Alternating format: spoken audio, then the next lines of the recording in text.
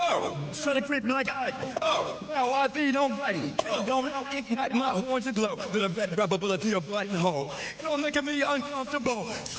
Down my cavalry. Stand man points you found in me. Hashtag make the rest is atrophy. Going to be I got a quote. I'm sobering. No, I brought your forecast and a symbol. Bubbles buried in this jungle. Bubbles buried in this jungle. Bubbles buried in this jungle. All that jungle frozen. All my sculptures are so fast. No holiday, no that shit boss. All the retain dark green, give them down the boss. Fuck everything over all the good one. That peg my index loose put on. No, I can't tell them sneering me. Tell me that shit locked out. Here's the bull. But it's from the never amusing me. If I have a little bit, get used to me. If I have a little bit, get used to me. If I have a little bit, get used to me. Let's see sickness is when I can.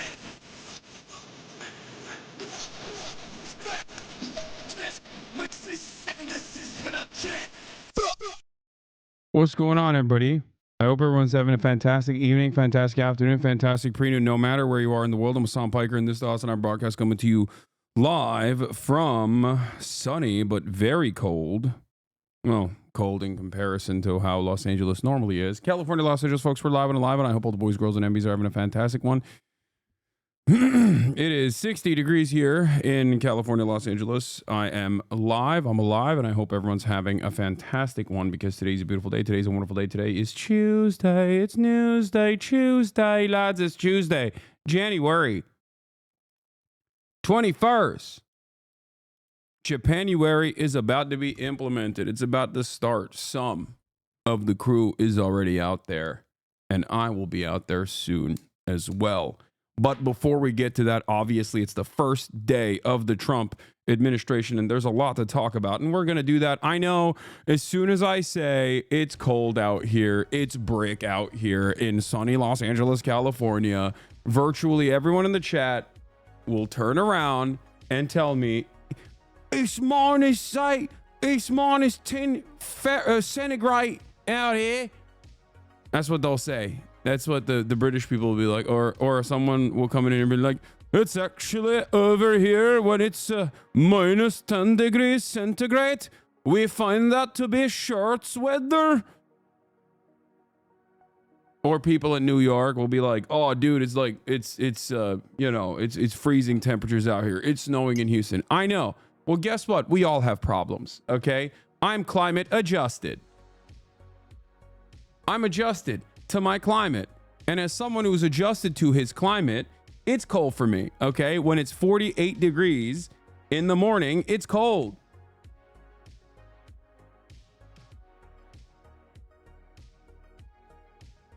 That's it. Anyway, personal news wise, aside from the weather, I'm early, and there's a lot to talk about today. That's why I'm early. And also, I'm trying to slam as much of my coverage as I physically possibly can before I travel, which is going to happen soon. Okay. But I'll still, of course, keep up the normal commentary as well. Anyway. But what I was going to say is, personal news-wise, this is the part of the broadcast where I tell you about my personal news, about what's going on in the world of HasanAbi Piker in between the time period where I press the stop streaming button, press the start streaming button. And a lot has happened in the universe of HasanAbi Piker for all the parasocialists out there. Can you leak any content plans for the early frogs? No.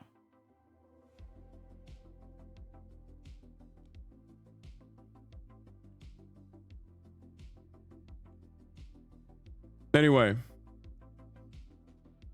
so my man lost his citizenship and is now leaving the country. We never see Hasan back in the States.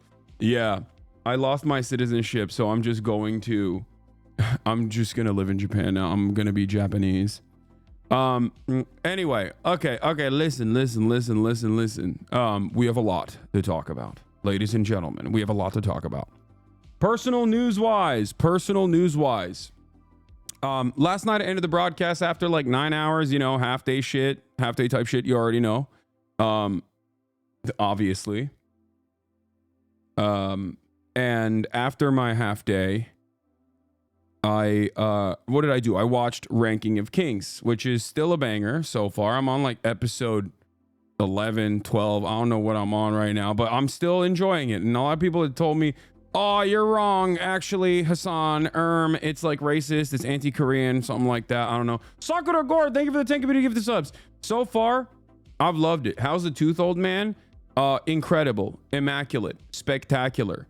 I'm feeling fantastic. One of the greatest decisions of all time was no longer putting off my dental work and actually getting it done. I highly recommend it if you have the money to do so. Many chatters will not. Initially, the reason why I put it off was because I didn't have money. And then afterwards, I just kind of gave up on it for a very long time. Dental health is, yes, very important, very critical for your overall health. Okay? So, you know, it's been great. It's been great. My teeth are so freaking clean. Like, it's not even honey. It's not even funny how clean they are. I got them shits cleaned up. Is crazy. Okay. I still don't know how to obviously laugh. Like, I don't know how to smile, so I will never be able to smile on photos. But at least, like, you know, it's, dude, when that plaque buildup goes away, dude, oh my God, when that tartar goes away, that calcium, oh my Lord, dude.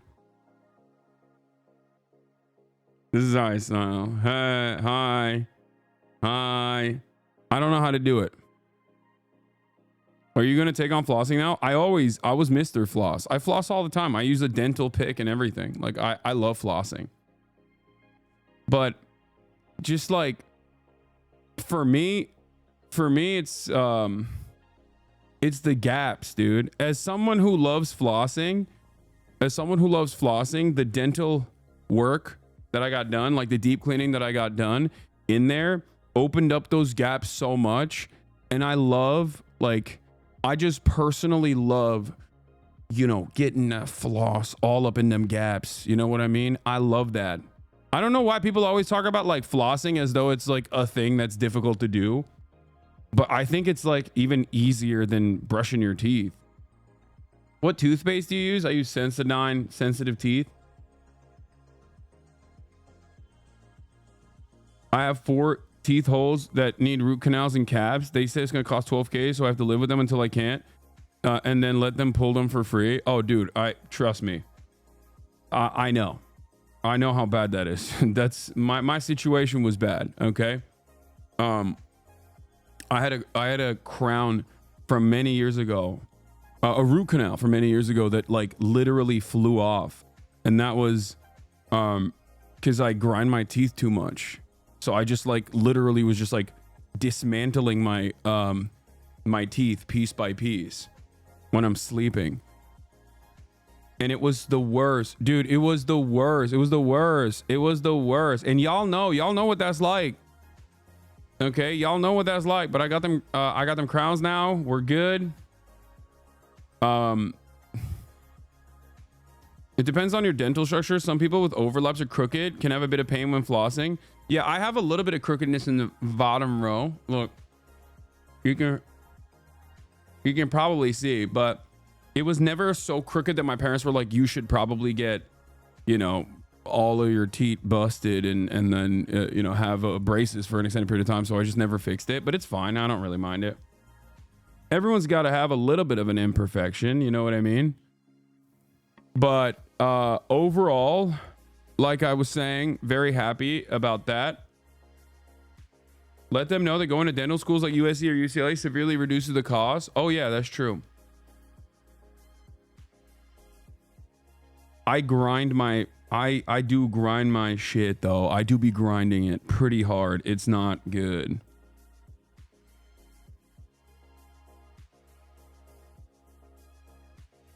Hold on. And the internal battery.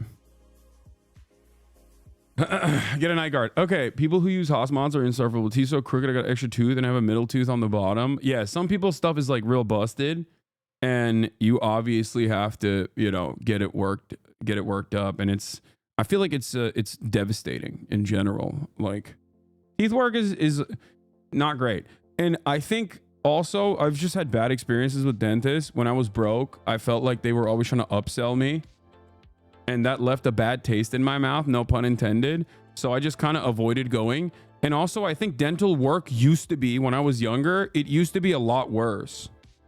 Like a lot more painful, a lot worse.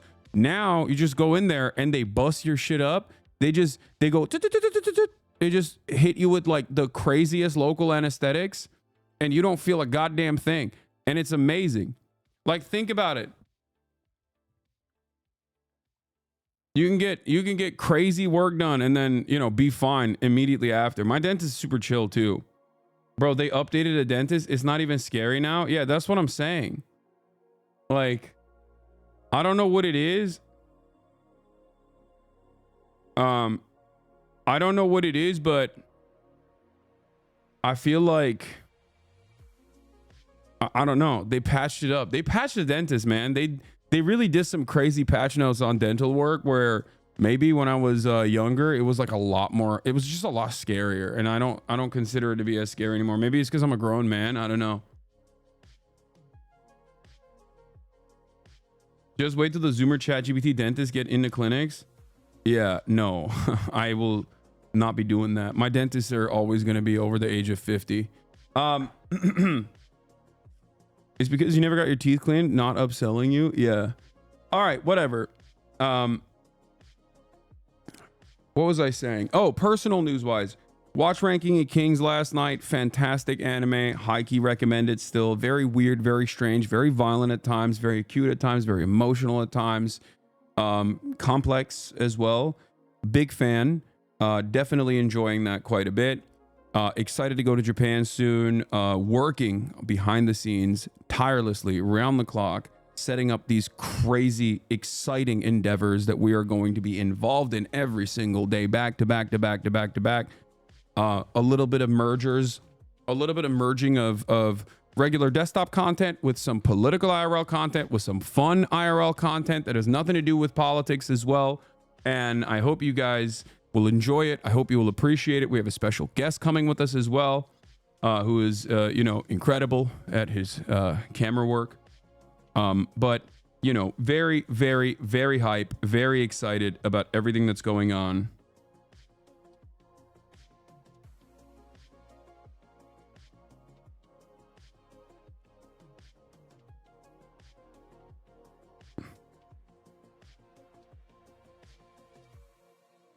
Main unit. Hold on. Sorry. I'm just dropped the full lineup. I'm not giving you anything. I'm not giving you anything yet. I'm not giving you anything yet. Did you see Will and BB No Money do their God Hero cosplay? I did. And it actually worked out really well, honestly, because like it was during the inauguration, so I couldn't do it anyway. But I was a little. BB No Money had asked me to do it. If you watch the Farron episode, Will actually gets into it. BB No Money asked me to do the Jaywick cosplay. Okay. Jaywick cosplay initially, and then he just cut me out and did it with Will. And I was like, that's crazy. And not only did Will actually do the Jaywick cosplay with BB No Money instead of me, he also took my camera bag, which I use as a failsafe when my stream Fs. So on Monday, yesterday, when I was live, I was freaking out because I was like, what will happen if my stream goes out in the middle of the goddamn inauguration and I don't have a failsafe because Will was supposed to use my camera bag? Not only to add insult to injury, they didn't even use my camera bag. They didn't even use it. I knew they wouldn't use it because after the stream, I was like, March, Will's not going to log into my IRL server and do all the back end stuff necessary. Just, you know, this is not going to work out. And they didn't even do it.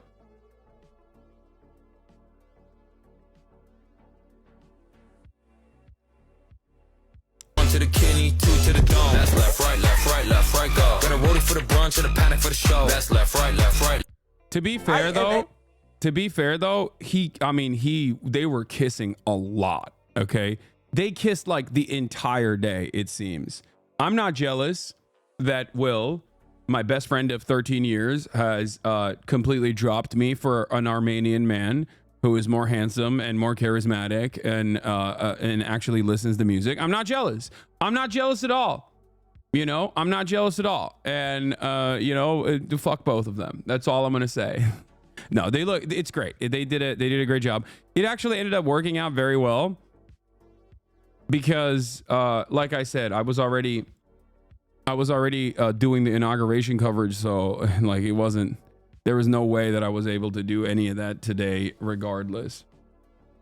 But, all three of you are cut. What a love triangle. Yeah. Yeah. I have the Japan trip. I have the Japan trip to make it up and win him over again.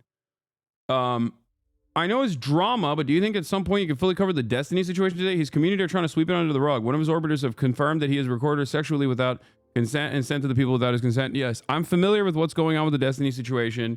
I don't know if I'll have time to cover it, but it's not drama, by the way. It's like, it's litigation. It's a crime. Which might not necessarily be a crime that involves criminal penalties, even though it is a morally repugnant situation, morally repulsive situation, and a crime nonetheless. Having said that, however, I don't think that it's going to be litigated in a criminal situation, considering the state that it happened in, most likely. So, yeah, I don't know why people go, drama, but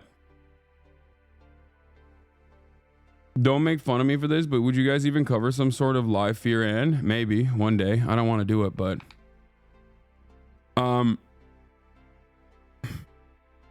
having said that, if this was shocking to you, I don't know what to tell you. Of course, as I always say, judge me by my enemies, and as I always say, all of my biggest haters end up coming out as ginormous frauds. Sometimes they're pedophiles.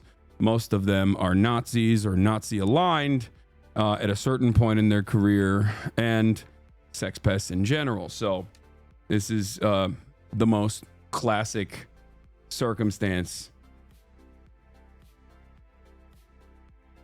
But yeah, having said that, if I have time, we'll get to it.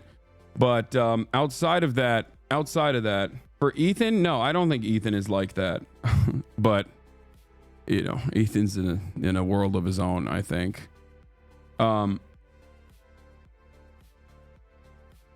Yes, I know that Hassan Minhaj mentioned me in his new YouTube video. I know. We'll get to that too. He didn't mention me in a positive way, it seems. So at least he remembers me, or maybe he doesn't remember me, but he knows who I am, but doesn't have positive associations with me, it seems. So, that's sad, but it is what it is. Okay. So, obviously we've got the Elon Musk salute. Oh, personal news wise. As far as personal news goes, the other part of the story is I woke up early this morning. And went to, take Kaya to the park. Kaya's going to boarding school, obviously. She's going to get some training. She has no idea that she's going to go back to training camp while I'm in Japan. I'm excited for that. I'm excited for her. She'll see a lot of her friends. But also, what I was going to say is, this morning we went out, we worked out. And there's this Filipino boxer dude who I think trains with Manny Pacquiao's coach, maybe. I forget what. I don't know enough about boxing, but he was randomly there and he rolled up to me and he was like, "Yo, can we ball?" Like, he wanted to ball with me. And he has incredible cardio, but he wanted to do cardio basically. That's why he wanted to ball with me. And I destroyed him, of course, but in the process, he knew you. No, he didn't know me. He was just he just saw me balling and was like, oh, can I play with you like one-on-one? So we did. And we did play basketball. He was really good for like the obvious size differences and whatnot. But we played to 15 one-on-one because he's a cardio god. So I was like, yeah, we can play up to 15. So we did. And I think it was like 15-7, but you know, I let him get off a couple shots. Like he cooked me a little bit, you know. Nonita Donaire, it might be, I'm not sure.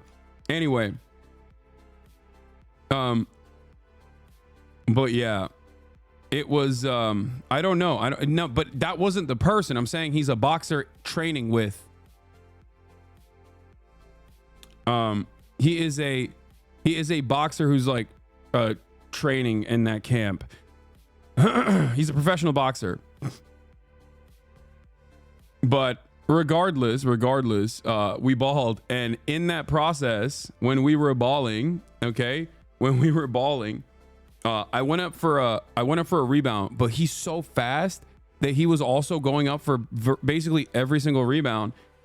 And I fell because I tripped on him, and I fell, and he didn't do it intentionally. So it's not like, you know, it was an accident, but, you know, I scraped my knee. I fell on my hand. It hurts like shit right now. It's fine though. It's not the end of the day. It's not the end of the world. But you know, I still cooked him after. No, I didn't deck him. Are you kidding me? He would have killed me. No, there was no way. There's no way I could have fought him. Also, he's a really nice guy. I would never do that. He seemed like an incredibly nice person. But yeah, we balled it up. But then I will admit, I was cooking him on exclusively 3 points because I didn't want to back him up too much because I feel like it's very. HasanAbi doesn't know it, but it could be Manny Pacquiao's son who trains at Wildcard Boxing in LA, Freddie Roach. Maybe. It could be that. But basically, after that, I was like, all right, well, now I can't shoot threes anymore. So I just started backing him down. But post up on one-on-one is a party foul. Yeah, I know. I usually don't do it, but I had to get like the last couple of shots off with the post up because I was like, I have to end this before I die. This guy's going to kill me.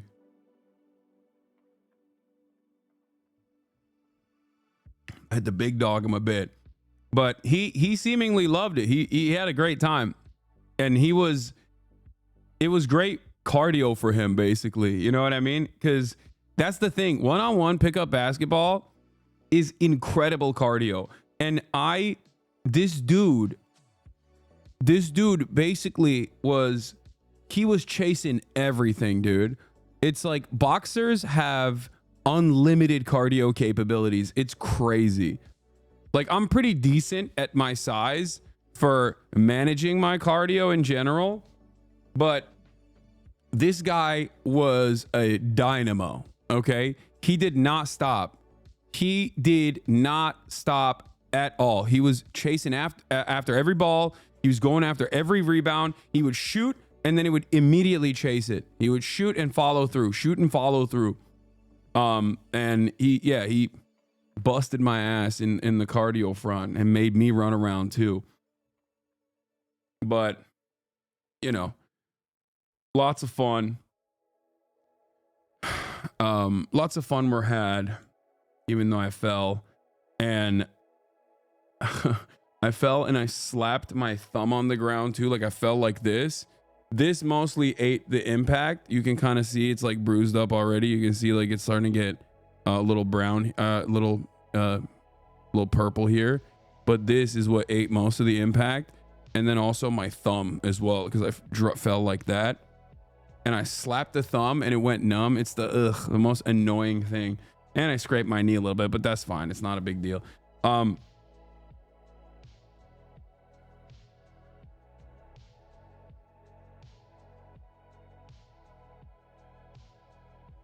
I know that feeling too well. Preserve yourself for Japan, bro. What the fuck? Dude, listen. Okay, listen. By the way, you were mentioned on Time Magazine, but they credited you as Hasan Pike. That's funny.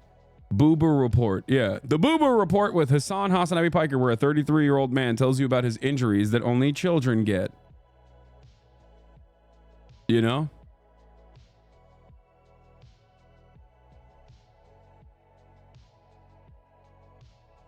What is this? Oh my God. Nick Pollum getting. Dude, Nick, don't do this. God damn. Damn, oh, you got life alert? Dude, this is a part of being active, okay? If you're active every day, sometimes you are going to get injured. It is what it is. It's if you play sports competitively with other people, there are obviously instances where you might actually fall. It's not like I slipped and fell and busted my ass like a grandparent or something. I just like, you know, it's a normal part of life. What do you mean? And I don't have an issue with it either. I would rather keep going and you know, be active and be outside and, you know, potentially injure myself if that happens. But the stronger you get, the less injuries you will have anyway. What is this? I'm feeling Xiaohongshu with the HasanAbi propaganda. Let's take a look at this. When you're prominently invoking the spirit of Mao, when you got the let 1,000 flowers bloom fit prominently in display, I think you can't be a bad guy.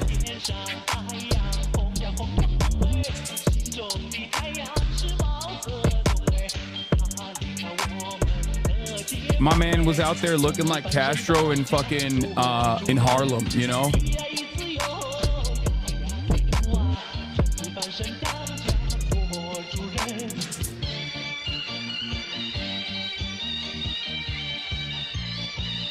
"33-year-old comparatively big man falling is funny, not gonna lie." It is funny. And it's also not like you know, it's not, when you're a big man, big tree fall hard, you know? It's just like, it never looks as like sexy or clean or cool as like a dude who's 5'6", because they fall and then they do a flip or whatever, and then everyone's like, oh damn, like this dude is athletic. When I fall, you know, the earth shakes.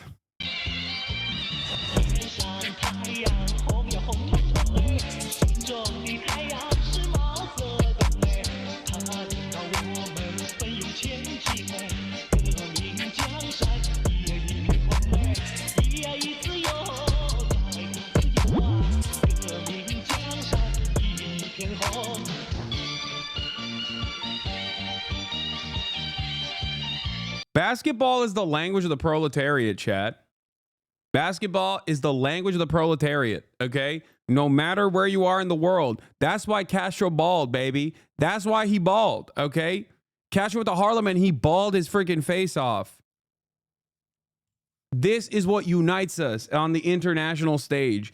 I know a lot of people will say, oh, no, soccer, okay, football. And you're not wrong. You're not wrong. It's football number one. But also, I like basketball, and I prefer it. So, suck me, okay? That's it. That's it. That's it. That's it. That's it. That's it.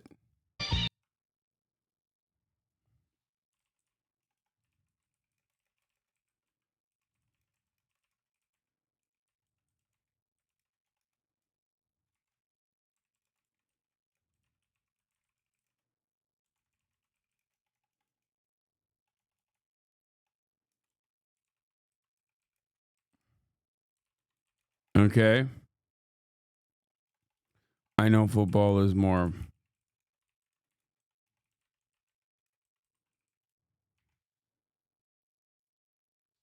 It's golf, actually. Oh, it definitely is not golf.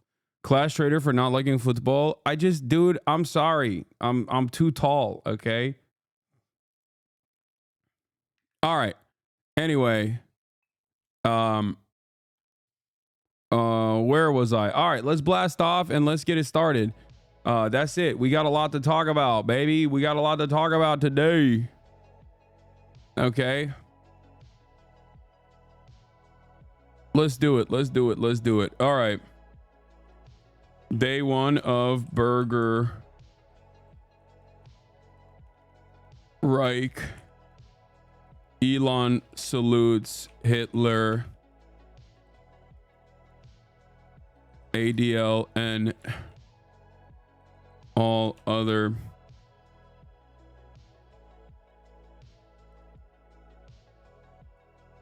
Elon salutes Hitler. Orgs defend him. Organizations like the ADL and also content creators like Asmongold.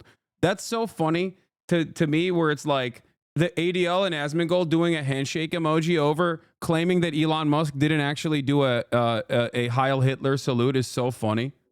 It's like how did that, how do we arrive at that planet? Like, how does that, like, I get Asmongold doing that, but it's just like weird. It's weird. XQC. Oh, dude, that's not surprising either. They want a burger right. Elon salutes Hitler. Orgs defend him. Trump's insane anti-immigration policies are kicking in.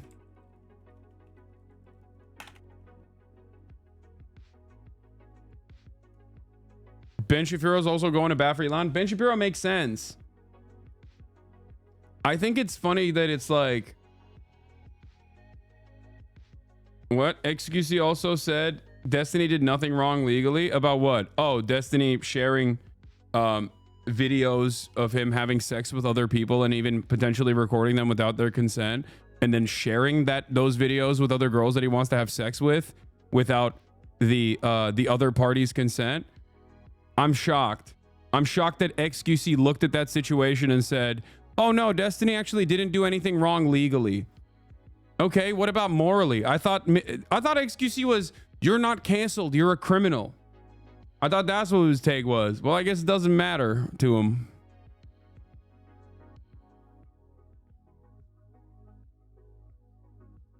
Anyway.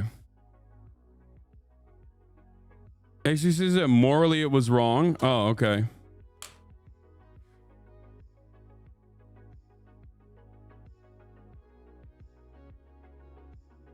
It also is technically illegal. It's just that there is a it's a new statute in general, so it's not.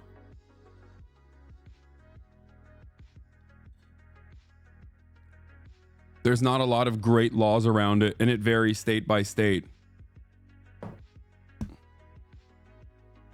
So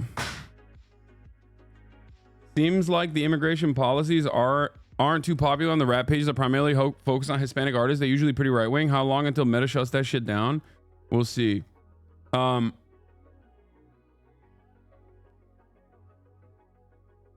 we go through the Holocaust, probably having. Jesus Christ, stop. Okay, dude, stop. They want a burger right. Elon salutes Hitler. Orgs defend him. Trump's insane anti-immigration policies are kicking in. Executive order review and more. Get in now.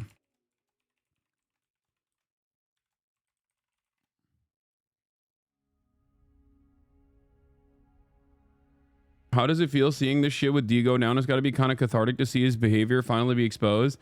No. I mean, he's been doing this in perpetuity. I mean, I think he had similar issues in the past as well for many, many years. And I think his fan base doesn't care. I think they'll act like they're very critical of him and then repackage it as like old drama later down the line. It's usually a very simple method. Destiny does something that is like overtly hypocritical, incredibly immoral, and very wrong. Some people in his community get mad at him and they criticize him in his own fan base. Destiny goes through and deletes all of those messages and punishes every single person that is a naysayer. But he does it also quietly, right? And then he'll write this long, well thought out, brilliant debate where he basically will pick apart the arguments, the counter arguments, by hyper focusing on some of the silliest things that people are saying, or directly engage in character assassination without addressing the actual wrongdoing whatsoever. And then everyone in his fan base will have the talking points that they're now armed with as they go feral and make every single naysayer's life a living hell. Okay? That is what they do. And then later down the line, they will essentially claim this was just old drama anyway, and they'll package it and they'll silence it. For this story in particular, it seems like it was one of the things that I couldn't understand, because everyone was talking about like Nick Fuentes potentially getting his shit sucked by Destiny, and he was joking about that as well. And everyone was talking about that, but I was like, it's weird that I think it's kind of odd that he's like made, you know, sex tapes with his ex-wife that he was sending to random people. I doubt his ex-wife would be on board with that. And it turns out that there were plenty of other people who were also not on board with him sending those videos to random people that he wants to fuck. And it's, you know, it's real Epstein-y behavior, okay? Using his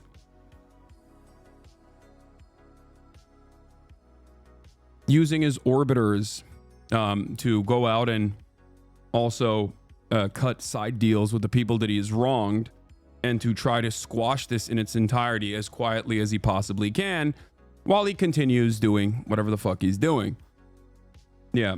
Sending out sex resumes? Exactly. This isn't the first time he's done it, nor the second or the third. He's been called out literally 4 times for this exact thing over the years. Yeah.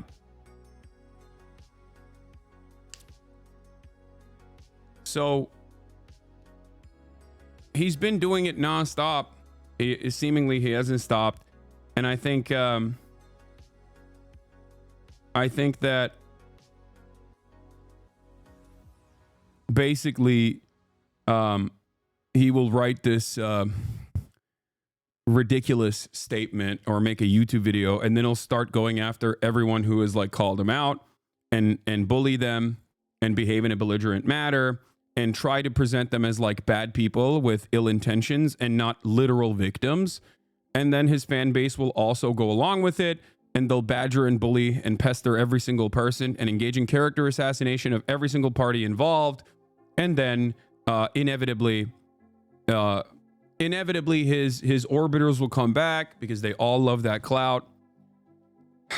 And he'll just continue. Maybe he'll lose a little bit of his fan base in the process, but then he'll just keep on keeping on. He'll just keep doing the same shit over and over again, and it will be considered past drama and that you're stupid for addressing it. That's something that he has done in perpetuity over and over again. It's not the first time. It's not the second time. It's like the 4th time this particular thing has happened. And many other awful things have happened in the process as well. And he just always seems to get away with it because his fan base doesn't give a shit. His fan base does not care at the end of the day. Like they'll use the initial criticisms that some people in his subreddit are launching against him to say, look, his fan base is not that sycophantic. Meanwhile, he's just always whipping the ranks behind the scenes. You look like a fried sunflower. Thank you, I guess.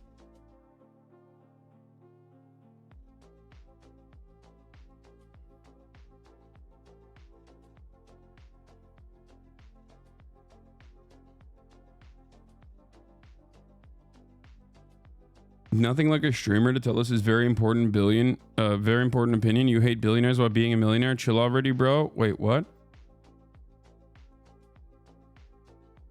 Welcome to the echo chamber. I don't know what you're talking about. Buddy, you're in here. What's echoing? Yeah.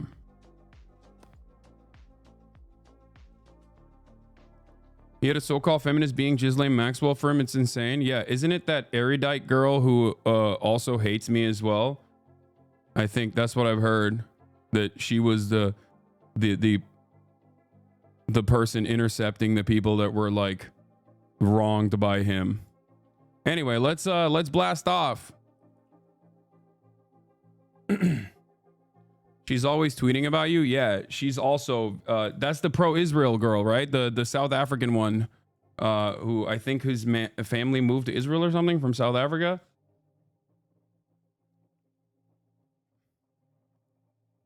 Something like that. I'm not entirely certain on her background at all. I don't know.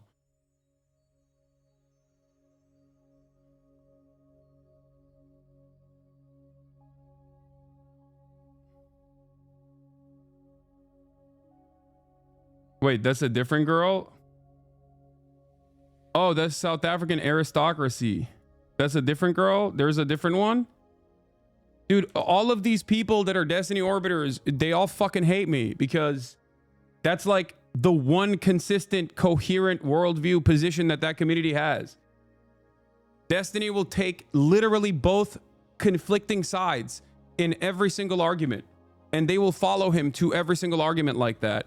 But there's one thing that has not changed over the past 5 years, and that is fuck Hasan. Everything in the world that's bad is because of Hasan, and virtually all of his orbiters will assume all of his positions in real time and start like repeating. It's like a cult. I don't know how to describe it. It's a sex cult. Okay, that's it. It's literally a gross, sweaty, weird sex cult where they, I assume, like band nerds debate stuff and then have weird sex. Okay.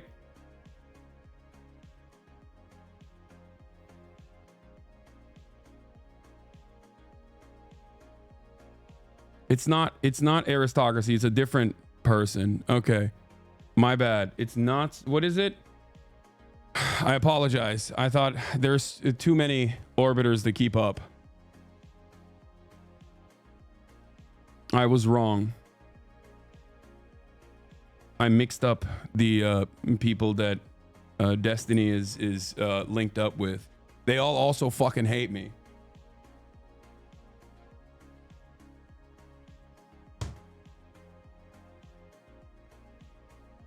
Anyway. Erudite said, like Dr. Oz. Erudite is his podcast co-host. Okay. Yeah, he's like Nixium, but also their primary output instead of like making self-help content, they make like debate stuff. Not So Erudite is the Ghislaine Maxwell. Oh, Not So Erudite is the Ghislaine Maxwell. Got it.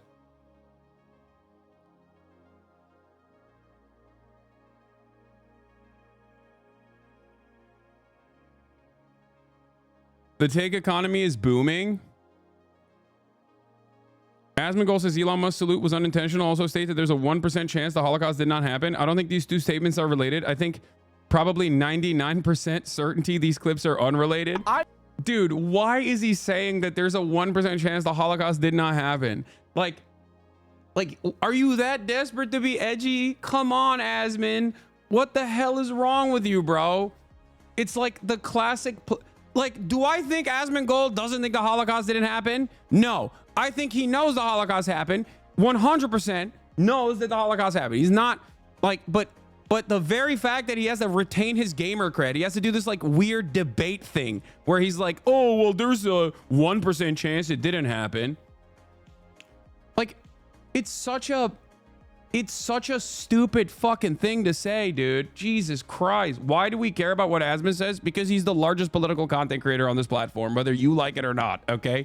He quite literally is, as it stands, the largest political content creator and the largest content creator on the platform, as a matter of fact.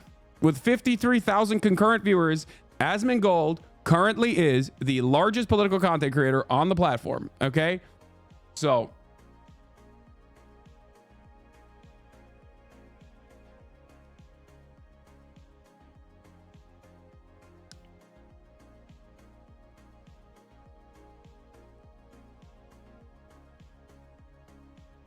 He just said he 100% believes the Holocaust happened. That's what I mean. I don't think that he's like, listen, I don't think Asmongold deep down inside genuinely is a Holocaust denier. I don't think he is at all. Okay. He 100% is doing this classic, like, he 100% is doing the classic, like, well, technically nothing is 100% certain. But when you're having this conversation, when you're having a conversation about something like this, especially in the process of defending Elon Musk doing a SIG Heil, yeah, you're gonna look like you're trying to create a situation where you're saying, well, there's a likelihood the Holocaust didn't happen, and then also do it in a way where it's like, there's plausible deniability. You know what I mean? Come on, man. It's such a bad like you're appealing to fucking Nazis when you do that. That's so dumb. Jesus Christ.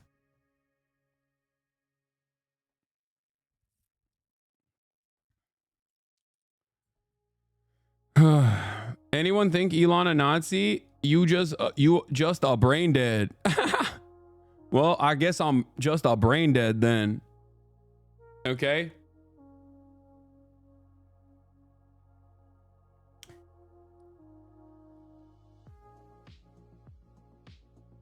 Jesus Christ. I agree with him. HasanAbi, I'm not brain dead. What do you mean? You agree with who? What, that Elon Musk is not a Nazi?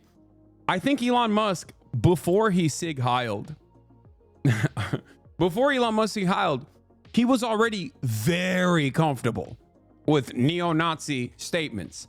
And I have a long history of documenting all of the different things that Elon has done. But for liberals and for many people in general, like liberals and Republicans, who also are liberals as well at the end of the day, they need the optics of someone saying that they like Adolf Hitler, or they need the optics of someone just straight up hitting the Hitler salute, right? And lo and behold, even though he has finally hit it, okay, he has done a lot of other stuff that at the end of the day kind of ruins any sort of plausible deniability in the circumstance, almost as much as the fact that he hit it with his whole chest, okay?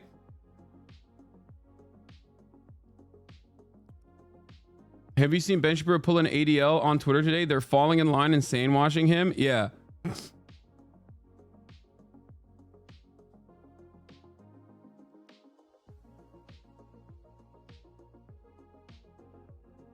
What? It's like when you joke about hating women like Andrew Tate, but you just kind of do. Yeah, exactly. Like I'm a certified woman hater. Exactly like Andrew Tate. One of Norway's largest news sources covered this, and you showed up in one of the clips. Yeah, I the TikTok that we posted of that exact same clip that Vorlo posted also on Twitter it's just gone super viral, partially because the timing of it is so perfect, I think, and my response to it is obviously very genuine. But like, look at this moment from yesterday. If you weren't in here, if you weren't tuned in here yesterday, I happened to tune in to Elon Musk talking, like delivering a speech, and the timing of it could not have been any better. Let's take a look. And I just want to say thank you. Anyway, let's look at one of these tech billionaire oligarchs speaking at the inauguration. My heart goes out to you. Did he just say Heil? It is thanks to you that the future of civilization. And I just want to say dude, like we clicked in to Elon Musk talking at the inauguration, and he immediately SIG Heiled. You kind of move on really fast from this like it was a non-event. No, and then we found out that the camera actually panned away from him to the crowd in that specific video, but he actually turned around and SIG Heiled twice. He made sure to hit the SIG Heil on both sides of the stadium, okay? He wanted to get all angles. He wanted all angles to be covered, okay?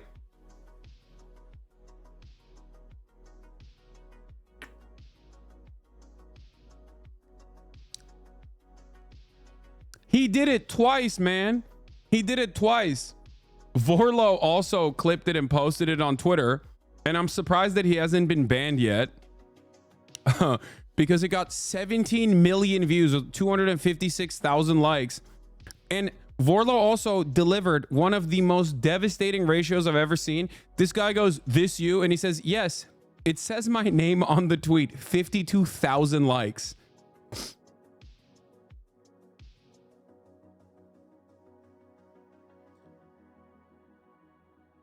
You can do anything, and if you don't say you did it, then it's a pass. No, the point is, you can do anything you want as long as you are a billionaire and very powerful and also right-wing and also align with the government. You can get away with it. Okay, that's it.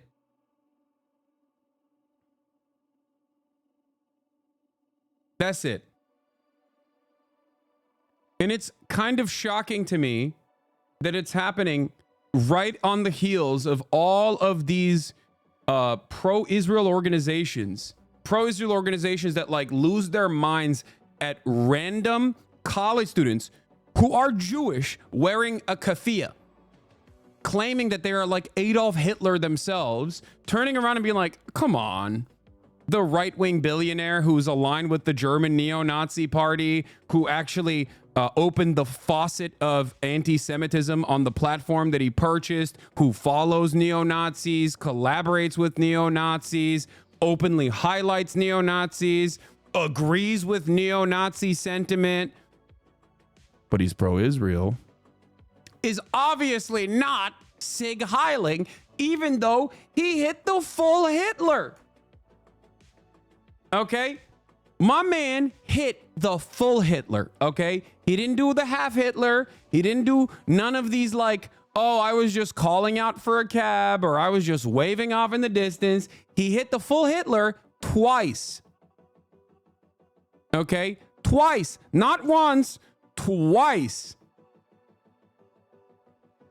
Yeah, I mean, this is also what's going on. Exactly. The political spectrum is just like Elon Musk just did a Nazi salute on live TV. Most people going, this is unacceptable. This is ridiculous. And then the far right's like, hell yeah, Elon Musk just did a Nazi salute on live TV. Meanwhile, you got the weird liberals in the center of the political equation just constantly doing this weird song and dance where they're like, no, don't you dare say that. Don't believe your lying eyes.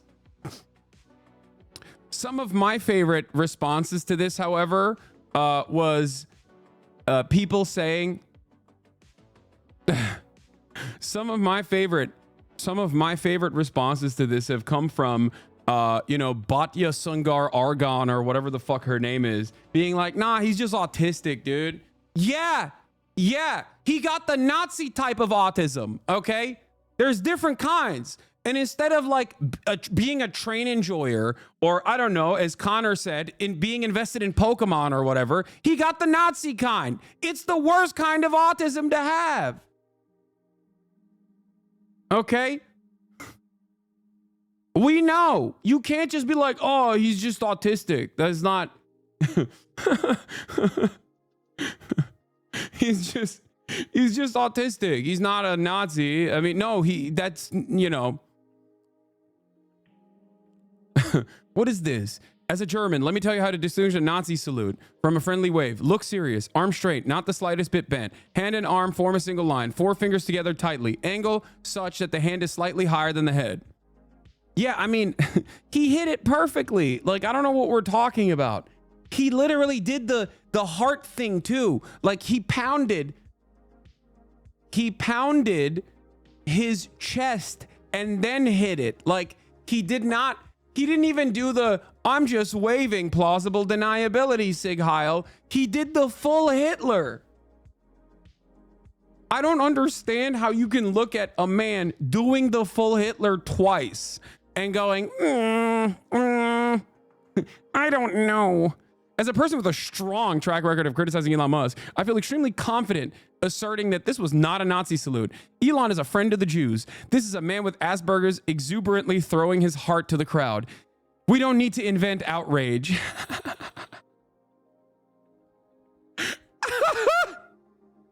He's just autistic, man. He's just, you don't understand. He's just that's his hyperfixation. His hyperfixation happens to be, you know, Nazi Germany.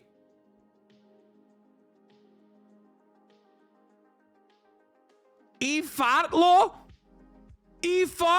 to take false accusations of Nazism are incredibly harmful during a time when the mainstream media is letting the real Nazis, in parentheses, Hamas, have the mic without question. Dude, it's so awesome. It like, I do personally find this a little cathartic, okay, and a little funny to be honest with you, okay, that every single person that runs the table on defending Israel and constantly screaming anti-Semite at anyone that says this apartheid regime designed around Jewish ethno-religious supremacy that is currently doing a genocide is completely unacceptable and has nothing to do with Judaism. Every single person that turns around and says, that's the most anti-Semitic thing I've ever heard in my entire life, are turning around and going, this fucking neo-Nazi wasn't actually SIG heiling because he's pro-Israel. That's all this is. That's all this is. It is so morally repugnant. They are so morally bankrupt. They do not care about real anti-Semitism. They only want to defend Israel. That's it. That's it. That is 100% the situation, okay? Yeah, I mean, here, there's a side-by-side videos. Yeah, dude, you don't understand. He's just autistic, bro. Chill. Those guys are all autistic too. They're just autistic Nazis. And so is Elon.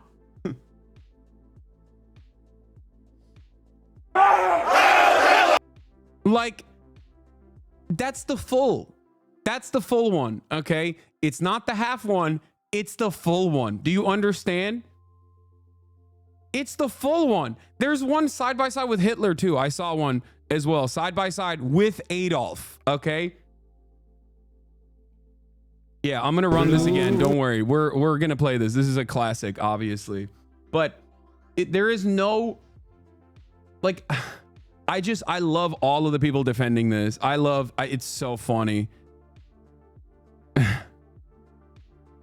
Remember when Elon responded to this and said, you have said the exact truth. Enjoy this one. Oh, are you telling me that the guy who is exclusively tasked with having the wrong opinion on every issue, even when it's a fucking slam dunk issue, took the wrong opinion on this one as well? Nervously walks up to the mic, says Hutch, I think it's correct that Elon is a strange guy who hulked out in a strange moment, but he probably did not intentionally do a Nazi salute. Runs away. It's awesome. Everyone who like considers themselves to be in the center left or the center right is just like actively being like, no, you don't understand. This is not a Nazi salute. Elon's a great guy.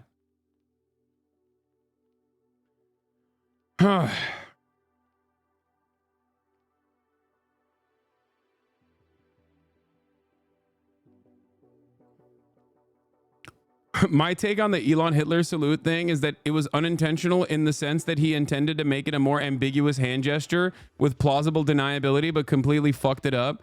There's been like a couple clips from Republican speakers in the past few years where they sort of put up the SIG Heil and then quickly moved to the gesture they were consciously intending on doing, and I think he wanted to emulate that, but it's too uncoordinated. That's pretty funny. I love whenever people go, he didn't. These two, however, get bent. Like, this is my favorite. This is my favorite fucking thing that people do. Okay, first of all, I think Hillary Clinton and Kamala Harris, by the nature of their jobs, have done things that are inherently fascist. Having said that, however, I don't think that they were trying to do the Nazi salute in this situation, because if they were, you would have shown the video instead of them in that moment moving their hands and like waving to the fucking crowd. Guess what? We have the video. We have the video of Elon doing it twice. Why are they just simply posting pictures instead of the videos?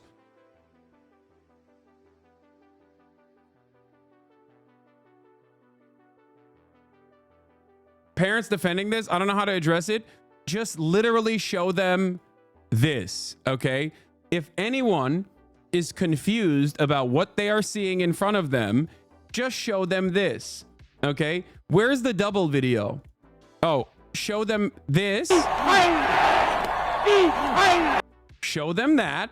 Okay, if anyone is confused on what they are seeing, show them that. Okay, and then show them, where is it? Where is it? This.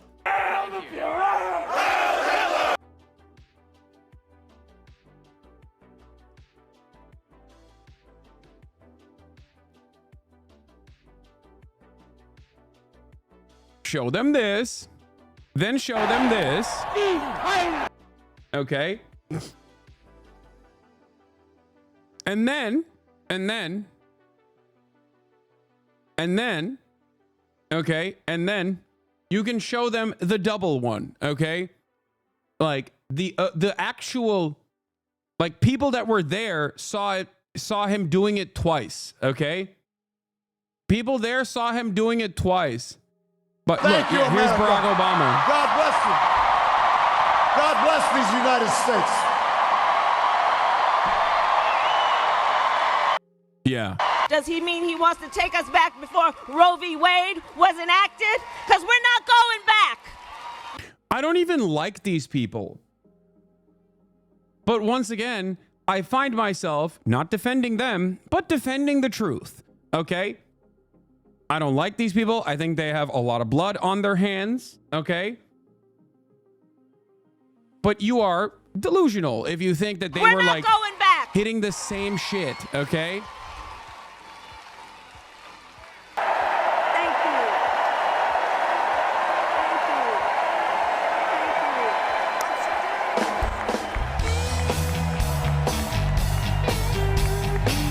Thank you, America.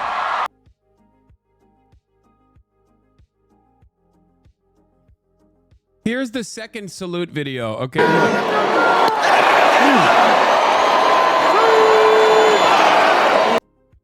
Does that look like...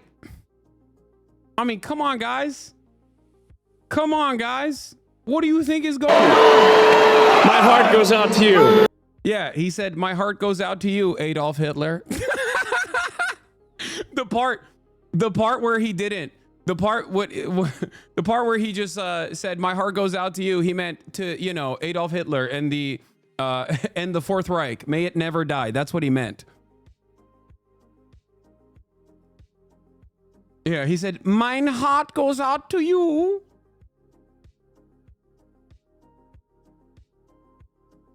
Apparently, I'm a Zionist and a Nazi. Yeah. Yeah.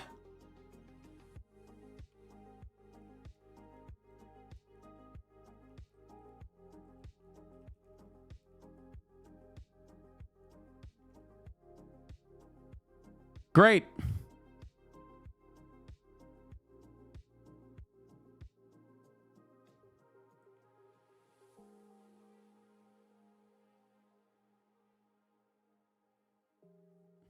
I'm just going to post yes. The Hasanification of FaZe Clan? Wait, what? What do you mean?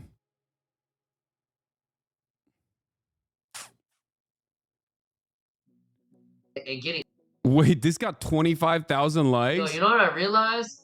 TikTok getting banned is low key, and getting unbanned by Trump is low key a power play by Trump.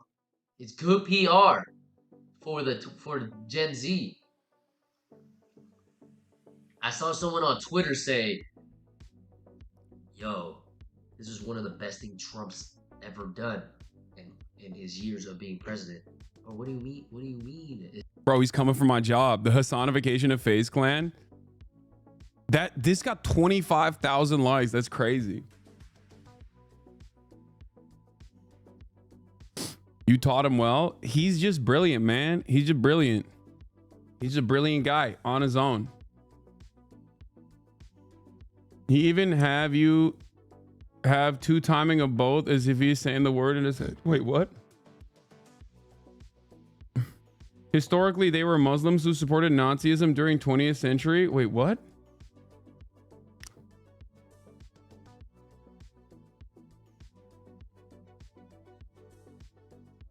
The wing glaze is crazy. That's my nephew, man. That's my nephew. That's my nephew, big dog.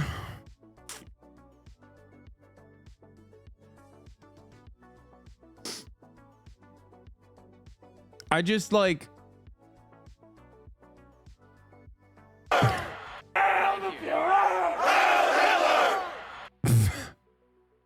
Sorry, that just opened up on its own. Twitter, run by a incompetent Nazi, of course, has a tendency to just like automatically start playing videos. This is the best response to show. Piers Morgan is defending it too. Of course he is. Elon Musk was very ill-advised to do this kind of salute to denote his clearly stated "my heart goes out to you" sentiment, but he obviously didn't mean it as a Nazi salute, and anyone who says he did is being a disingenuous idiot.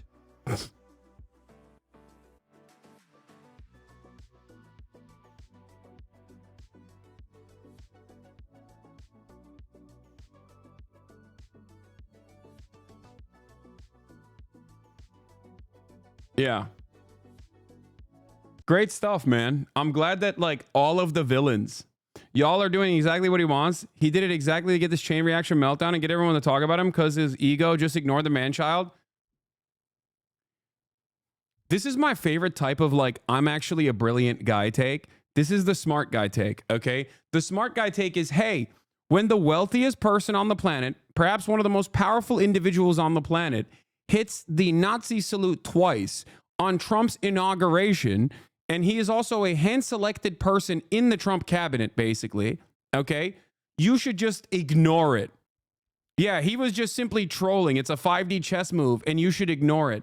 You're right, chatter. I should just ignore the wealthiest person on the planet, welcome back Henry Ford style, doing a Nazi salute on the stage when we are actually about to be in the post-Weimar era, okay?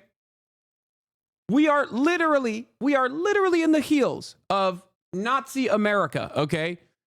People will say America's always been fascist. America's always had like white supremacist attitudes. Fair. Get it. I got it, okay? And throughout America's history, we've had internment camps for the Japanese during World War II, okay? Not a great look. Not great at all. We've had the Bracero program that was implemented with the mass deportation of 1.3, or I think almost 2 million people that were suspected of being Mexican. Some of them were just Americans that just looked Mexican, and they were mass deported, okay, twice. And now that is about to happen again. And this is before we talk about the Trail of Tears, Manifest Destiny, which Donald Trump brought up, by the way, as a positive. Said he's going to manifest destiny in Mars yesterday, okay? And he's also talking about doing the Bracero program again, this time for all migrants living on U.S. soil. That means 20 million people in concentration camps and mass deportations. And we're still going around and acting like this is just memes. You know what I mean? It's not memes at all. Yeah, this is a memeified version of the serious issues that are ongoing, okay? I think for a lot of people, they need to see the optics of it. And even in the optics front, Elon Musk is cooked on this regard, okay? But far before Elon straight up hit the Hitler salute twice, mind you, twice. Remember, hit it twice, okay? At the inauguration. Far before he did that, you could tell that he has, at the very least, sympathies towards fascist policies. Like, what are we talking about? He linked up with the neo-Nazis in the AfD in Germany. He was beefing up the reform movement. He is linked up with Giorgia Meloni in Italy. Wherever there are fascists and racists internationally, Elon Musk is right there. Okay? Same thing with Israel, honestly. Israel has a shit ton of fascists. Elon also likes them too. So when he throws the Hitler salute, he's not doing it in an anti-Semitic fashion. He's doing it in a pro-fascist way, okay? Or rather, let's just say he is still anti-Semitic, I suspect, but he is also simultaneously very pro-Israel, okay? I think a lot of people just like look at the optics, okay? A lot of people look at the stupid fucking optics of the situation and only then do they come to terms with the reality. people don't have a tendency to look at what Elon Musk has done so far. Elon Musk has bought Twitter, turned Twitter into 4chan, okay? Unbanned every single neo-Nazi from the platform. Elon Musk follows prominent neo-Nazi accounts. Elon Musk continues to collaborate with prominent neo-Nazi accounts. Elon Musk continues to highlight prominent neo-Nazi sentiment. Elon Musk defends and agrees publicly with neo-Nazi statements like Jews are doing unrestricted immigration into the Western civilization from the undesirable third world populations in an effort to destroy and undermine Western civilization that is supposed to be for white people. Elon Musk has responded to that person and said, you have said the exact truth. That's Nazi shit. Like, that's just straight up. That is no different than SIG heiling, okay? There is no plausible deniability in that regard. There is less plausible deniability in that situation where Elon Musk says, that's real, that really happened, okay? That is worse than throwing up a SIG heil from my standards. But for a lot of people, they don't understand that, okay? I think you're misusing the term Bracero program. This came after the mass deportations. That was a mass import of farm workers. Source, I interviewed farm workers. Yes, I'm saying Bracero program because I don't want to say the actual name of the deportation operation, because the actual name of the deportation operation is a slur. So hopefully people will just simply look up the Bracero program and understand what I'm talking about when I talk about the mass deportations, because the actual deportations were called Operation WB. Now, I don't mean West Bank, okay? I mean dry front, but the reverse of dry front, okay? They called it Operation WB. That was prominently featured in the New York Times, by the way. It wasn't like, you know, people would just write slurs on the newspaper back then. All the time.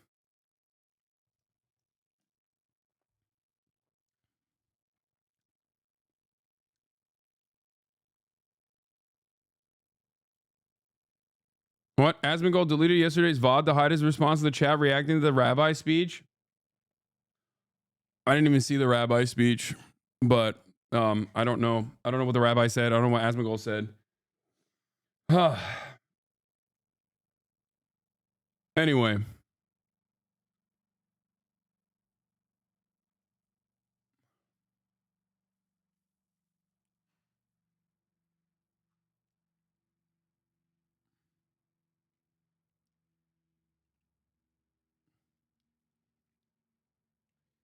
Yeah.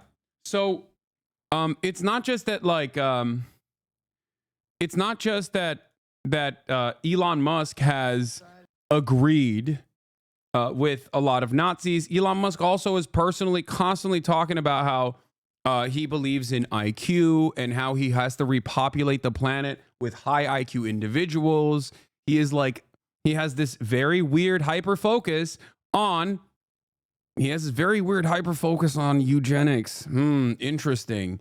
And potentially a breeding fetish. And it's something so glaringly obvious. He's talked about the Great Replacement, which is also Nazi politics as well. Now, the problem here is a lot of the right-wing, overtly fascist politics are so perfectly aligned with the Republican Party and modern right-wing politics that for many people, they go, wait a minute, what you're considering to be Nazi politics is what my grandfather believes, is what he watches on Fox News. And the argument is, yeah, duh, that's the point. I know. That's what, welcome to reality, okay? That is how a lot of actual ideological fascists are able to make their way into polite discourse, to public discourse, and make it seem as though their ideas are not immediately dismissed, but instead pretty appropriate for the time, okay? That's how you get someone like Stephen Miller to be Trump's immigration czar, right?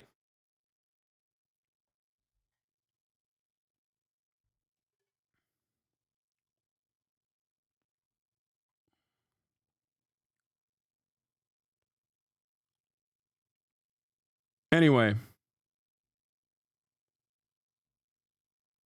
Yeah, he replied to a Nazi blaming Jews for anti-white hate. Yes, I know. I know. People are saying that he was people are saying that he was also his grandfather was a Nazi or something. I don't know. I don't know about this stuff because I don't really trust Elon Musk. I feel like he's even more of a fraudulent individual than Elon. Like, he sucks. So anything he says, I'm always gonna take with a grain of salt, right? He's a bit of a charlatan, a huckster. Africa from Canada, because they sympathized with the Afrikaner government. Okay. They used to support Hitler and all that sort of stuff, but they didn't know. Obviously, I don't think they knew what the Nazis were doing. But they in Canada they were in the German party in Canada, and they sympathized with the Germans. Yeah. So when the Afrikaners government came into power here in 1948, then May's father, who was quite an interesting guy, he was a very good pilot.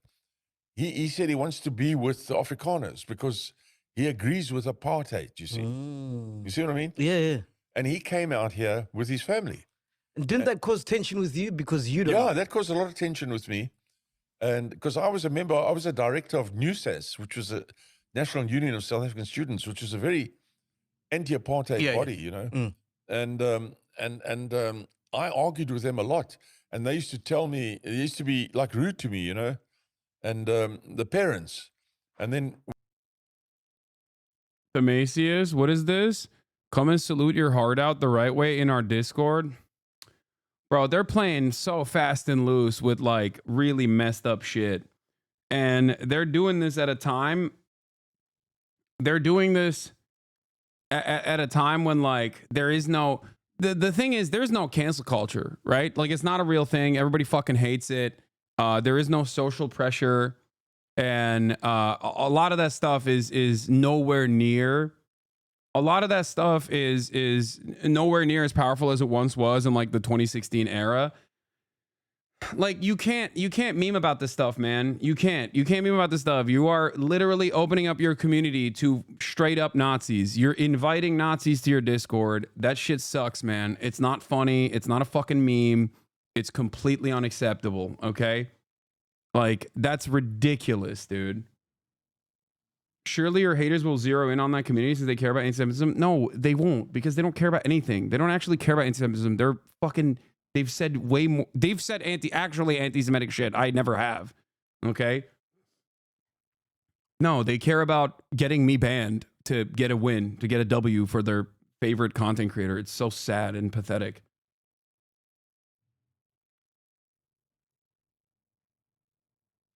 You said the Holocaust probably happened. Dude, Asmongold 100% is not a... I will say this, okay? I will say this. This is not a defense of Asmongold. Asmongold, I'm not covering him. He knows the Holocaust happened, okay? He is not a Holocaust denier. But the very fact that he is, like, teetering along the edges of this kind of sentiment while simultaneously defending Elon Musk is completely unacceptable, okay? That's it. Like, oh, I said 99% that it happened. There's a 1% likelihood of it not happening for anything on the planet. Like, I get that, okay? I understand it, but it's just like, it's ridiculous. Do you think that focusing on other examples of Elon's anti-Semitism, obsession with eugenics, and fascist ideologies like the ones you just talked about could be a better focus when talking to median voters and centrists, opposed to just talking about Elon doing the Nazi salute because of the way the left is characterized as overreaching and the way that the right has tried to disprove it? Yeah. I think that it is important, but the real reason why it's important is because a lot of liberals don't understand all of this stuff is also Nazi stuff, and probably way more important in terms of like proving that someone has at least an allegiance to or an interest in like fascist and neo-Nazi opinions. And that is why I use this as a teachable moment for a lot of people. You know? You wouldn't be this nice if it was any other streamer. That's not, no, this is, like, what are you talking about, dude? No, it's completely unacceptable. What the fuck do you mean? What do you want me to say? Like, what are you guys saying? I don't understand. Like,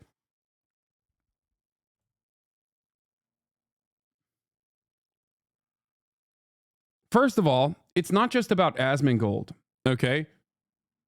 This is my attitude for virtually every single person that I cover until they have shown that they are, you know, completely fraudulent, not interested in anything, no nuance whatsoever, and like are very obviously a right-wing commentator. Even then, I will still offer them grace and nuance, okay? While still simultaneously being critical.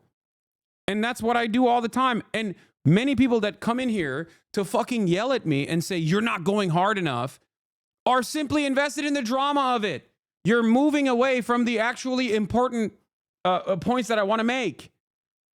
The actual point that I want to talk about is why Elon Musk, the wealthiest, the richest person on the planet, is a fucking neo-Nazi. And you're like, well, you didn't sufficiently say Asmongold is entertaining Nazis in his community. I did. Okay? I did. I did.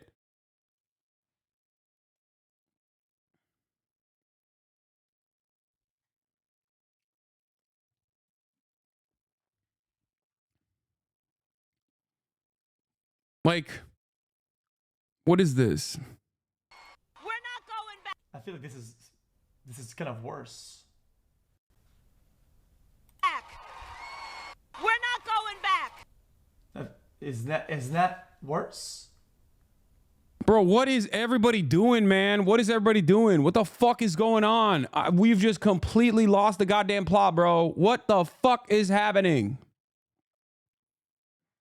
Actually, what's happening right now? What's going on? Why is everyone on the platform behaving like this?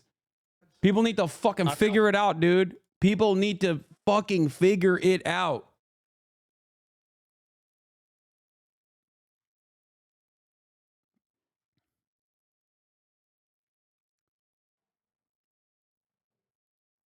Purposely misinterpreting things like this works for the right wing. They know this. I know, but I don't look. I'll say the same thing. Do I think XQC, Felix Lengyel, is an ideologically committed Nazi who is secretly trying to cast this this deflection and doing that because he is like serving the higher purpose of like spreading Nazi sentiment? No. And if you think yes, if your answer is yes, he's doing that deliberately, you're fucking delusional. Do I think, on the other hand, that he has spent a shit ton of time with a lot of reactionary people and his brain has been completely fucking fried? So now he finds himself very malleable and very susceptible to like right-wing framing on issues because that's just how it works. And that's my assessment of it, okay? Do you think that he's an ideologically committed Nazi, or do you think he's malleable and being used in this regard? I think it's the second thing. I don't think it's the first thing, okay?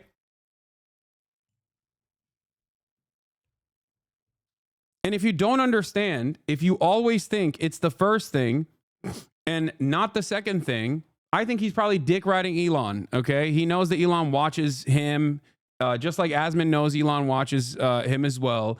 They're dick riding and trying to defend a very powerful, very famous person that they know watches them, okay? That's it.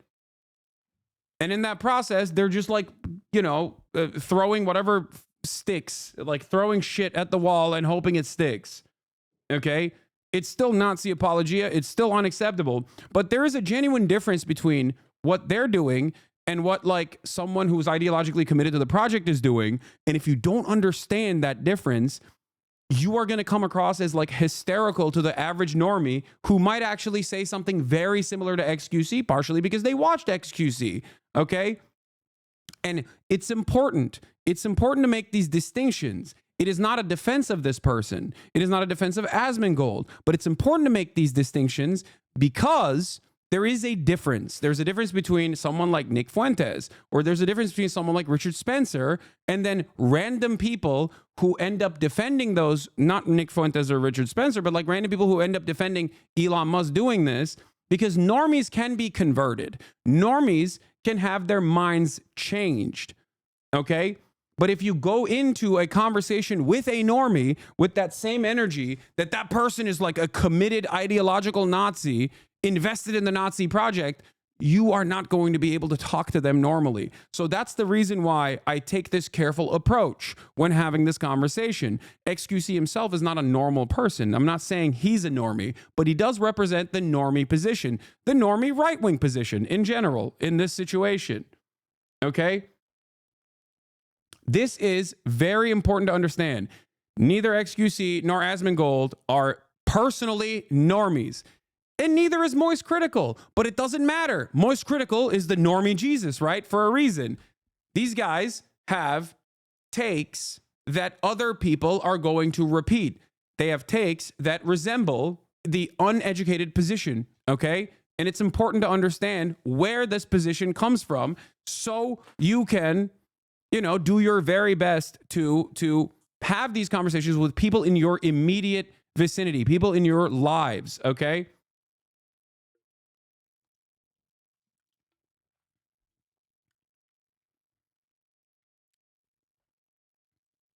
If you cannot, but by the way, when people goes, was Charlie's take okay? Did hear this? No, I didn't hear. I'm not saying Charlie said anything about this. I'm sure Charlie would be daggering Elon.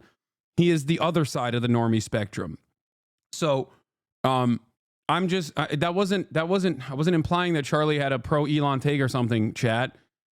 I'm using him as an example of like a normie position, a person who is not a normal human being, a very wealthy individual who has a massively successful YouTube channel, but obviously arrives at like a normie position all the time. Do you understand?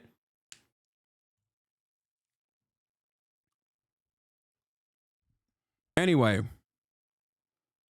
my point is, there are a lot of people that will see this faucet of communication from both mainstream outlets being like, what kind of gesture did Elon do?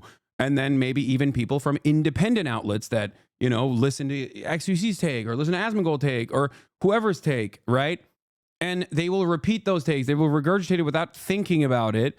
And if you encounter one in the wild, you can't have a conversation with them like they're a fucking ideological Nazi. Because if you do that, they're just done. You're never going to be able to convince them of anything.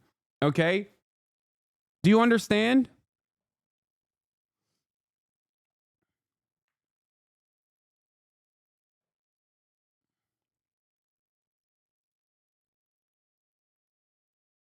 Why even try to contextualize it? They're being useful idiots for Nazis. You don't go back from that? No, I don't disagree with you. I think at some point you have to stop infantilizing these people. They're influencing hundreds of thousands. They don't get treated with kitty gloves about Nazism.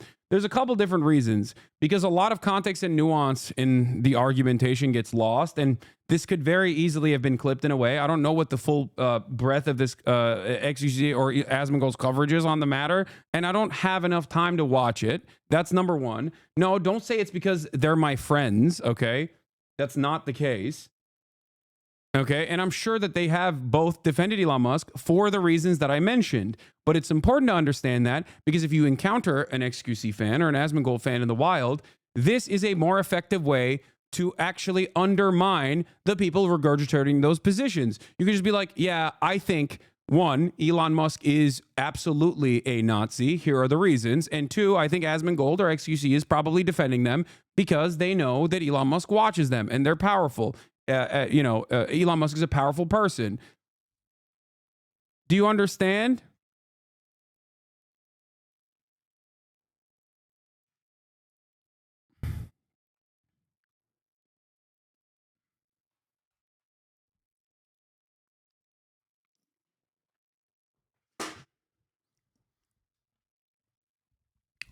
And now we have completely moved on. Now we have completely moved on from the main point of contention that isn't even a point of contention at all, in my opinion, to what fucking Twitch streamers are saying.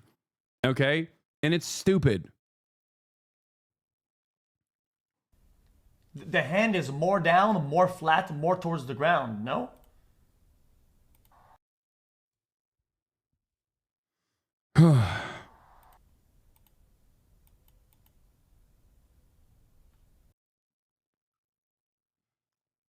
Do you understand? Hasan just tried to make a greater point about de-radicalizing normies, and chatters are like, actually, no, cover Asmin drama. I want drama, drama, drama. Exactly. The Asmin or XQC point of this conversation is a minor sidestep. It's not. It doesn't play a major role in this commentary because there are fucking adults in here, okay? And although these guys are fairly prominent content creators on this platform, and therefore it is important to cover their takes on issues like this, obviously, I'm not going to spend a good bit of time on what they have said. What is this? People are mad about that Elon, like, doing the, they really think that he, they think he just masked off to, they do, they actually think he masked off to, like a Nazi salute. Because, you know, the outdoor thing is really good, but it gets a little cold around this. Yeah, all the non-Twitch normie influencers I know are losing their minds over the Nazi salute. Is literally just Twitch brain rot. I know. And it's really, we got to squash this, okay? This has to be squashed, like 100%. The fact that people are even like, do you really think that shit's happening, going right? Like, I mean, oh like, man, it's not a Nazi salute. Elon's not a Nazi. Like, oh man, what the fuck? Like, you are playing a very dangerous game. Whether you recognize it and think that it's not that dangerous, or whether you don't recognize it, doesn't matter. Okay. I can't help but feel like we have elevated the openness of you know, neo-Nazi sentiment, openness of neo-Nazi sentiment to such a degree that, like, a couple years prior, we would talk about the CPAC stage looking like Nordic runes, and everyone was like, oh look, but it's like Nordic runes. They designed it as Nordic runes deliberately to communicate to everybody through secret messages that it's like they're Nazis. It's like, have you heard what the speakers are saying on top of the fucking stage? They're literally SIG heiling all the time with their words, okay? They're like, we should kill every, you know, Mexican person, and you're like, well, you know, the stage is designed in a way that actually looks like a Nordic rune, so maybe they're Nazis. Like, that's so stupid. Just focus on the words that are coming out of the mouths of these fucking reactionary assholes, okay? And the same goes for Elon. But in this situation, it's not even a fucking esoteric Nordic rune. It's him hitting the full Hitler. What the hell is going on? It's completely in broad daylight. Like, he thought he could have this discourse. He thought he could get away with it, okay?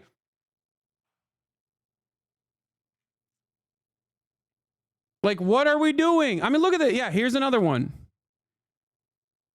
Does this not strike you as odd? Like, what are we doing here? Look at this. Like, that's why the video is more significant, because there are a million clips of politicians saying, like, bye, doing this, you know what I mean? And then, like, they get caught, and then they get clipped, and then they're like, oh, they're doing the SIG Heil too? Okay, look at the video.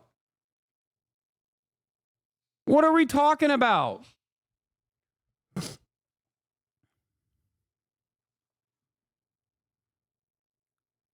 I joked about this, and I was like, yeah, he's just trying to prove his gamer cred. You know what I mean? He was like, nah, I am a capital G hard R gamer, trust.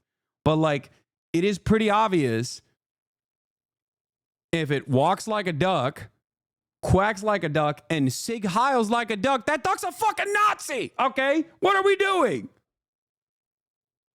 This man has said far too many Nazi things and has so frequently been aligned with Nazis for you to turn around, and far too invested in eugenicist sentiment, and also far too invested in the Great Replacement conspiracy theories and shit that you have to be insane to go, oh, well, that guy also seemingly yet again had another oopsie.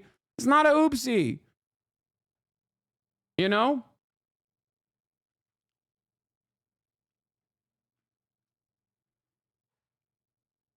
Like, I don't understand. Did the Neuralink brain chips, did they get implanted in people's brains already? Is that why we're in this situation where people are seemingly defending this and going, oh, I don't know, Hasan. You know? What the fuck's going on?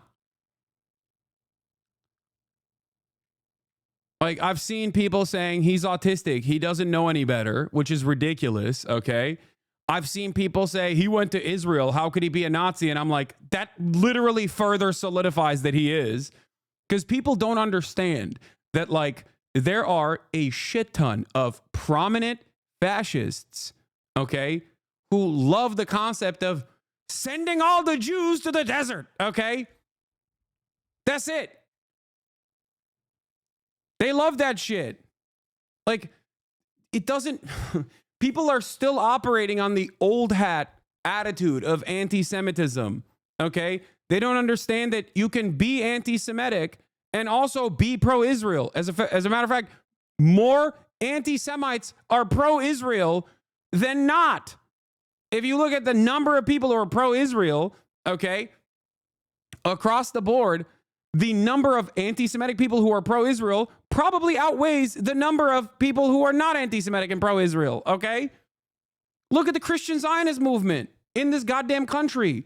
They are far larger than Jewish Zionists in this country. Far more prominent than Jewish Zionists in this country, okay? Look at Christians United for Israel. This is a conversation I've had 1,000,000 times over. And those guys are very anti-Semitic, okay? How the fuck does that make sense? It makes sense because their primary mode is still fascism, okay? There are religious justifications for it amongst the Christian Zionist movement where they think Jews are the holy sons of God and that they have to go to the desert so that once they populate that entire area and it's just Jews there, Jesus Christ will come back to earth and fight the coalition forces of the devil in Megiddo, and then the rapture will happen. And you know what happens to all the Jews during the rapture? They go to fucking hell. They burn in hell permanently. So it's not necessarily an allegiance that is born out of loving Jewish people, but instead, it's more so to trigger this anime style, like, end of the world event. That's what they believe. That's what's crazy too, because every time I bring this up, every time I explain this, like, insane thing, people go, no, there aren't tens of millions of Americans who legitimately are invested in this. And then they find out that 52% of Americans believe angels exist.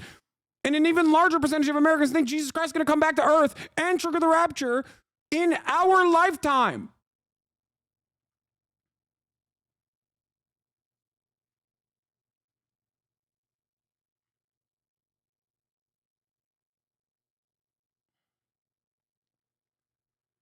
And by and large, in the eyes of a lot of people who might be anti-Semitic themselves and not like Jews, they still also think Muslims are the far greater threat.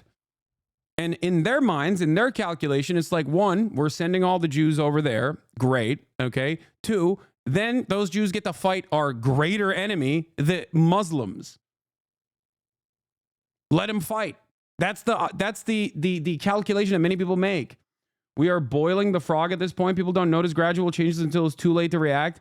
And now they can't believe what they're seeing, so they have to make excuses for blatant Nazism. And this is all being exacerbated by places like the New York Times saying this is just a hand gesture. I know. Meanwhile, the Nazis are freaking celebrating it big time. They're like, this is great. This is great. Here, let's watch this clip real quick for no particular reason whatsoever. It's one of my favorite memes, okay? I'm gonna go pee real quick.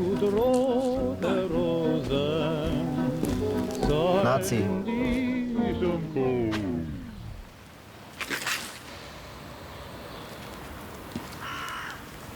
Wie bitte? Haben Sie mich gerade als Nazi beschimpft? Na, Sie sind doch einer. Das ist ja eine Unverschämtheit. Nur weil ich in der NSDAP und in der SS bin, bin ich noch lange kein Nazi. Wahrscheinlich bin ich auch noch rechtsextrem, oder was? Ja, aber was sollen Sie denn sonst sein? Ich bin vielleicht ein besorgter Bürger, der Angst vor Überfremdung hat. Aber ich bin nicht rechts. Und ich bin erst recht kein Nazi. Hey, Sie da? Sehe ich etwa wie ein Nazi aus? Nö, würde ich jetzt nicht sagen. Na, sehen Sie? Aber der ist wahrscheinlich für Sie auch ein Nazi, hm? Nazis, Nazis, Nazis, lauter Nazis. Wenn einem die Argumente ausgehen, dann holt man schnell mal die gute alte Nazi-Keule raus. Es hat doch nichts mit Nazi-Keule zu tun. Sie machen sich das Leben sehr einfach. Nur weil jemand die Mainstream-Meinung nicht teilt, ist er gleich ein Nazi. Aber Nazi sein ist doch längst Mainstream. Ihr Nationalsozialisten seid an der Macht. Ach ja, ich vergaß. In Ihrer Welt sind ja alle Nazis. Der Führer ist wahrscheinlich für Sie auch ein Nazi, was? Ja? Jetzt reicht's aber. Führerbeleidigung. Mitkommen. Das sind jetzt über... Ja, ich weiß. Nazi-Methoden. Blutrote Rosen sollen dich umkosen. Sie haben also das Browser-Ballett noch nicht abonniert. Perfect video for the occasion. How dare you? How dare you call me a Nazi? Excuse me.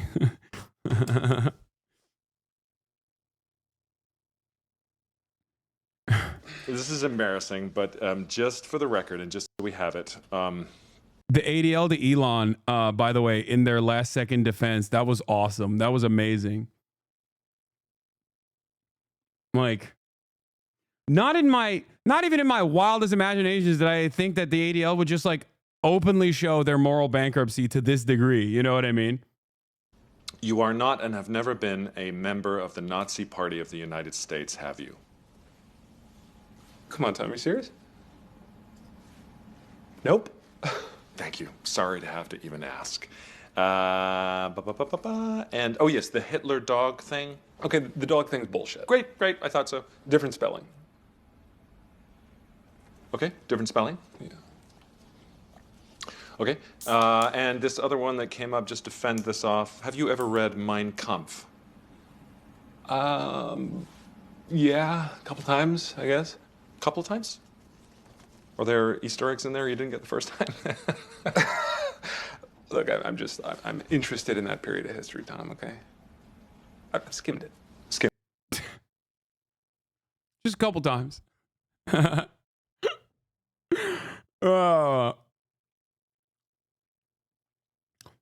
I think this might be the issue. Everyone thinks it'll be like the movies. It will be much more subtle. Dude, what are you talking about? There's nothing subtle about a guy who constantly talks about high IQ, populating the gene pool with high IQ individuals, about how immigrants are coming in to, destroy the gene population of the superior genes that the Western civilizations have. A guy who literally openly aligns with Nazis over and over again and defends them on numerous occasions, SIG heiling on one of the most prominent stages on the platform, like on the planet. Like, it's not subtle at all. What are we talking about? What do you want him to do? Grow the mustache? That's it. That's the final stage, I guess.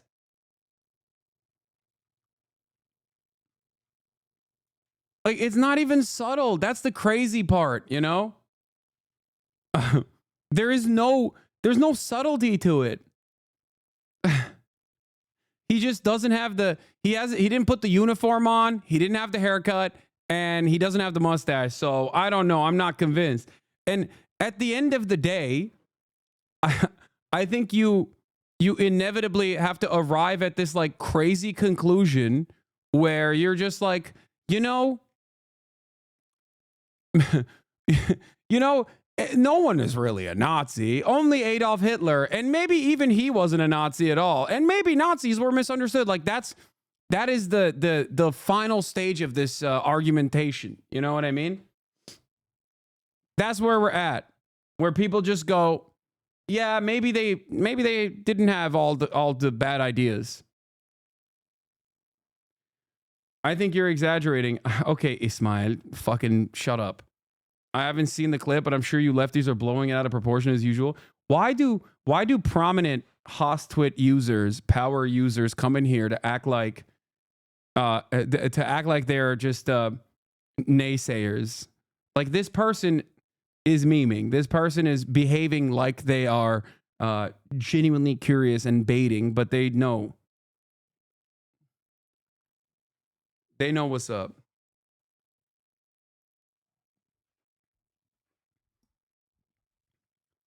Yeah. Haas Twitter power users get one super viral tweet and they start acting brand new in the chat. You see that? Thinking that they won't get banned for a second.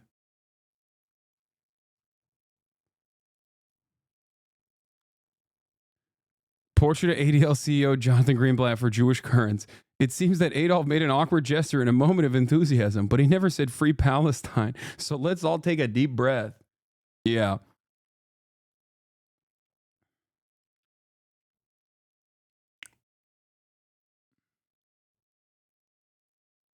I think it's simply the general public's inability to comprehend important history repeating itself before their eyes because history seems so far away and could never happen to them.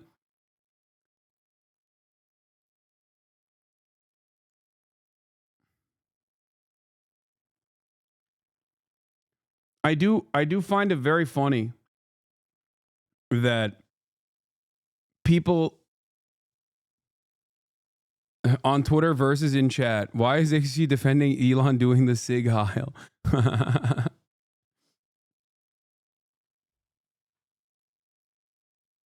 So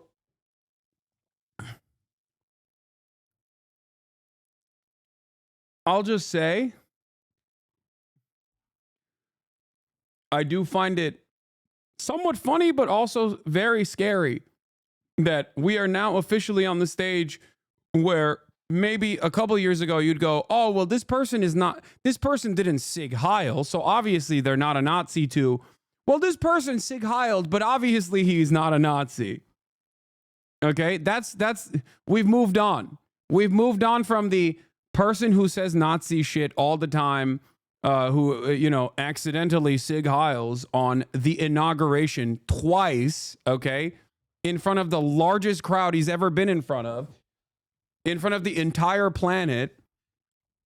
We've moved into, yeah, he actually didn't mean it, and he's still not a Nazi.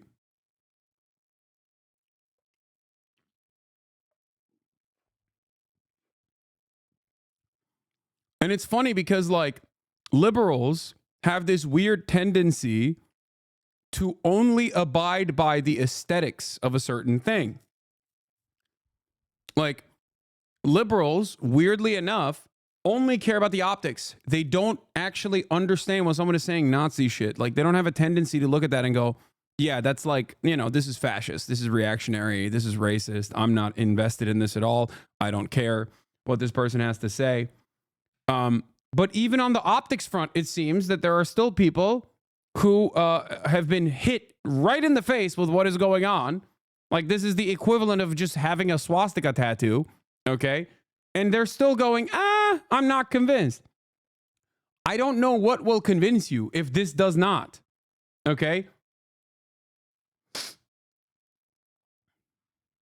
This is the equivalent of saying, well, it's the swastika is, historically a Buddhist symbol of peace. Maybe he's a Buddhist.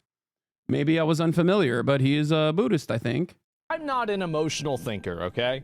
So I can't appeal to people emotionally. But what I can say is that every part of my logical brain is telling me that this was not an intentional Nazi salute. This was not any nod at any sort of, Hitler, Nazi stuff at all, and it was just Elon being stupid. Yeah, he also is a... dude. I'm not one of these Holocaust deniers. I think the Holocaust probably happened. I think probably 99% certainty it happened. And the... Controversial take.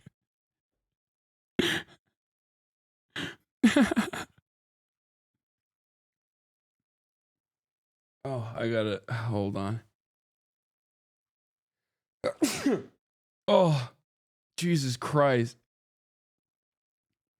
Like, for normal people, when someone says, oh, I think the Holocaust probably happened, people get freaked out. I don't know if Asmagol realizes that at all. Like, this is nutty, man. This is a dangerous game. This is a very, very, very dangerous game to play.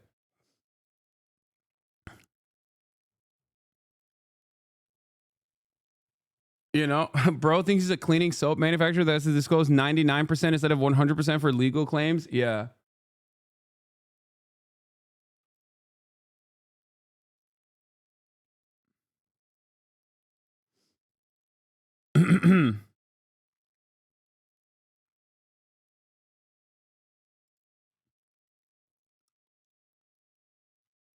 I like that.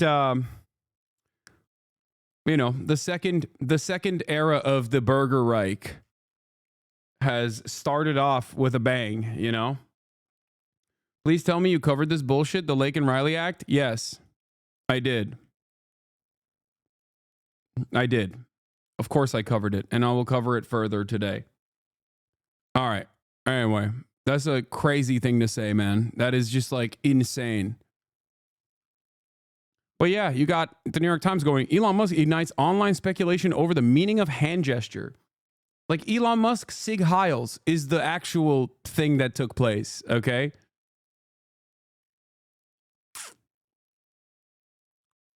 Did Elon Musk just hit the Roman salute at his inauguration speech? Hasan Piker, popular streamer, asked on X. Dude, if you link me the Havara Agreement Wikipedia page one more time, I think I'll finally click on it. Okay?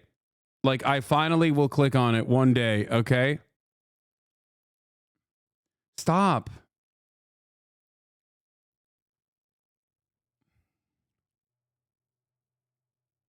Jesus Christ. Yes, I know.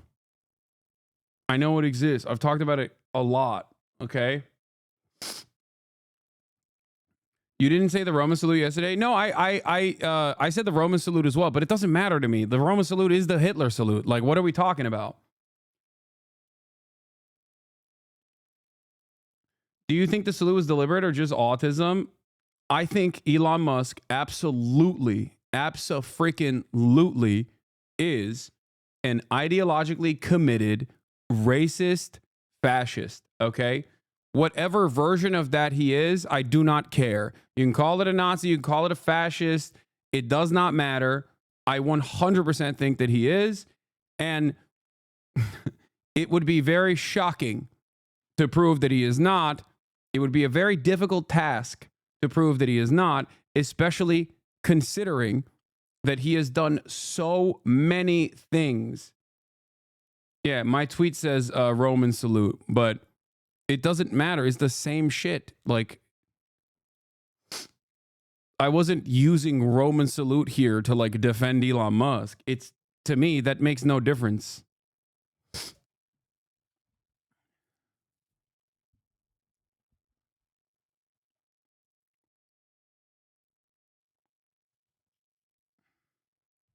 Do you have factual posts or actions? I would like to see it. Smile. Factual posts or actions about this situation? I don't know how many more times I can describe this, man.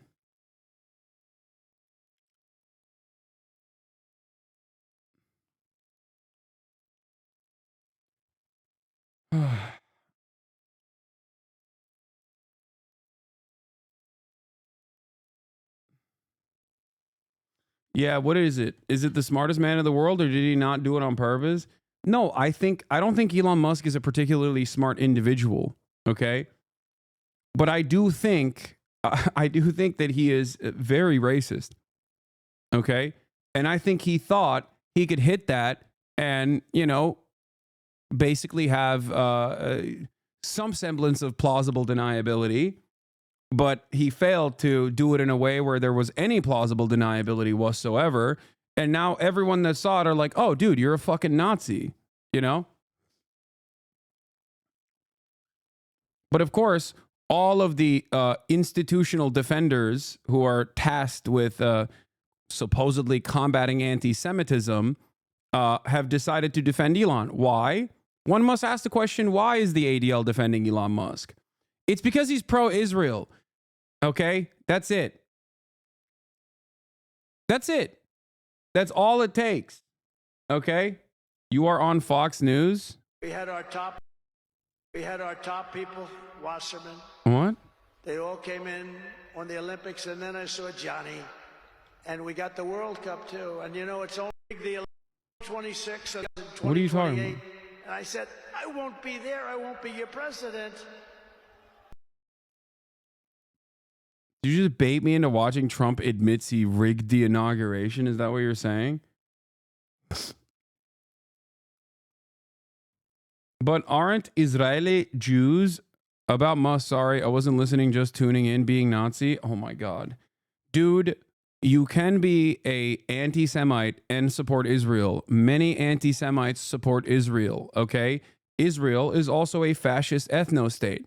So there is a mutually shared love for doing that kind of racist ethnic cleansing campaign. But more importantly, the reason why a lot of anti-Semitic people love Israel is because in their minds, they think better that they go and live in the desert than here in my neighborhood. Okay? That's a major reason for a lot of anti-Semitic people to also love Israel. This doesn't mean that there aren't anti-Semitic people that don't love Israel. There certainly are. Okay? Plenty.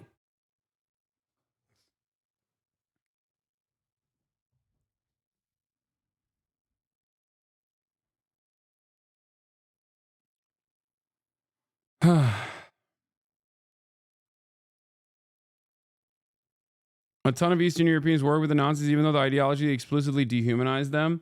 Yeah, I mean, there's that too. But also, okay. The other reason why plenty of anti-Semitic people love the other reason why plenty of anti-Semitic people love Israel is because Israel fights against their other enemies, okay? They fight against their other enemies, the Muslims. The way they see the situation is like, oh, let the Jews fight the Muslims, you know? We hate both. Let them fight. Great. That is the way that they approach the situation. Another reason why a lot of anti-Semitic people love Israel is because they believe that the rapture will happen if Jews take over the entire historical area that they have called Israel. Far greater and far more expansive than the current confines of the Israeli state. There are many different reasons why people who are anti-Semitic still end up defending Israel. I know it's such an insane thing to believe, but it doesn't matter. People still believe it, okay?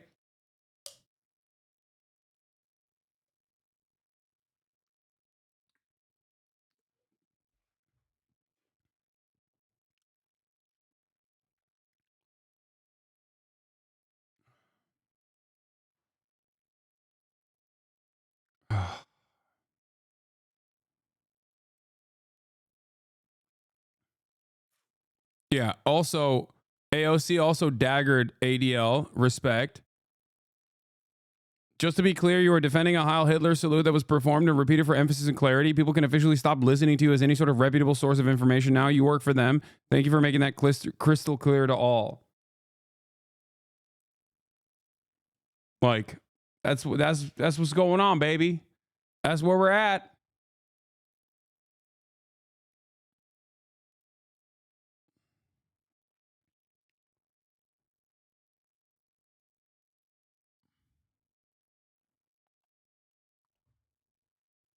Is it a coincidence that every verified account is lying and defending Elon?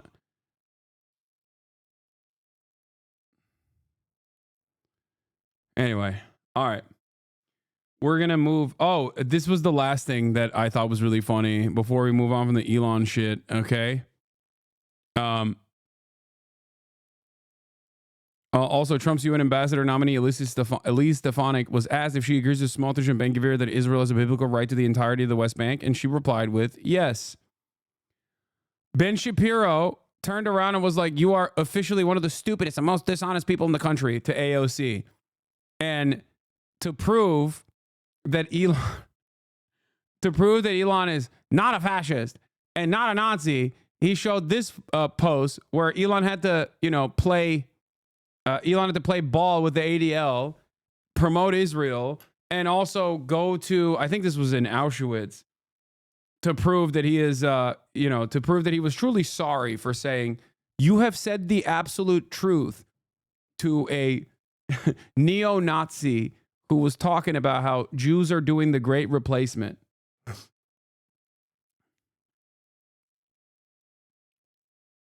And it's pretty funny because, Ben Shapiro has time and time again reiterated the position that he does not care about anti-Semitism. He simply cares about anti-Israel statements. Okay?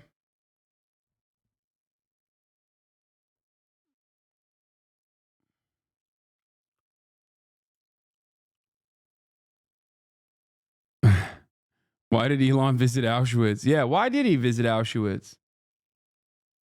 Here's Ben retweeting a known Nazi.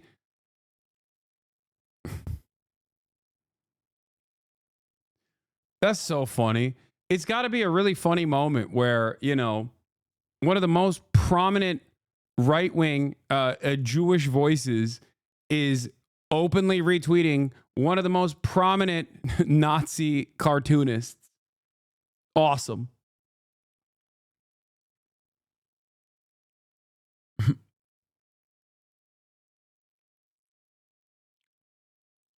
Yeah, here is Elon Musk saying, you have said the actual truth to this guy who is a Nazi, going, Jewish communities have been pushing the exact kind of dialectical hatred against whites that they claim to want people to stop using against them.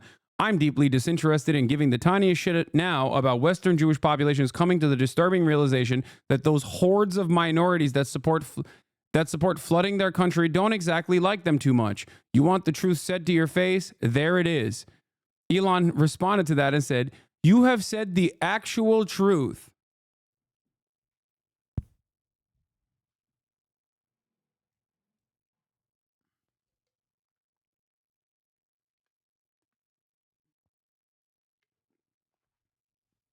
Yeah. Bestie Marks was really funny with his take. He said, Elon Musk is not a fascist. Here's proof of him standing next to me, a fascist.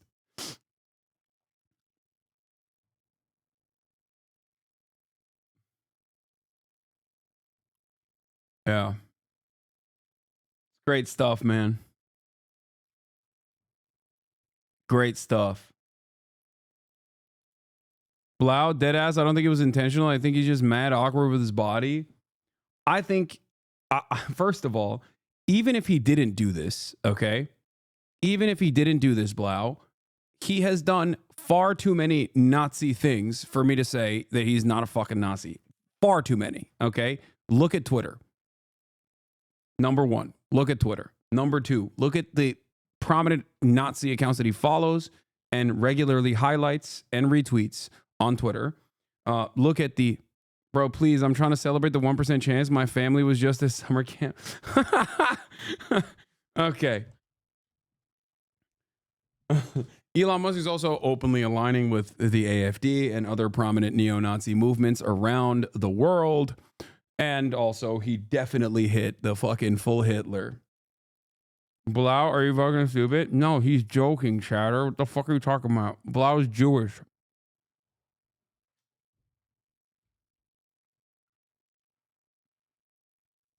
I think the most like charitable interpretation of the situation is what Liv Agar said, which is that he wanted to do it in a way where there was like some kind of plausible deniability where he could do a subtle nod, but because he's too fucking cringe, he was incapable of contorting his body in a way, and he actually ended up doing the full salute rather than like one that would have given him a little bit of plausible deniability.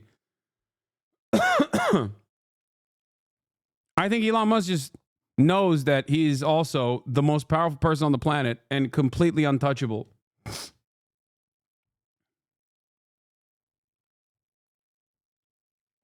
You know? That's it.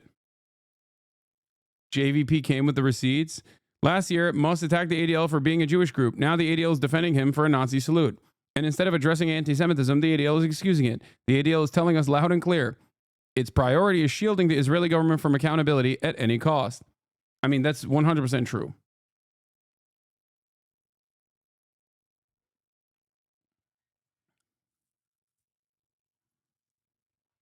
Yeah, he should have just kept doing the pure X move instead of this new shit that he's trying out.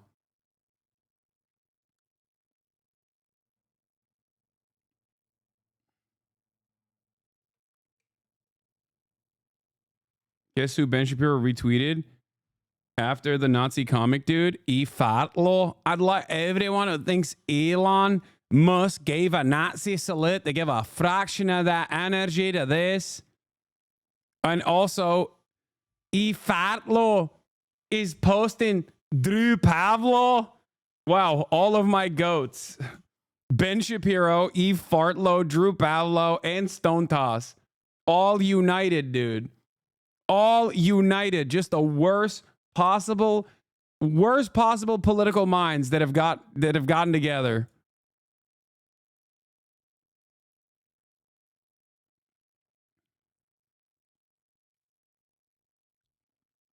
Cool. Cool. Nightmare blunt rotation. Very cool. Oh, God. I do in some, like, it is a weird situation because, like, oh God, they're doing the more like Hitler-like dogs too. They're trying to still continue defending Elon Musk. They're defending Elon Musk like their life fucking depends on it. Jesus Christ.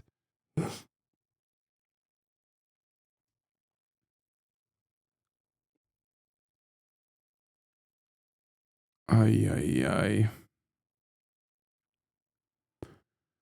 I want to see what Fatlo tweeted.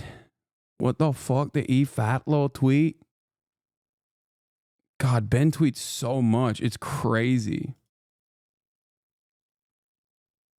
Oh, Fatlo tweeted some other thing. Drew Pavlov, breaking terrorist firebombed bombing attack on Jewish preschool in Sydney. Terrorist brave, fuck the Jews.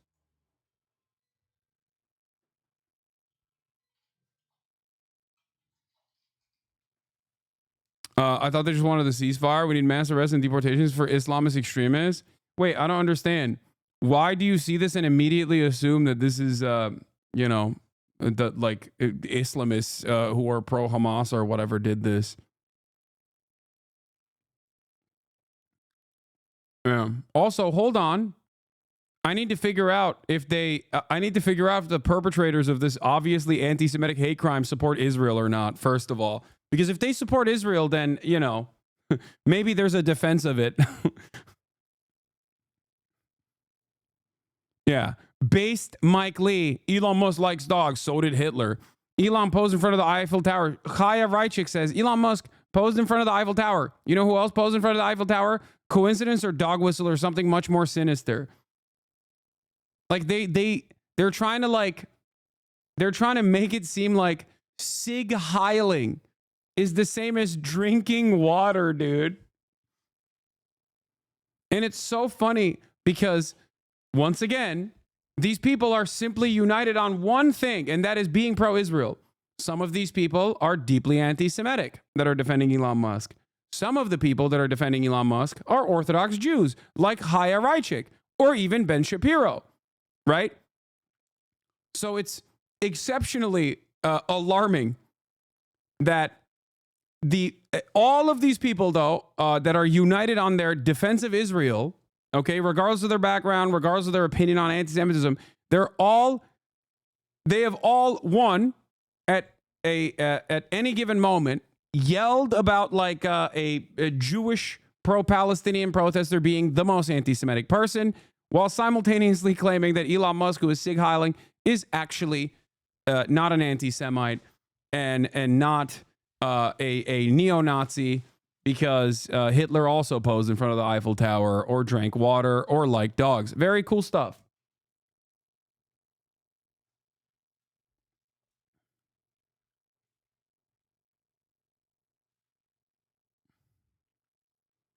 Yeah. Liking dogs is the same as SIG heiling.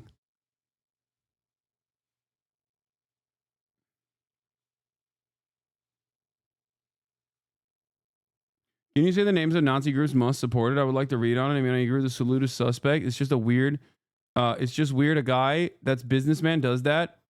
It would mean extreme times for America. Chatter, instead of looking up groups that Elon Musk has supported, let me tell you about a man who was an American car manufacturer who actually redefined, or in some ways invented modern car manufacturing. A man responsible for quite a bit, as a matter of fact. His name was Henry Ford. And I don't know if you know this or not, but Henry Ford also, not only was he, Henry Ford wasn't just a American innovator. He was also innovative in other ways.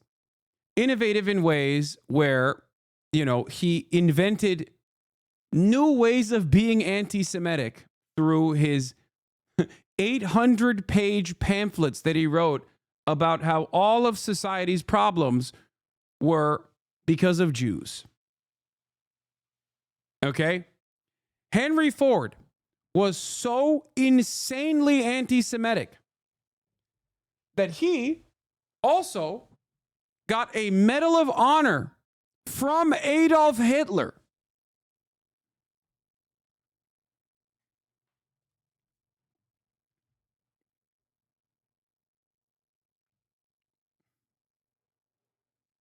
Yes, Henry Ford purchased a newspaper, the Ford International Weekly, and it was a weekly newspaper established in 1901 and published by Henry Ford from 1919 through 1927. At its height during the mid-1920s, it claimed a circulation of between 700,000 and 900,000. If true, this would only make it second to the New York Times in terms of national readership. Henry Ford wrote so many anti-Semitic things. This doesn't even have it in it. This doesn't actually feature the many different articles, but we've dove into it before. Okay? The International Jew. Here's his work. Okay? The International Jew was translated into German in 1922 and cited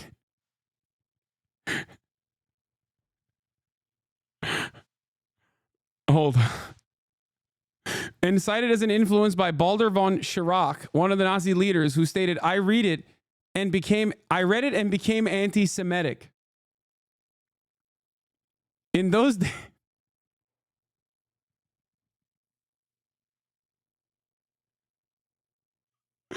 dude, the Nazi leaders were like, damn, dog, this shit's fire. Henry, you are spitting fire here. I read it and I became anti-Semitic.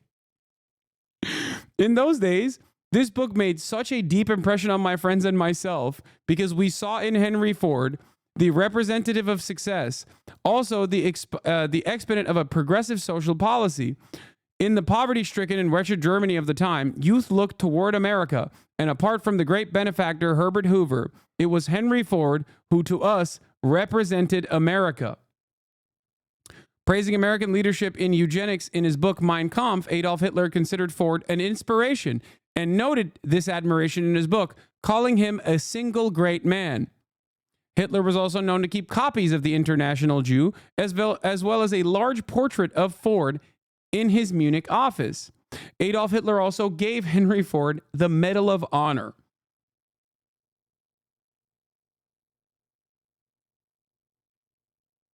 Okay.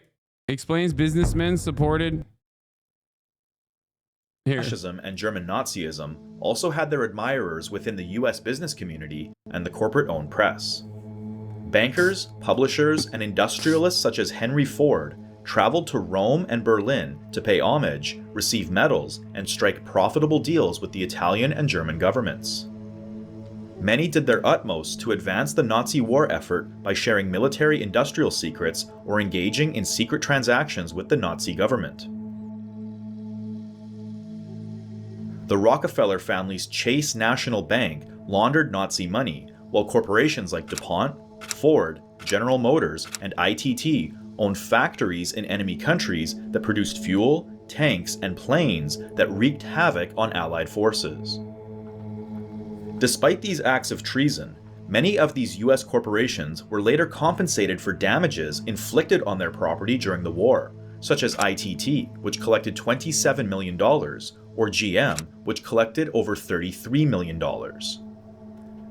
During bombing campaigns, Allied pilots were given instructions not to hit factories in Germany that were owned by US firms. The German city of Cologne, for example, was almost completely leveled by Allied bombing, but its Ford plant remained unscathed to the point that German civilians even began using it as an air raid shelter.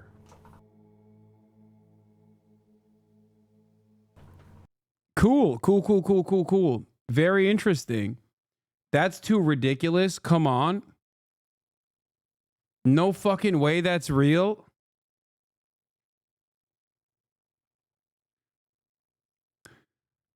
Bro, it's so funny that people will just... It's so funny that people will just like look at historical events that took place and go, I didn't hear about it, and it sounds so insane, so it's probably not real. Yeah, it was the Grand Cross of the German Eagle, by the way, the highest medal foreign diplomats could receive from Nazi Germany. Yep.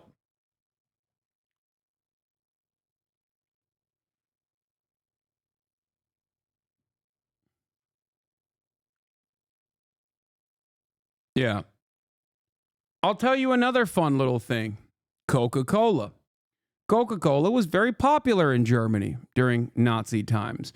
But once there was boycotts implemented against Nazi Germany, Coca-Cola didn't want to stop producing that sweet, delicious nectar in Nazi Germany.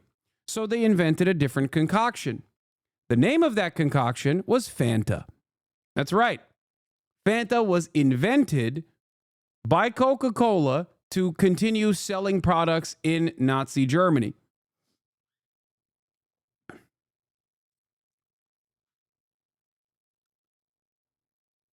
How is this bad? Ford just providing people with air raid shelters? See, without Ford, innocent people wouldn't have air raid shelters. What's the problem here? Do you hate innocent people? True.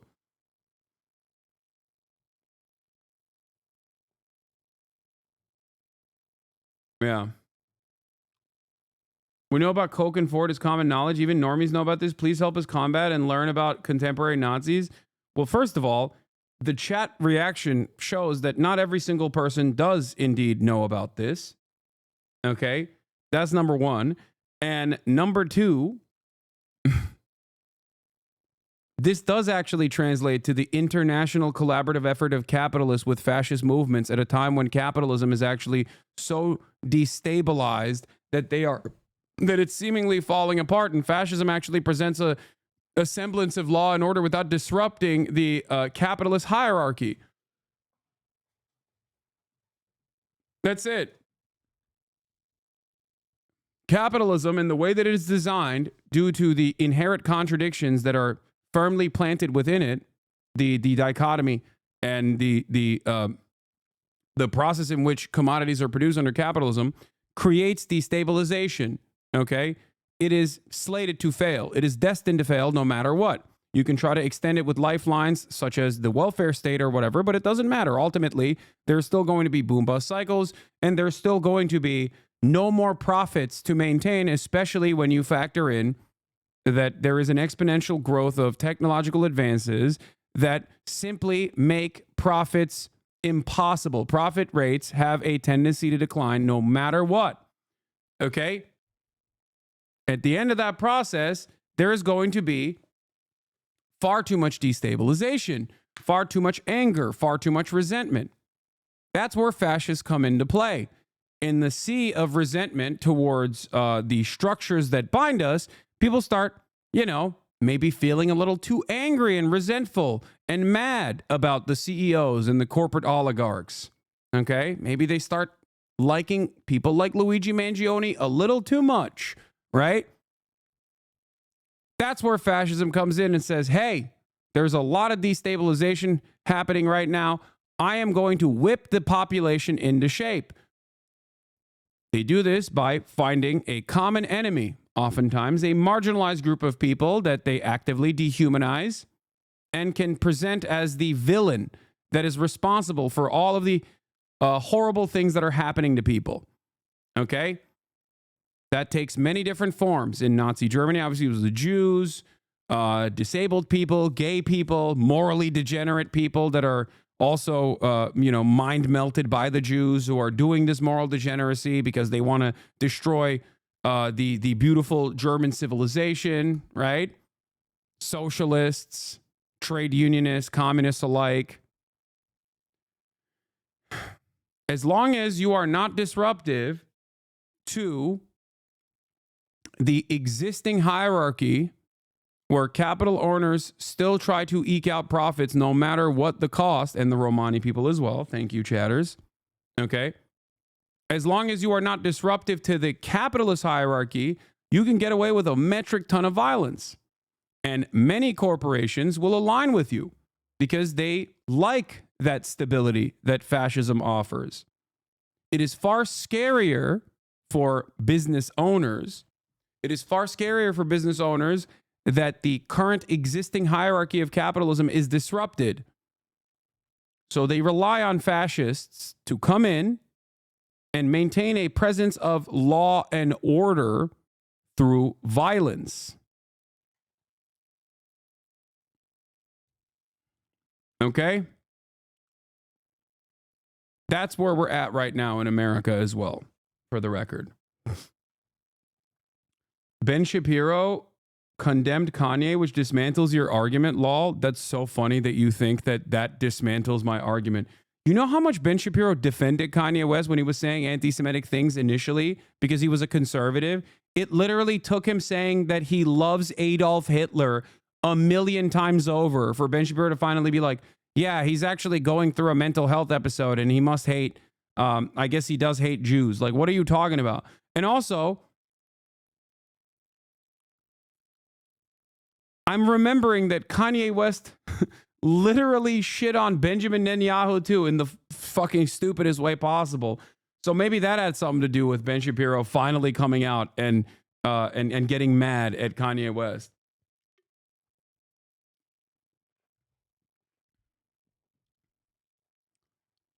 Here's Ben Shapiro saying, again and again, Jews awful, nonsensical. Ann Coulter is also super pro-Israel and always has been, so I won't lose sleep.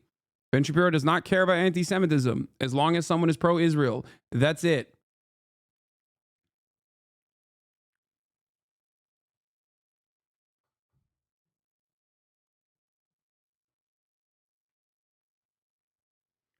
Anyway.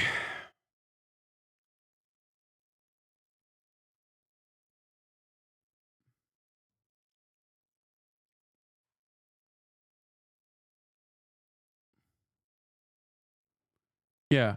Ben Shapiro also hates Nicholas Fuentes too. Ben Shapiro also personally hired Candace Owens knowing full well that she was anti-Semitic. Okay? Ben Shapiro hired Candace Owens knowing full well that Candace Owens was anti-Semitic. It was only after Candace Owens was anti-Israel did Ben Shapiro fire Candace Owens. Candace Owens is anti-Semitic. She also happens to be anti-Israel. Being anti-Israel was a bridge too far for Candace Owens. That's it.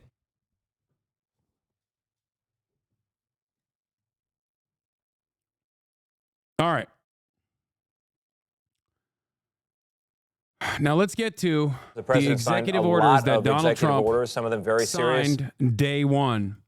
And there's a lot of them, and I covered them yesterday as it was happening in real time. But we should cover them again. This is going around on Twitter. Oh, no, dog. No, this is the Charlie Chaplin mustache. You know Charlie Chaplin, right? Yeah, I know Charlie Chaplin. You know I'm a fan of silent film comedy, right? Yeah. Well, come on, man. Hitler ain't the only person that gets to have this mustache.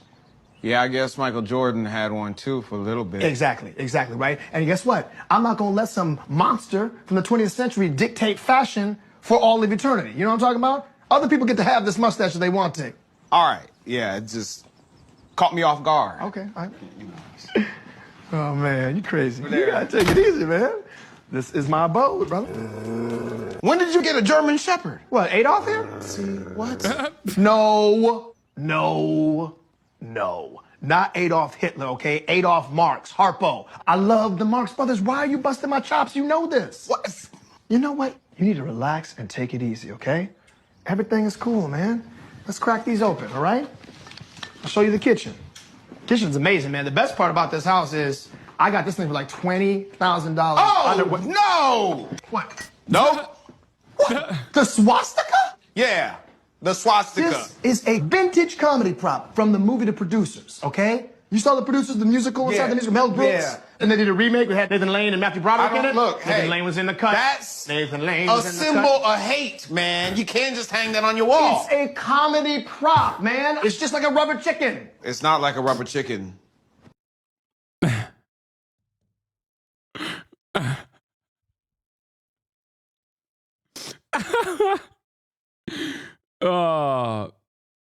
Anyway, yeah, good stuff. Good stuff overall. Things are getting worse at an alarming rate.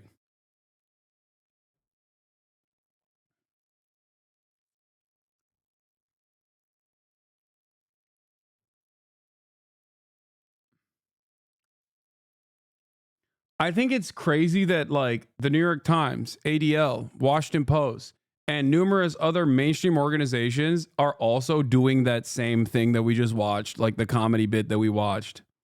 Okay. That's a little alarming, I think.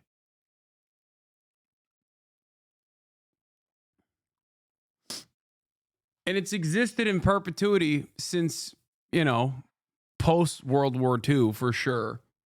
It's kind of wild. Hasn't really stopped. Anyway, let's take a look at Trump's executive orders now. Some of them more symbolic, like the effort to rename the Gulf of Mexico as the Gulf of America on official U.S. maps. One of the many changes he's trying to make as the executive without the approval of Congress. Nancy Cordes has been keeping track of all of it out of Washington. Nancy, it was a lot. Good morning. It really was a lot, Tony. Good morning to you. Among the many executive actions Trump took yesterday, he pulled the U.S. out of the Paris Climate Accords again, froze hiring at the Internal Revenue Service, and he took a step toward denying birthright citizenship, even though it is authorized in the Constitution. Now, some of these moves are bound to face legal challenges, but he said he thinks he will win. That's a big one. A lot of big ones, huh? President Trump began signing a blitz of executive actions barely an hour after taking office, with aides providing stacks of orders. Could you imagine Biden doing this? I don't think so. In event after event. This is a big deal. Merit. He halted a ban on TikTok. What's next, dude? Are you guys going to tell me that Donald Trump also has Hitlerian politics? I mean, come on now. Hitler Hitler did the Holocaust. It was what, like 12, 15 million total, right? Donald Trump wants to do that to 20 million. Very different number. Okay, so obviously not the same. Do you understand? Yeah, it's not the same. Donald Trump wants to do it to a different population, undocumented migrants, and maybe even documented migrants as well. Okay. You know, if it's not the exact same number, it's not Hitler. That's how it works. Also, if it's the exact same SIG Heil salute, it's still not Hitler. U.S. should be entitled to get half of TikTok. Wait, deporting equals the Holocaust? What the fuck, Hasan? Wow. Do we have a German AFD supporter in the chat? Because that's really interesting. Or maybe you are just unfamiliar with the history of how the Holocaust was implemented. It did not happen overnight where someone was like, oh, let's hit the kill button. It actually also started with a mass deportation policy. Okay? It was called the Madagascar Plan. That was the initial plan, okay? Who knows if that was intentional or not?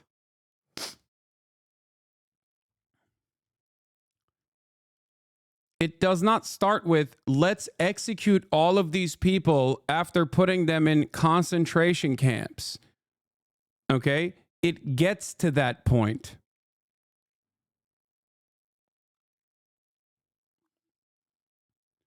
Nice. We got Holocaust deniers in the chat. Very cool. Get fucking wrecked, you stupid bitch.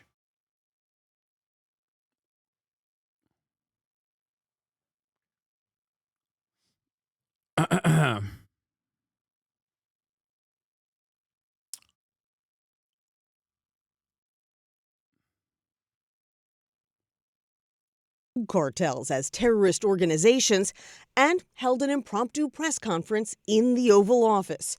It all capped a frenzied first few hours on the job. The president taking the oath of office. I, Donald John Trump. And saying the country's golden age starts now. America's decline is over. He added that he now knows why he survived an assassination attempt 6 months ago. I was saved by God to make America great again. Then he laid out how he plans to do just that. I will declare a national emergency at our southern border. It will henceforth be the official policy of the United States government that there are only two genders, male and female. Forced into the Capitol by biting cold, Washington officials in many ways had a warmer welcome for the 47th president this time around. But after an inaugural address focused on the future, 2020, by the way, that election was totally rigged. Trump returned to some familiar themes as he spoke to supporters right afterwards. Liz Cheney is a disaster. She's a crying lunatic. You and my Bill Maher dad got the exact same take on deporting undocumented migrants. If your dad is a Bill Maher stan, though, so if all those people are deported without getting killed, what are you to say? Wait, first of all, deportation is inherently a violent process. What are we talking about? You think that it's justifiable to deport 20 million people living on U.S. soil? Like, the fuck?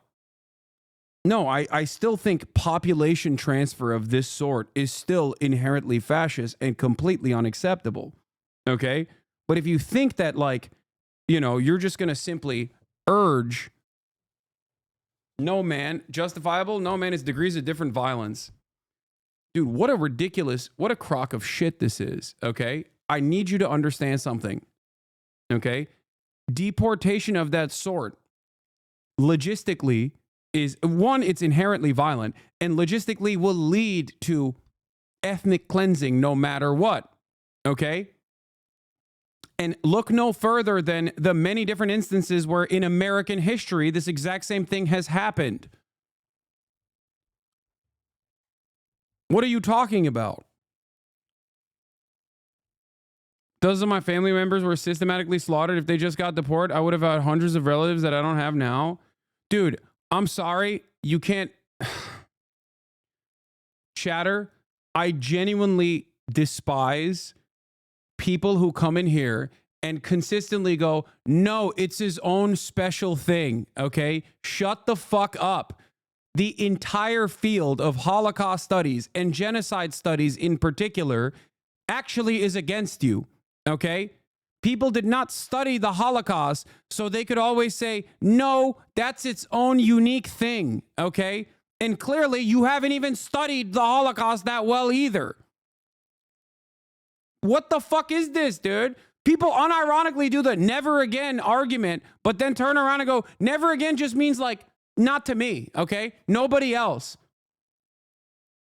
Like, what are you doing? You're spitting on your fucking ancestors with this kind of attitude. Shut the fuck up.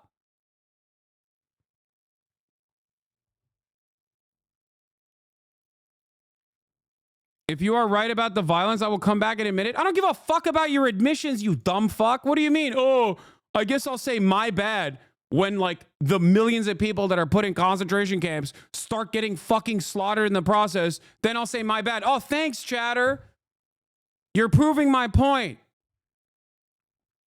There is no reason to learn about the Holocaust or any genocides whatsoever if you're not going to have any takeaways from that, and you're always going to go, it's only bad after the fact.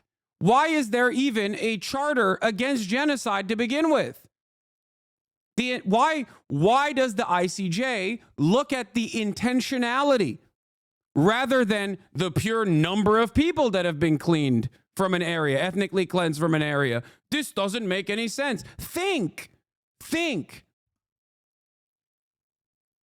Do you think people study the Holocaust specifically to be like, look how bad that was, and then nothing else? No more takeaways. Is that what you think? That's why the Holocaust Studies field exists? Or do you think that there is some additional takeaways from that to make sure that this doesn't happen again? We must study how it got to that point so that we can stop it, okay, before it gets to that point again. Because if you say, all right, my bad, after the fact, well, too late, don't you think? It's a little too late at that point.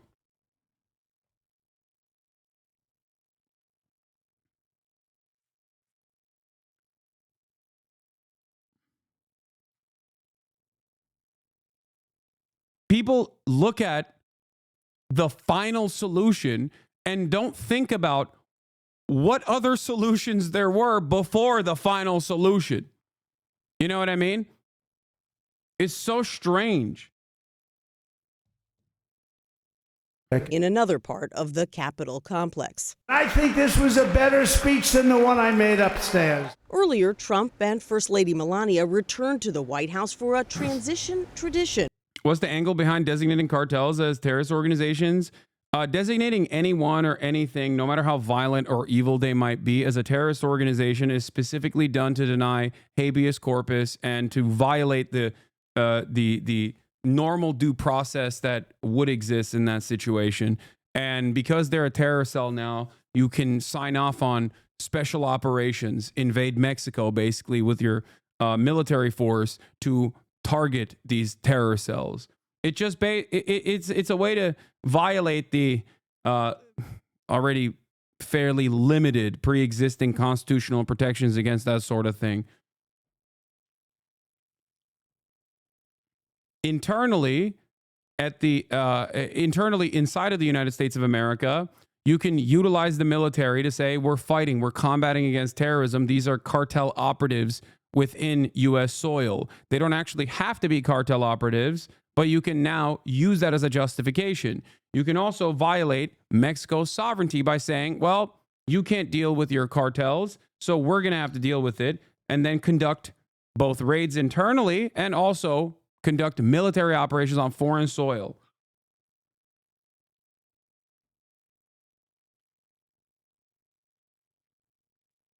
With the outgoing president, one Trump had denied the Bidens 4 years ago. Did you like my speech? But only hours later, the new president insulted his predecessor. In one of the worst administrations in history, maybe not one of them, the worst. Later, in the Oval Office, Trump was asked whether Biden left him a letter with advice, another presidential tradition. He may have. Wait. Don't they leave it in the desk? I don't know. Oh. Designating anyone as a terrorist is only done to justify killing them. Exactly. This is the same reason why Israel says they're fighting Hamas. Okay? Because if they were to say openly, and sometimes they do actually leak it, but if they were to say openly that like every Palestinian Arab is violent no matter what age and we must kill all of them, which they literally do still say sometimes, only in Hebrew, but whatever. Okay, people would look at that and go, well, okay, that's a little crazy. That's a little racist, don't you think? What the hell? It seems like you're doing racist ethnic cleansing here. Okay? But there's at least some semblance of plausible deniability if you say we're fighting terrorism. We're fighting terror.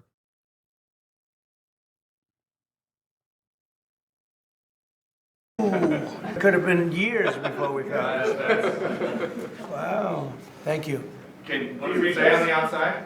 Trump's news conference is expected in 30 minutes, and obviously I will go over there and watch what he has to say when it starts. Maybe we should all read it together. Let's read it.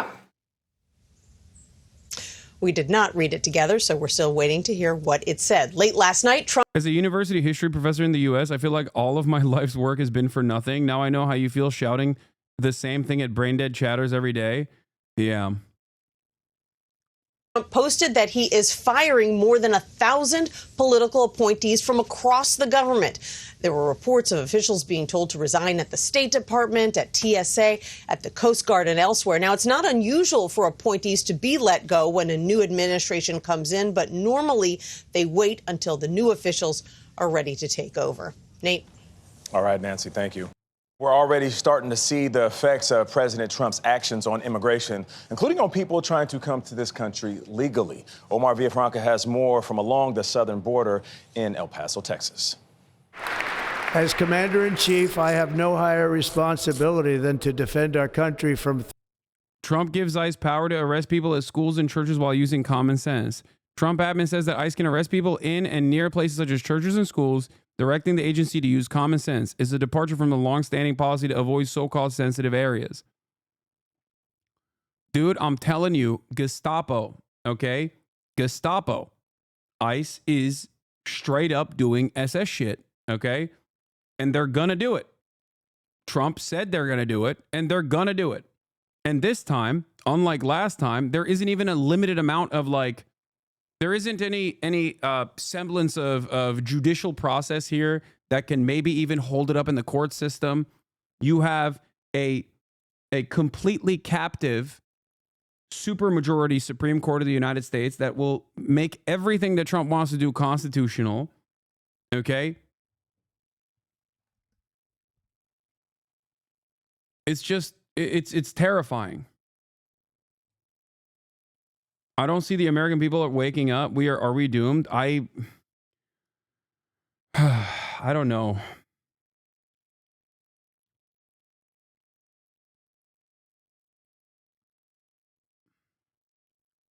"20% of my students are undocumented. We have an emergency staff meeting tonight about how to best protect them." Yeah, hopefully,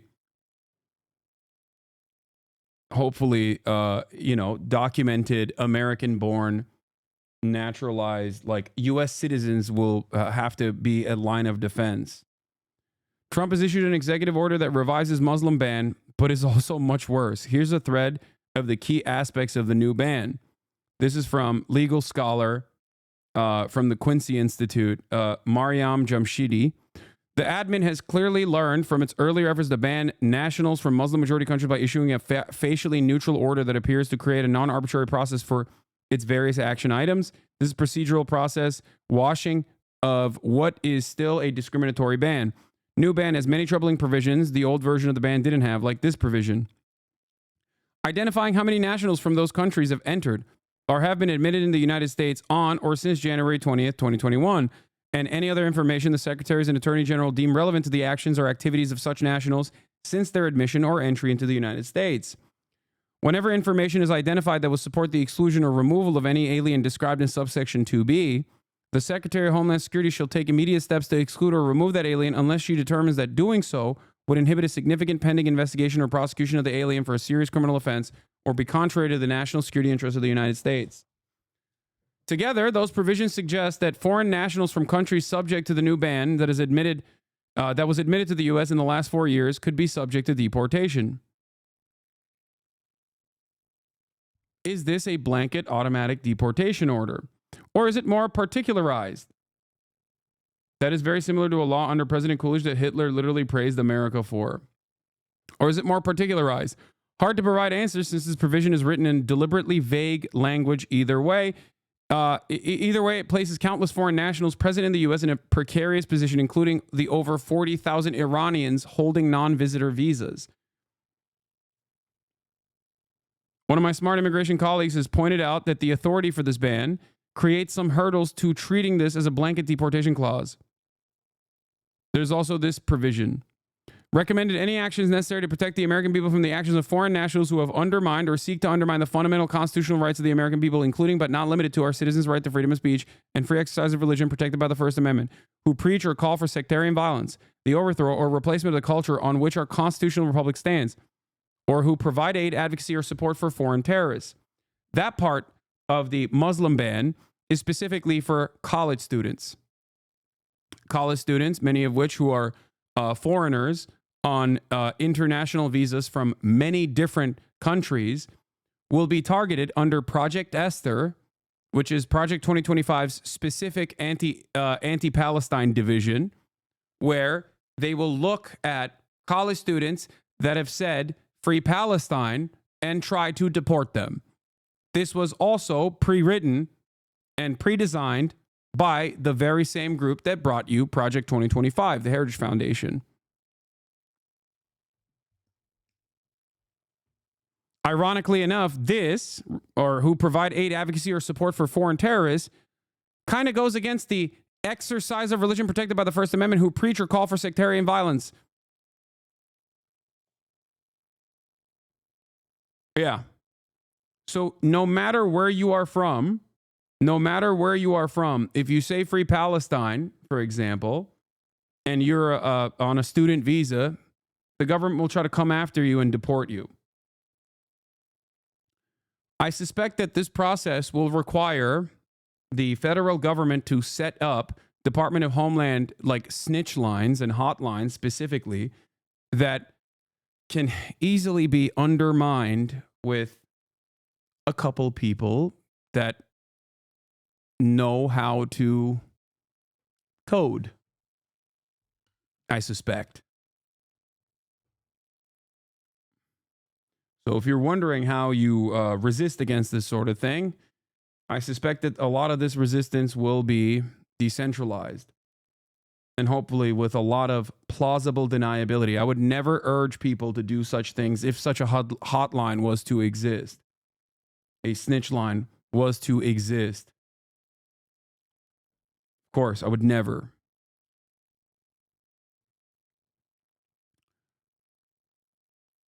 Evaluate the adequacy of programs designed to ensure the proper assimilation of lawful immigrants into the United States and recommend any additional measures to be taken that promote a unified American identity and attachment to the Constitution, laws, and founding principles of the United States. They have an assimilation provision. There's also a provision on refugees, as there was in the previous Muslim ban. Don't know off the top of my head whether this is any worse than the bans or the current processes for vetting asylum seekers. I believe the stateless language is new, though I could be wrong. Ensure that sufficient safeguards are in place to prevent any refugee or stateless individual from being admitted to the United States without undergoing stringent identification verification beyond that required of any other alien seeking admission or entry into the United States. The stateless language is, of course, for Palestinians. Obviously, that's the reason why that exists. They can say there's no legal state designation that the American government recognizes for Palestine, and therefore Palestinians will be under additional scrutiny in this process. The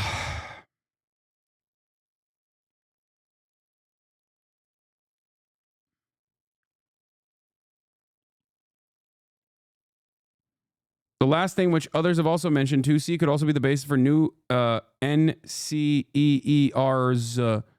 like the Registry for Foreign Nationals already present in the U.S. NCEERs was a program started shortly after 9/11, requires males of a certain age from almost only Muslim majority countries to register.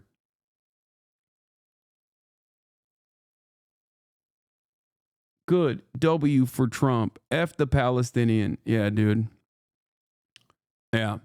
When you're wondering why you can't have healthcare, just remember that, or when you're devastated by the immediate impacts of climate change, when your house burns down and you're like, oh man, why was there no preventative measures here? Remember that the money is being spent well. Oh, you're from the EU?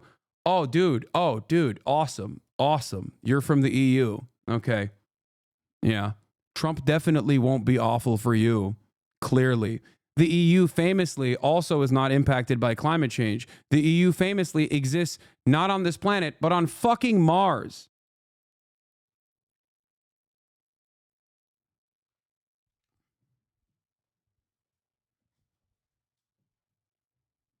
Yeah. I don't really care. What country are you from? In the European Union. Chatter? Yeah. Famously stable European Union. I like that he is abiding by the standards, the norm that I've also mentioned time and time again, that like our brain rot inevitably goes over there, and this guy's been completely captive. France. Oh, nice, dude. Yeah. Wait for the nationalists to take over your government. Imagine fucking shitting on America from France, dude. Look at Macron, dumbass. Unimaginably cooked. Talking about F the Palestinian, good W for Trump, F the Palestinian. Very,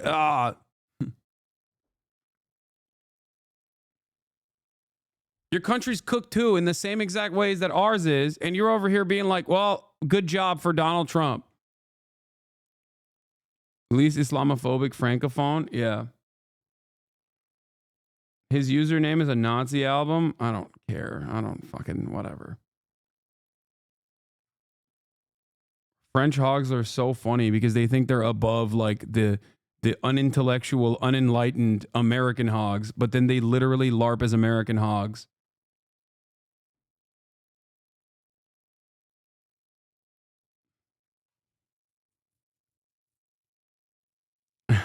He said they're trying to hold on to the colonial age by pretending they exert influence on Lebanon. Yeah. Yeah, remember when Israel violated any sort of remember when Israel violated French sovereignty like a couple months ago? And Macron had to say, "Please, oui, I would like some more, please." Yes, oui, very nice. Hong Hong. Please arrest more of the French policemen. You have the right to do it. Yes. Hong, I'm Israel. Hi. Bitch.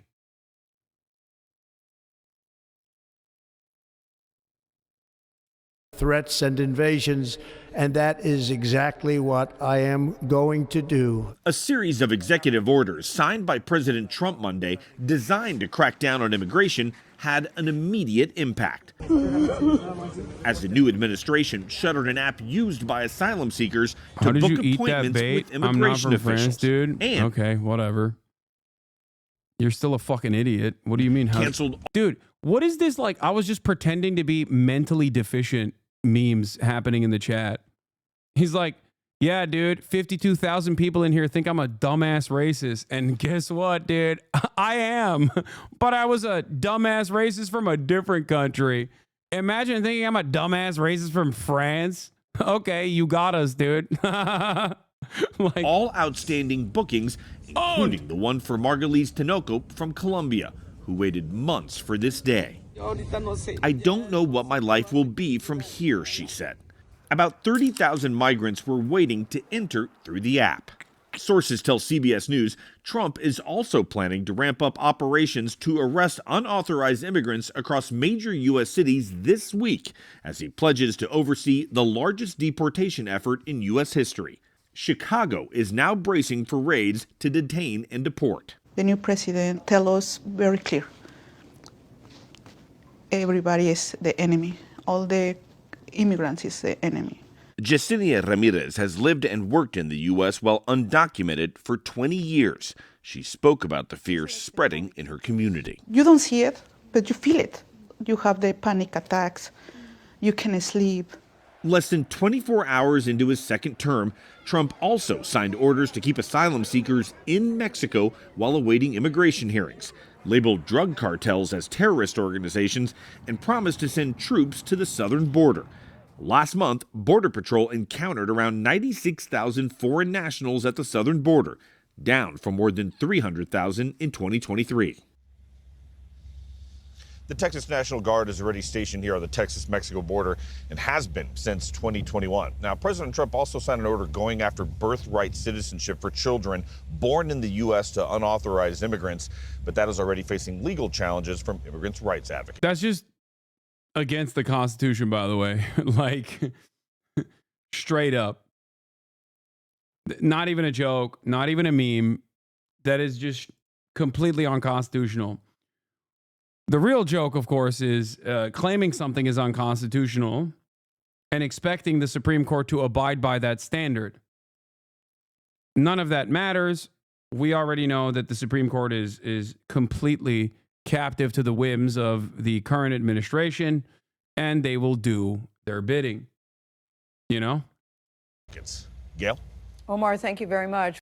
Tom Homan, thank you so much for joining me. I want to ask with something that you said last night, that your deportation operation starts today. Did it? Yeah, ISIS, they're out there enforcing law out today. And of course, as I've said numerous times, they're concentrating on public safety threats. That'll be our priority right out of the gate. So ICE officers are back to doing their job. Where are these, are they actual raids? And how is it different from what we saw yesterday or the day before? Well, look, I wouldn't call them raids. They're target enforcement operations. They know exactly who they're looking for. They know pretty much where they'll find them. So, again, these are well-planned operations. They're well investigated, so they have a lot of backup information when they go out there. A whole team goes out for officer safety concerns. So this happens throughout the nation. I mean, I'm not going to tell you specific locations out of officer safety concerns, but ICE is back doing their job effective today. They haven't been able to do it for 4 years. Well, I'm going to follow up on that in 1 second, but who is ICE going after right now? I know that you and others said several times that it is the people who pose the biggest public safety threat to Americans who would be approached and deported first. Is that still the case? Yes, people in the country illegally that have a criminal conviction that makes them a public safety threat. That's our priority. How are you finding them? Again, these ICE officers across the country have a 90-10 docket. They know who these people are. When they don't show up in court, they fail to leave as ordered by an immigration judge, or they have, NCIC information on someone who was arrested for a violent crime here that's in the country illegally. They take those leads, they do investigative work, and through that work, try to find out where these people may be located. And that's the whole investigative piece they do before they go out and actually make. Yeah, famously, the federal law enforcement authorities up until this very moment, and the local law enforcement authorities up until this very moment, refused to prosecute criminals when they were when they were undocumented. Like that's not what he's talking about. If you think that the violent crimes the undocumented migrants are committing are not being prosecuted and investigated, you are out of your fucking mind, okay? No, he's using that thing that already is happening, okay, in an effort to basically do dragnet operations and grab as many undocumented people as possible, because they understand that even at this stage, if they were to say everyone, that would, make people go, that's a little crazy. So they have to make it seem like they're doing something justifiable. Make an arrest. And so what is happening as we speak is limited to those with criminal records? That's the target of this operation. But like I said many times, in places like sanctuary cities where we can't arrest the good, deport undocumented immigrants that have committed crimes. How is that controversial? Oh my God. How many times do I have to repeat this? It's called marketing, okay? Even the dumbest hog understands this. Dumbest hog in power understands this. But for some reason, people who just retain this information, normal citizens like this chatter here, simply cannot comprehend that Tom Homan is lying in this situation, okay? The notion that there are millions of undocumented migrants that have committed heinous, violent crimes on U.S. soil and have not been prosecuted and have not been subsequently deported or are in perma jail now as a consequence of that is fucking insane, okay?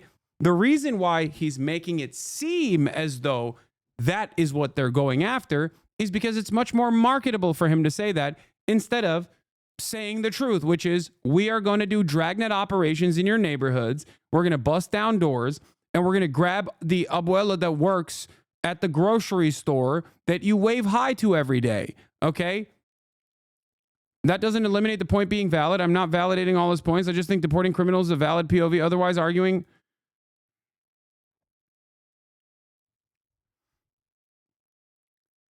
It is an invalid point if it's not what's actually going to happen and not what is.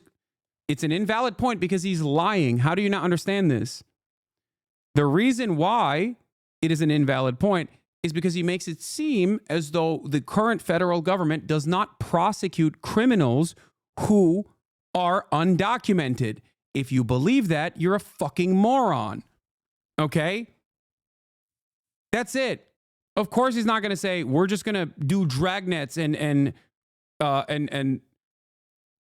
deport, forcibly put the otherwise law-abiding abuelas down the street from you into permanent jail. Okay, into a concentration camp. He's not going to say that because people are going to be like, that's a bridge too far for me. He has to justify it. And the way to justify it is by claiming that these guys have done heinous, violent crimes. Okay? And he has to further justify that by claiming that the previous administration did not prosecute undocumented immigrants who committed heinous, violent crimes. That's it. If you take everything he says at face value, you, as a dullard, will sit here and go, oh, well, this makes sense.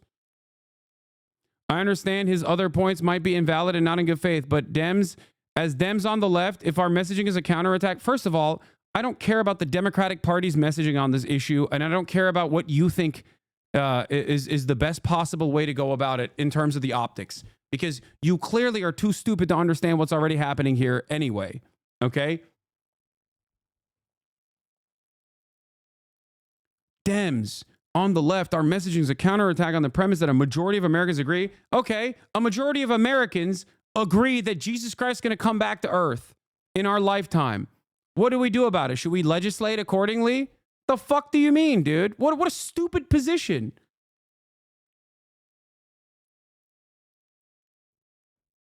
If a majority of Americans believe that the only law of the land is the Christian law, and we have to actually learn about Jesus Christ, our Lord and Savior, in schools, are you going to say, well, a majority of Americans agree with it, so I guess that has to be the case?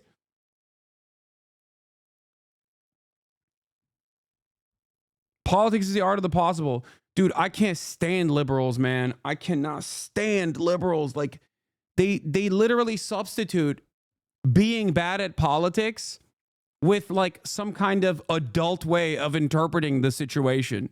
Okay? Politics is the art of the possible, which is why we have to constantly cave and capitulate to the Republican framing on issues, no matter how fucking insane it is, no matter how made up it is, because if we don't counter message against it, people start believing the Republican messaging on the issue, and then there are enough people that believe it. Well, then it must be true, I guess.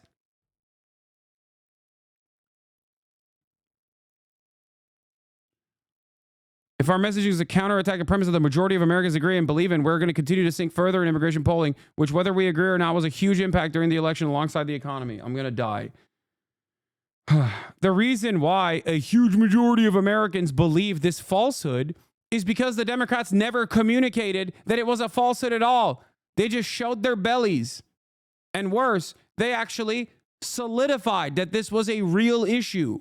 It was born out of real data by actively making their own exact same right-wing reactionary white nativist immigration, anti-immigration bills. Brilliant stuff, okay? Big words don't make you sound smart when your point is bad, lol.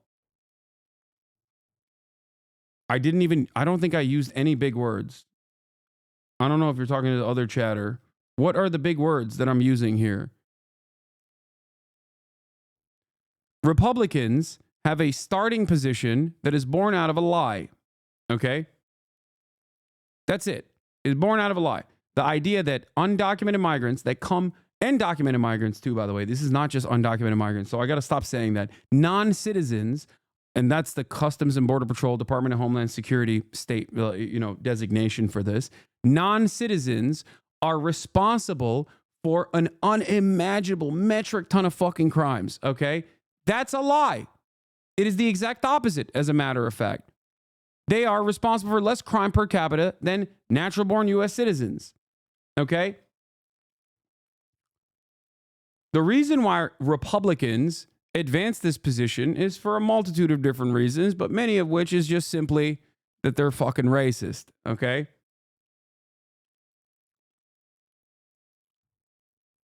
If the liberals, and the craziest part about this, by the way, isn't that like this was something that was unforeseeable. In the month of February, in the year 2021, okay?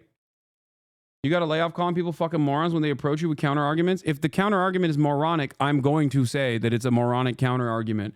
I'm sorry. If your counter argument is, well, a lot of people believe this dumb shit, and I haven't really examined whether or not there is any veracity to it, and I just think that when a decent number of people believe in a complete falsehood, then we just have to act like that complete falsehood is the truth, then you're a fucking moron. You know? I'm sorry that it hurts your fucking feelings, dude. What are you talking about? I'm sorry, I'm a bot, and you have to treat me like a special little flower in the chat. My feelings will be hurt if you don't do that. This also goes back to the American entitlement, okay? The American entitlement, American exceptionism, and American individualism, and the American entitlement that, like, I came up with this idea, and it's a brilliant idea, so you have to take it seriously. Me, me, me, me, me. You are an entitled American, dude. Racist. People from all countries come to Mexico to gain access to the USA, skirting the law, says MJ Plays. You are an entitled American, dude. I am. Okay? I am an entitled American. Exactly. So you have to listen to me now, okay? Instead of other... At least I'm an entitled American who understands what the fuck is going on, rather than an entitled American who's a dumbass, who's going around being like, me, me, me, me, me. Hasan, please see the truth. Oh... People from all countries come to Mexico to gain access to the USA, skirting the law, okay? First and foremost, the law is restrictive, okay? Specifically designed to make sure that people come in illegally, or in many instances legally come in, but they want to fucking deport those people as well, for the record, and they are working to deport those people as well, or take away their immigration status. That's number one. Number two, the normal process of coming into the United States of America, especially from a Latin American country, especially from a South American country, is unimaginably long and virtually impossible, especially if you don't have a lot of money, okay? So that is precisely the reason why people do this thing where they seek asylum, which is legal, okay? Seeking asylum is a legal process. And many of those people who are going through the legal process of seeking asylum in the United States of America that actually had their CBP-1 applications that were supposed to be today, when they were supposed to have their interviews yesterday, got the application shut down. So you're actually shutting down legal migration as well, okay? I empathize with real asylum seekers, but we are allowing criminals in without due diligence. You don't know what you are talking about. If you think that the CBP-1 application does not actually have any sort of background checks, you're just wrong. And not only are you wrong, but you are fantasizing about a reality that you came up with that no, plenty of real criminals are actually skirting the system. Okay? I'm sorry. I can't entertain the silliness in the chat if that's your take. Who do we contact to confirm the background check? The dictators?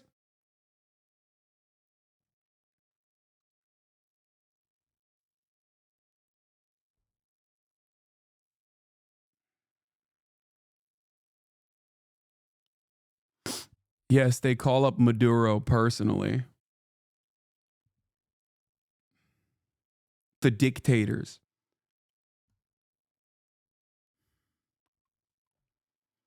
Do you think that that's what you're implying? No, I'm not implying that because I'm not a fucking moron. Do you think that the Customs and Border Patrol is actually woke and the Department of Homeland Security is actually woke and they're wokely saying, even if someone is of a criminal background, even if someone has a criminal background, let's not investigate that. Let's just let them all in. Is that what you think is going on? Also, if that's the case, you probably assume, and it's not false, that a shit ton of undocumented migrants came into the United States in the last 4 years of the Biden administration. So why did they not amount to an unimaginable, why did they not cause an unimaginable sea of extra crimes that took place in the process? Or do you think they did, and the quote unquote woke law enforcement officials in every state, in every locality, actually secretly were all tasked with hiding this truth and simply did not arrest them? Or when they did arrest them and they realized that they were undocumented migrants, they let them go? Because in terms of the murder rate, for example, it's gone down in the process of unlimited migration into the United States of America. Perhaps it's because undocumented migrants, at least if you look at the data, are responsible for significantly lower percentages of crime per capita than natural-born U.S. citizens.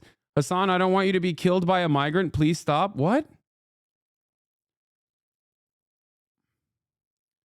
Dude, you are just fucking brain dead if you think that any random migrant person that you see is a murderer, okay? I don't know if you're trolling or if you're just a racist fucking moron.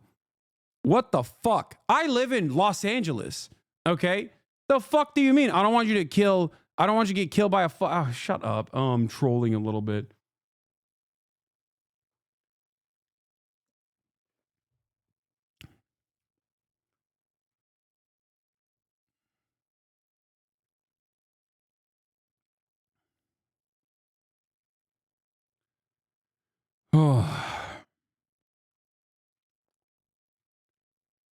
Country is 330 million people, 29 murders by undocumented migrants last year. 29. Yeah, we're really going to put a dent. We're really going to put a dent in that fucking murder rate by doing mass deportation and concentration camps for 20 million people. Bad person in the jail. We would like to have access to the jail to arrest a criminal alien in the safety and security of a county jail, which is safer for the community, safer for the officers, safer for the... It's crazy seeing certain sex workers become MAGA over the past couple of years. Jesus fucking Christ. Dude, what are you talking about? It's clout. People don't give a shit. They just want to... One, everyone is susceptible to the same kind of brain rot. Okay? That's number one. And number two, people are very clout obsessed and want to make money and think this is a better way to generate attention. And then people will come and jerk off to their photos that way.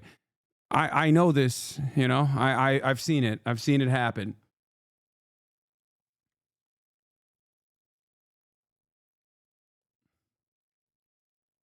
Much more popular sex workers than Miss Gibbs' fake sister have actually successfully done this in the past and still continue to do so.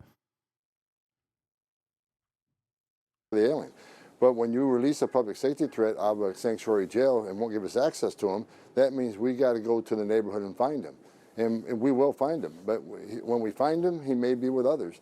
Others that don't have a criminal conviction but are in the country illegally, they will be arrested too.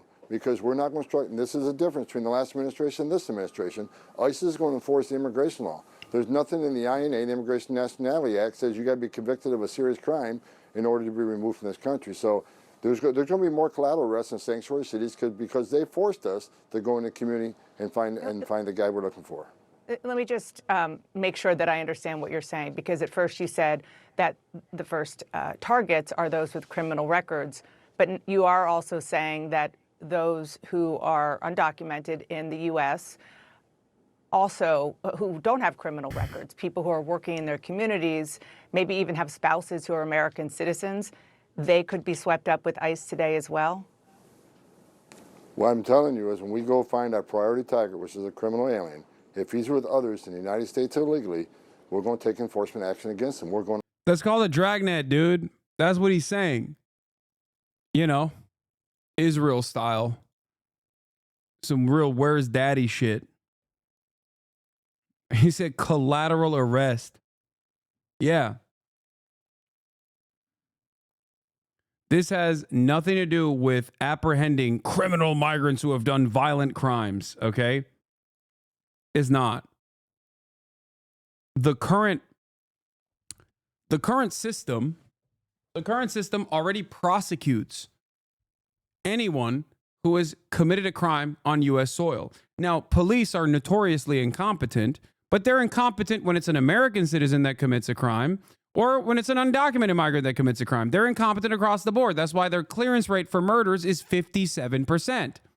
If you were to tell me we have to make the police more competent, we have to ensure that we have better detectives, we have to have higher standards for policing, I'm there with you, okay? But if you look at that situation and you say, no, I'm imagining that all of the unsolved murders are done by undocumented migrants, even though the solved murder ratio doesn't actually make any fucking sense whatsoever, considering that undocumented migrants or non-citizens in general, undocumented and documented migrants, are responsible for 1% of the homicide and manslaughter rate, but 100% of the unsolved homicide and manslaughter rate. You're out of your fucking mind.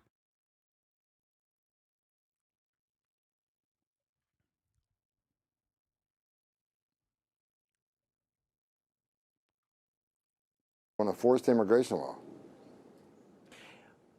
What happens then? So the ICE officers gets an individual or a set of individuals and apprehends them.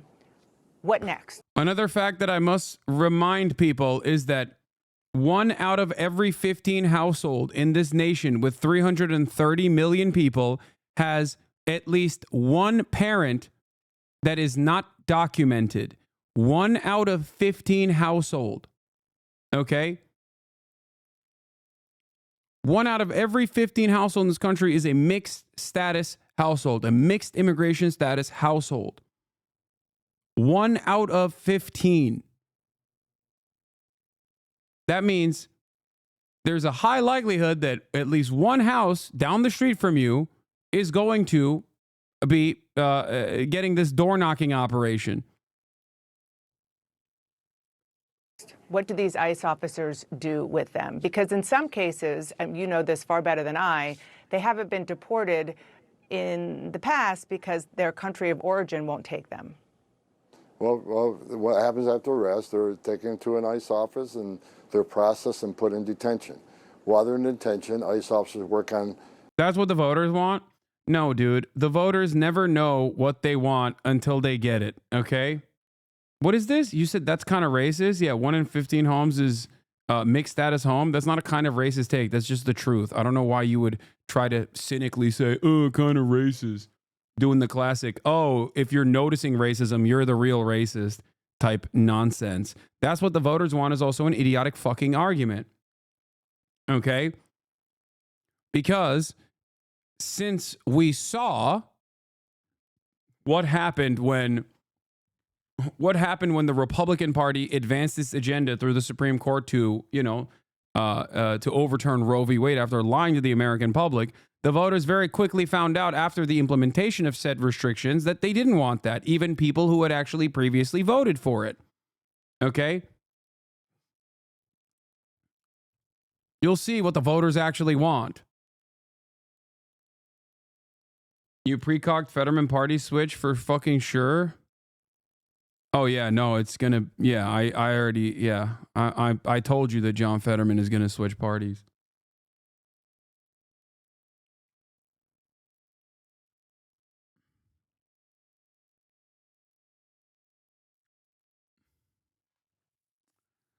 Is this guy trying to give an interview while actively being victim to a stroke? I mean, yeah, he is. He's a Harkonnen. On travel documents, the host country sends travel documents saying, yeah, this is our citizen, this is our national. Then we make flight arrangements. So they could be in detention from a few days for a few weeks until that removal was made happen. What if the host country doesn't want them, as has happened in the recent past? We have various plans. We have various plans. Other countries are willing to take them. We have third safe country removals. So that's something we're working through. But I think you're going to see less of the recalcitrant countries. Countries won't take their citizens back. under this president, because this president has vowed that these countries will take them back. So I'll leave that up to the White House, but there will be negotiations with those countries who are pushing back on recalcitrancy, and they will be removed. You know, I think that there is some kind of image that people might have, given how much we heard President Trump and you in the months during the campaign, and certainly during the transition, talking about what's going to happen of people being rounded up, loaded on buses, and dropping them off. Yeah, this is where, look, this is why I said this doesn't happen overnight, okay? First, you actively dehumanize, and you say there's a real good reason for why we got to do mass deportations. It's just mass deportation. It's just criminals. Okay, maybe it's not just criminals. It's all undocumented migrants. Okay, maybe it's some documented migrants as well as the undocumented migrants. Okay, but we have to do it. We have to do it because they're violent. We have to do it because they're invading the country. We have to do it because they're collaborating with the cartels. They're doing terrorism. Okay, then you have to set up these facilities. The facilities are going to be shitty to begin with because obviously these are the people that you're rounding up and putting in this concentrated area are already now officially considered undesirables. Okay. You put them in these facilities. It's already too expensive of a process to begin with. There's a lot of legal hurdles to clear under international law. Maybe you can't deport some of the people. Okay. And also the maintenance of these facilities that are going to be in dire conditions are going to start, leading to some suspicious, mysterious deaths left and right. And in that process, you have a choice to make. Either you enslave them in permanent detention and you force them to do backbreaking labor, okay? Or you just kill them. And that's how you arrive at the final solution. This process will take many years, usually, okay? But that's how you get to death camps. That's how you get to the final solution. Based. Okay, dude, sick. Dude, I'm going to tell you right now, when you hear something like that and you say based, that doesn't, your life is still awful. You know that, right? Deporting 20 million migrants is not going to make you a more fuckable person, okay? Your crush is still never going to talk to you. You're still a pathetic loser, and your family most likely is embarrassed, and that's why they don't tell you when they're having family gatherings. You assuming that cruelty that others are going to be subjected to is going to somehow elevate your status in society is a lie, okay? Fix your own damn self instead of fantasizing about the state enforcing violent mechanisms against those who are more marginalized than you are, okay? It is precisely that problem that causes you to further and further latch on to right-wing politics.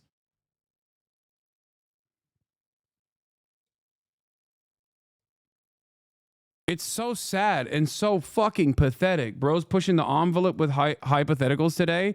You think it's I'm pushing the envelope with hypotheticals? It's not even a hypothetical. This is what I suspect will happen by telling you what has happened throughout history. Okay? It's happened in American history, and it certainly has happened in German history as well. And in identical ways, too.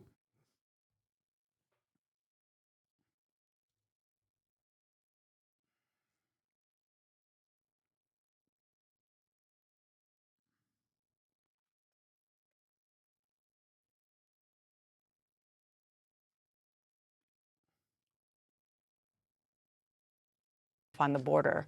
Is that how you see this happening?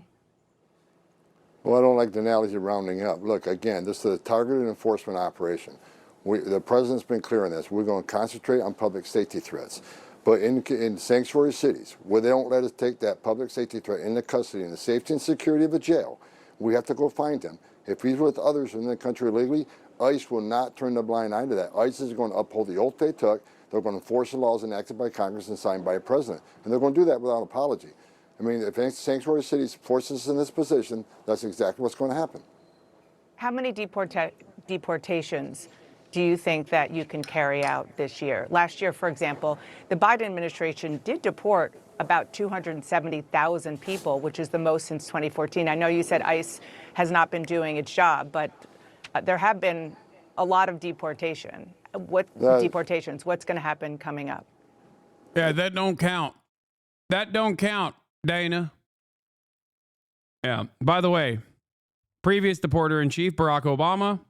Second deporter-in-chief, Joe Biden. That is not accurate. The Biden administration is hiding the numbers. If you look at those removal numbers, over 80% were Border Patrol apprehensions on the border that were immediately removed. They weren't ICE removals. So if you look at what ICE has done into Yeah, they don't count. They don't count those.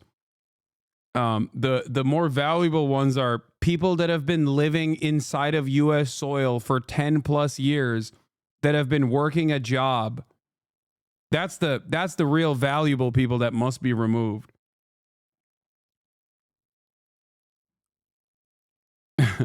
Those weren't impactful enough. Those weren't violent enough. Those weren't psychotic enough. the United States under 4 years of President Biden, they have the lowest numbers of removals in the history of the agency, despite a historic illegal crisis on the southern border.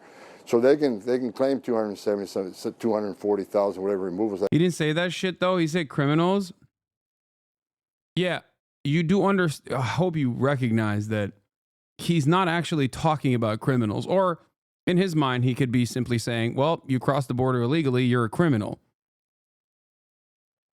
Now, not all crimes are equal. Okay? And if you understand, here's what I'm saying. If you're illegal, caught up with criminals, then sorry, you know? Wait, what? Are you fantasizing about a thing that is not happening where you're just like, dude, where does this come from? Why is there no due process? Why? If you're illegal and with illegal criminals buy, okay, so you got a 14-year-old, okay, who's in a house. There's another guy there, okay, an immediate family relative. The guy has a parking ticket, okay? They bust down the door. They nab both of these guys, the 14-year-old and the adult. That's good for you? That's a good, bye-bye, valid? Is that what you're saying? I don't think they're going after parking offenders. No, you don't think that. You don't think much, okay? They're not even going after parking offenders. They're going after everyone. I think they're going to probably go after real criminals, my G. No, dude, you're just fucking brain. Oh my God! This is why there's so many motherfucking Trump-supporting, undocumented Honduran people too, okay? They just think that there is this idea of bad migrants and good migrants, okay? That's what they think. So they go, nah, I know my immediate relatives actually voted for Trump, and I'm undocumented, and I would have voted for him too. Because guess what? They're only deporting the bad migrants. You're a fucking idiot. They already deport the bad migrants, okay? God damn. What the fuck are we doing? You think when an undocumented migrant does like a rape or a crime or a DUI or something heinous that they just get away with it? Are you that fucking stupid? Really, please, what is going on, man?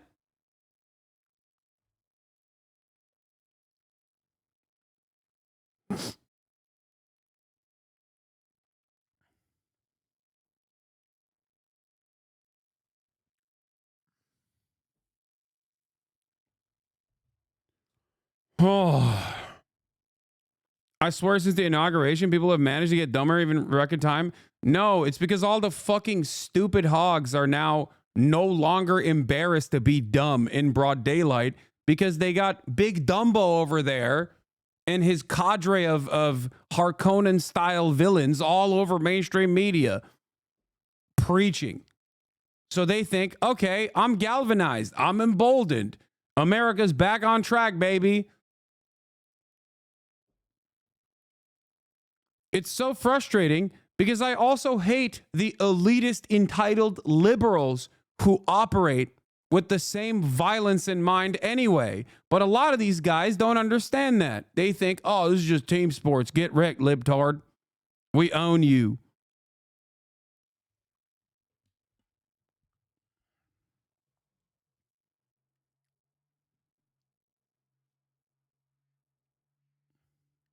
I wonder how many times you will have the same argument today. I will be having the same argument every single day as we're watching like random otherwise law-abiding, documented and undocumented non-citizens get rounded up and put into concentration camps. I'll be like, that person was simply just a person who picks crops, okay? That person is responsible for the tomatoes that arrive at your fucking table, okay? Right now, that person is getting rounded, and they'll be like, nah, I imagine a fantasy where that person actually is a drug dealer and maybe even raped and executed multiple children, multiple children in an orphanage, so I think it's valid.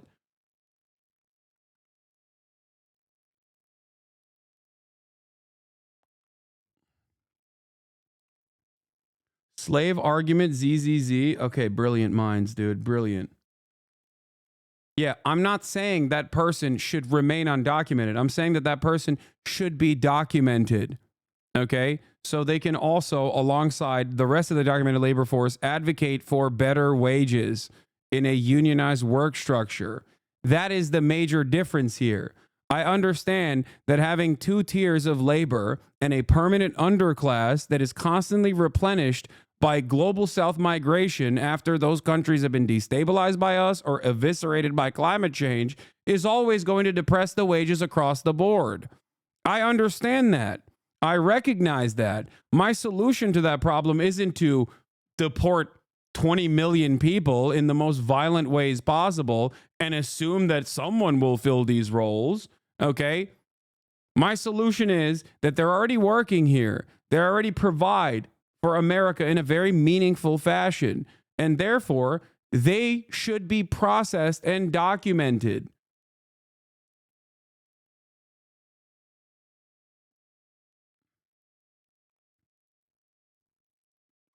That's simply not the fact.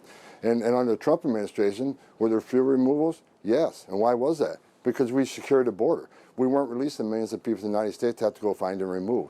So it doesn't matter how many people were deported, it's how many people were released in this country, and millions were released into this country by the Biden administration that were not released by the Trump administration. I just want to be clear. I'm not obviously getting these numbers out of thin air. They are coming from the U.S. Customs and Border Protection Agency. You're saying that they're giving us false information?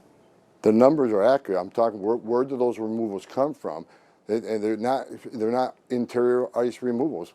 80% of those removals are arrested by Border Patrol. So ICE didn't make the arrest, Border Patrol did, and they were removed by ICE on the southern border. Understood. You told my colleague Caitlin Collins in December that you didn't know how many people you're going to depart because you didn't know the resources that you would have. How much money do you, and I understand that you've been in this job now for a matter of hours, but you've been working on it ahead of time for a long time. Do you know how much money you're going to need from Congress to carry this out? Look, I've been working with members of Congress, and the whole team's been working on to come up with a number that makes sense. But like I've said many times, we're going to use whatever money we have and do the most efficient operation we can. The more money we have, the more we can do. And I think this election proves that the American people support the removals of criminal aliens in this country. So I'm looking for Congress to come through and give us the budget we need. One of the president's executive orders suspends hundreds of billions for a problem that doesn't exist, that will actually, in the implementation of this quote-unquote solution for the problem that doesn't exist, will cause infinitely more problems, by the way. I rarely ever talk about the New York Times style approach to the subject matter, where I talk about the, I feel like it's selfish and silly to talk about the economic impact of mass deportations, because I think that I am more invested in the immediate violence and the cruelty of the matter. But it's also an incredibly stupid thing to do for the American economy. Okay? The overwhelming majority of our agribusiness is undocumented migrants. Okay? Migrant workers are at the heart of American agriculture. That's number one. A quarter of the construction business are migrant workers. But then again, Trump clearly doesn't care about construction despite being a real estate developer, because he's now talking about implementing 25% tariffs on Canada, where the overwhelming majority of our lumber comes from. So clearly he doesn't care about any of this at all. He does not care about the economic impact at all.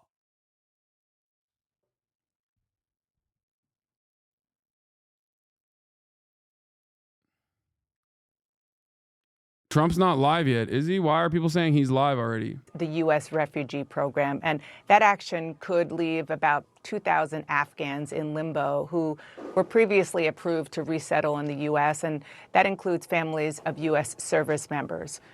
Why shouldn't those people be allowed to come in the U.S. and stay as refugees?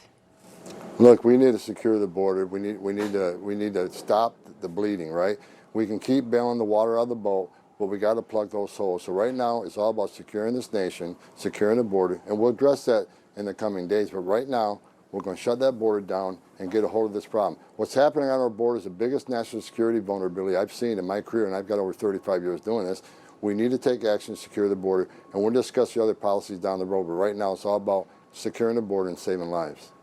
So I just want to, again, make sure I understand this, because this is all new and very, very important with regard to the Afghan refugees, that it was a blanket executive order, but perhaps it could be amended or specific groups of people could be addressed as you get your arms around this? No, the order stands as is, but there's a lot of work that needs to be done. We know that a lot of these refugees weren't properly vetted. There are things we need to fix. See, a lot of these refugees weren't properly vetted. Another lie. Now they're talking about documented migrants, people who have come in here with refugee status. Now they are talking about removing people who already have the proper documentation. TPS for Venezuelans and Haitians, for example. Okay. And many other people that have come into this country under special status, special clearance, that are documented. Now, why would you also remove people who are documented migrants?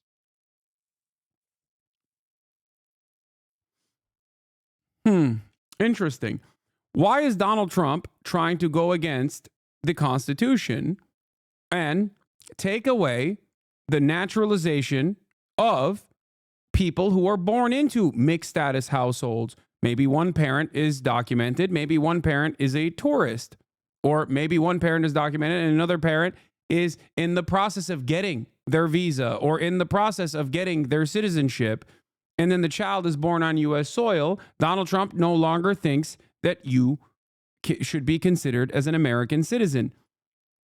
That is protected by the Constitution. Why, oh, why? Do we have an issue with space in this country? We do not, just so you know.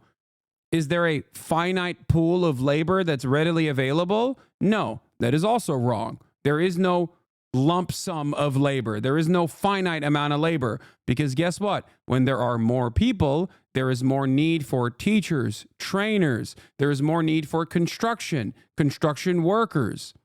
So there is technically no lump sum of labor. However, when you have a two-tier labor structure, you can permanently lower the wages of everyone by constantly hedging against the existing documented labor pool with migrant workers that you can exploit.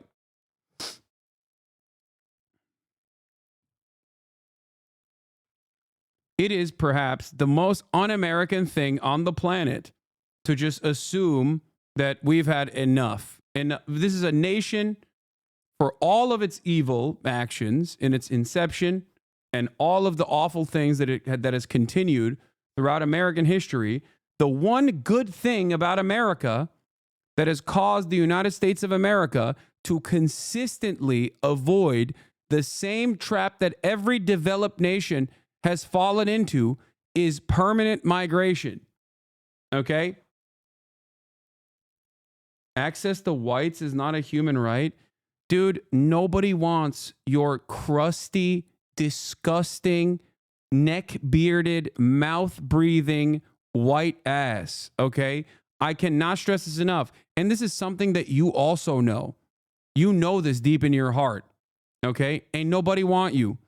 It's Fuck With Me Friday, and you posted, and everybody's not fucking with you, okay? Nobody's fucking with you. Crawl back to the hole you came out of, okay? Access to the whites. Oh, here's the thing.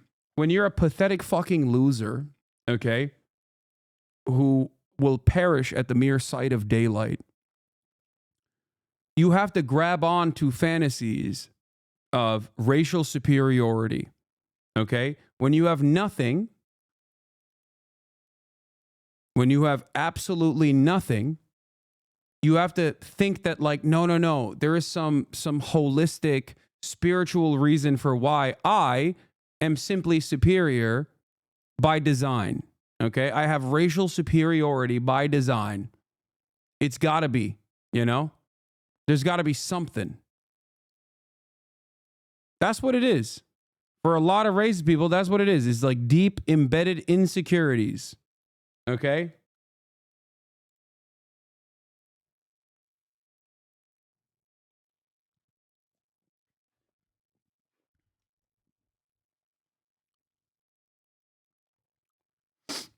Administration broke before we allowed the program to continue. So we're on it. We'll be discussing it more in the future.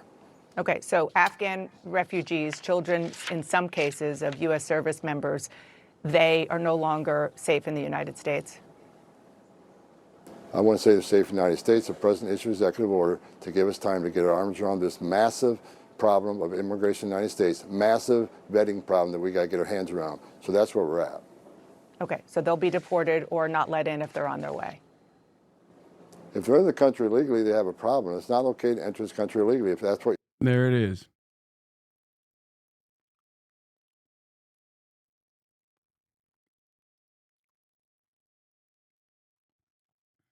Yep. There it is. All right. Donald Trump is going to talk about, Sebastian Gorka, the neo-Nazi himself, Mr. Vitesse Rend.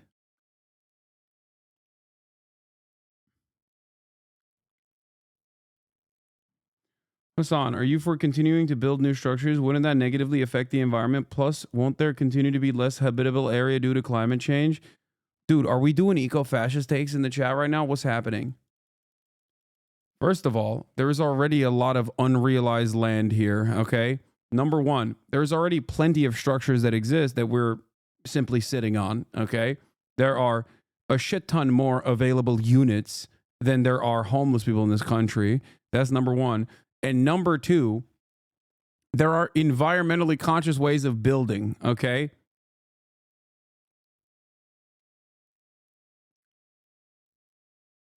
I love saying stuff like this when this chatter cannot live in America, right? Like, there's no way. The average American city is half mall, half parking lot, okay? What are you talking about? You think there aren't better, more environmentally friendly ways of improving the city planning?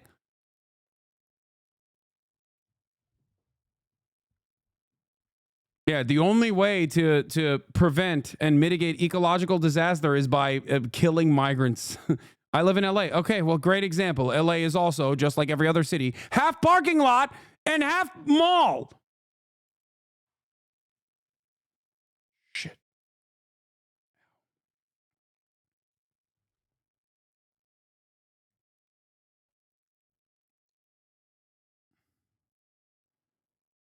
AI infrastructure, holy shit, what a dog shit future that is headed for us. Yeah. No, I mean, this is also funny. We're doing an AI infrastructure announcement on the first full day. Full grift. Full grift. We're going full grift. It's awesome.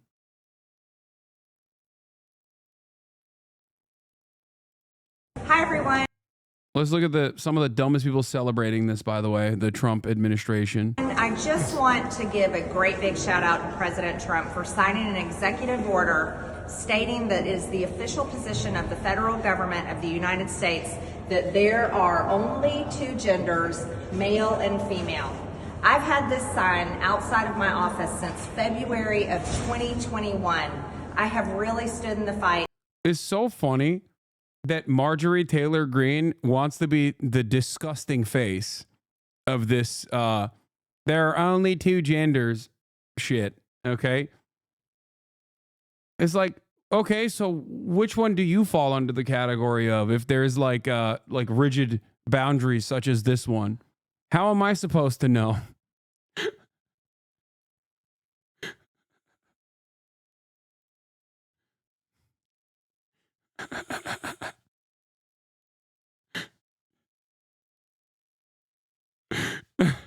No, you don't understand. It's because trans people exist that people constantly tell me, constantly misgender me. If we eradicated trans people, then no one would misgender me.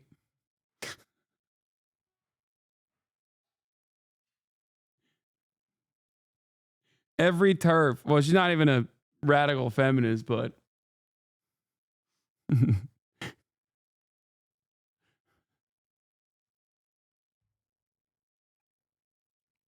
During all 4 years of the Biden administration, when Democrats and the Biden administration did everything they could to destroy God's creation, which is only 2 genders. So I'm very proud today to tell you that my sign still stands outside here of my office in Rayburn 2201, and I am standing up for... Yeah. I love that these people also try to say that this is the scientific take. It's just not. But at this point, it doesn't matter. You know? It just doesn't matter. Like, these guys can just say whatever the fuck they want. And according to some of the chatters from earlier, they're like, well, the majority of people believe that this is science. Okay. Well, I guess it's science now.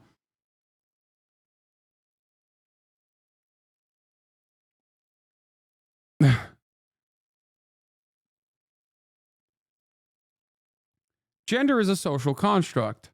I can't believe I'm repeating this classic take once again. Male and female are sexes, okay? Gender, on the other hand, is a social construct in general, okay?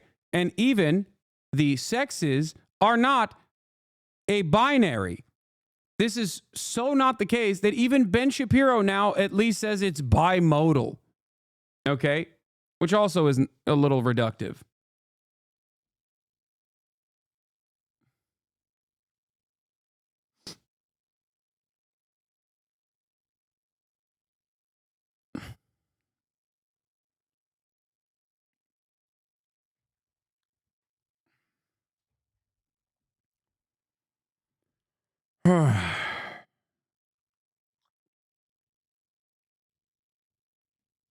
For everyone, Christians, God-fearing people all over the world, and especially here in America, as we take a strong position that we will never allow God's creation to be destroyed.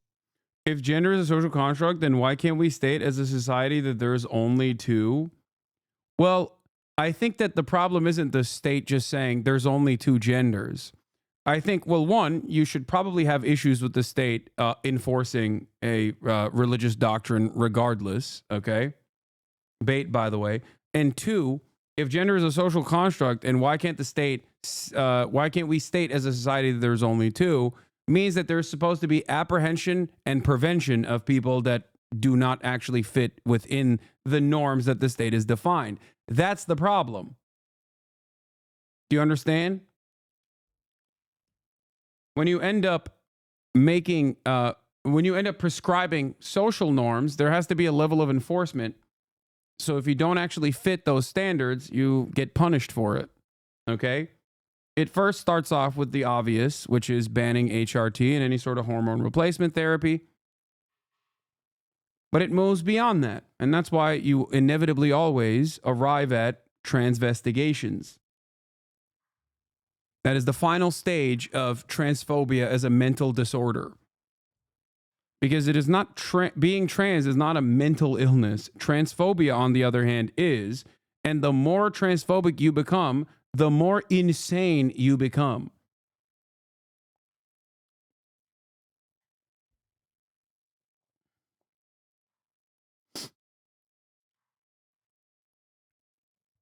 And because gender is a social construct that everyone understands is a socially defined construct, and you look at markers, okay? You look at markers,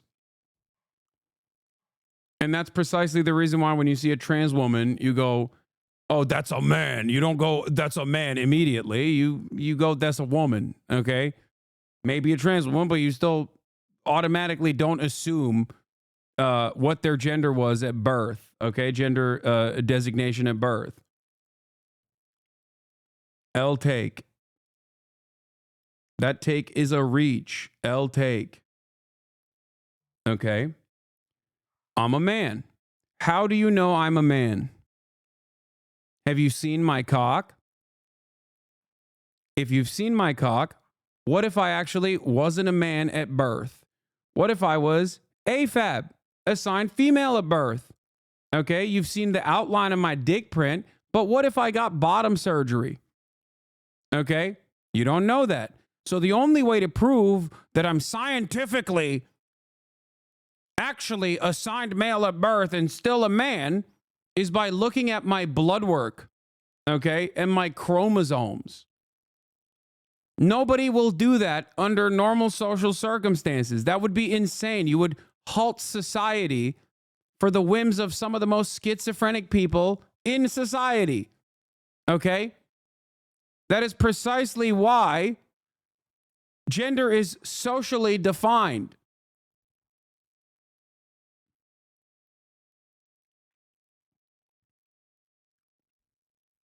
Wrong, fake, new.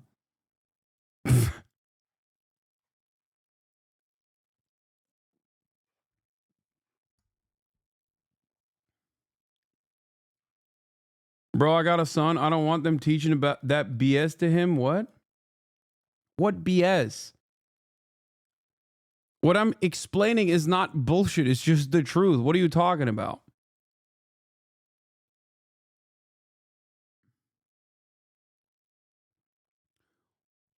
This is why whenever transphobic legislation passes, considering that there aren't that many trans people, okay, in general, the overwhelming majority of people that get harmed in the process are cis people. Okay?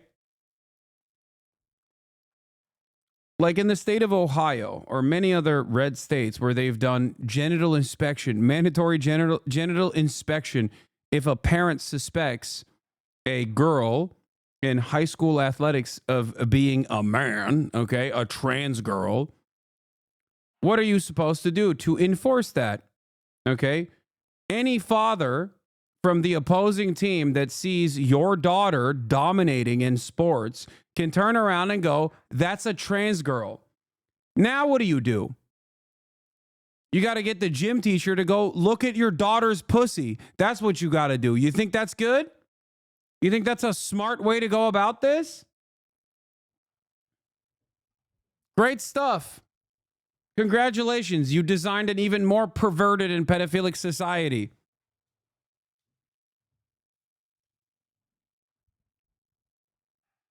What are you saying? I'm describing the process of literal legislation that is passed at state legislatures in the United States of America. If it comes across as insane to you, then you understand the point I'm making. The point I'm making is it is insane. Too far? Not a fan of that commentary? Wait, too far? What are you talking about? You can't just look at a situation that has been implemented in law and go, that's too far, man. I can't believe you're telling me this. Yeah, I think it's too far.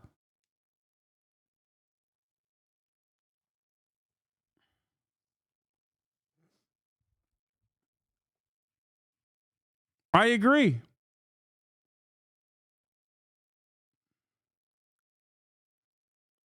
I like that you're not a fan of what I'm saying, but not a fan of what they're doing. Instead of not being a fan of what they're doing. You know what I mean?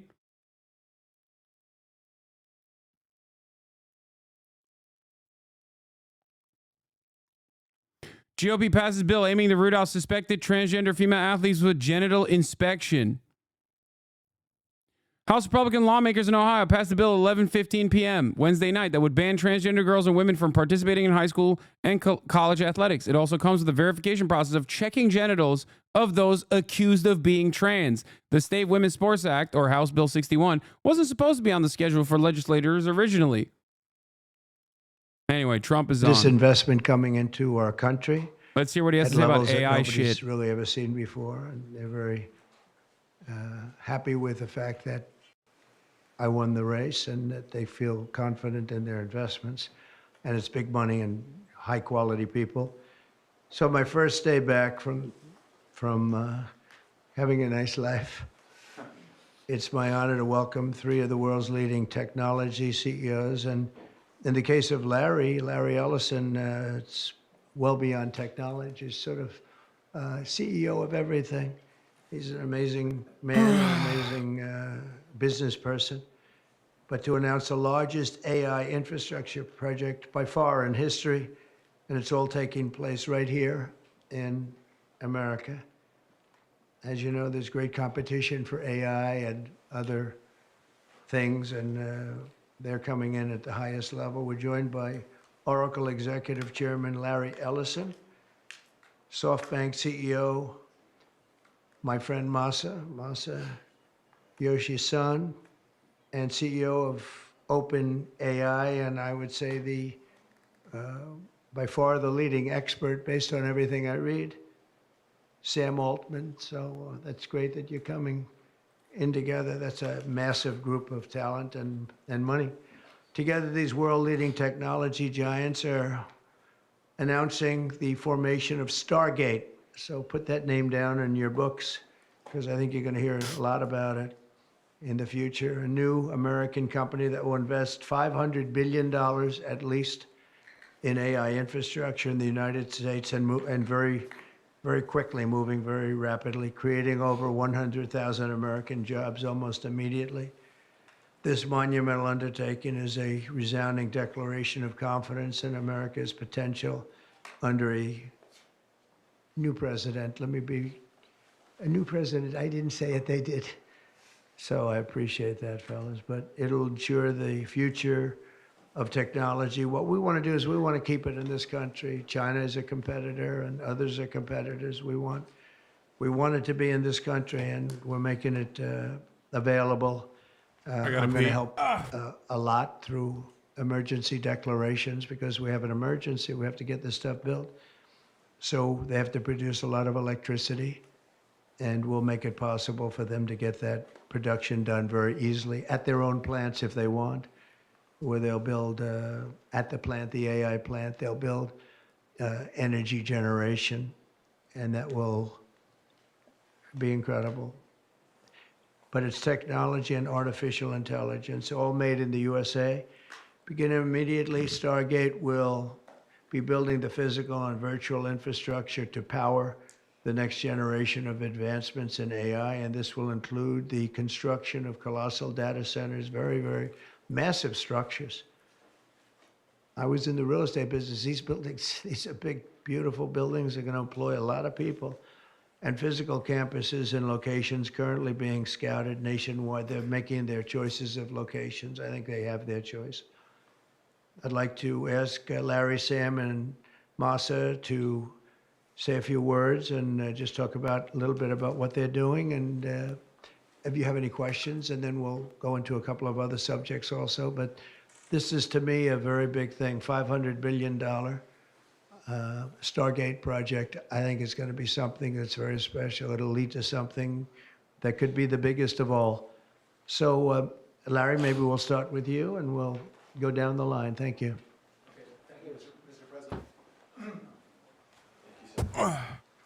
Thank you, Mr. President. We certainly couldn't do this without you. It would simply be impossible.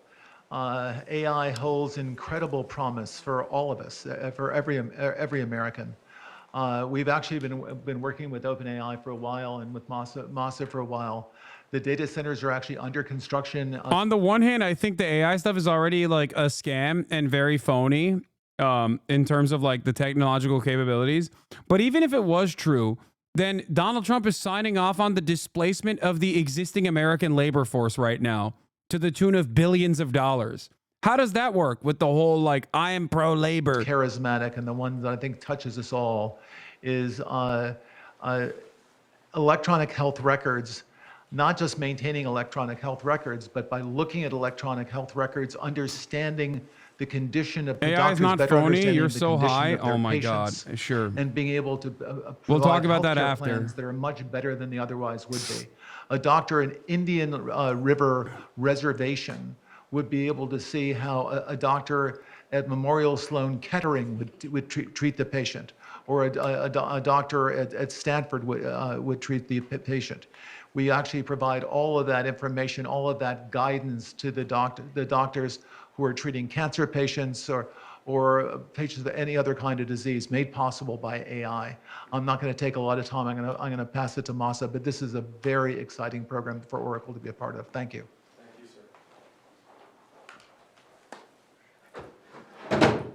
Thank you.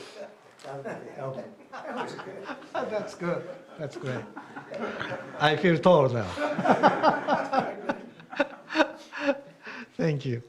Well, Mr. President, last month I came to celebrate your winning and promised that we will invest $100 billion. And you told me, oh, Masa, go for 200. Yeah. Now I came back with 500. Because this is the, as you said yesterday, this is the beginning of golden age of America. This is one great example, I think, right? We wouldn't have decided to do this. And I think so. This is the beginning of golden age. We wouldn't have decided unless you won.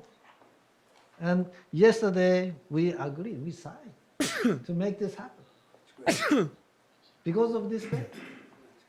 Very nice.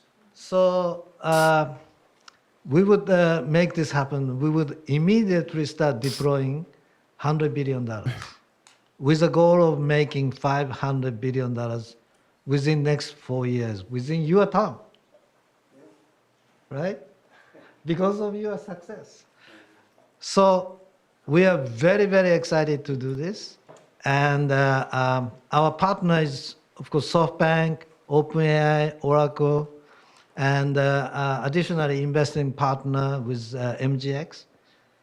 On top of that, we have the technology partner, NVIDIA, and of course, Microsoft has been very, very supportive to Sam and continue to support all our success. This is not just for business. As Larry said, this will help people's life. This will help solving many, many issues, difficult things that otherwise we could not have solved with the power of AI.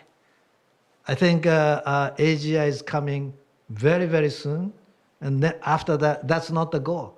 After that, artificial super intelligence will come to solve the issues that mankind would never ever have thought that we could solve. Well, this is the beginning of our golden age. Thank you very much. Thank you very much. Fantastic. I don't have too much to add, but I did want to say I'm thrilled we get to do this in the United States of America.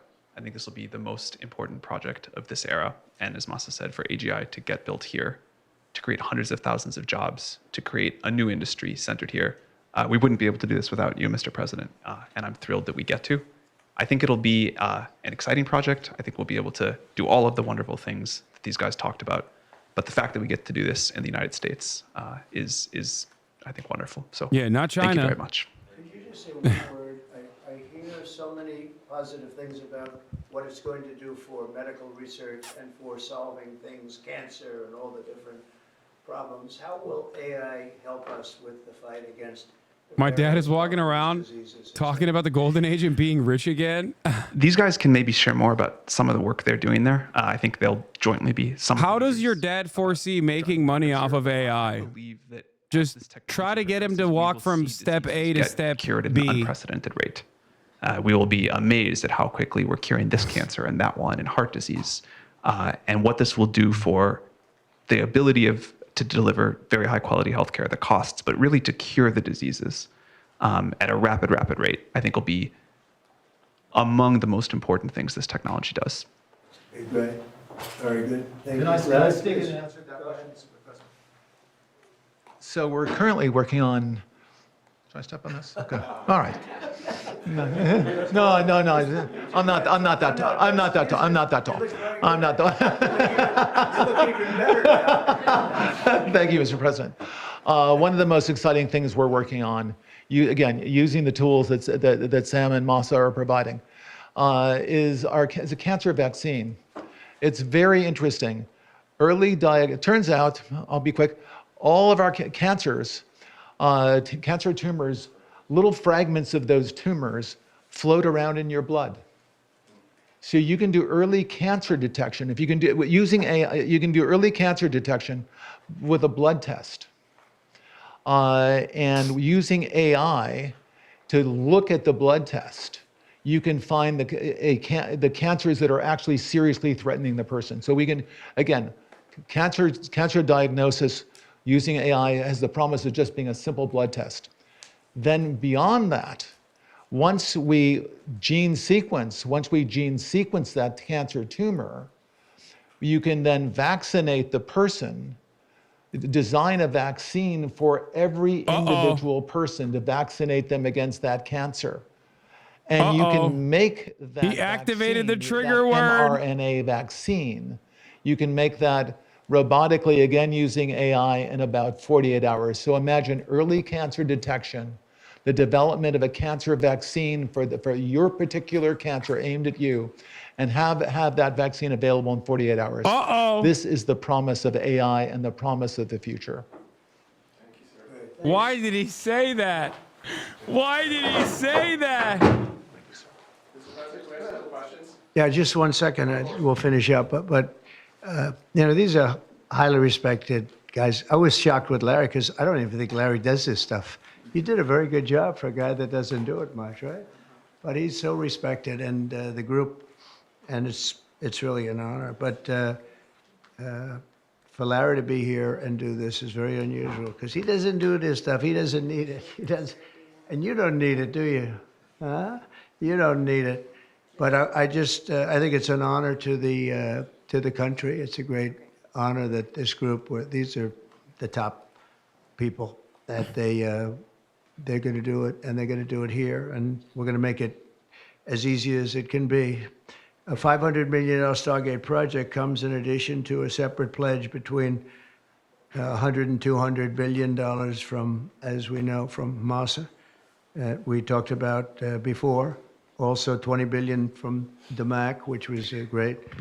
And we have many others that are coming. Some I just say, just announce it, it's easier, but with some, I know them and they're so highly respected, I'd rather do it this way. Many would like to do it this way, but we're letting the world know what's happening. This is money that normally would have gone to China or other countries, but in particular China. In total, before the end of my first full business day in Washington in the White House, we've already secured nearly $3 trillion of new investments in the United States, and probably that's going to be 6 or 7 by the end of the week. Tremendous amounts of money are coming in for many things other than even AI. AI seems to be very hot. It seems to be the thing that a lot of smart people are looking at very strongly. And our country will be prospering like never before. I think that's true, and it's going to be the golden age of America. As I say, yesterday we had the most ambitious, action-oriented day of any administration in history. No, there's never been a first day like yesterday, as you know. I signed a sweeping slate of executive orders to stop the invasion of our borders. I launched a government-wide effort to defeat inflation and bring down the cost of daily life and bring down the cost of energy, magnificently bring it down. And when energy comes down, Larry, I'd say generally speaking, when energy comes down, everything else comes down. The prices of food and the prices of everything else come down. Energy is that's the big baby. And we declared a national energy emergency to drill, baby, drill, our term that we use. We're going to drill, Our baby, term, drill. I invented like never it. before. We ended destructive DEI mandates across the federal government and returned our country to a merit-based system and a common sense system. As you know, the Supreme Court gave us a decision on merit, where things in this country can be based on merit now instead of a lot of different rules, regulations, and things that really put our country at a big disadvantage. We permanently stopped government censorship and restored free speech. That was signed yesterday. We renamed the Gulf of Mexico the Gulf of America. Sounds so beautiful, the Gulf of America, and returned the name of a great president, William McKinley to Mount McKinley. They took off the name. And he was actually a great president. He was a very, very successful businessman. He ran for governor of Ohio. He won and did a great job as governor, ran for president, and he won. He was assassinated, ultimately, in his second term, unfortunately. But he was the tariff king, and I don't think he was as bad as I am. I think I believe in him even more than him, but he believed in him very strongly. And he raised massive amounts of money. Our country was at its richest from 1870 to 1913. We had the most. That was when we were the richest, relatively speaking. We were the richest during that period of time. That was tariffs from other countries. And our administration's moving with unprecedented urgency and speed to confront every single crisis facing us, and we'll get the job done. And again, I want to thank Sam and Masa and Larry for being here. It's an honor to have them. And we'll take a few questions if you want. Some of the executive orders, you would agree that it's never acceptable to assault a police officer, Sure. right? So then if I can, among those you pardoned, DJ Rodriguez, he drove a stun gun into the neck of a DC police officer who was abducted by the mob that day. He later confessed on video to the FBI and pleaded guilty for his crimes. Why does he deserve a pardon? Well, I don't know. Was it a pardon? Because we're looking at commutes and we're looking at pardons. Okay, well, we'll take a look at everything. But I can say this. Murderers today are not even charged. You have murderers that aren't charged all over. You take a look at what's gone on in Philadelphia. Take a look at what's gone on in LA, where people murder people and they don't get charged. These people have already served years in prison. And they've served them viciously. It's a disgusting prison. It's been horrible. It's inhumane. It's been a terrible, terrible thing. I also say this, you go to Portland, where they wrapped police officers, shot police officers, nothing happened to anybody. You go to Seattle, where they took over a big chunk of the city and people died. Portland, a lot of people died. Wait a minute. And you go also, take a look at Minneapolis, because I was there and I watched it. And if I didn't bring in the National Guard, that city wouldn't even exist today. People were killed and nobody went to jail. So these people have already served a long period of time, and I made a decision to give a pardon. Joe Biden gave a pardon yesterday to a lot of criminals. These are criminals that he gave a pardon to. And you should be asking that question. Why did he give a pardon to all of these people that committed crimes? Why did he give a pardon to the J6 Unselect Committee when they burned and destroyed all documents which showed that they did what was wrong, not me? Wait a minute. Why did they give a pardon to all of his relatives, his brother who made millions of dollars, to all these different people? He gave pardons. That's the question you should be answering. Dog, you pardoned people who like bludgeoned cops. You know what I mean? Listen, I'm a radical, okay? And even I think that's a little wild. You know what I mean? Like, that's crazy. That is crazy. Like, sure, liberals do overemphasize January 6th being like 9/11 too, but that's insane. That is insane, dude. For help. So I think maybe that makes it like more the one-sided. bandwidth that Republicans have to get away with whatever they want is endless. Which okay, has been abandoned by the Democrats, and I'm going to North Carolina. Very importantly, first I'll be there on Friday, and then I'm going from there to Los Angeles, and then I'm going to Nevada, and I'm really going to Nevada to thank them for the vote because we won Nevada overwhelmingly, and that's usually a Democrat. Not sure if you ever looked at the full list, but there are a dozen people Trump pardoned in the last 2 weeks first term that literally did massive bank fraud, yet just donated to his campaign. Yeah, I mean, pay for play, baby. The leaders of the Proud Boys and the Oath Keepers were freed following their pardons yesterday. At the time, back in 2021, you urged them to stand back and stand by. Is there now a place for them in the political conversation? Well, we have to see they've been given a pardon. I thought their sentences were ridiculous and excessive. One of the guys took down a flag that was an anti-American flag, and he was given years in jail. I don't know the exact number, but he was given many years in jail. I thought it was very excessive. And at least the cases that we looked at, these were people that actually love our country, so we thought a pardon would be appropriate, yeah. Mr. President, is it also true in your conversations with Republicans today that you asked them to consider recess appointments for cabinet officials? I think, yeah, if it's needed, I don't think it's going to be needed. Marco, as you know, got passed overwhelmingly with 99-0, which is pretty amazing. Marco's going to do a great job, Secretary of State, but he just got, I guess he was the first one and just got approved. That's some vote, 99-0, and the nothing was a vote that he would have gotten if we wanted to do it. But you know whose vote that was?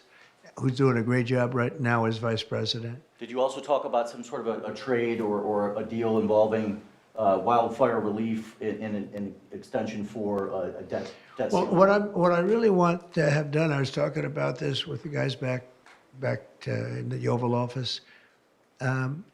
Los Angeles has massive amounts of water available to it. All they have to do is turn the valve, and that's the valve coming back from and down from the Pacific Northwest, where millions of gallons of water a week and a day, even in many cases, pours into California, goes all through California down to Los Angeles, and they turned it off. It's off now. The valve goes, it turns toward the Pacific Ocean, and all that water goes pouring into the Pacific Ocean.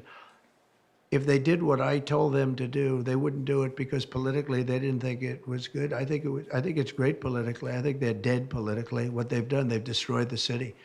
What they've done to that city is unbelievable. The sprinklers, their sprinklers in there like these right here that you see, none of them had any water in them. They didn't have any water. The fire hydrants, 40% of them had no water. The brush was soaked, was just dry. Everything was dry. The sprinklers on the lawn weren't allowed to even be used. So, you know, everything was dry, and it was an inferno. They created an inferno.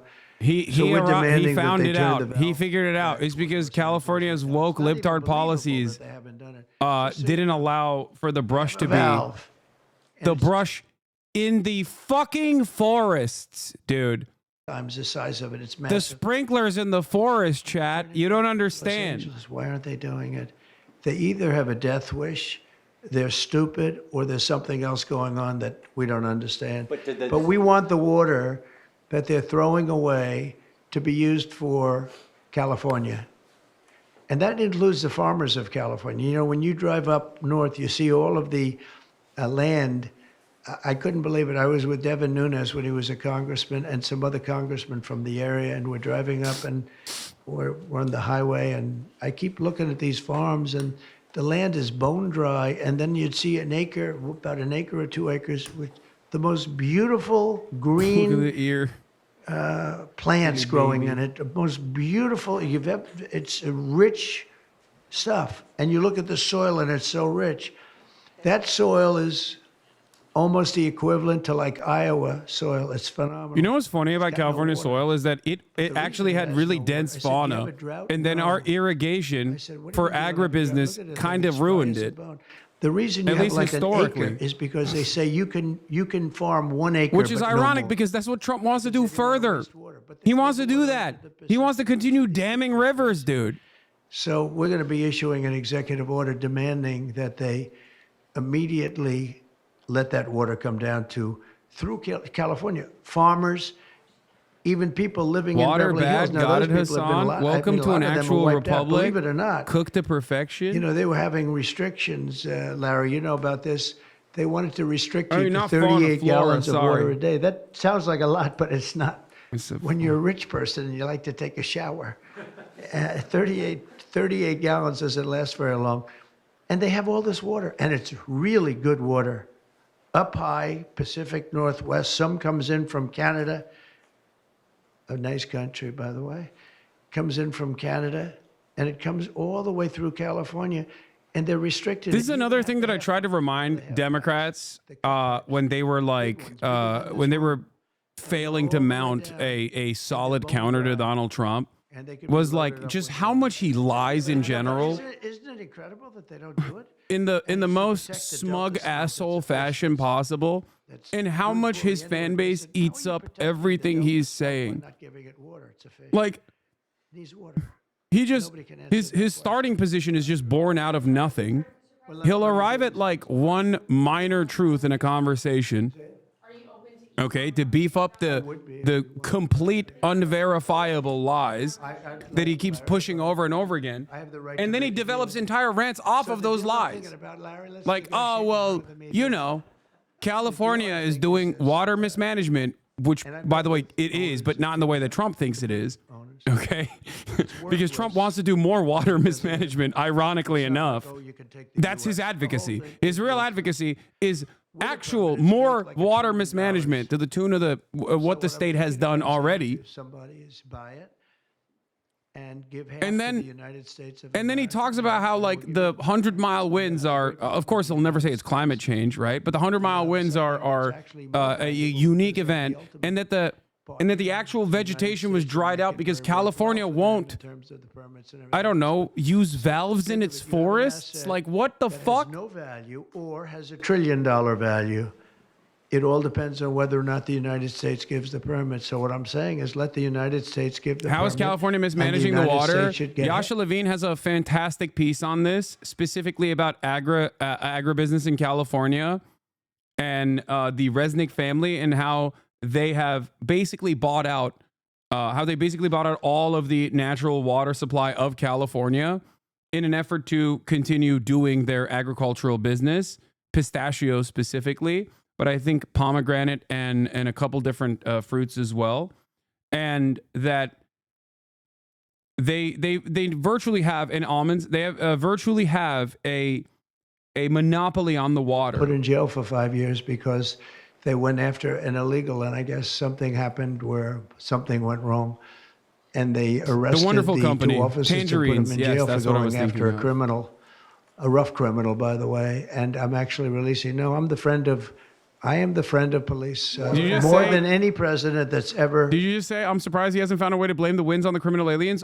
He did. Didn't he? Am I crazy? Didn't he initially say that this was the work of, oh no, that was with the terror attack.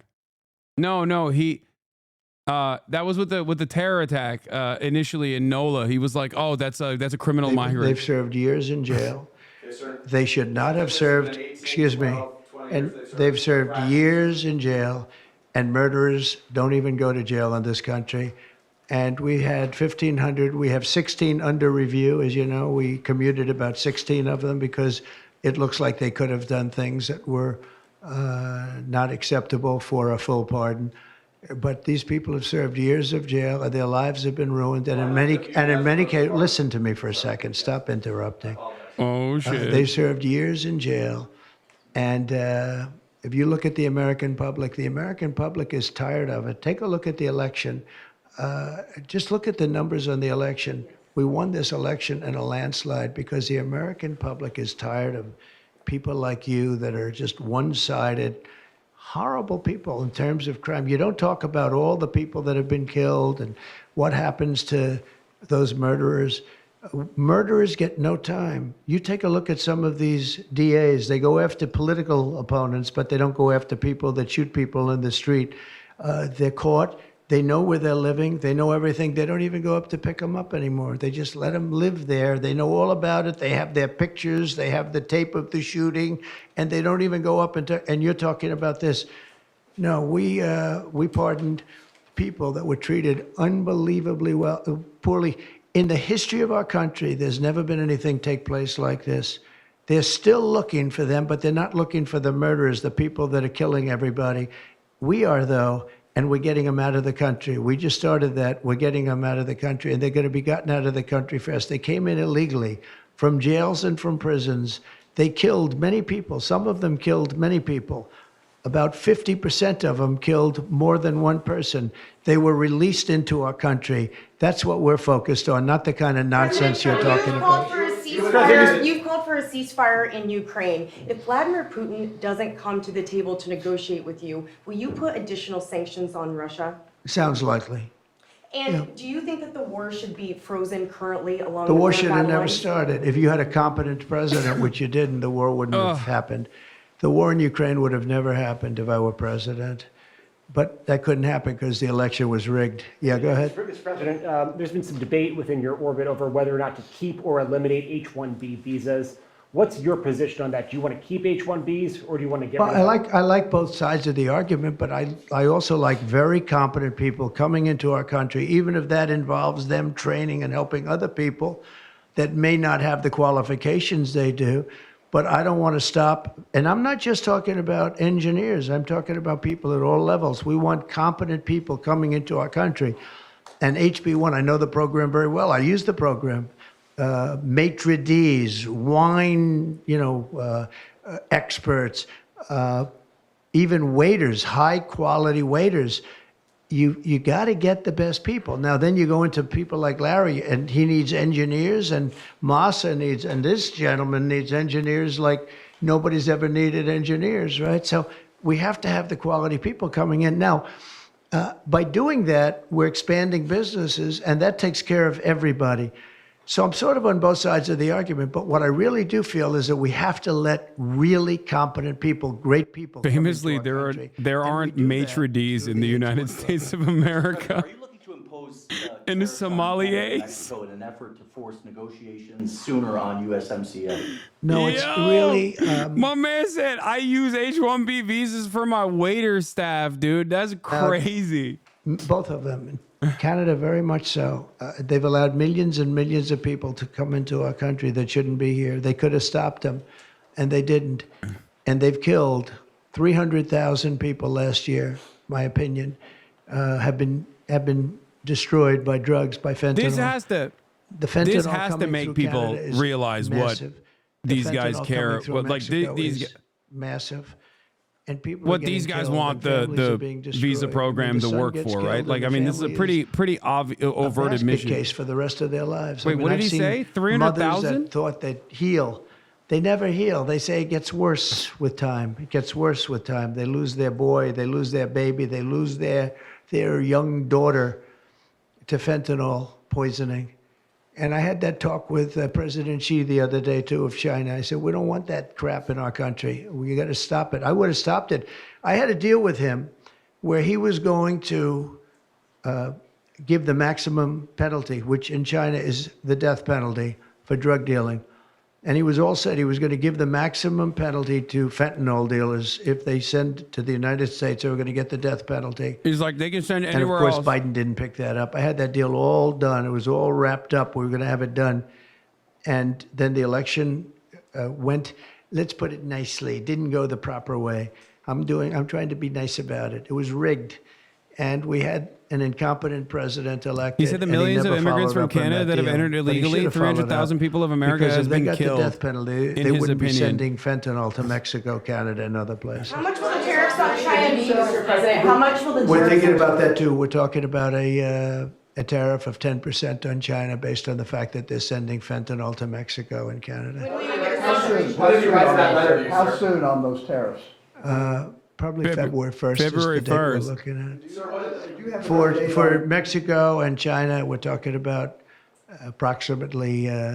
Have an update on the Gaza ceasefire, and are you planning Why to not give the travel to death penalty for Middle East soon? fentanyl in the U.S.? I'm We're against the thinking death about going to penalty, the but Middle for East, his not side of yet. the argument, first of all, he has said he wants to do that. But secondly, if you actually started killing American fentanyl dealers, you would end up realizing, or even the fentanyl traffickers, you would end up killing only American citizens.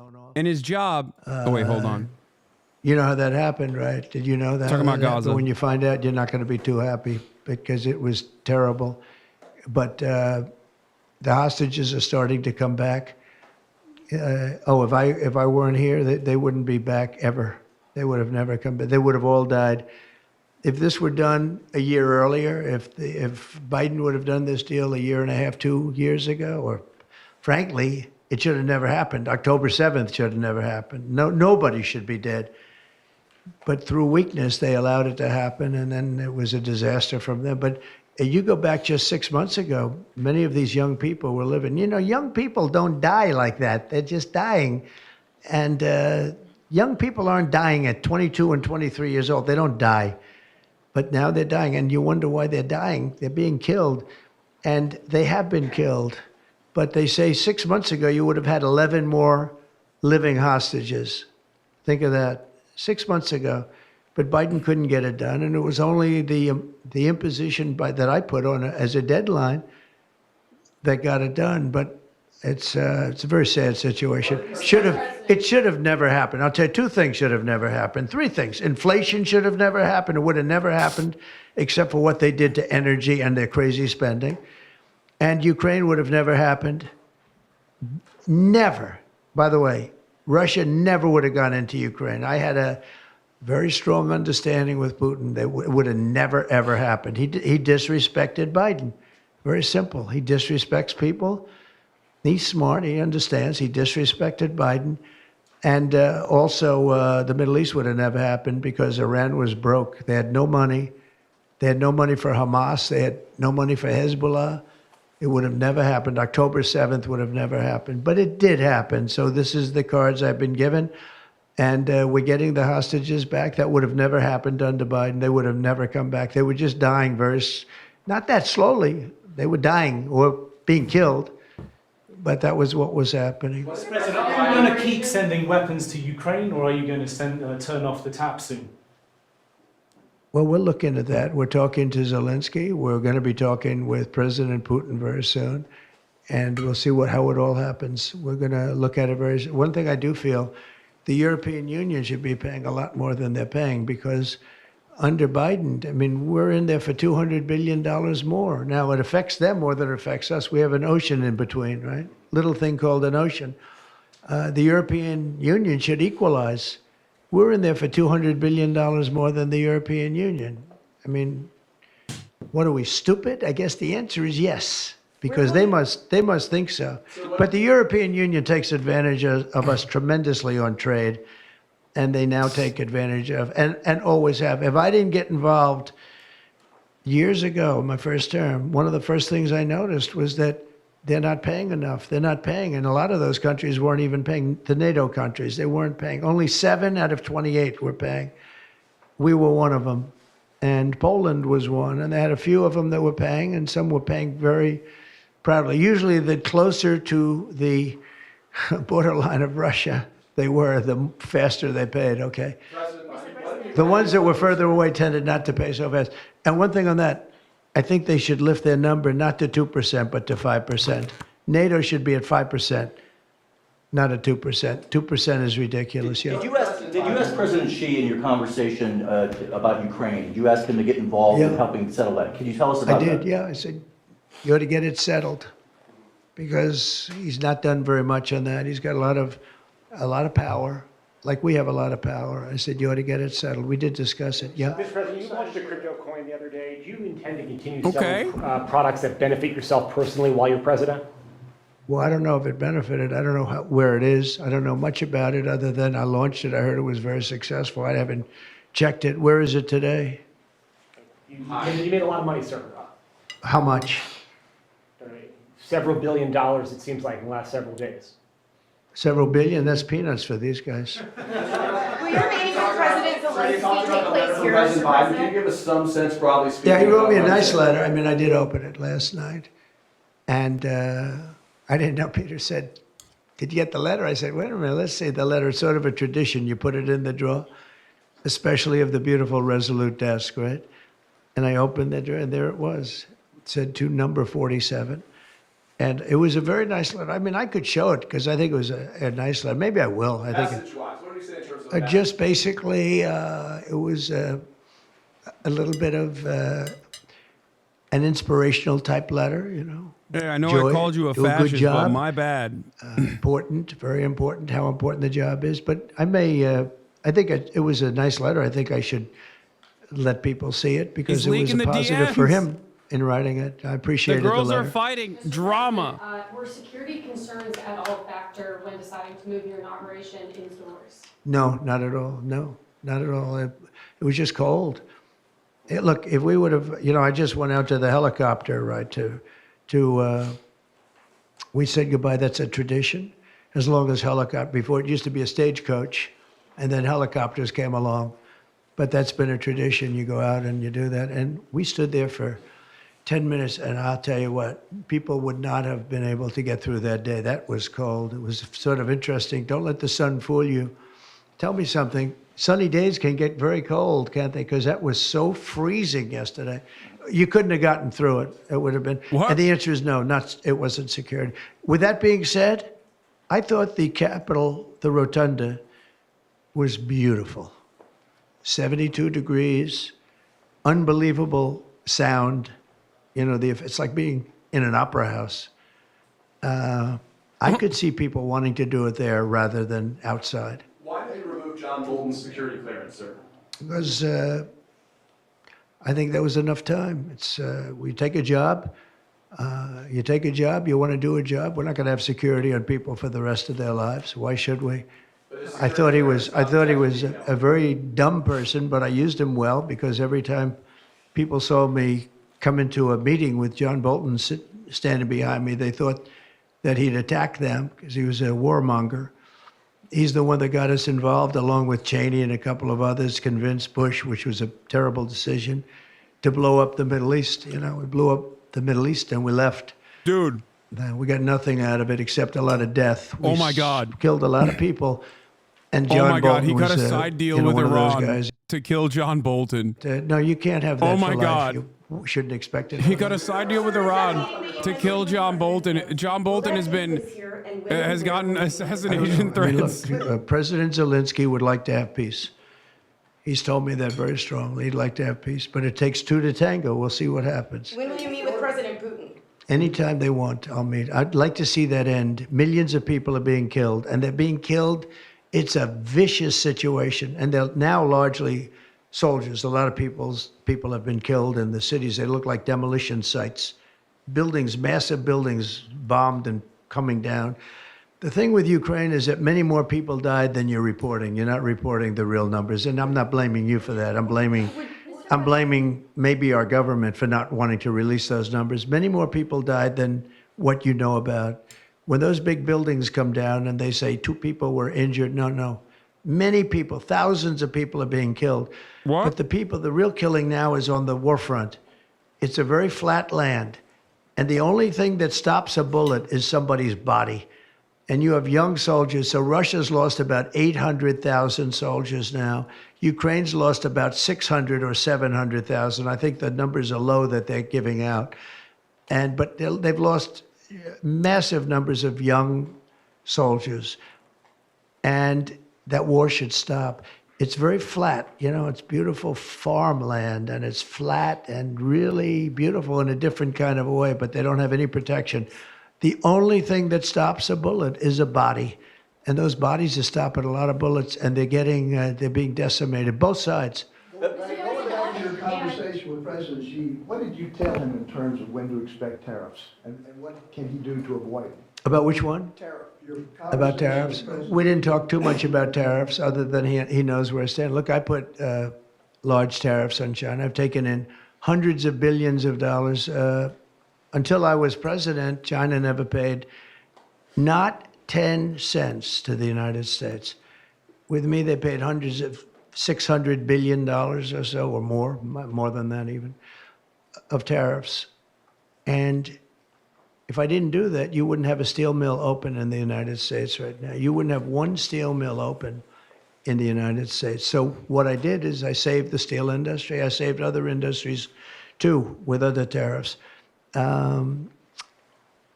Other countries are big abusers also. You know, it's not just China. China's an abuser, but the European Union is very, very bad to us. They treat us very, very badly. They don't take our cars. They don't take our cars at all. They don't take our farm products, essentially. They don't take very much. We have a $350 billion deficit with the European Union. They treat us very, very badly. So that's not they're their going to be fault. in for tariffs. Mr. President. It's the only way you're going to get back. It's the only way you're going to get fairness.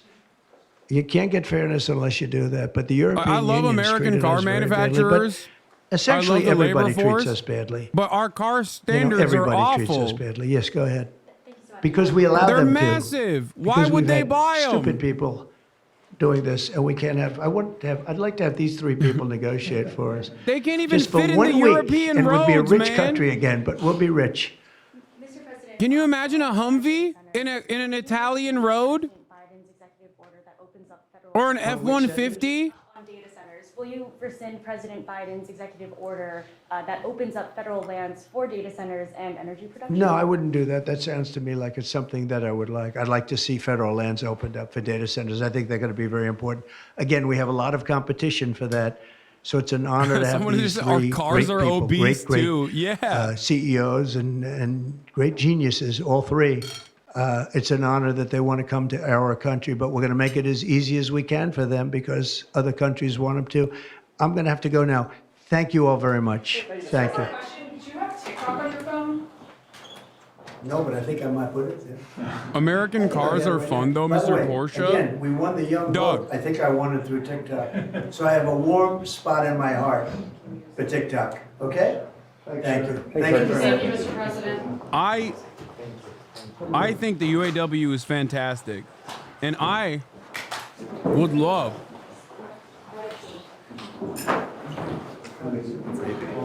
for the American car manufacturers to actually make cars that aren't baby murder machines. Lisa, I like that. Jesus Christ, dude.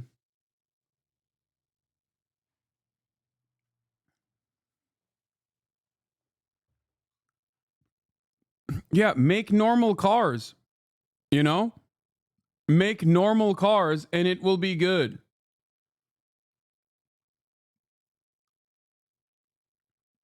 I mean, aside from the trade deficit, like, you probably should make normal cars in general in America too.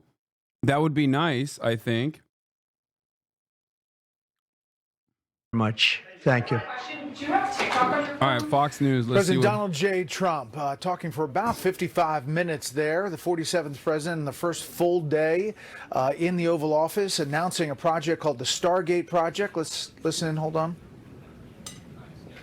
Thank you, Mr. President. Missed that as he's heading to the Oval Office with these three executives. We're going to talk to all three of those men here on the show about a $500 billion project for infrastructure in artificial intelligence being built in the U.S. over the next 4 years. Good evening. I'm Brett Baer for Special Report, reporting tonight from the White House on this, the first full day of President Trump's second term. You know, the president shaking things up at the border, a look at how his new immigration policies already having an impact. The president's nominee for Pentagon chief is facing some new allegations tonight that Democratic senators are jumping on. We'll lay out those allegations and the pushback. And meantime, the his pick lies. for Secretary of State receives unanimous Senate confirmation and gets ready for some big changes at the State Department.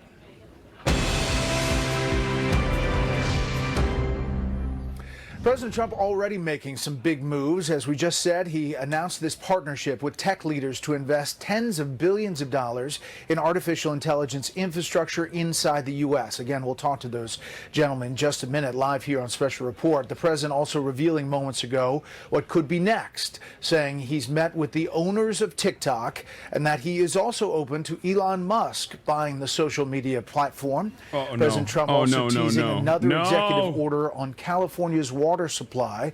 Earlier in the day, he huddled with Republican congressional leaders eager to proceed with his legislative agenda up on Capitol Hill. Senior White House correspondent Peter Doocy starts us off tonight, just down the row here. Good evening, Peter. Good evening, Brett. President Trump says this is his first day back after having a very nice life. And the newsiest part was this announcement from Oracle, OpenAI, and SoftBank that they're going to spend $500 million on data centers, AI data centers, beginning in Texas. And these things could be the cure to, could be part of the cure for cancer. It's the largest AI infrastructure project by far in history. The joint data center project is called Stargate. I believe that as this technology progresses, we will see diseases get cured at an unprecedented rate. We will be amazed at how quickly we're curing this cancer and that one and heart disease. President Trump hosted Republican lawmakers at the White House today. He's going to wear us out. He's going to wear us out. And the new president's team is teasing new tariffs. In our view, tariffs are tax cuts. Coming as soon as February 1st. We're thinking in terms of 25% on Mexico and Canada because they're allowing. Yeah, they're going to use the They're going to use tariffs as a permanent Chinese tax. influence in this hemisphere. China controls the Panama Canal, and we're not going to allow that to happen. President Trump and Vice President Vance attended a prayer service this morning and wound up getting an earful from the Reverend. There are gay, lesbian, and transgender children in Democratic, Republican, and independent families. Some who fear for their lives. Not too exciting, was it? I didn't think it was a good service, no. The first press briefing of the new administration will happen at a time to be named later. I might bring some notes in with me, but my binder is in my brain because I know President Trump's policies and we have truth on our side at this White House. The new president picked up where he left off with a lengthy Oval Office Q&A that included the dramatic reveal of a letter from former President Biden. Don't they leave it in the desk? I don't know. Oh. What's in there? Thank you, Peter. It could have been years before we found it. Wow. Thank you. And he just told us a few minutes ago that he did finally open the envelope, and it was an inspirational letter with Biden telling him that he hopes he does a good job.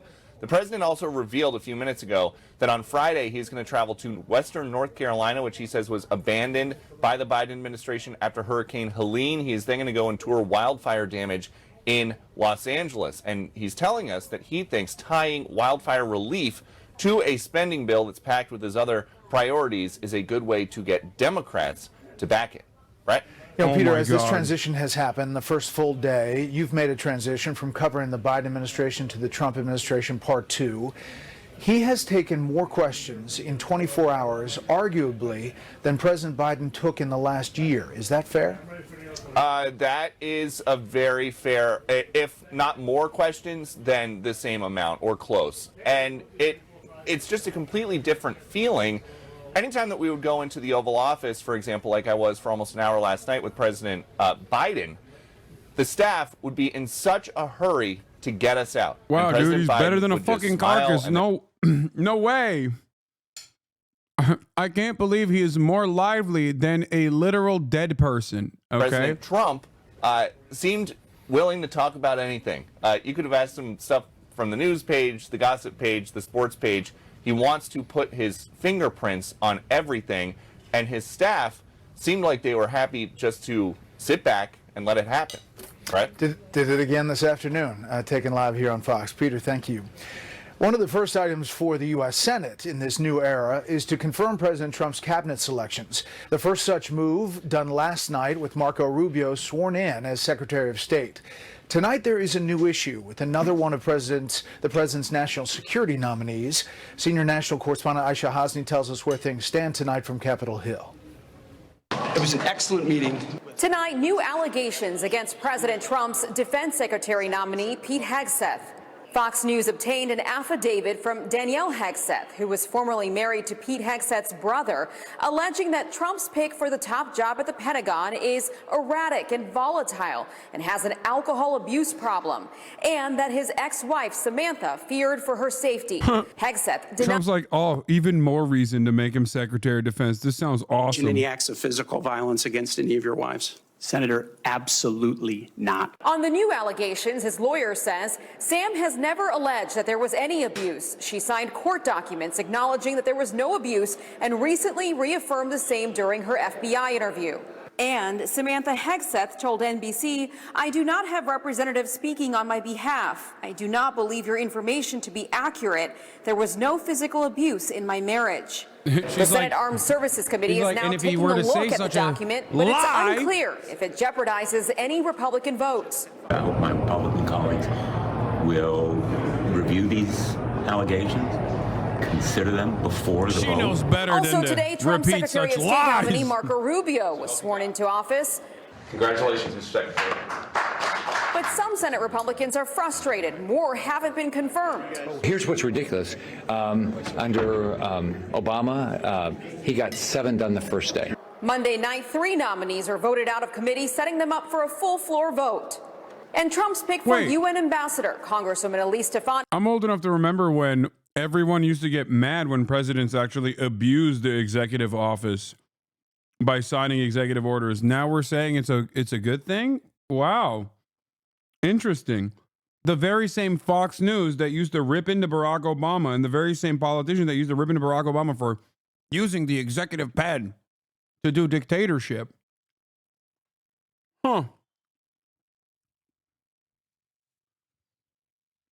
Is no longer considered overreach. Right now, Brett, we were expecting John Ratcliffe, for CIA director, to get a vote tonight, but Democrats are delaying that right now. And GOP leader John Thune just told Fox News that he believes that the Senate will be in session this weekend to be able to process these nominations because of these delay tactics.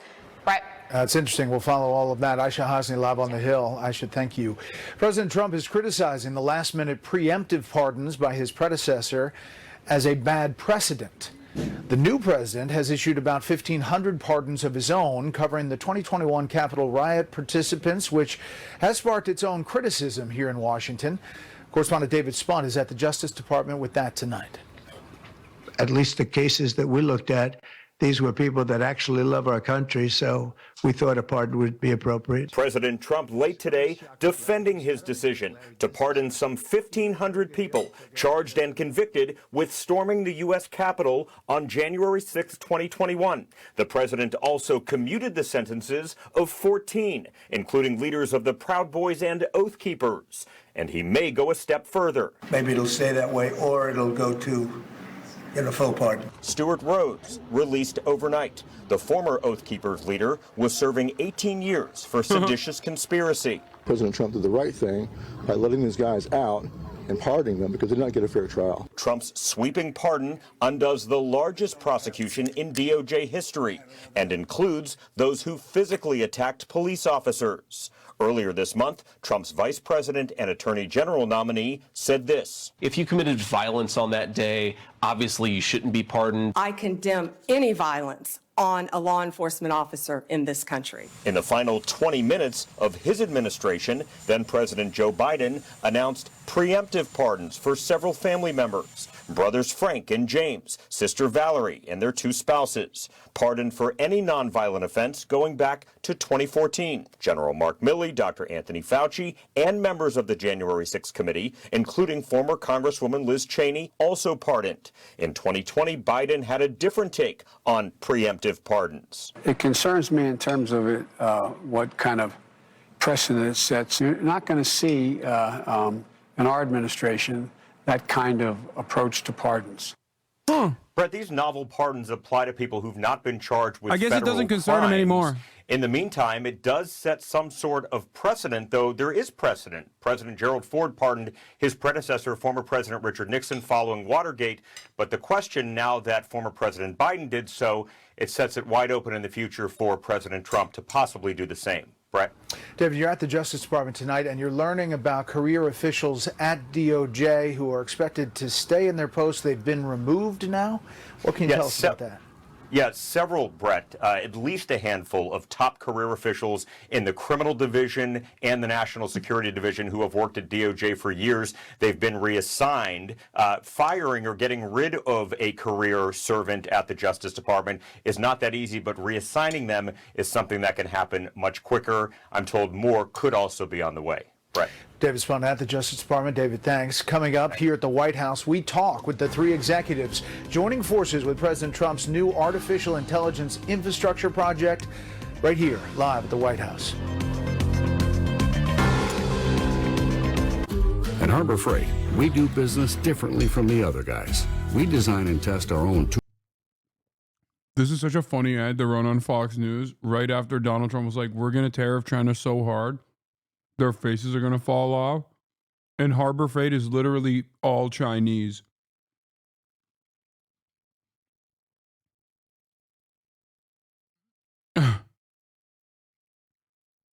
Just like, so what are they going to do?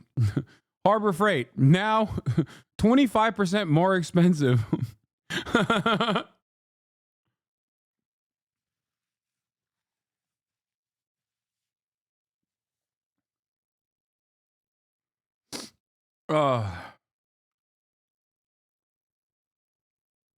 You muted the ads? Yeah, I did.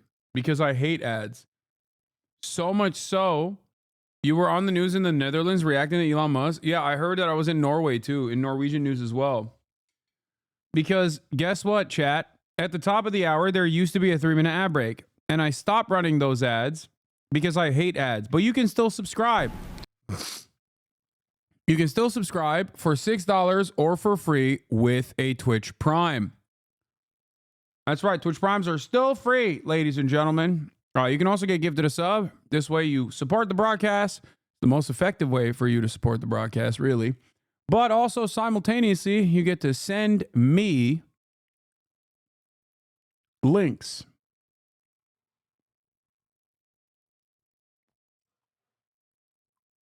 Okay.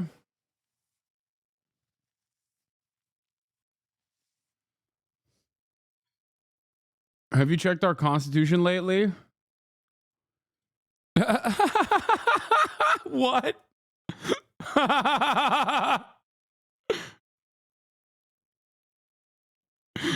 Oh, that's so fun. I mean, I like the idea of someone going to whitehouse.gov to see the Constitution.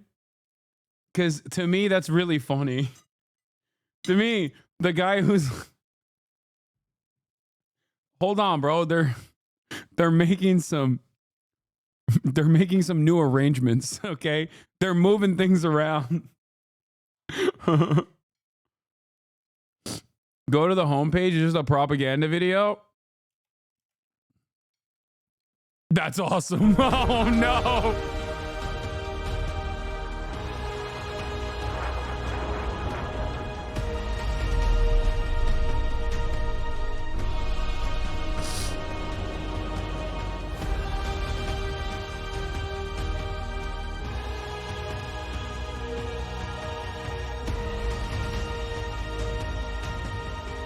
Throwing bagels on the wall. Thank you for the 5 gifted subs. Yeah, that's amazing that this is what the White House website is. It's just that now, nothing else. All right, let's talk about the bishop. I don't really care about the bishop ripping into Trump. But, I mean, it's nice of her to do so. Maybe you guys want to hear it. Do you want to hear it? DEI bishop. No. Most people saying no. All right. A hand gesture by billionaire Elon. This is awesome. Oh, Elise Stefanik talked about Elon Musk Hitler salute too. Chuck Dies. Thank you for the 25. Get the subs. Lesbians for Min Yoongi. Thank you for the 5 gifted subs. What? Lesbians for Min Yoongi. I don't know what I just said, but okay. Thank you for the 5 gifted subs, Lesbians for Min Yoongi. All right. Musk, during a speech at Donald Trump's inauguration, is causing controversy, with some comparing it to a fascist salute. Let's take a look. At a celebratory rally in Washington, while thanking the crowd, there you see it, the world's richest man slapping his right hand to his chest and extending his arm outward in a gesture that resembled a Nazi salute. Musk then turned to the audience behind the podium and repeated the gesture, as we've just seen.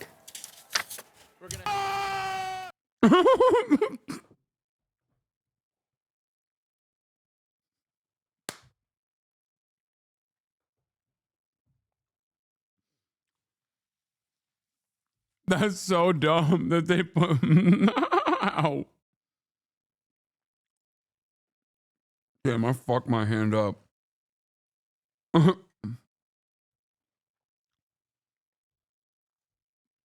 Just, not only is he a Nazi, but nuclear levels of cringe.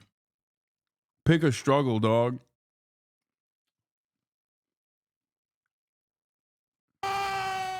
So we can take a closer look at all this with DW's political correspondent, Matthew Moore. Matthew, this is the video that has lit up the internet. So what exactly is happening here? Did Musk do it? Did he not do it?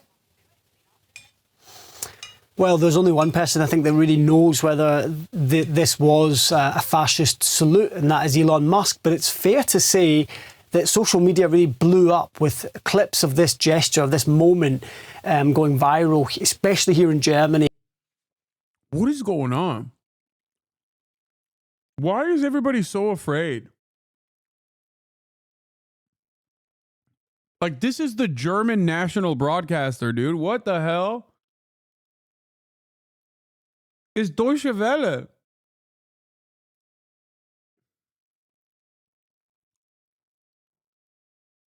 I actually don't get it. Is it because, like, is it because people are just, like, afraid of Elon Musk? Is it because he's, like, pro-Israel? Is that what it is? Like, like,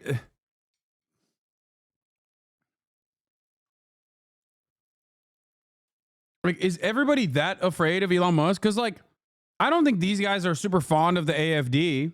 Like, most German liberals don't like the AFD, right? And they know that Elon is, like, linking up with the AFD and stuff. Are they just, like, pandering to not get their state funding cut or something? Because they think the AFD is going to win? Is that what it is?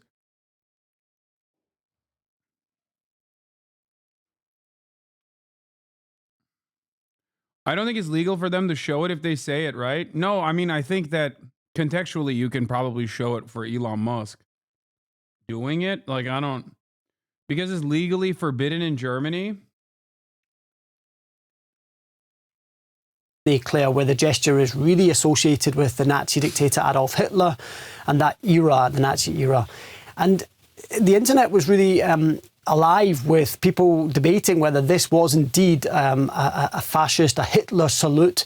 On the one hand, you had historians saying, of course it was. It had the hallmarks of the salute. On the other hand, we saw groups like the Anti-Defamation League, which campaigns against anti-Semitism, coming to Musk's defence and saying, look, this was, quote, an awkward gesture in a moment of enthusiasm, but it wasn't.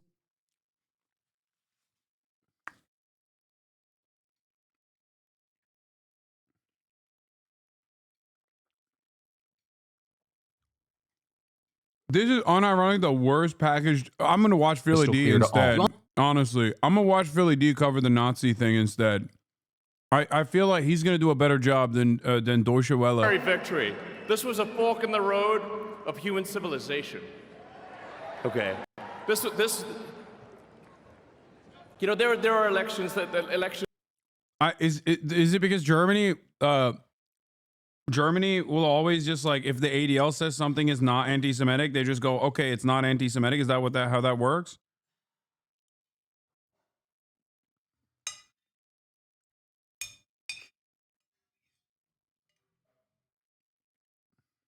That come and go. Some elections are, you know, important. Some are not. But this one, this one really mattered. And I just want to say thank you for making it happen. Thank you.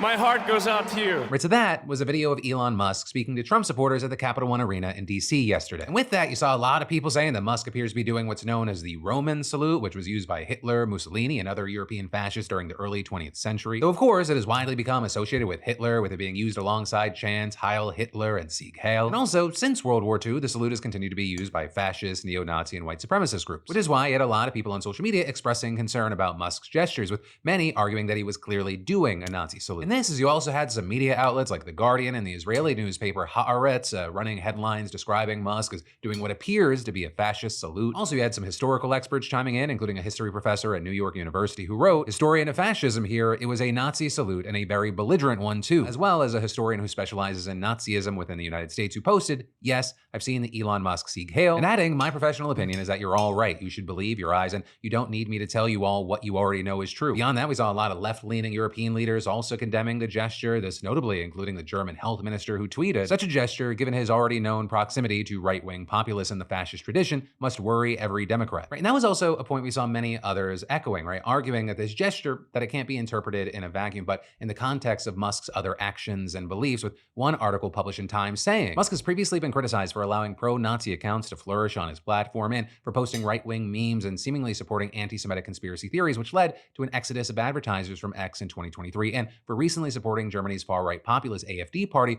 whose leaders have made anti-Semitic, anti-Muslim, and anti-democratic statements, according to the ADL. And this, as others have pointed to, right-wing extremists, white supremacists, and neo-Nazis online openly celebrating the gesture across the internet. But of course, while all of that is happening... I love this because Philip DeFranco, in 2 minutes and 49 seconds, basically directly detailed, piece by piece, why one, Elon Musk most likely is a Nazi, and two, definitely did a Nazi, a Heil Hitler move. Like 2 minutes and 49 seconds. It's not that hard. I know that he's going to do the Philip DeFranco thing and be like, but I want to know what you guys think. At the end of it, there are plenty of people defending Musk, arguing that the gesture was not a Nazi salute, with many arguing that Musk was just trying to do a hand gesture for "my heart goes out to you," but it just came out awkward because he has Asperger's. And among those, you had a history professor at Maryville College in Tennessee who wrote, "I have criticized Elon Musk many times for letting neo-Nazis pollute this platform, but this gesture is not a Nazi salute. This is a socially awkward autistic man's wave to the crowd where he says, 'my heart goes out to you.'" As well as seeing the opinion editor at Newsweek who posted, "As a person with a strong track record of criticizing Elon Musk, I feel extremely confident asserting that this was not a Nazi salute. Elon Musk is a friend to the Jews. This is a man with Asperger's exuberantly throwing his heart to the crowd. We don't need to invent outrage." You also had right-leaning outlets like Fox News painting this whole thing as false liberal outrage. But also, most notably, you have the previously mentioned ADL, right, the Anti-Defamation League, which has long been a leading source in interpreting and defining hate speech, arguing this was not, in fact, a Nazi salute, with them posting a statement reading, "This is a delicate moment. It's a new day, and yet so many are on edge. Our politics are inflamed, and social media only adds to the anxiety." It seems that Elon Musk made an awkward gesture in a moment of enthusiasm, not a Nazi wait for it, salute. But again, we appreciate that people are on edge, with them then adding, "In this moment, all sides should give one another a bit of grace, perhaps even the benefit of the doubt, and take a breath. This is a new beginning. Let's hope for healing and work toward unity in the months and years ahead." Then you also had a ton of people slamming the ADL for their response, and that included major names like Representative Alexandra Ocasio-Cortez, right, with AOC posting, "Just to be clear, you are defending a Hail Hitler salute that was performed and repeated for emphasis and clarity." Continuing, "People can officially stop listening to you as any sort of reputable source of information now. You work for them. Thank you for making that crystal clear to all." You also had political commentator Hasan Piker getting into the mix, sharing a tweet with screenshots of the gesture and the ADL's response and writing, "Come on, man," with Hasan to a certain degree also becoming part of the story because the video where he saw the gesture and reacted to it went massively viral. Did he just SIG Heil? It is thanks to you that the future of civilization. And then also in another tweet, he wrote, "It's okay though, he's pro-Israel, don't worry guys." Now with all that said, as far as how Musk himself has responded, he's been replying to several different posts about the controversy, thanking the ADL for its statement, mocking AOC, and agreeing with a post that read, "Can we please retire the calling people a Nazi thing?" With Elon then echoing that comment on a post of his own writing, "Frankly, they need better dirty tricks. The everyone is Hitler attack is so tired." But ultimately, that is where we are on this one. And so with it, I gotta pass the question off to you. What are your thoughts here? And I'm very interested because really depending on where you go on the internet, there are drastically different opinions and reactions to this whole situation. But then let's talk about something I got so many messages about over. Also, yeah, here's a literal Nazi openly recognizing that what Elon Musk did was a Nazi salute. Like straight up, like that was a serious Roman. It wasn't even like a subtle, like a wave, like one of these, like a Laura Ingraham. Remember when Laura Ingraham did that? Yeah. Laura Ingraham absolutely was doing the salute there too, but in a subtle nod to the likes of Nick Fuentes. That was a straight up like SIG Heil, like loving Hitler energy. that was like a straight up with intensity Roman salute. He hit it so hard that it was like a 1-to-1 verbatim copy of Adolf doing it himself. Can both be true? And gave a Nazi salute? No, I think one, he's a Nazi, and two, I think the most charitable interpretation of it, the least charitable interpretation of it is he's a Nazi and he wanted to do it and see if he could get away with it. And he is getting away with it. So that's the least charitable interpretation. The most charitable interpretation is he's a Nazi still, obviously, but he wanted to do a more subtle version of it.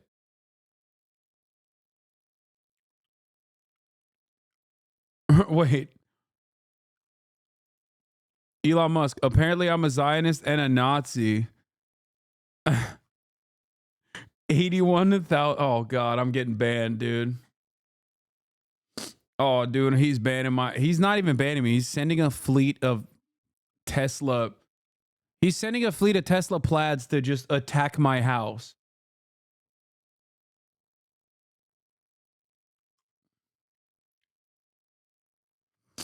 Please define Nazi in the context of Elon Musk. For those of us who are wildly confused by your take on this, Philip DeFranco did a pretty good job showing what the Times reporting on it looked like. I have already covered it extensively. You can go watch the YouTube video that I made on it. I'm sorry, chatter. I've already spent countless hours describing in great detail all of the many different things that Elon Musk has done, even before the Roman salute. So that's the situation. Yeah, he's gonna send exploding Cybertrucks to my house.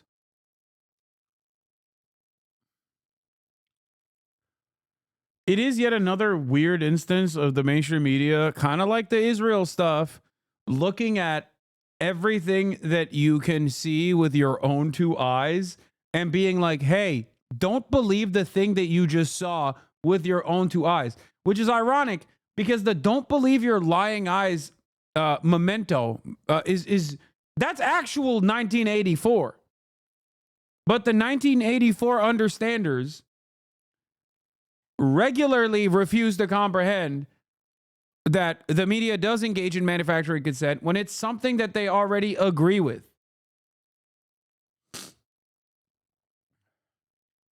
Yeah, this is this is my video from yesterday on it. 500,000 views, 22 hours, not too bad. I talk about his background here. I'm sure there will be more videos that come today on it as well. But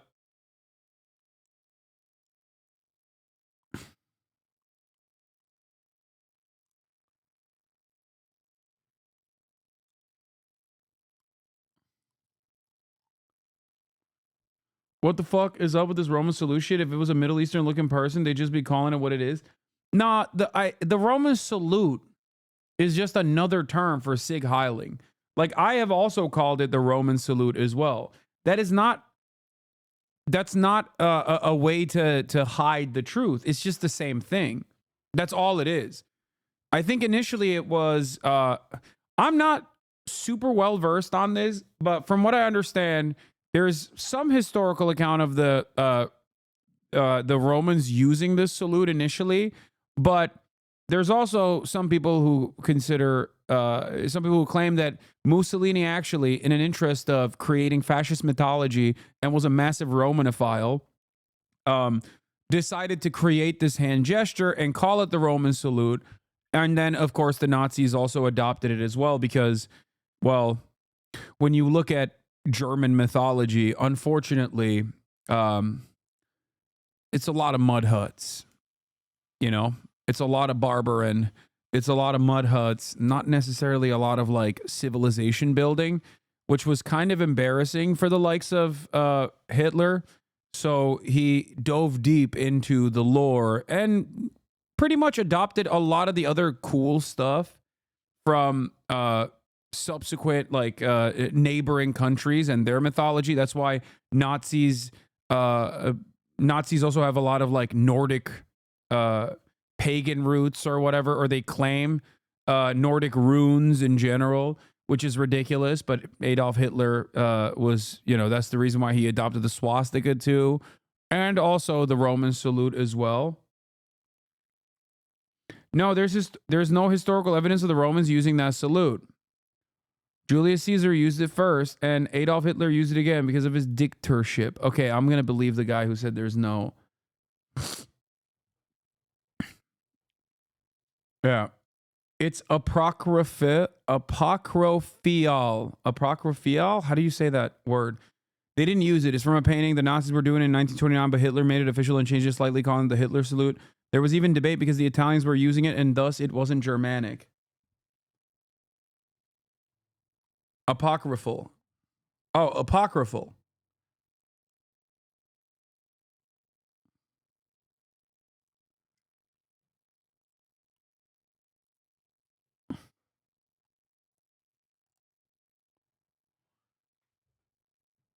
It is really interesting, though.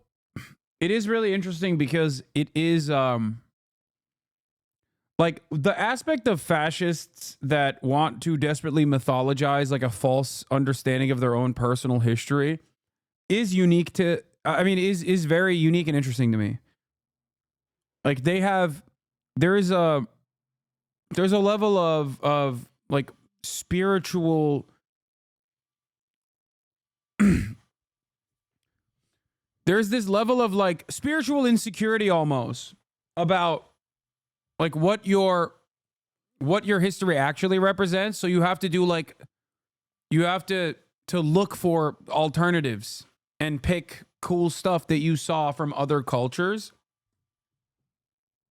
I think maybe that's the reason why like a lot of neo-fascists will adorn the aesthetics of like Japanese imperialists and things of that nature, or all these other like historical events that transpired all around the world. And it's interesting. It's interesting that they like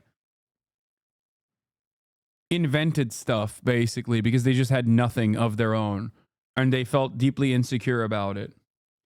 So does HasanAbi think it was or wasn't a salute? No, it was. What are you talking about? It was straight up a salute. It was a Nazi salute. Elon Musk is a Nazi. Please stop.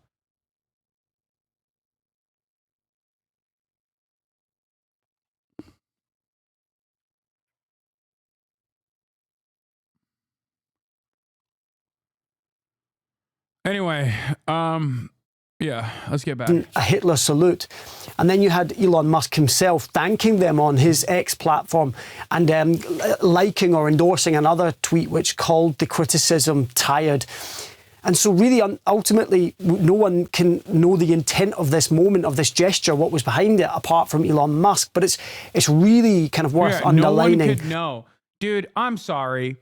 If I was out here, okay, even on accident, waving at someone in the process of talking about how Israel's an apartheid state, virtually every single one of these outlets and the ADL would be up my asshole, okay?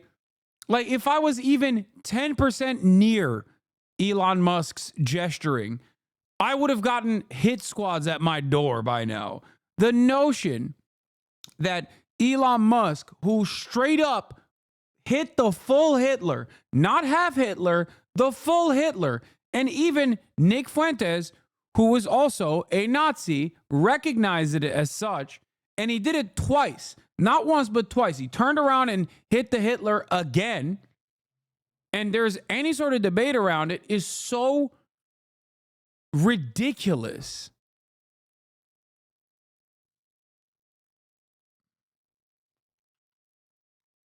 Yeah, if I raise my hand further than to pet a dog, they're kicking me out of here. Yeah. There's a level. There's a level of hand gestures, okay, that you can and can't do. Do you understand? Like, that's why if you want to raise your hand in class, you have to go like this, okay? You can't do it any other way. If you can't raise it, I'm not raising it, okay? This is it. I'm limp. See? The moment it goes up here, it's limp. Look, it's limp. Do you understand? It doesn't go that way. Why doesn't it go that way? Because I criticize Israel, okay? I criticize Israel. Elon, on the other hand, is pro-Israel, which means he can do whatever he wants. He can be as anti-Semitic as he wants to. He can do the full Hitler, and it seems the ADL and also the German state's news broadcaster will say, no one will know what the hell Elon was thinking. Nobody will know. That this salute is hugely, hugely controversial, especially in... Shut up. What do you think? Okay, this is going to be awesome too, because Elise Stefanik. Okay, Elise Stefanik is also a psychopath. Let's see what she had to say. Of Elon Musk, perhaps the president's most visible advisor, doing 2 Heil Hitler salutes last night at the president's televised rally. No, Elon Musk did not do those salutes. I was not at the rally, but I can tell you I've been at many rallies with Elon Musk, who loves to cheer when President Trump says we need to send... Yeah, they're treating him like an autistic minor, dude. You know how he is. He's our little autist. Come on. He loves cheering. He's just a happy boy.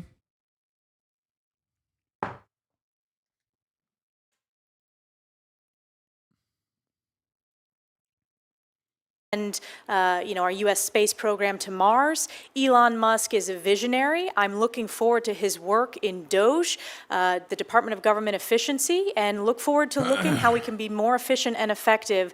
But that... My dad's a lib and he's straight up drafting ADL hate mail over this. Good. I'll take it wherever I can get. Let this be a radicalizing moment for your family members. It is such an obvious, glaring display of pro-Nazi symbolism that is being completely swept under the rug by the most morally bankrupt individuals you've ever seen, who would never in a million years give up on the opportunity to declare every Jewish college student that dares protest Israel as the most anti-Semitic Hitlerian people alive in Western society that must be violently purged.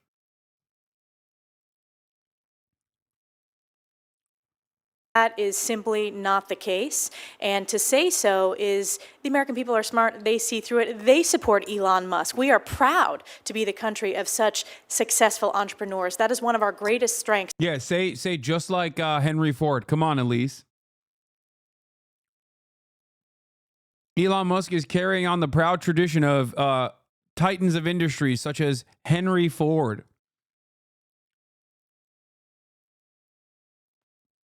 Guys, did you forget when I talked about Elise Stefanik's background?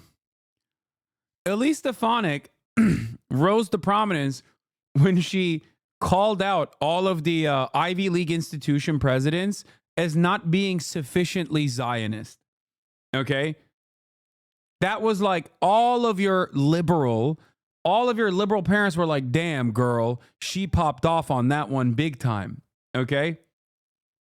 That was her claim to fame. Now, what's really funny about Elise Stefanik is that in spite of her newly found position as the #1 destroyer of anti-Semites, okay, Elise Stefanik herself had actually backed in New York State a primary opponent that was going after someone she didn't like, who was a Holocaust denier. So if you think any of these guys, actually Jewish, Christian, doesn't matter, if you think any of them legitimately care about like actual anti-Semitism, you are delusional, okay? Remember,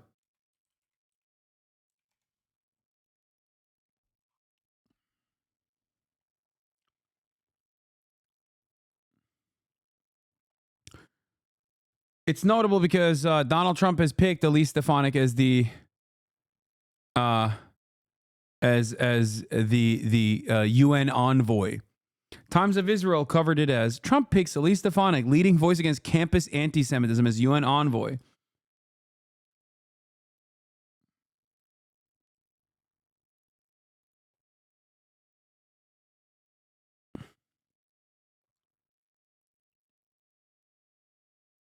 Here's the Jewish Telegraphic Agency.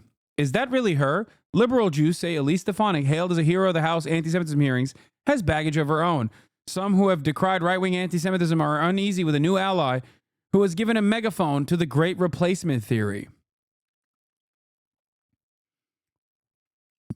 The split on Stefanik stems from a congressional hearing last week in which she asked presidents of Harvard University, blah, blah, blah, blah, blah. In the past, however, the upstate New York Republican has drawn condemnation for comments echoing the white supremacist Great Replacement theory, which in its original form claims that Jews are orchestrating the mass immigration of people of color into Western nations in order to replace the white populations. In 2021, Stefanik's campaign posted on social media that Democrats plan to overthrow the current electorate by allowing undocumented immigrants to enter the country. But it's not just that. She also backed, like I said, in the New York State, a primary candidate that literally was a Holocaust denier. Okay? Just so you understand.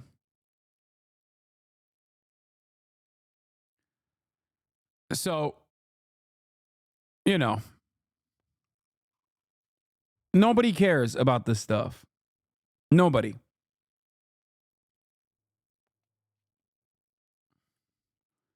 People are going crazy in my chat saying the phrase "Free Palestine" is now a community violation on TikTok.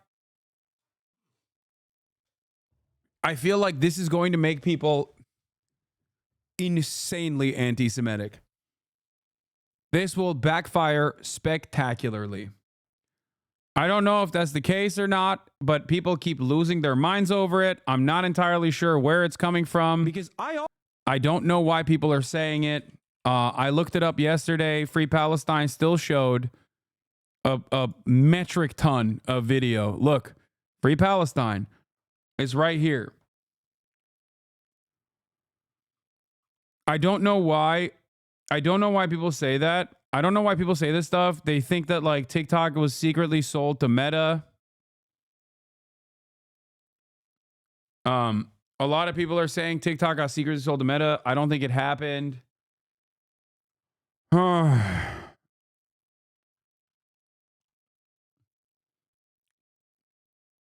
What is this?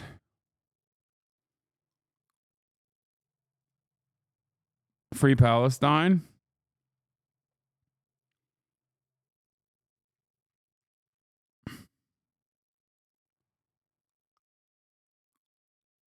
What happened?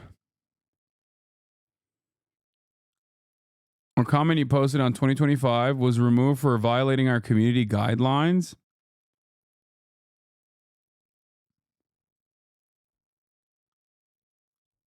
The other night, my girlfriend was telling me that after she saw the notification to sync contacts using Facebook, and I was trying to lightly explain to her that I don't think that's true. Yeah, syncing contacts using Facebook is normal. It happened. I mean, I'm pretty sure TikTok has always had that. It shows the comment. Keep playing. Hate speech and hateful behaviors. Oh my Lord. Just testing and got a warning immediately.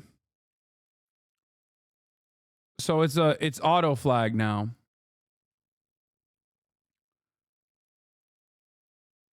Someone that had a community guidelines hit on TikTok for Free Palestine was able to contest it successfully.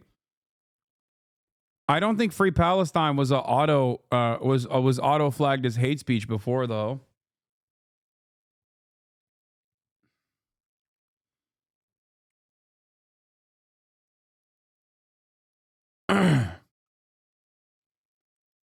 What is this? International Business Times. Anti-Trump searches appear hidden on TikTok after app comes back online. TikTok is now Trump's propaganda. I mean, this is just a consortium of Twitter accounts like that are posting about it. I know we talked about this before, but I've never had a problem with censorship on Instagram. I get tons of Palestine and very leftist content, maybe because I specifically curate the accounts I follow. Meta is very censorious towards people who make pro-Palestinian content. They straight up, like there are still accounts on there that make pro-Palestinian content. And I'm pretty sure that they have created like a self-contained bubble. I think it's kind of like, I think it might be that way on Twitter as well. Like platforms have figured out that you can just be on a pro-Palestine slant and they only show your content to other pro-Palestinian accounts. But like my account, for example, is shadow banned. It can be for a number of different reasons, but I just tested in the UK, auto deleted instantly. A comment you posted was removed for violating our community guidelines.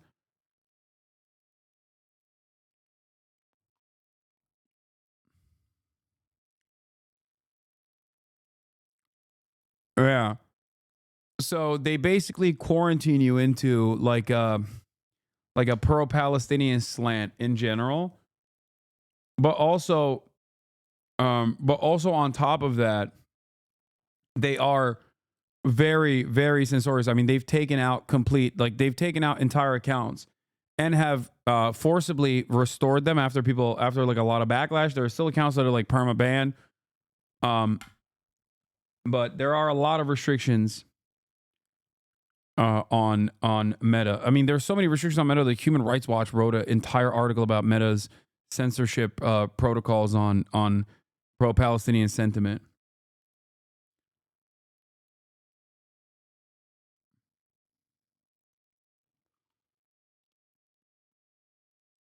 Yeah, Human Rights Watch wrote, Meta's broken promises, systematic censorship of Palestine content on Instagram and Facebook. Between October and November 2023, Human Rights Watch documented over 1,050 takedowns on other suppression of content on Instagram and Facebook that had been posted by Palestinians and their supporters, including about human rights abuses. Human Rights Watch publicly solicited cases of any type of online censorship and of any type of viewpoints related to Israel. Palestine, of the 1,050 cases reviewed, 1,049 involved peaceful content in support of Palestine that was censored or otherwise unduly suppressed. But hey, Meta is anti-censorship, so you can say trans people are mentally ill all day, every day, going forward, because that's what censorship is. Not this. This stuff is not censorship.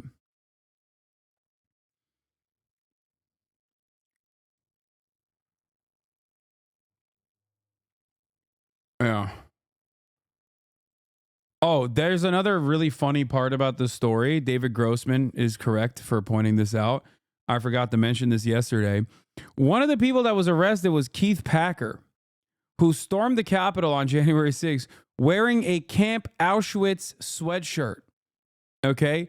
And underneath it, it says, work brings freedom. Arbeit macht frei, which is the infamous words outside of the concentration camp Auschwitz, the death camp Auschwitz. And he got pardoned yesterday. It's so crazy that the Camp Auschwitz guy was given a pardon the same day a billionaire did a SIG Heil at the inauguration. Good thing none of this was anti-Semitic. Because once again, and I keep repeating this, I keep reiterating this over and over again, the only people that are anti-Semitic are people who are anti-Israel. No one else. You can be a straight up neo-Nazi, straight up Nazi. You could be fucking Adolf Hitler himself, okay? As long as you say, Israel is fine by me, you're no longer declared an anti-Semite. It is a crazy, crazy thing.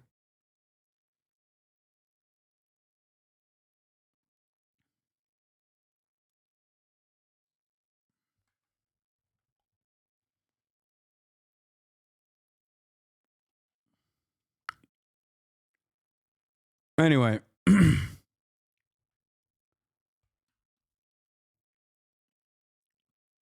Yeah, I know the reproductive rights website was taken down.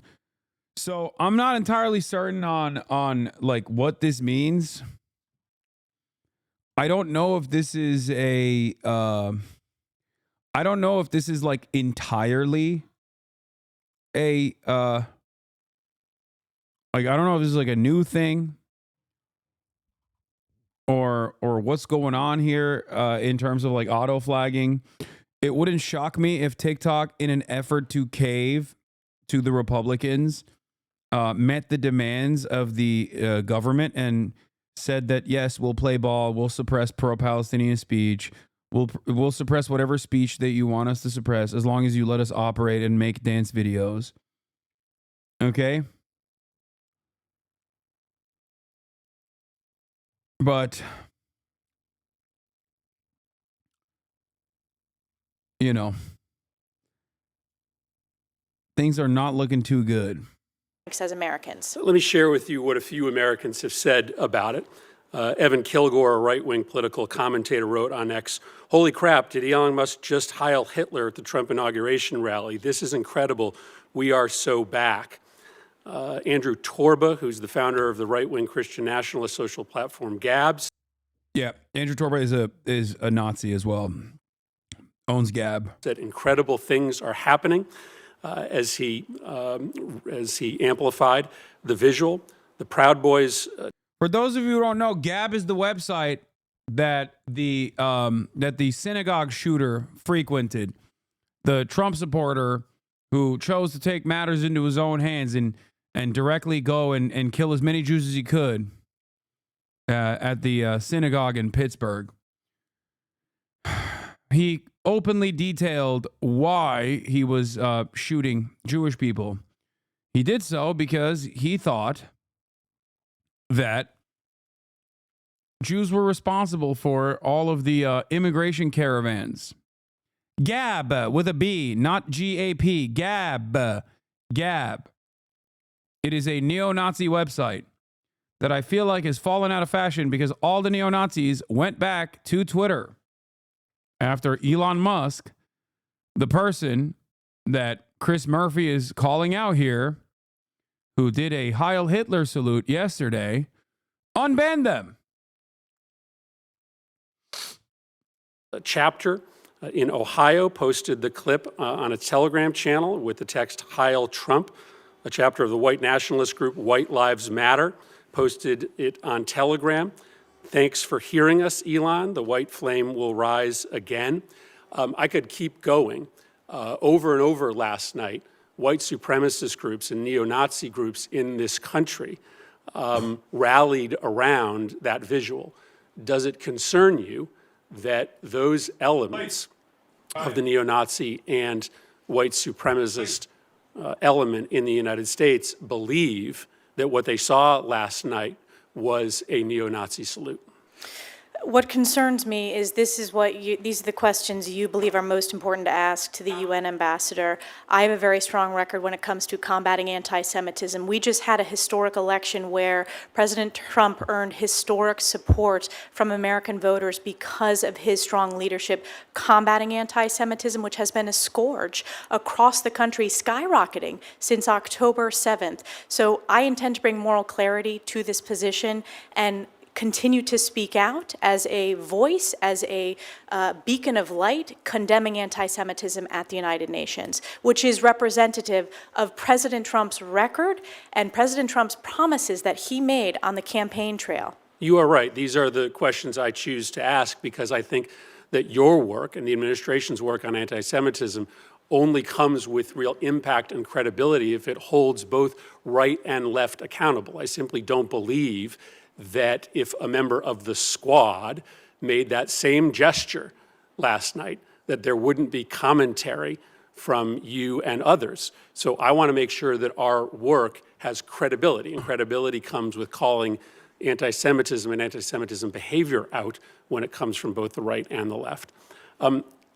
Representative Stefanik, it was a very simple question. I just asking you if you agree with the statement that in order to achieve long-term peace and stability. Don't be fooled. Chris Murphy is not very based, but he's been leaning on that front because he wants to, I think, run for election. In the Middle East, that we have to secure the human rights and rights of self-determination for both Israelis and Palestinians. That's a yes or no? I support human rights for all, and I think it's a disgrace that Hamas and Hezbollah... Except Palestinians and numerous other Muslims that I will be mentioning. ...have stripped human rights of the Palestinian people, and we need to ensure that we are standing up for human rights, and Israel is standing up for human rights. It is a beacon of human rights in the region. We agree with that. I asked you in my office also about whether Palestinians have the right of self-determination. My understanding was you said yes. Do you have a different answer today? That was not the direct question that we discussed. I said the Palestinian people... You believe that Palestinians have the right of self-determination? I believe the Palestinian people deserve so much better than the failures that they've had from terrorist leadership. It's just a pretty simple question. And I believe we need peace in the region. Of course they deserve human rights. So... I want to ensure that, number one, we bring the hostages home. So do all of us. Representative Stefanik, let me just ask you. I have 30 seconds left. I'm rarely surprised by answers in my office, but I did ask you whether you subscribe to the views of Finance Minister Smotrich. Of who? I'm sorry, Smotrich. This is the Israeli Finance Minister Smotrich and the former National Security Minister Ben-Gvir, who believe that Israel has a biblical right to the entire West Bank.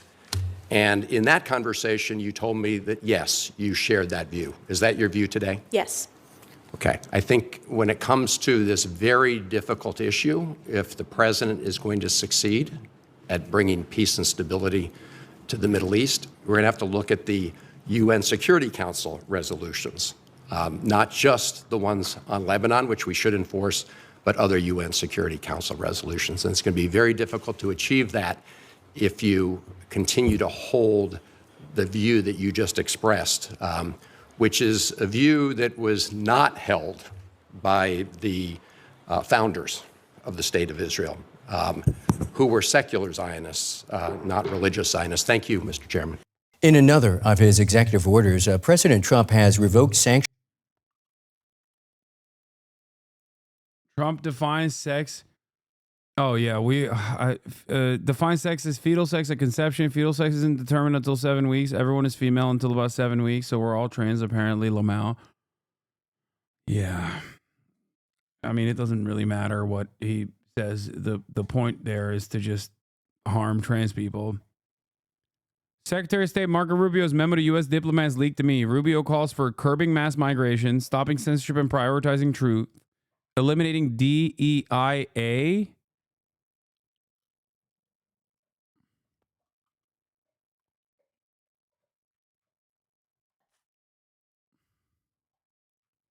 What is the A? DEIA requirements, programs, and offices throughout the government. Are they adding extra stuff to it? Like they're doing like LGBT? Wait. Oh my God. Is A accessibility? Oh my God.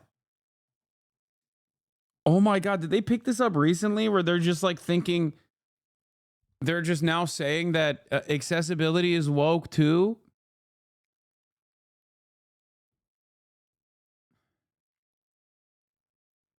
Dude, I don't understand. Like what? So what happens to like Greg Abbott? You know what I mean? He's a governor, but we just kick him? Like what? Like, you know what's really woke, guys? Ramps for people in fucking wheelchairs. Like what is happening? I know I shouldn't have used Greg Abbott as the argument here to defend people who are disabled, but because I know that there's not a lot of sympathy for him, and from myself included, but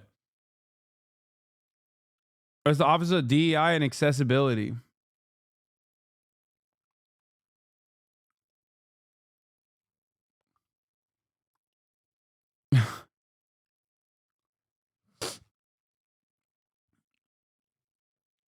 There's tremendous talent and expertise in this department. I have seen it firsthand in missions across the globe, and upholding strict meritocracy is essential to securing our nation's future. DEIA, department, or not department, sorry, diversity, equity, inclusion, and accessibility requirements, programs, offices throughout the government.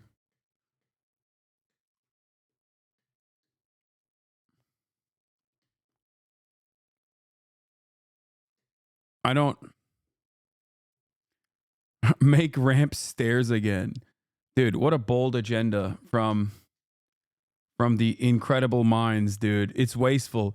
It's wasteful to build ramps everywhere, and it's ugly. We need stairs. We need more stairs, please.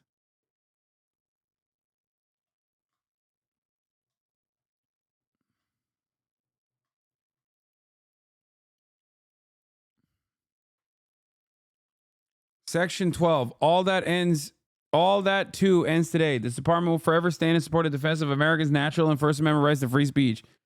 We will combat genuine enemy propaganda, but always try and only with the truth. That America is a great and good, just country. People who's...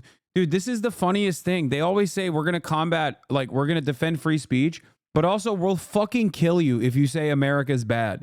You should go to jail. If you say America's bad, you will go to jail. We're going to throw you in jail in direct violation of the free speech. Okay? You are not...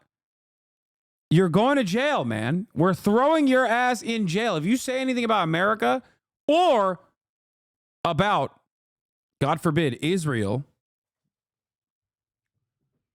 stopping censorship and prioritizing the truth. During Cold War, the State Department took the lead in combating malign propaganda from hostile states and in promoting an accurate, positive picture of the United States. These efforts were expanded, if with different emphasis, after September 11th, 2001.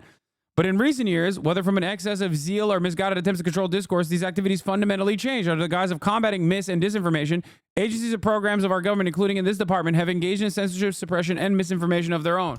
I'm telling you right now, they are going to start punishing speech that they do not think corresponds to American values. Speech like, old boy here, okay? Pro-Palestinian, not allowed. Okay, anti-Israel, not allowed.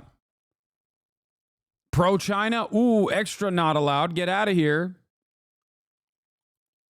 All in the interest of defending the values of free speech. You seriously need to back up the Twitch? I am the most defended here, okay? People who are still actively trying to get me banned off this platform by trying to work with members of Congress, as a matter of fact, who have already worked with members of Congress, very same people who are currently a little too busy trying to combat litigation against them for distributing people's sexual materials without their consent, have tried to take me off this platform aggressively, okay? In collaboration with the likes of Ethan Klein, as a matter of fact, who is also still actively working to do this. So, if I'm banned off Twitch, or just like if I can no longer even have a platform here, I'm cooked anyway. I don't know where I would go.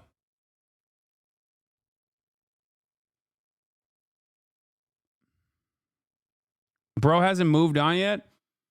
I thought he would have, for his own sake,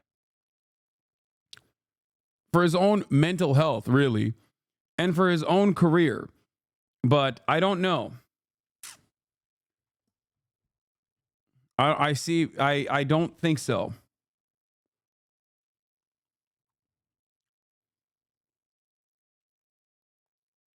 Focusing on this petty shit for them opens up a lot of time and space for us to make strategic moves. What do you mean? I learned new things about Destiny from you, and it's never good news. I mean, I rarely ever cover Destiny on this broadcast, but this is moving beyond the point of like petty drama or whatever into criminal liability. So, you know, I don't know. What did he do? What hasn't he done? Here is r/YouTube drama that has at least like some semblance of a summary of what happened. Okay. This morning, both President Sunday and Copacy released hit piece videos on Destiny. President Sunday's video here, Copacy's video here. Both of these videos discuss Destiny's behavior regarding his treatment of sexual partners and the ongoing scandal surrounding leaked DMs, photos, and videos of sexual nature. Destiny has found himself in a couple scandals regarding sharing nude photos and other materials, such as videos/sex tapes, without the consent of individuals/partners who appear in them. Okay? The main focus of this is a woman named Pixie, who is a victim of this behavior from Destiny. In the videos, there are leaks of messages between Not So Erudite and Pixie discussing potential compensation from Destiny for distributing the sexual material she appeared in, as well as the draft of Pixie's statement regarding the situation. It turns out that Pixie was someone who was an orbiter of Destiny's, who unfortunately hooked up with Destiny. They filmed the process, and I believe that filming was consensually done at the time. But then Destiny kept those videos and sent it to other people, from what I understand. Other people that he was trying to hook up with, other girls that he was trying to hook up with, including this one 19-year-old. And then this 19-year-old's account either got A, hacked, okay, or B, one of their 19-year-old's friends actually revealed all of this information to the world. And that's how you found out about the infamous video of Destiny sucking a dude off, which people suspected was Nick Fuentes. And Destiny leaned into it possibly being Nick Fuentes. And a lot of people thought, well, that's really weird. Why is he taking ownership over that? Well, it turns out there was a nefarious purpose behind why he was taking ownership over that.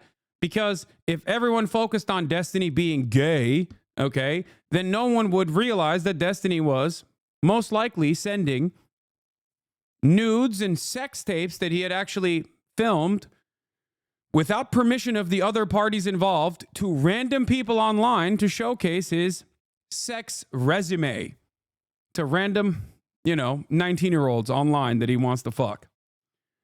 Now, that's technically, I believe, I'm no big city lawyer, but revenge porn territory. Does he need permission? The answer is yes. What a stupid question. What are you talking about? You can't film a sex act with someone and then distribute that sex act randomly to other people. What?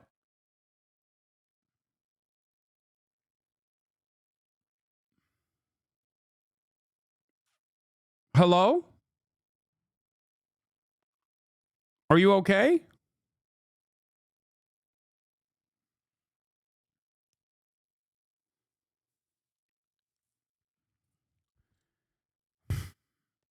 Asking this question, especially in this moment where Pixie, the wronged party, who used to be a fan and friend of Destiny's, has released a statement publicly on Twitter stating she's a victim of revenge porn and will be suing Destiny for this. Her longer statement includes her history with Destiny and her side of the story. She's literally in the process of litigation. This notably has been shared by Destiny's ex-wife, Melina, as well as Lonerbox, who is stated to be Pixie's boyfriend and recently announced he would be leaving streaming. Lonerbox had been friendly with Destiny before. Yes, Lonerbox, I did not know any of this stuff, but people were, Bad Empanada had said like, oh, Destiny cucked Lonerbox or whatever when he was dating Pixie. It turns out that wasn't the case, but it does turn out that Lonerbox, I think, found out that Pixie had actually had sex with Destiny in the past while still being a orbiter of Destiny. By the way, when I say orbiter of Destiny, you might be thinking like I'm disparaging these people, but the saddest reality is that they called themselves the orbiters of Destiny. It is definitely a sex cult, okay? It operates exactly like a sex cult. So they called themselves that. Just so you understand.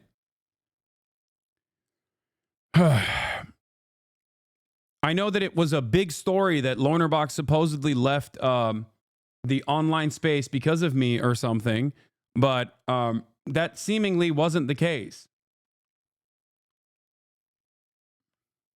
It seems like this also played a role in him leaving the commentary community or something.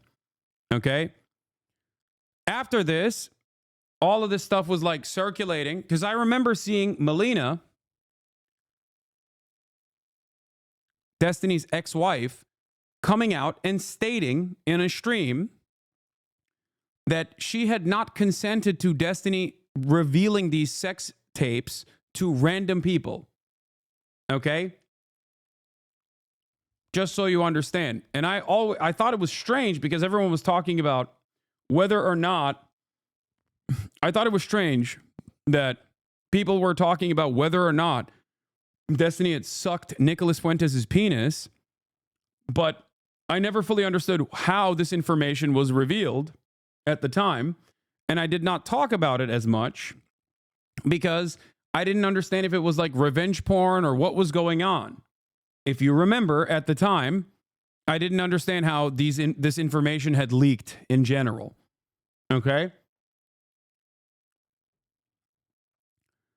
Well, it turns out he was sending this stuff to random people to try and fuck them, like a sex resume, and one of the people inevitably leaked it. Either they directly leaked it, or their friend leaked it, or they got hacked and it got leaked.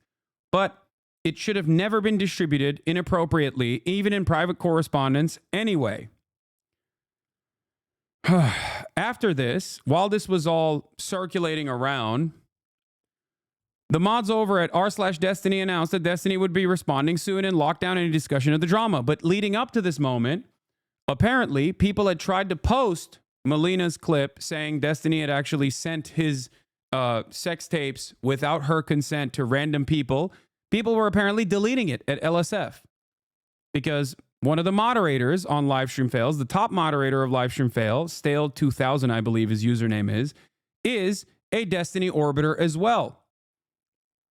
They have actually maintained control over LSF for quite some time. Okay? Stale used to be a Twitch staffer as well. Back in the day, he was a Twitch staffer. And then he left Twitch.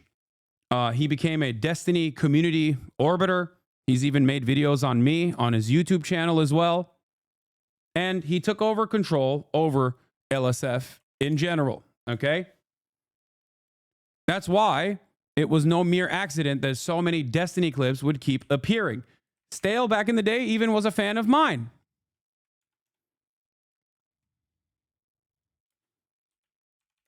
Let me see if I can find it.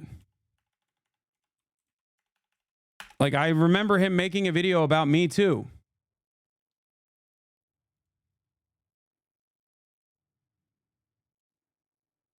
This is his video that he made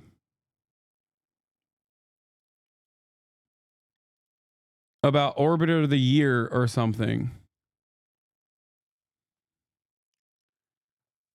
He even had a video defending Recently, Hasan received a saying Hasan MasterChef DMCA strike could be fake. He was right, by the way. And I was right as well. Okay? Anyway. Many, many years ago. So,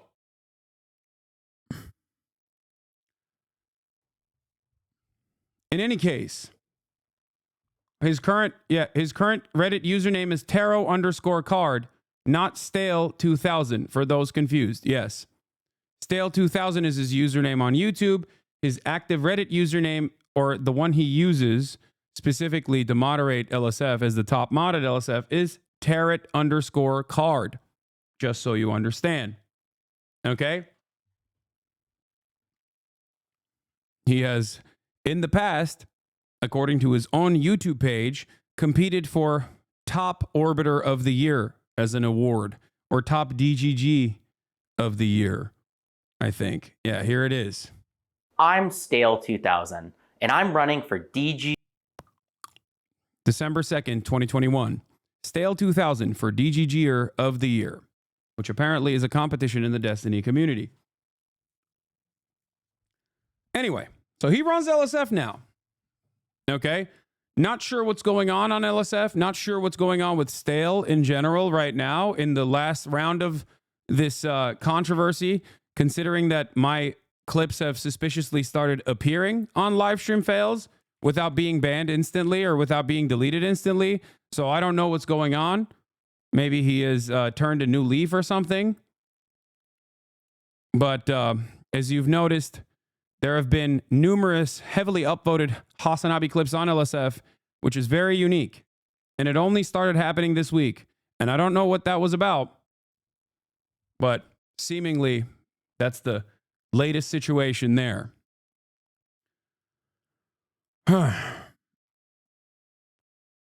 Used to be normal a couple of years ago. It's no longer normal. The DDGer of the Year for 2024, He Hates You Too Lol, just got banned from DDG because he sided with the victims of his stream. Yeah, so I don't know why you know that. That's kind of crazy. But yes, there seems to be a massive rift in his own community, partially because I think this is not just like random victims that Destiny can so quickly disparage, but instead other content creators within his orbit. So his fan base has developed a likeness for some of these content creators. So it's not so easy to just like disparage them and shit on them. And there's this mass exodus happening, or mass chaos happening in his own community, it seems. Michael from Pennsylvania here says, Destiny has started to ban longtime collaborators JSTLK, Cherry, and Pixie because of admitted by him allegations of him sharing pornography of multiple women non-consensually he created with them. This is a civil and criminal offense in the state of Florida, and Pixie has announced intent to sue. But going back to his own personal subreddit moderation and going back to everything that's going on, You might recognize some of these names because they all fucking hate me. Okay? And just because they hate me, I'm not going to be a piece of shit and say, oh, good riddance or whatever. They are still victims. Okay? Just so you understand. Sherry is another one of the victims of Destiny. Apparently, allegedly, according to her, Destiny actually secretly, without her consent, recorded her. She only found out about this because one of her friends heard the footage and noticed that it was her voice in the footage. Okay?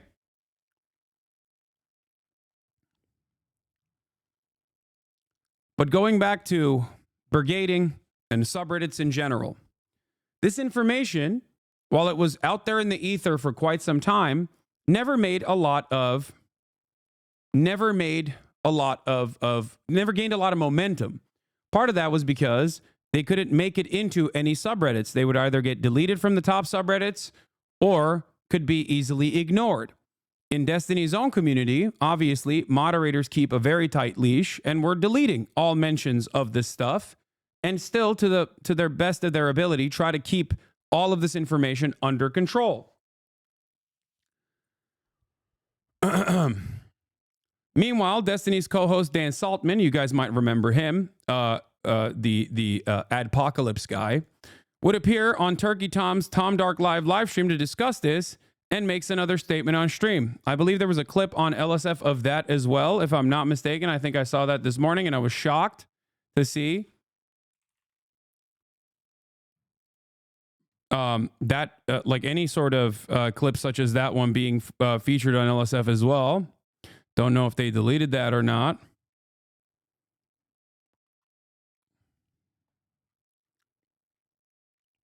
Meanwhile, it seems that XQC is actually somewhat, taking the side of Destiny in this process, which is also, I guess, somewhat expected. I don't think Asmongold has talked about it, but who knows? I think the Dan Saltman clip has been deleted from the LSF subreddit, it seems. Anyway. Even XQC isn't defending him now. Yo, I feel bad. Lonerbox retweeted the victim's Twitter statement, and it seems like Lonerbox has cut ties with Destiny because of this. No, I saw... who cares? Asmongold's a loser. Asmongold has covered every single time one of Destiny's orbiters have clipped something I've said out of context, and so has XQC. It's always shocking when, in the same week, when both XQC and Asmongold are getting top upvoted clips on LSF talking about how racist I am because I've, tried to explain with a nuanced position about like racism against white people not being the same as racism against black people. They have top upvoted comments. In the same week, Destiny will literally say the N-word, and then they will either never really cover it, or they'll end up defending Destiny saying the N-word, saying that he didn't have any sort of negative intentionality behind saying the N-word. This is a very real thing that has happened not once, not twice, but I think 3 times now.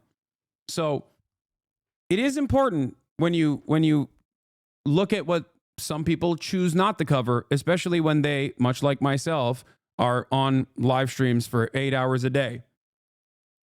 Especially if their content oftentimes is slop in general or drama in general.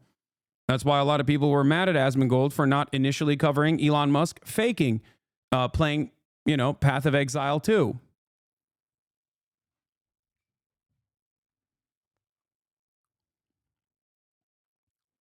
That's why people were shocked and confused as to why Elon or why Asmongold was not talking about Elon Musk potentially, faking playing Path of Exile 2. The clip you were looking for about Dan is in the link in that thread. The other says, the one that says later makes another statement.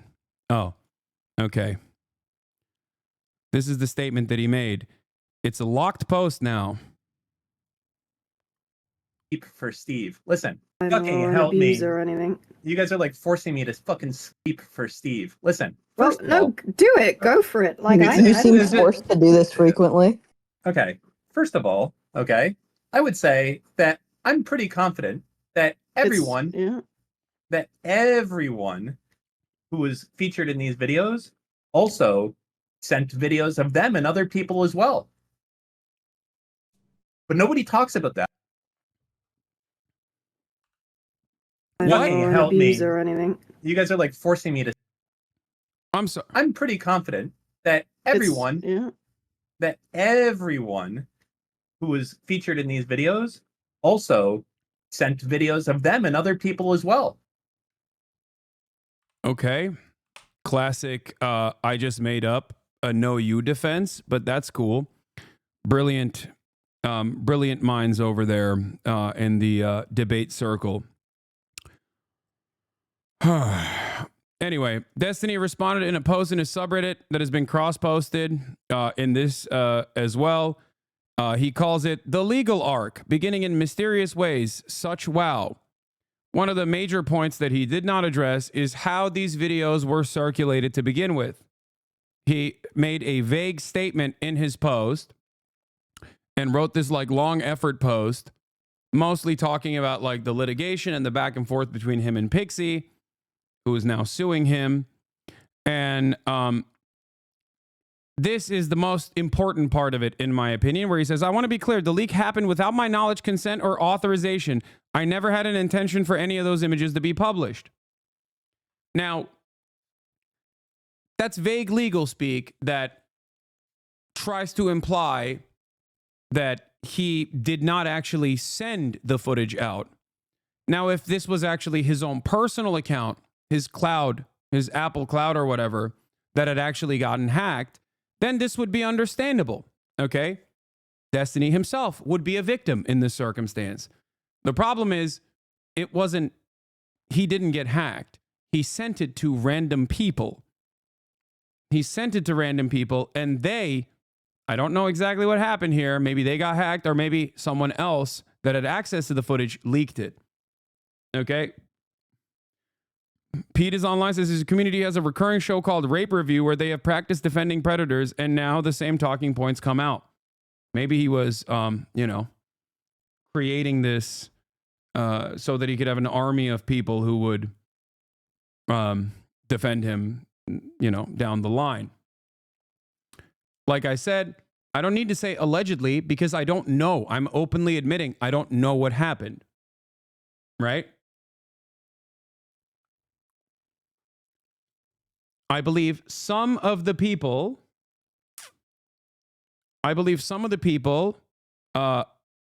Destiny consensually filmed, and allegedly, according to Sherry, she was one of the victims who was not consensually filmed, according to Sherry herself. Okay? If you're asking about the permission of how some of this footage was filmed. What is this? X is looking at proof descending it himself? Like, brother, what the fuck? Oh, yeah. These are the conversations that he had, I believe, with that 19-year-old, right? And this is where this is where the initial leaks came from. Like, people found out all of the weird, like, things that Destiny was into and never really truly investigated how people figured that out. But it turns out it was because he was, including the videos, the sex tapes, he had sent to random people.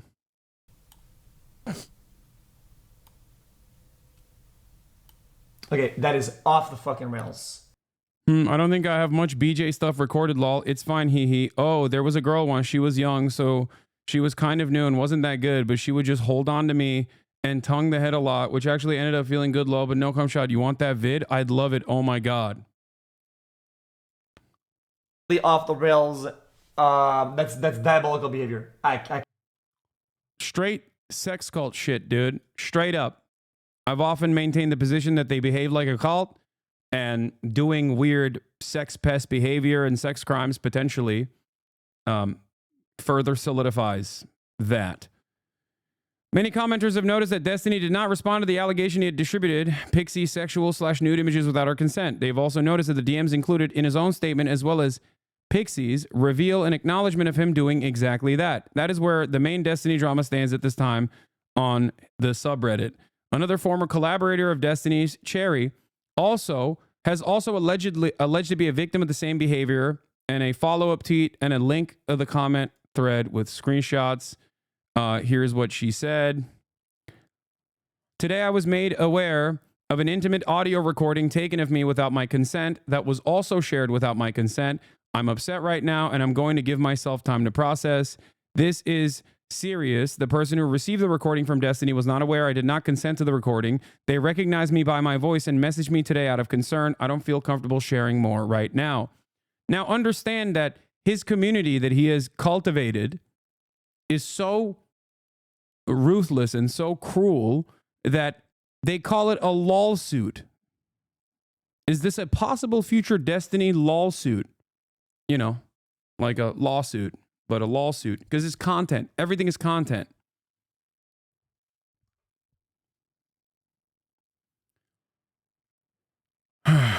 She then followed up and said, oh, this, as I posted as well. Destiny has banned the people who have spoken out against them from his Discord server. Alleged Discord messages where Destiny admits to recording his phone in his pocket during the sex act. It is not clear if this was a consensual recording. Hold on. I don't know where that is.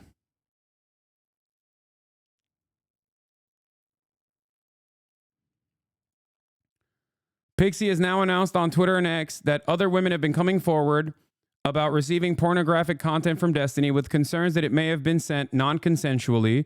Destiny has announced a break from streaming. This link is broken. If someone has a better link, please let me know. Destiny has almost made other comments regarding this on his Discord. r/Destiny moderator has made a statement on the state of the sub. Sherry has announced that she is making a police report and pressing charges against Destiny. And wait, did I click on this already? Oh, this is the one. This is the last post that she had. Destiny has blocked me and banned me and people supporting me from his community. I have not done anything besides asking for an explanation, as I was assured this was something he didn't do to me. When I wasn't given one privately, I spoke publicly. I am not involved in any lawsuit or coordinating with anyone seeking justice due to the leaks in November, though they have had my empathy and support in their efforts. It is only yesterday I became aware that Destiny had recorded me while we had sex without my consent, and with no regard for me, also shared that recording with others. 2 women now have let me know they have received sexual recordings taken of me in September 2023 without my consent. I thank them so much for their concern for me. No amount of public humiliation will ever make me regret being made aware of what was done to me. I will be filing a police report and pressing charges. This is a separate person, a separate incident. Not Pixie, but a different person that was also a self-proclaimed Destiny orbiter. Okay? No, recorded her and Destiny having sex. Destiny recorded them having sex without her consent or knowledge. The sex act was with consent, as far as I understand. Pixie includes these screenshots in her Substack post. The last link is insane because he's offering to basically pay her off by paying her bills to make her feel better about leaking her sex tape. This is what Pixie said. I'll be suing Stephen Kenneth Bonnell II. On November 29th, I learned that the streamer Destiny had non-consensually shared pornographic content of me online. My dignity, peace of mind, and hopes for the future were stripped away in a mere matter of seconds following the betrayal of someone I previously trusted. I am at least the 3rd person he has done this to. I hope to be the last. I will not be commenting on the experience of the other women he has hurt, as it is not my place or story to tell. I will, however, share my story in the hopes of preventing this from occurring again. If you recall, if you want to understand the way that Destiny operates, usually, a great example of this is with Cutie Cinderella. Okay? Destiny will randomly shit on Ludwig, okay, and then we'll bring up Cutie Cinderella and the AI porn debacle, and we'll say some of the most vicious things that I don't even want to repeat right now about Cutie, randomly, completely unprompted. and his fan base will yell at him for like a little bit. Some people will criticize him for it, okay, in his fan base. He'll ban some of those naysayers, most likely unbanning them later down the line. But for the time being, there's a little bit of friction in his own community, okay? And then his community will then further tell everyone else that is watching from the outside how much difference in opinion actually thrives in his community, in an effort to make it seem like there's a lot of discourse on this stuff and that his community is not a hive-minded cult. And then later down the line, they'll turn around and just make it seem like it was all jokes, that it wasn't a big deal at all, completely diluting the actual harm that was done. That's just one example. This is far more severe. Okay? That's why everything is considered to be an arc. All of the manifestos are considered to be nukes. It's all content. Bridges are being burned for the sake of content. Meanwhile, in that process, there are a lot of people that get harmed along the way. But it doesn't matter, because anyone and everyone will be treated like a lolcow by destiny. First, they'll show you so much support and will bring you into the community and give you clout and, make you feel awesome. Then, in a moment's notice, destiny can turn on you.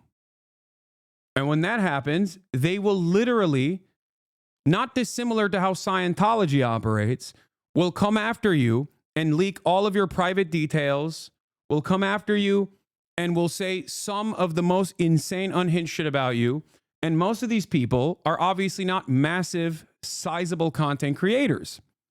I, on the other hand, am a massive and sizable content creator, and Destiny still hasn't stopped doing this, collaborating with anyone and everyone that will say, fuck Hasan, I want to kill Hasan, like Sam Hyde, for example, actively bringing their community into his in an effort to continue the endless sequence of fuck Hasan posts. Okay? Nothing is too far. Okay? And this story is just one of many others of wronged people in the process. People that were fans of Destiny initially. People that were friends of Destiny in the aftermath. People that became orbiters, self-described orbiters in the process, becoming content creators and developing a fandom, developing their own audience and their own communities in the process from Destiny's communities.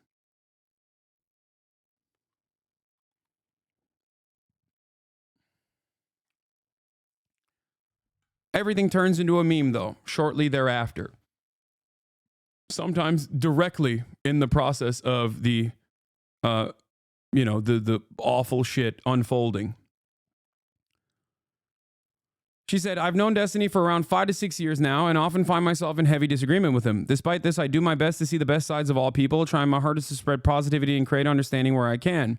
It's corny, but I want to meet people where they are and focus on which ways we can build bridges together towards a better future for everyone. Some call this a fault of mine. They claim I'm naive and should be more careful. Those people are right. When I was 19, over 5 years ago, I was extremely sexually inexperienced and sheltered. Being severely terrified of leading someone on or sexual assault, I thought I could trust Destiny, who I had multiple long conversations with regarding consent and boundaries. So you can imagine my surprise when I discovered he distributed pornographic content of me without my consent. Yes, you read that right. Stephen Kenneth Bonald II sent pornographic content of me to a random 19-year-old e-girl Discord kitten whom he had never met before, and then she published it to the whole world. Rest assured, despite never having met her, he at least spoke to her plenty of times on the phone. What is this link? Let's click on it. Let's see what this is. Oh, this is a Discord message from him. There shouldn't be. No, I'm so sorry. There's literally zero excuse. I've had phone convos and stuff with this person. They were fairly close to me. It's worthless to say it at this point, but I'm super sorry. There's literally no excuse. I won't say or confirm anything about them. If there's any particular action or thing I can do, just let me know. This is after the fact that, the stuff was released and I guess she talked to Destiny directly. Of course, this is what he says happened. I think it is just as likely that he used her as a proxy to widely distribute this material while claiming deniability. I do not understand why Destiny would knowingly and willingly put me in a position where I would receive nonstop sexual abuse and harassment. If we believe him, he was trying to impress a barely legal teenager using my body and my privacy.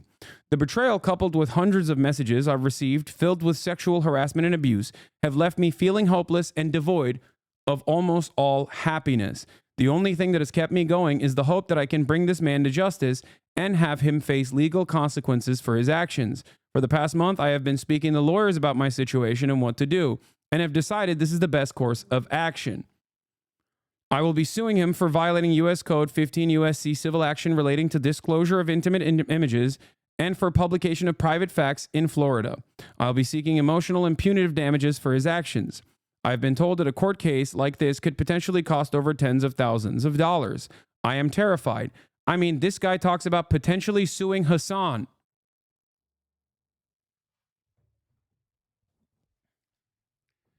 Couldn't be a Destiny story without it somehow getting back to me, of course.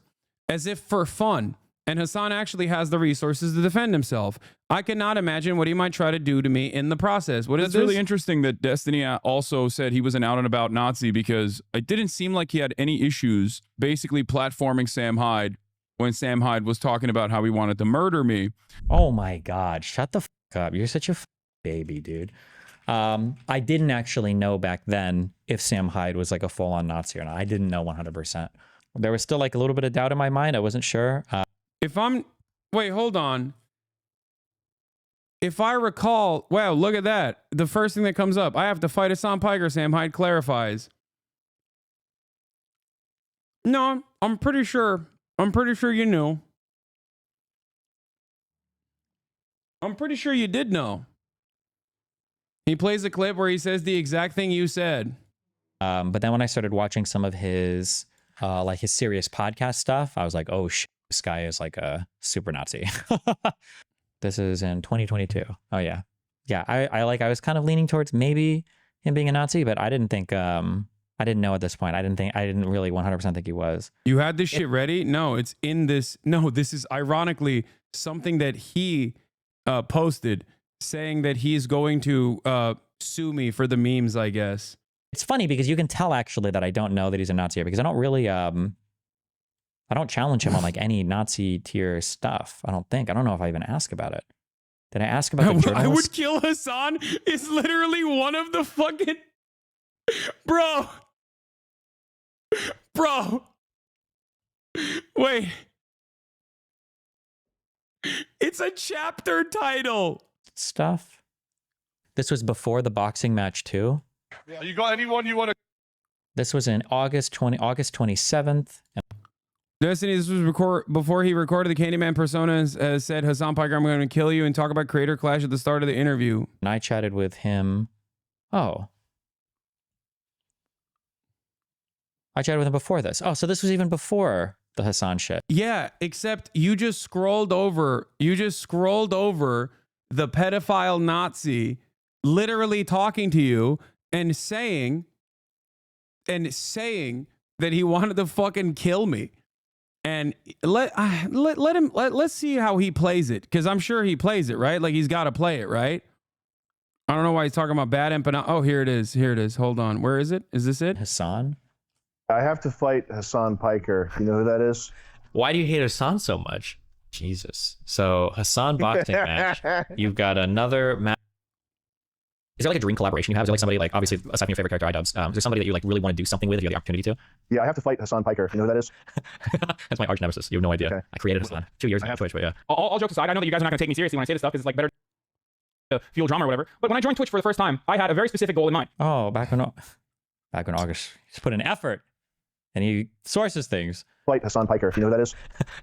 That's my arch nemesis. You have no idea. Okay. I created Hasan 2 years ago on Twitch, but yeah. All jokes aside, I know that you guys are not going to take me seriously when I say this stuff because it's like better to fuel drama or whatever. But when I joined Twitch for the first time, I had a very specific goal in mind. And that goal has come to fruition largely because of Destiny, because of the help that he's given me. And also on top of Destiny, helping me personally, Destiny himself. By the way, this is not something that I don't admit and did routinely admit until Destiny became so fucking embarrassing that it was embarrassing to openly relitigate this. Why is he using a clip of this after, I believe this was after we had stopped being friends, where I was in the process of admitting still. Like, yeah, no.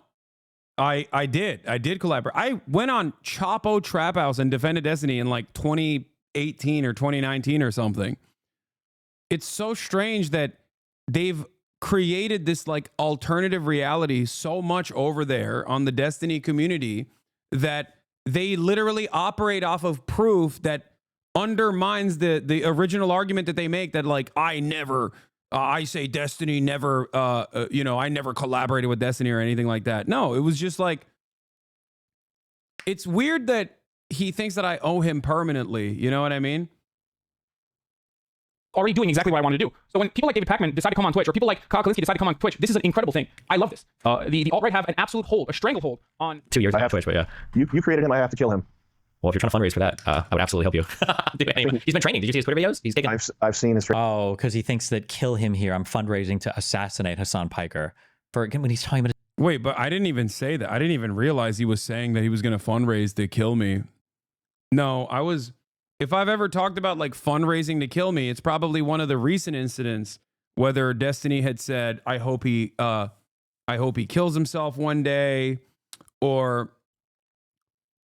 Oh, it's because the article where you said I paved the way. Oh, that's the, oh my God, it's the fucking, was a complex article or whatever. I don't even remember what I exactly said. Now what's really interesting is, okay, what's really interesting about this process here is that I don't know if we could find it, because I know that they deleted that Reddit thread down the line, but maybe with the Wayback Machine or something, I could possibly find it. That clip of him talking to Sam Hyde was brigaded. It was posted, as always, Destiny's clips against me get posted on LSF, and was brigaded, and it went to r/all. Okay? It went all the way to the top of Reddit. It went to the front page of Reddit, where, it seemed like people, Nazis specifically, were celebrating Destiny, talking about Sam Hyde killing me, A very strange time. And I remember at the time, even the comments were like, what are we doing? Do we hate Hasan that much that we're, celebrating a fucking Nazi pedophile? Interesting stuff. Anyway, why did we take this sidestep?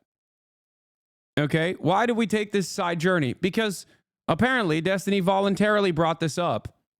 And it was featured in Pixie's Substack post, talking about how Destiny wants to potentially sue me. You may not remember what you said, but Epstiny, Diddy, Sex Pestiny, Diddy G remembers what you said. He remembers it every day of his life. Yeah, but they also don't remember the actual things that I say, but instead remember like whatever was clipped out of context and massaged as the new truth in the sex cult that he operates. Anyway, I cannot imagine what he might try to do with to me in this process. Sometimes I wonder if he does this as an intimidation tactic. Yes, he does. I wonder if he purposely is trying to put fear into my heart when he casually talks about throwing money into a lawsuit with a multimillionaire who can fight back, as if it's an indirect flaunt, warning over his capability of outspending me in whatever legal case I throw at him.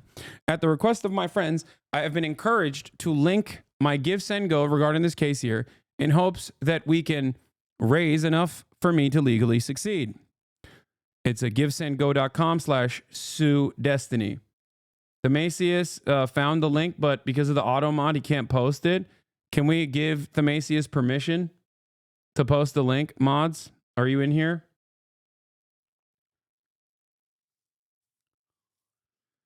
He doesn't approve to people like Pixie, who doesn't have the resource to fight back and hates it, that he can't do it because he can't do it to Hasan. I mean, I don't know how he would try and sue me over this. Like, that would be so fucking stupid. Not only is it stupid because I found it, but I can't post it. Automod. Okay, try it again. Oh, he is trying. Can you just send it to Fizz, to Macy's?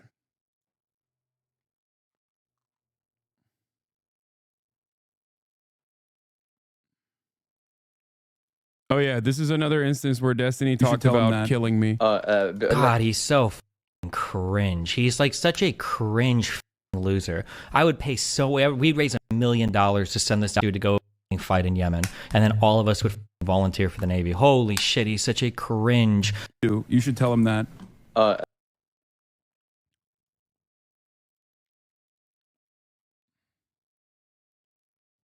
Aw. After it didn't get to RL. I was wrong. It got to 4.2K upvotes on LSF. It got archived and the post was deleted by the person who originally posted it. Damn. Maybe we can look back at the Wayback Machine now that we have the link from the time frame that it was posted to see who the user was that posted it. This is how they do all the time, by the way. They will post numerous posts of the LSF subreddit, and then if it actually doesn't favor Destiny, they'll delete it. One of the posts at the same time frame did go to r/all. That's why I'm saying it, but I can't. I don't think it was this one. Not only that, but also, if you guys recall, during the supposed adpocalypse, where Destiny and Dan Saltman collaborated with ADL and numerous other pro-Israel organizations to try to get me banned, and including Richie Torres, sent him like a bunch of clips from a website called HasanAbi.com leading up to the election, because they just simply wanted to get an own on me and get me banned off of Twitch. A smear campaign that Ethan Klein also jumped on board with very willingly and voluntarily, including but not limited to happily using some of the clips titled HasanAbi, my former podcast co-host, by the way. Okay. When they were doing this mass brigading campaign, as they were sending botted emails out to every single advertiser on Twitch with the hopes that they could pressure Twitch to ban me before the election, not because they supposedly care about anti-Semitism. These guys say anti-Semitic shit all the time, but because they wanted to punish me because they think that I'm the one who is responsible for Destiny getting banned, and not this kind of behavior, okay? Due to, I suspect, a lot of the gaslighting that Destiny is engaged in over and over again in his own community, where he's cultivated this fan base that just simply does not know what the fuck is going on in the world, whether it be the world events that Destiny tackles from an incredibly biased perspective, like, you know, being pro-Israel, or, you know, things that pertain to my life that he clips out of context and will routinely lie about. So, what the fuck are these comments? Does LSF hate Hasan so bad they're defending a dude that Destiny himself called a Nazi? Wait a minute. Destiny talks about Sam Hyde being a Nazi. You're watching Destiny, okay? Wait.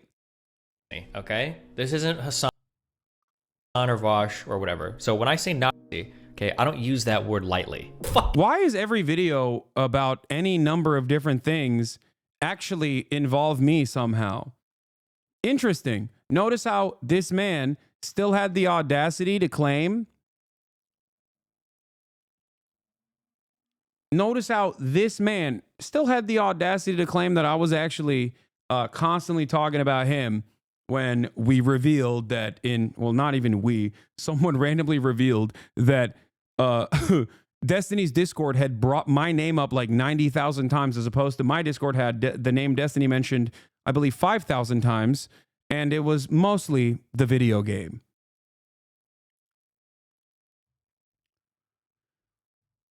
So that's interesting. Destiny talks about Sam Hyde and says he's a Nazi. Is this before or after he collaborated with Sam Hyde? One of the worst fuck up stories of like artistic history, because like it was created by Pensive Goat, who posted 17 minutes ago on the YouTube drama post.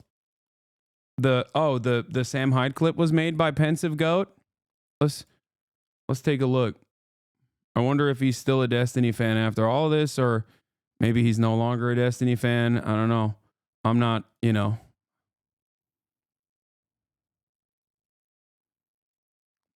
Let's see.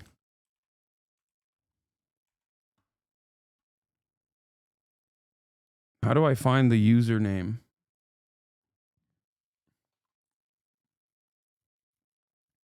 It's the same guy who made the fake post about Mike being anti-Semitic? Oh, wow. Why does Destiny have so many people who do like free PR and smear campaigns for all of his enemies and free PR for him? I will never know. I truly don't understand it. The second clip you linked of Dan Saltman saying that everyone sent videos around was from a few weeks ago when the lack of consent was questioned but not confirmed. It wasn't from after Pixie made her statement. They're still doing PR. That same guy that posted that years ago, the Sam Hyde clip years ago, is still at it, still doing PR for Destiny. That's crazy. 20 minutes ago, he's still in the trenches, in the drama trenches. This man has nonstop done PR for Destiny for 4 fucking years at least.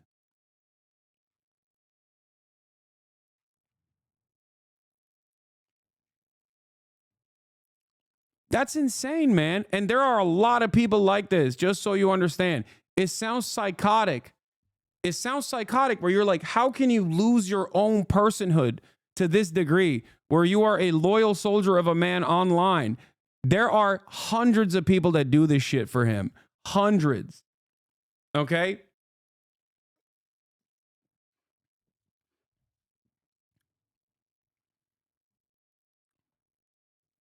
Hundreds. They got a post of me being quiet for 30 seconds as evidence of me being anti-Semitic. Yeah, they do stuff like that all the time. No, he's just being a nerd and clarifying. It looks like a few posts down, he's posting about Melina confirming that they were posted non-consensually. What is this? 150 plus? When the question gets asked how and why people take the time to pour through hours of footage to find this to find shit to clip, there's an answer for it. It's coming. I'm working on it. That's kind of what I have like a whole Discord for like the clippers and stuff. I just need a night that I have where I'm not doing anything or working on anything where I could just like sit down and write all this out. But I'm working on that. It's in the pipeline. Taliban Clips Discord has become the omni-liberal brain room. While the election results of the night were coming in, I had a choice, as all of us had, and I chose memeing. I posted on Twitter the solution was obvious. Obviously joking, trolling, expressing frustration, but it somehow resonated with a lot of you, so I just kept going with it. The omni-liberal media campaign had taken off, and I was getting tons of positive feedback. This reminded me that we have a dormant Discord August set up back in June, where we try to activate an army of Clippers. The Taliban Clips Discord was active in the first months or so, but the hype died down. The new team of Clippers are still posting their daily content. We just stopped using Discord for that. We follow each other on Twitter, and I get to amplify all of them with the Gnomes Twitter account, which has been a great help at combating the narrative around Steven. Now I was wondering, I have all these people who are interested in the omni-liberal media message. Maybe I should gather these like-minded people in one spot, and that's how the idea arose around the repurpose of the Taliban Clips Discord. There are already tons of resources there, which we would otherwise lose. I was involved in the January 6th documentary research group and started adding the Clippers to them, along with the Dan's War with Twitch people. That one was the brigading campaign against me and Twitch in general, which was exposed by Bloomberg's very own reporting, Cecilia Anastasio, which they then deleted everything because of that. So if you go to the Destiny subreddit now, mentions of me are almost completely gone. When at a time for years, for the past like 6 years, they would nonstop post about me on there, more so than they posted about Destiny genuinely. And they had to delete all of that because they realized that their subreddit that Destiny weaponizes like this on a regular basis and their Discord server was so actively and so openly brigading that they were actually going to get into trouble by Discord and Reddit. They deleted all of it. All of it is on the Wayback Machine if you want to go, compile it, or if you want to search all of the insanity there. But they just straight up deleted everything when they realized that journalists were snooping around about their brigading operations, which they so openly would talk about, like so openly. Anyway, I can't believe that there are still Destiny fans in here. He kind of made you, though. Why you so ungrateful he brought you in? No. Why not just talk it out, bro? He was your friend at one point. Dude, I don't know if you understand. We're having a conversation about this dude serially making sex tapes of the people he sometimes consensually and sometimes non-consensually records and is unconsensually sending to other people that he wants to fuck. And you're like, why don't you become friends with that guy again? I don't know, because he's fucking gross. Yeah, what am I going to talk to him about? Fucking, should I tell him not to do like awful, indecent, freak-like shit? Is that what you want me to have a conversation with him about? Just hug it out, bro. Is that the new talking point that Destiny fans have now? Like, they've just dropped everything else, so now they're just saying, come on, just talk it out.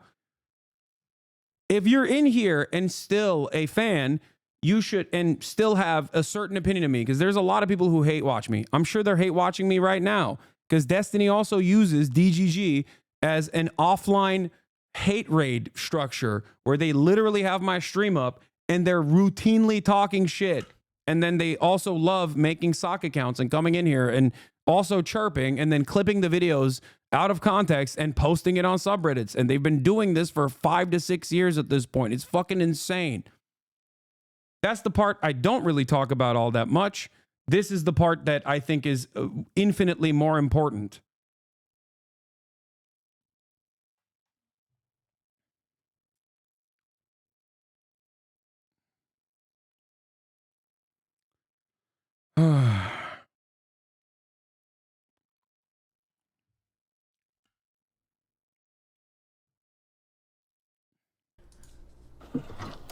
The clip for when Destiny talks about Sam Hyde being a Nazi and an alt-writer is from January 14th, 2022. Destiny made that collab video with Sam Hyde on June 19th, 2022. And now Destiny is claiming he didn't know Sam Hyde was a Nazi back then when he collabed with him. Clear evidence that he's lying now. Yeah, just like there was clear evidence that he, one, openly stated that NFTs were a fucking grift and you were stupid for buying an NFT, and then a week later got an NFT sponsorship and farmed his fucking fan base. And that's what's so crazy about it, because like there's so much hypocrisy in this community that supposedly loves hypocrisy baiting, and yet they just can't comprehend that they're being gaslit over and over and over again. It wasn't a week, it was 2 or 3 days. Oh my God, that's amazing. How did he get exposed as a Nazi? I don't remember how he got exposed as a Nazi, okay? Now, you're watching Destiny, okay? For the record, the only reason why I'm bringing this shit up is because I was weirdly mentioned in Pixie's fucking call-out post, because apparently Destiny still to this day goes around talking about potentially suing me for saying correct things. Just so you understand, if you want to weave back into the fucking main conversation here, you know, I'm covering this letter, this Substack that Pixie wrote about being victimized by Destiny, and even in that, I randomly get brought up. And yes, the irony, of course, is that the link on that Substack where Destiny talks about potentially suing me, Destiny actively now lies. Destiny actively lies to his audience about the dumbest shit too, and people straight up believe it. A great example of this is Destiny 1 collaborating with Sam Hyde with the full knowledge that he was a fucking neo-Nazi when Sam Hyde talked about how he wanted to kill me, okay?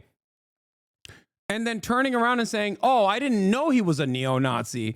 Why would he, you know, why would Hasan even say that I knew that he was a neo-Nazi? Well, it turns out he did. Here's a video from before he collaborated with Sam Hyde, 6 months prior.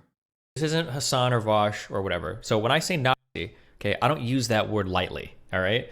And when I first heard that, like, oh, he's an alt-right or Nazi, like usually when I hear that from people, my first thing is like, I'm sure he is, okay? He's probably like a conservative or whatever, right? But I remember we listened on stream to like, was it like 6 years ago?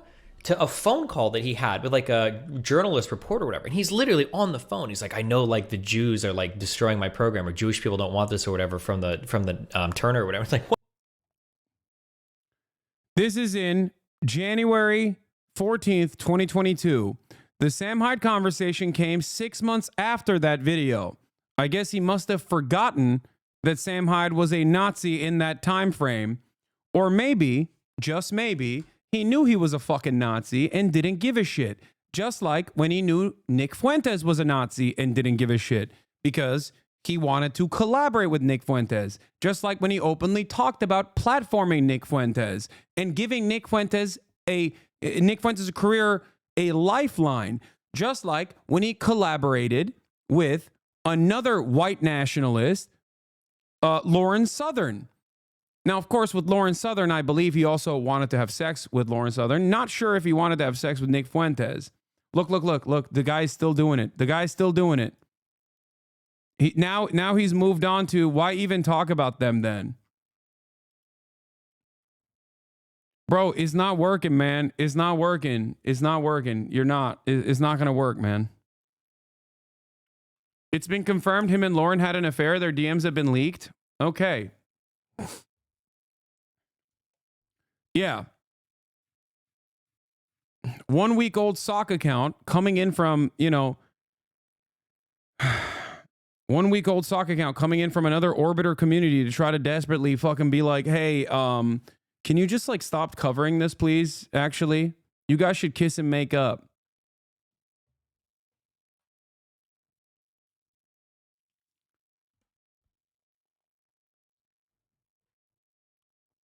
I don't really understand any of these hate watching, clip farming, smear campaigns based on lies. I don't even have that much to do in my life. I barely have time to watch you for a bit every day. I don't get where they get all this time.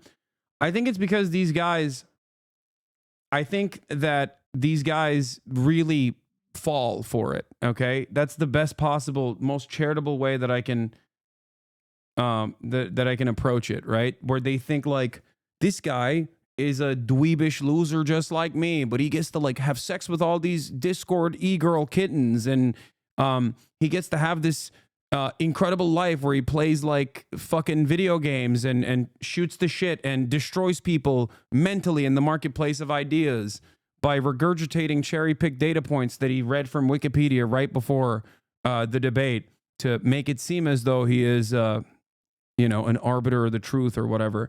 And for them, they just see him like a god. And I'm sure you guys know people that are fans of his. I mean, I see it all the fucking time. People that are fans of Destiny aren't just like normal people with like their own lives or whatever. They just genuinely admire him. They think he is a fucking god because it's a goddamn cult, okay? Are they still building logs of the chat? Oh, I think they did build the logs of the chat, and they posted a website that kind of was a dud. Yeah, they did. They went through 5 years of logs in every single person of this community and like built logs of who gets banned and who's a mod and who's not a mod. And it's all wrong too, which is so funny. Like they're so weird that they think like Congress is going to be like, who has Hasan banned out of the 46,000 people that watch him every day? Yeah, they added fake screenshots of fake chatters because they couldn't get enough like actual shit that looked bad.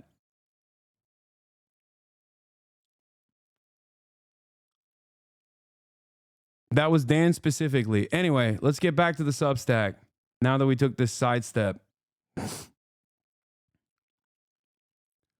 However, the next Joe Rogan to the left is, whoever the next Joe Rogan to the left is, it cannot be someone that crosses sexual boundaries, violates consent, and puts women's well-being and safety at risk. Oh my God, is that what Destiny wants to be? Oh, my brother.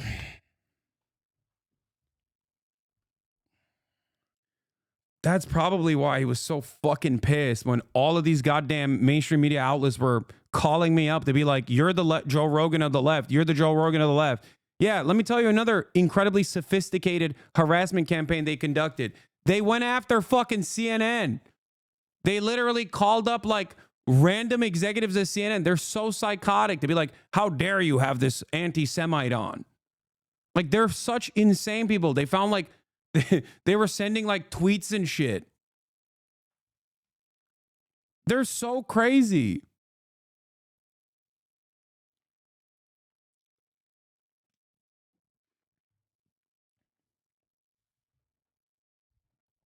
Yeah, instead of being the Joe Rogan to the left, my man turned into the Andrew Tate of the left, but all the bad sides and none of the popularity.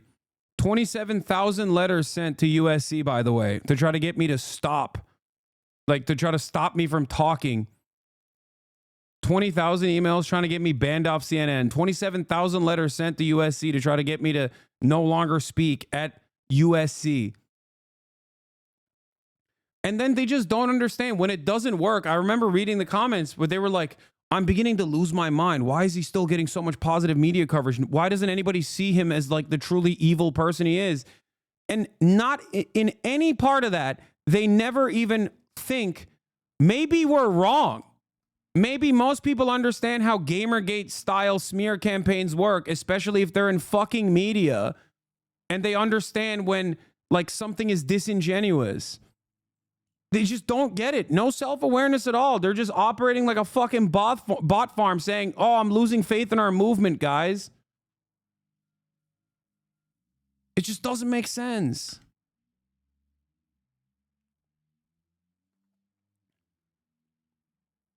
He did have sex with Lauren Southern. He was willing to throw everything in his marriage, his atheism, his polyamory, his streaming career to marry her and start a centrist media company that covers both left and right-wing perspectives. That's why the marriage fell apart. Wait, what? I don't know if that's true. That's crazy. Do they get paid? No, they don't get paid. They do this for admiration. Okay? Anyway.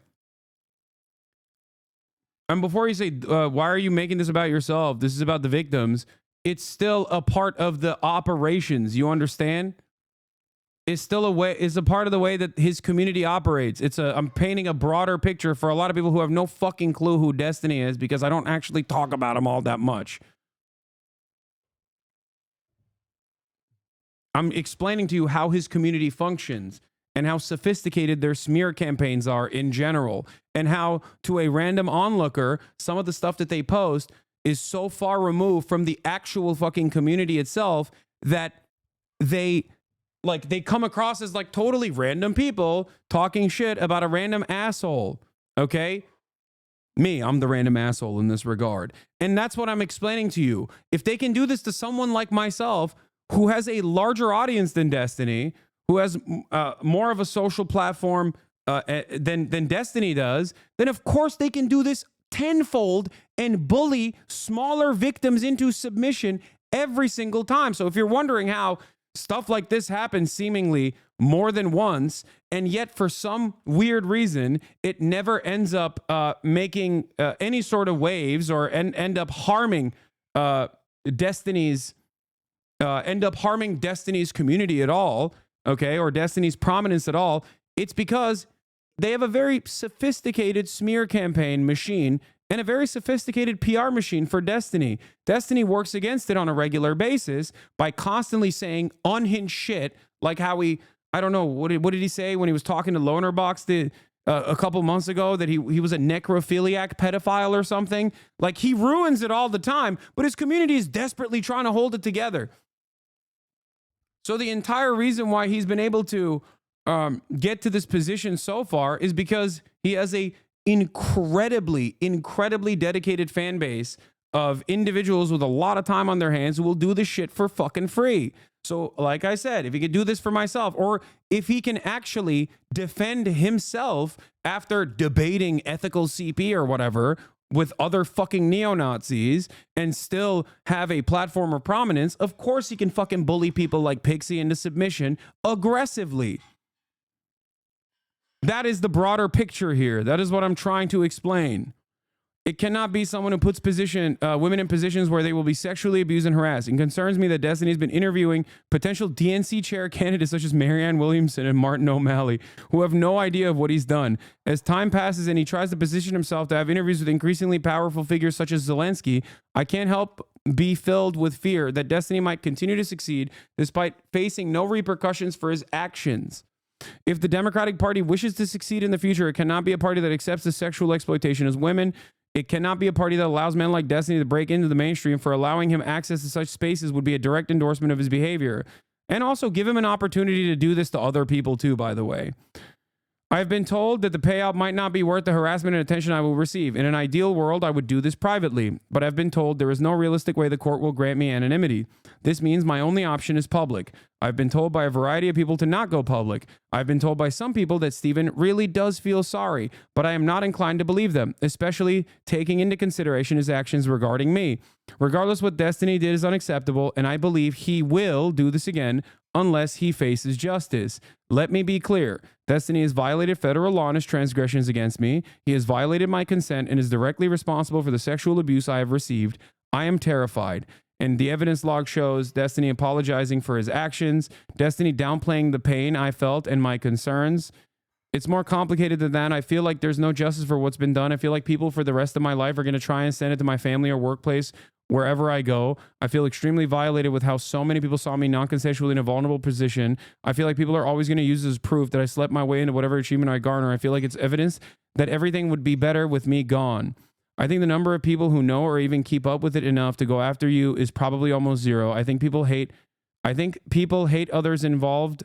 Me, Lauren, Nick, lol. Wait, so it is Nick Fuentes? He actually did suck Nick Fuentes' dick? Like, what's going on here? I'm so fucking confused. Way, way, way more, and it overshadows everything a lot more. As for any achievements or anything like that, the majority of the work and stuff you've done has been completely independent from me anyway, so the people who would say anything like that are the people who would have said shit like that anyway and aren't worth the time. I genuinely don't understand it. Is it actually fucking Nick Fuentes or not?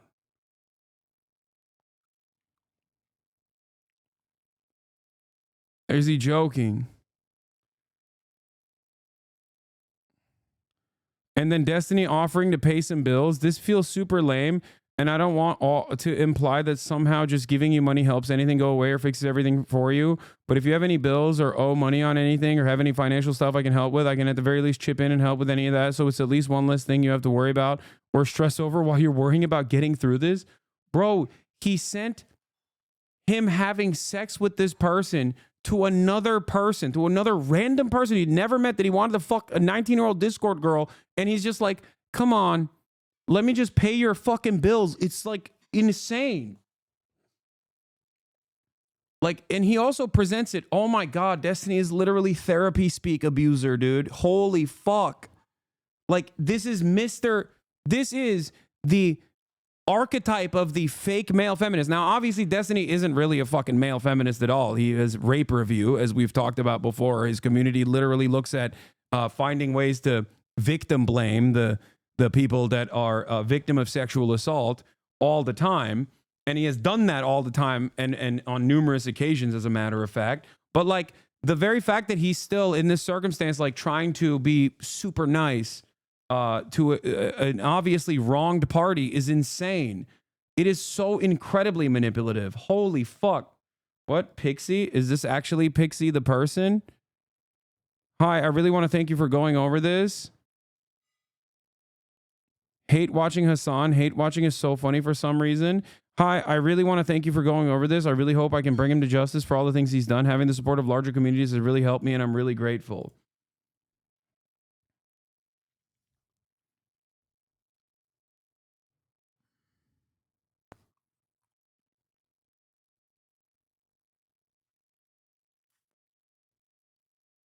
Anyway. Oh.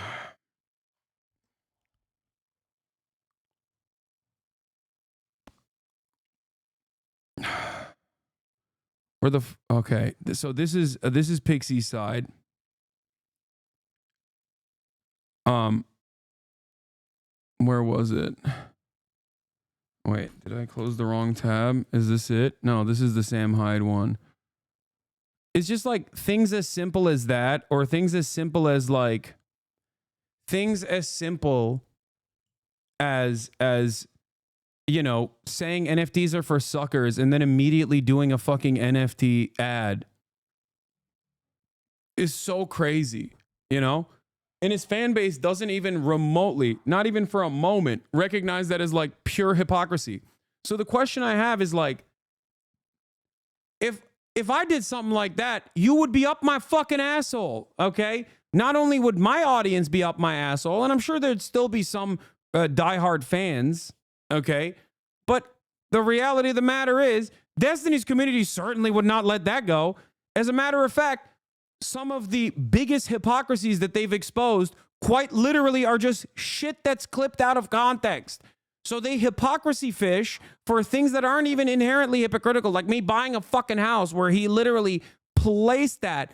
He literally, when I bought a house, before I even entered the house for myself and my fucking family, Destiny covered it and blasted it on the fucking timeline. And then Breitbart picked it up. And then fucking Fox News picked it up. He did that shit. Okay? He fucking did that shit. I got doxxed by Nazis. Some of those Nazis are in Sam Hydes' fucking fan base, and he collaborated with them. Like, think about that. None of that is, say allegedly. What do you mean? What? Nothing I said is fucking alleged, okay? Everything I said is 100% correct. He literally outflanked.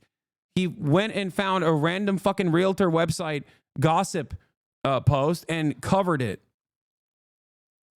He also leaked your family history. His fans showed all your mom and dad shit on timeline. That's another thing. He's like doxed my fucking family. Yeah. And lied about it too. There's like AI built websites out there of my dad being a fucking billionaire or some shit. And I didn't even know any of that. Okay? Yeah, they're fucking crazy. And yes, I did read the other allegation tweet from Cherry. And also that she is pursuing like criminal action as well.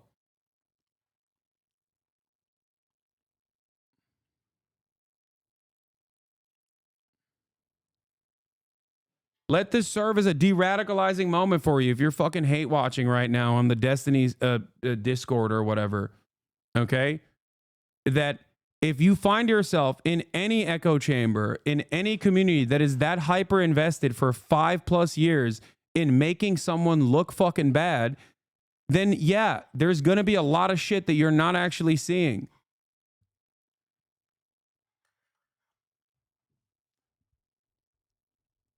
If you can recognize this as not like a random one-off, but a bunch of people who have obviously been fucking harmed by a person who is more invested in saving face than actually, you know, atoning for the wrong that he has done, this should be your wake-up call. In the mega thread, there are messages from D in Discord basically saying Pixie has no case and trying to undermine her case, already making jokes in between banning people. I know, we banned a couple of those people in the chat too, talking about how, well, there's no legal, this is not illegal technically. 6 hours later, Dexerto has still not tweeted about the story. They did post a clip of iShow Speed having a group of people sing happy birthday for him. Interesting priorities for a news site. Yeah, Dexerto stealth published this article on their website, but it can't be found on the front page, and there's no tweet on their social media. Yeah, Dexerto. They're always there to fucking talk shit about me, but for some weird reason, when there's like actual stuff happening to a person that they're aligned with, you know?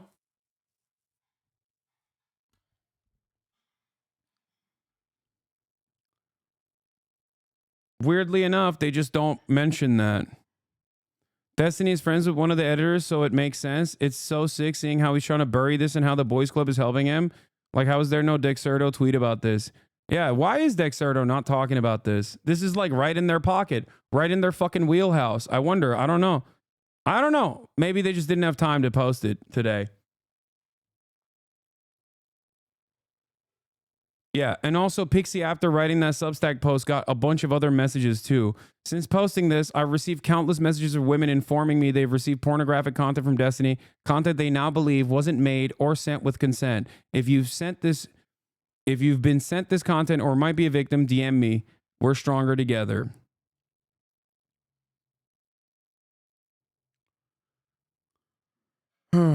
Yeah, Dexerto always posts the top post of LSF, but for some reason, the Destiny top post for LSF, especially when it looks, you know, not so great for Destiny, they're just not going to post it.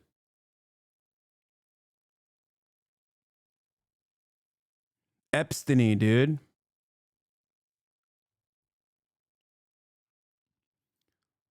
So, tangential to the drama, President Sunday's hit piece also included a portion of a phone call he had with Nicholas Diorio. I don't know what the fuck that is, and I don't really care about that stuff at all. What? We also had a clip of Hasan discussing Destiny and revenge porn recently on the subreddit. Yeah, this is from a couple days ago where I was like, I don't understand why no one is talking about how, you know, no one is talking about how like how these videos came out or how these videos were distributed to begin with.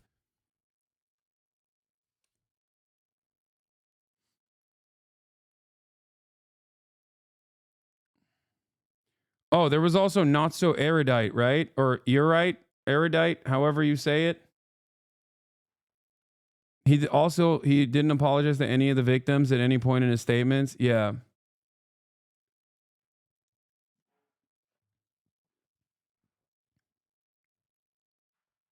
Epstein has his own Ghislaine Maxwell as well, the orbiter Not So Erudite, who's running cover at the maximum power level the last few days.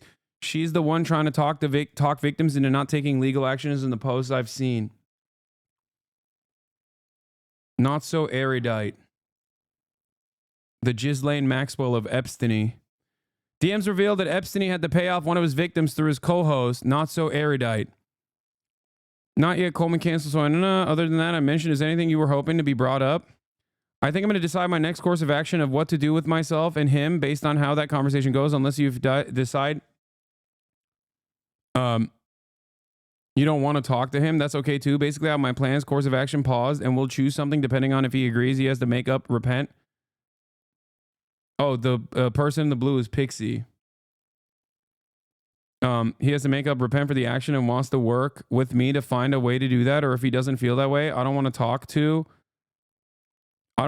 him myself, because I feel like I tried explaining what I was feeling and he didn't really understand. I also have a little anxious voice in my brain telling me to prepare for the worst, because he probably doesn't care enough to willingly try to make up for his mistakes. And that means I'll have to start thinking of more extreme nuclear options to deal with. But I'm trying to avoid spiraling down that line of thought, because I'm trying to hold out for hope.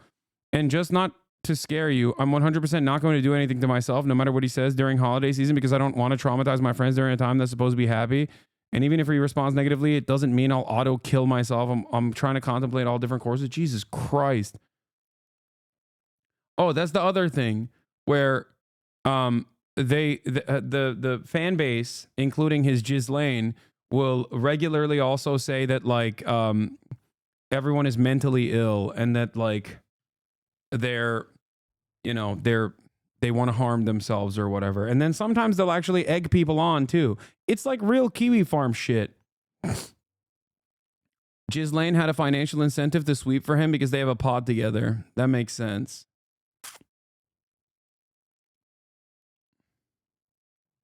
Yeah, Not So Erudite is another massive hater of mine, by the way, just so you know. I mean, virtually every single person at some point, when you're a Destiny Orbiter, you gotta fucking do that. When you're a Destiny Orbiter, you gotta pay the piper. You gotta say Hasan fucking sucks. You know?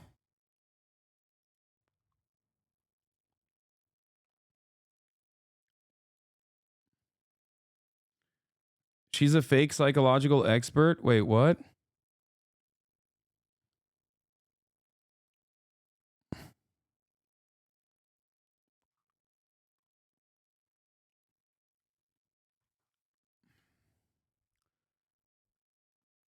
What's Kiwi Farm? I'm old. Kiwi Farms is an old 4chan style forum where a lot of rabid right-wing anti-trans freaks will get together and like mass harass and try to ruin the lives of trans people and try to also get them to commit suicide. And they have like they have a leaderboard, I think, or they have a bunch of people that they have actually successfully caused through mass harassment, stalking, doxing, swatting, getting them fired from their jobs. It's like a hate cult. They have a kill count. Yeah. Destiny tried to buy the website actually when another former orbiter of Destiny who wanted to kill me, or I mean not a former orbiter that wanted to kill me, sorry, another former orbiter of Destiny that was being targeted by them wanted to shut it down, and what do you call it? Destiny, I think in the process was talking about potentially buying it or something. It's like really fucking the awful shit.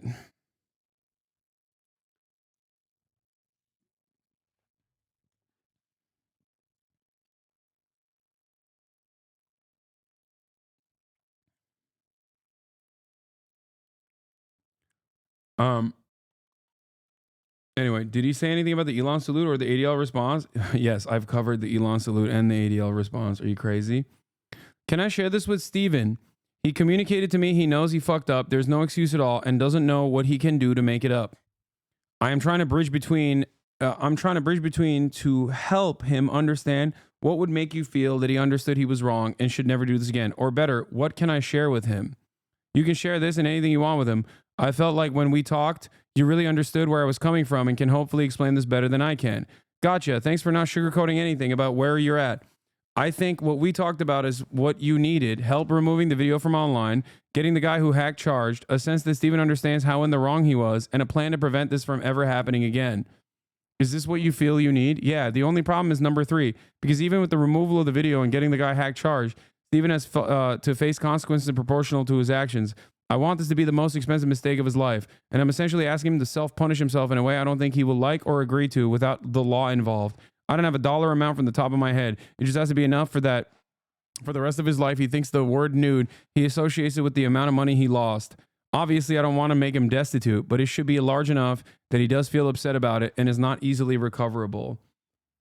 Okay, so that is what you want to pursue. It wasn't clear to me before that this was what you wanted specifically. My understanding was it was more of a sense of rehabilitation and justice. Oh my God.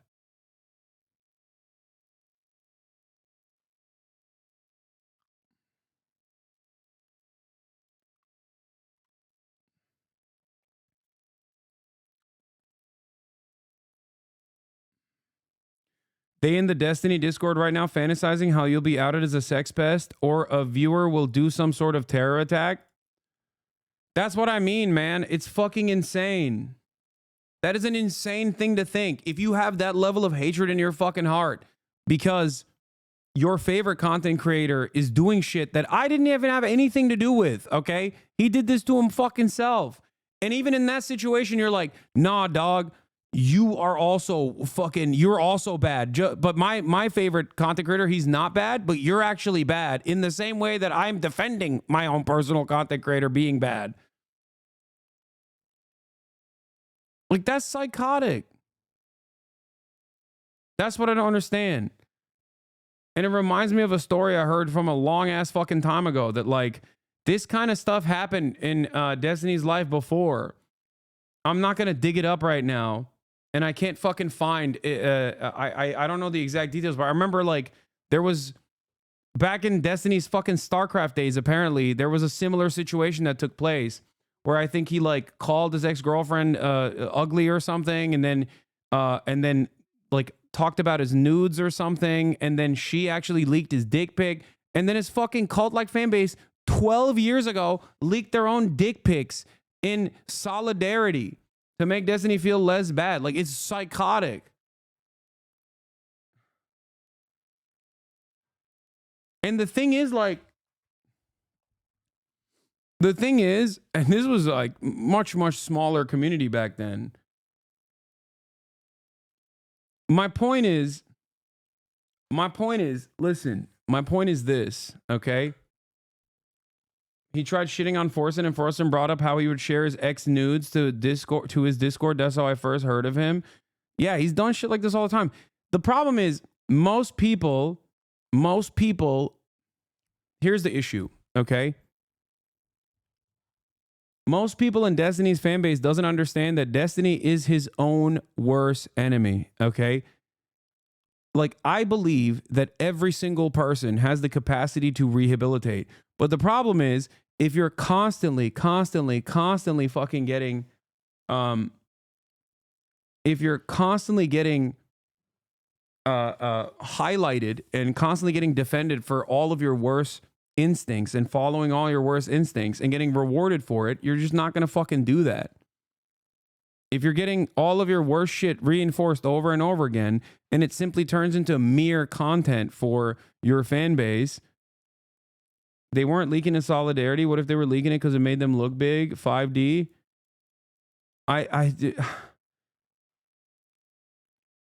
Is this it? Whoa, did you guys hear about the new Destiny dramas?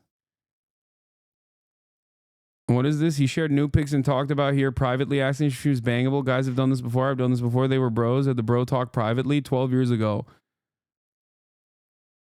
What? Blue Tees pigs haven't leaked anywhere. No boobs were seen in the incident, just dicks. At least someone could have the decency to leak the boobs. Yeah, this is...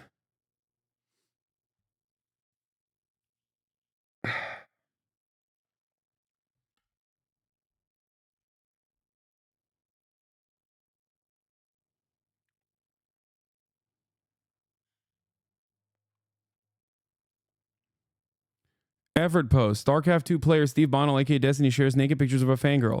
He calls her Butterface in Shrek. She responds by posting pictures of his dick, angering his fans. Destiny again responds, this time threatening to contact her school and get her financial aid cut. Understandably feeling humiliated, she was somehow able to gain access to his Twitter account, where she then leaked dick pictures he had been sending her.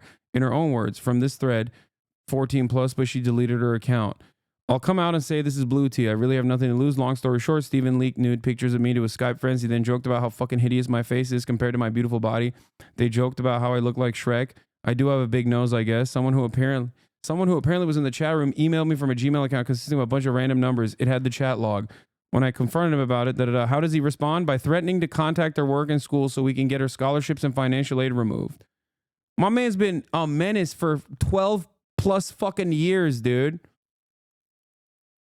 12 years. He insulted her behind closed doors in a private chat log. Nobody would ever see. She insulted him to the entire internet. Yeah, that's fair. And of course, no SRS thread would be complete without the obligatory calling a woman a cunt, even when the guy's completely in the wrong. In this case, because he has to pull out his match. We'd be pissed if he didn't play, since he's doing so well. Even if he lost because of this cunt, then we'll know at least he tried his best. And to top it all off, his poor girlfriend is brought out to protect him, partially because of the case of mistaken identity. How does she feel about the fact that her boyfriend is showing dick pictures of himself to his female StarCraft fans? Even she doesn't know. TLDR, guy shares new pictures of a female fan and calls her Shrek and Butterface. She responds by posting his dick pictures on Twitter. He threatens to call her school and work and get her scholarship removed and financial aid cut. His fans rush to his defense.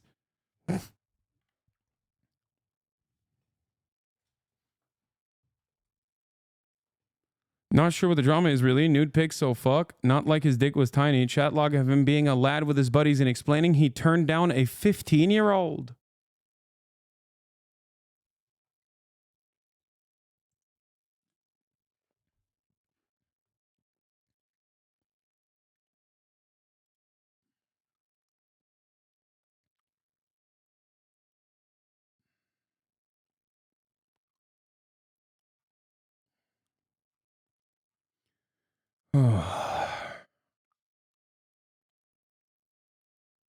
Anyway.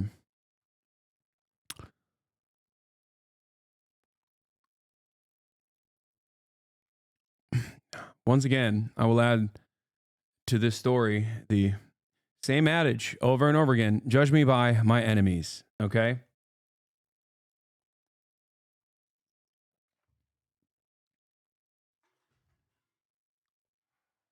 Every single time. Why did he start attacking / targeting you so heavily? This is all insane. Because when he argued that he wanted to say the N-word in private, and it obviously frustrated his black podcast co-host and my friend Trihex at the time, and it was his friend as well. Like, they were friends before this incident. Okay? I was like, you can't do that. Even if you were to say it, I literally said, even if you were to say you would say this in public, or you would say the N-word in private, you saying that you're going to say it in private is basically saying you like saying it. That was our initial separation, which is community with a million different effort posts has actually completely changed the dynamic of, and still to this day lie about actively and say, no, it was because Destiny owned Hasan in the marketplace of ideas so hard he couldn't deal with it or something. And no, that was they say I gaslit Trihex, a black man, into feeling some type of way about his podcast co-host saying that he says the N-word in private. That's where the what a Weasley little liar clip comes from. What a fucking liar, dude. What a fucking Weasley little liar, dude. What a fucking Weasley little liar, dude. Holy shit, dude. Excuse me. Holy fucking shit. This, ironically, was me responding to a clip of Destiny lying to his audience saying that I actually agree with his position on the N-word. That his brilliant counter argument in his mind was, what if I were to say the N-word when I'm in a spaceship with no one around me? Would it still actually be a inherently racist act? That was his fantastic counter. Goes to show you that it literally does not fucking matter how insane an argument is. If you say it with enough confidence, people that also want to say the N-word will think that that is brilliant. Brilliant logic. Brilliant fucking logic. Anyway,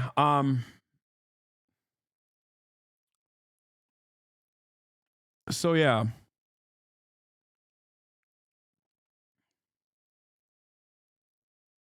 The N-word arc started because his dumbass volunteered that info too, because Denims threatened to leak their spicy DMs, and he straight up goes, yeah, I say the N-word all the time. Yeah, exactly. But yeah, that was the fantastic hypothetical, the fantastic mind. He wrote a manifesto on it too, and then his fan base basically treated it as like a brilliant way to take down all of his enemies. There was another thing I wanted to say. Posting about D is now banned in a subreddit. They are going quiet for 2 weeks. Only politics and memes. Huh. Interesting.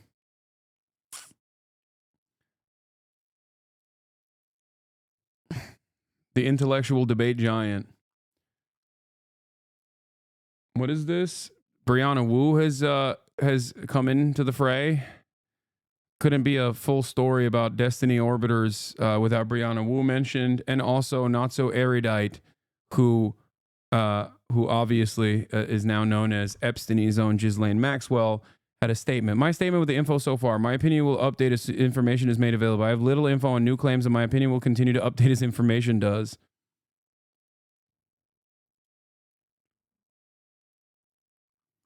I've only ever looked at the leaks that reached out to Pixie because I was concerned for her well-being. After I spoke with Pixie in person, she made clear her desire for me to bridge the gap between her and Steven, and her desire for as little attention as the leaks as anything identifying as possible. Both my involvement and my silence were at Pixie's request. My greatest concern this whole time was her well-being. Here are the logs. Now, any stops in the logs are to prevent other creators' names from being leaked. I've never been interested in shutting down conversation about this topic, only mentions that narrow the question of who could have leaked, again at Pixie's request. In the FQ message, I explicitly tell her to leave a comment up just to remove that part about mutual friends, because this further increased the likelihood of people knowing it was Pixie or going through the trouble to verify the mutual friend in question. If I just wanted to remove the comment, I would have done so. I would not have reached out to FQ. Who's FQ?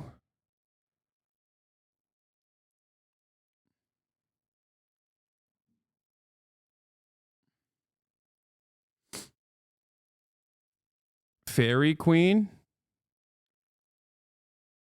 Who's Fairy Queen? Farquaad? Okay, guys, stop.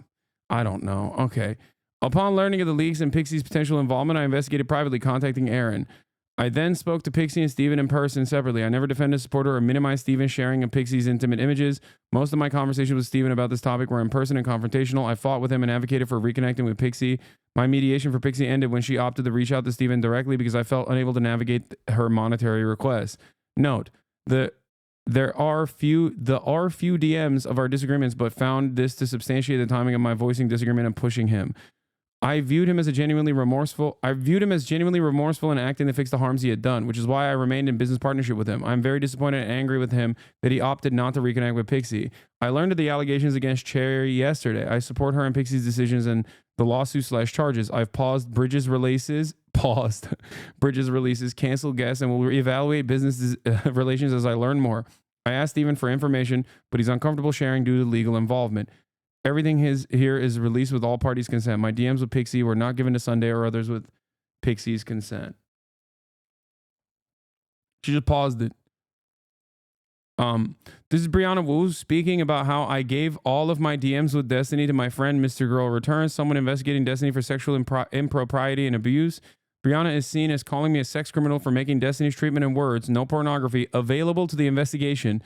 And next to it is their statement on Destiny, who has been alleged to have been recording sexual acts without consent and distributing them without consent. I should probably be smart enough to keep my mouth shut about the Destiny and Pixie lawsuit, but here goes. That's the girl who defamed you? Who's the girl who defamed me? I don't have no idea what you're talking about. I care about both of them. Mr. Girl is literally known for making YouTube videos defending pedophilia. I don't know who fucking Mr. Girl is, bro. Is this is Mr. Girl?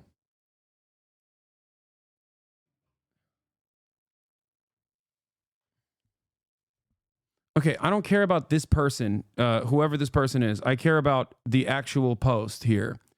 I should be smart. I care about Brianna Wu. I don't give a fuck about any of these other people. I should probably be smart enough to keep my mouth shut about the Destiny and Pixie lawsuit, but here goes. I care about both of them. Pixie is a good friend and someone I've worked with on several projects. She's seriously talented, fun to work with, and complements my skills in a way that makes collaborations really rewarding. You do not want to know who Mr. Girl is, trust. Okay, I'll take your word for it. Okay? Before this all came up, I had planned to hire her for an upcoming project, and I'm sticking with that decision. For the record, following through on this hire isn't me taking sides. I've made that clear to both her and people close to Steven. They both deserve their day in court, and I'm not here to weigh in on what's ultimately between them. I have offered no opinion on this action privately and made it clear I cannot. Wait, what? This isn't like a... Yo, Brianna Wu is permanently on her both sides shit, and inevitably will always side with Israel, okay? There is a party that is wronged, and then there's a party that's doing the harm, and Brianna Wu always starts off on the centrist position and then inevitably slides into the party that is doing the harm every single time. It's so crazy.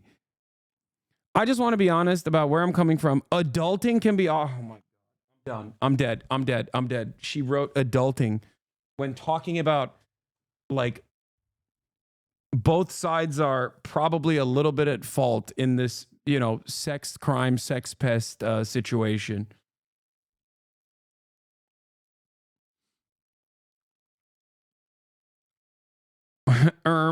I'm adulting.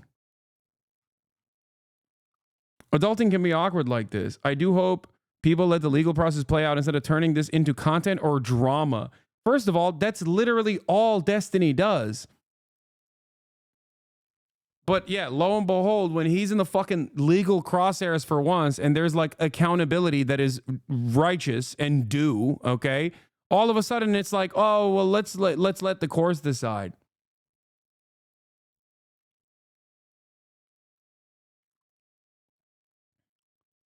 He called this a legal arc, lol. I know. It's a serious situation for both of them, and they both deserve better than the avalanche of shitty clickbait sure to come.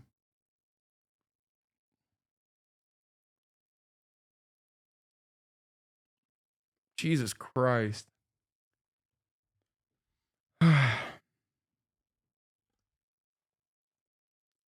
Epstein leaking without consent is not in question. We have both Pixies and his own words to substantiate that. It isn't drama or a wait-and-see situation. Exactly. I don't understand.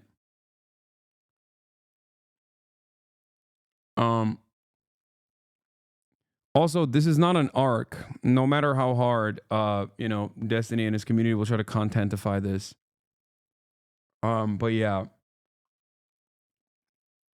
Referring to stuff like this as arcs or nukes minimizes the harm done to the actual victims in this circumstance, regardless of what the victims' opinions of me were when they were a part of the Destiny sex cult. Okay? They are still victims nonetheless. It's heinous. You never finished a Brianna Wu video? No, I don't care. It's fine.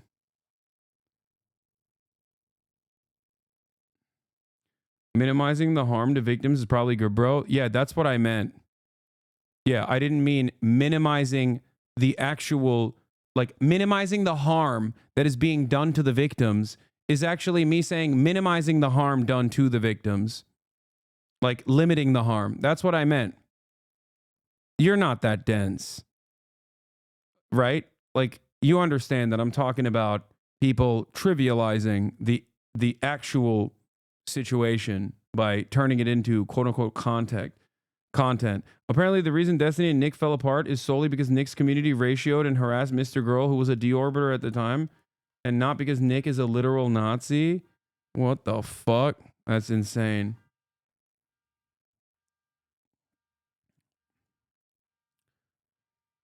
Ay, ay, ay. Okay.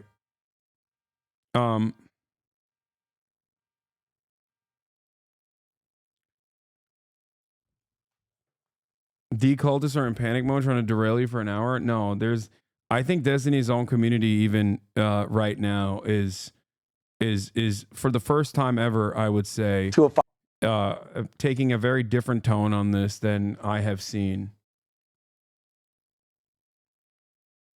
Maybe some are in cope mode, and I'm certain that some are, wishing harm upon me and my family or whatever the fuck, and still seemingly finding a way to make this about anyone else but Destiny, which is what's so crazy about it. Like, sure, Destiny himself doing this narcissistic bullshit, okay, is one thing, right?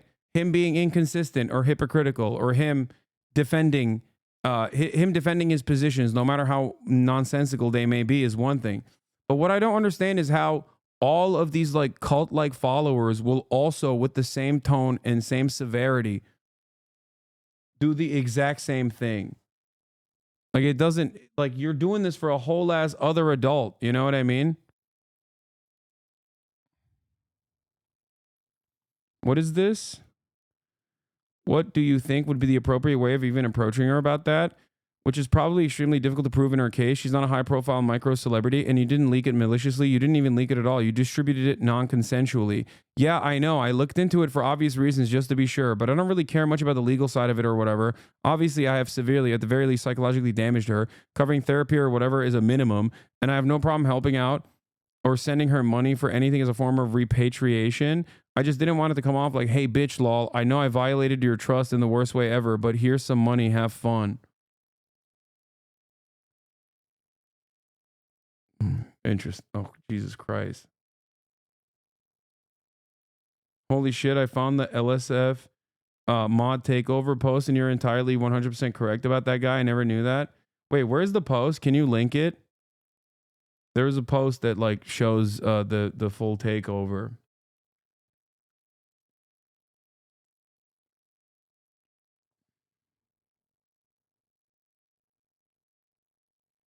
It just got deleted. Wait, they deleted the post? Tarot Card, aka Stale 2000, took over the sub after some criticism and refused to step down after a unanimous vote to remove him for abuse of power tripping 4 months ago. Later, added power mods to camp it and kick the core team. We urge you to use r/livestreamfails with an S from this point on forwards. There is a lot more about this guy, ranging from the cringe to downright abusive. He's not to be trusted. This was originally a document written to the admins who did nothing about this and has partially been redacted for privacy reasons. The sub has been replicated one-to-one looks-wise and functionality-wise. You can pick your old flares. Feel free to post. We're also relaxing old news rules, so feel free to post classic clips. Stale 2000 attempted the false DMCA, the Google Doc, but it can be found here till we find a better place for it.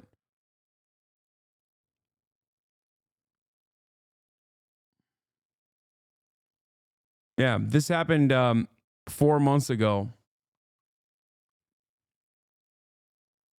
No, it's right here. Zoom into the screenshot. What the fuck is this? TLDR, user tarot card, aka Stale 2000. A DGGer took over the sub after some criticism and refused to step down after a unanimous vote to remove him from abusive power tripping. Later added power mods to camp it and kick the core team. On September 4th, 2024, the r/livestream failed team decided to remove Tarot Card, aka Stale 2000, as he's commonly known as, from the top mod position of the subreddit due to constant behavior that eroded the trust in him with unilateral decisions opposed to the years-long protocols of consensus within the team. Also, if you recall, LSF mods have a private correspondence. LSF mods have a private correspondence, okay? Because at a time after Rekful, unfortunately passed away, they were like, "Oh, we're going to fix LSF. We're going to no longer make it a space for, negative opinions to thrive," right? And they had a Discord server where they had private Discord server shit for they had a private Discord server for like all the top content creators that they had created, right? I never even fucking used it. These guys constantly were like, "Hey, please, hey, can you please, remain on LSF, whatever. It's fine. We'll do a good job and we'll make sure that you're not like constantly fucking harassed and brigaded." Okay? I sent them one message. I said, "Hey, can I please get taken off of LSF like permanently? I just don't understand why I still get harassed for 2 years now. This is in fucking 2024.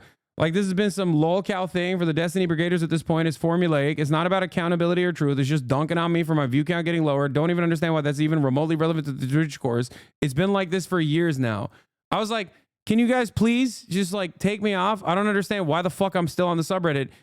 I've tried to like openly brigade the subreddit so I would get banned off of it. And then you guys did ban me off of it, off of the subreddit. But then you put me back on the subreddit because you noticed that you weren't getting as much fucking clicks."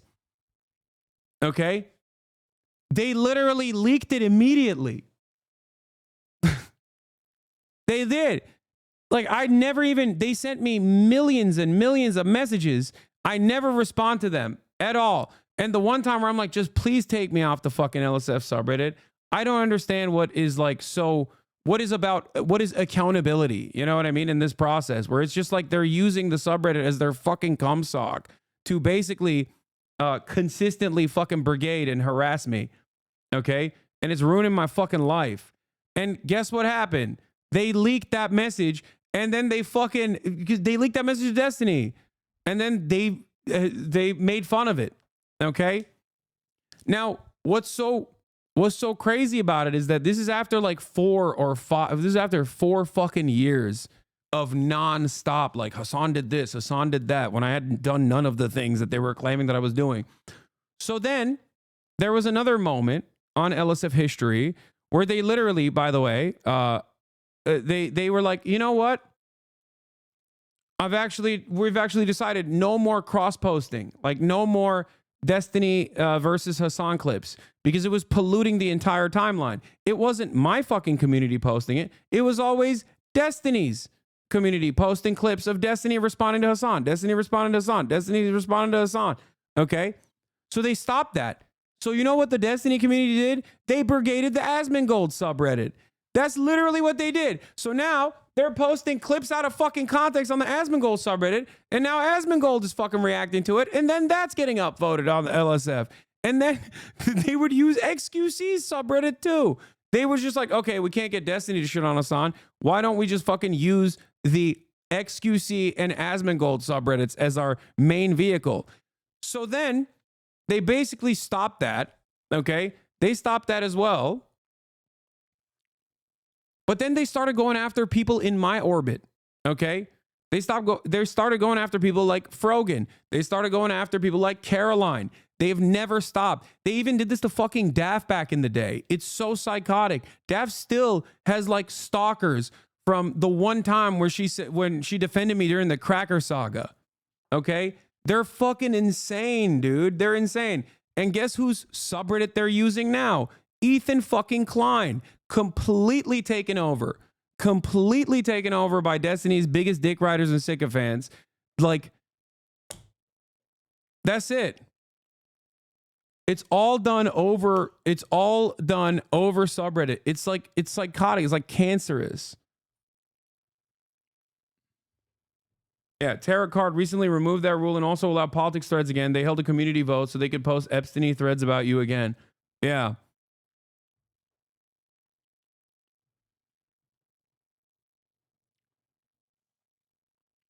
Funny thing is, all of this effort only made Ecstasy and Asmon's audience more right-wing. They hate you at the expense of their own party. Yeah, that's the other thing.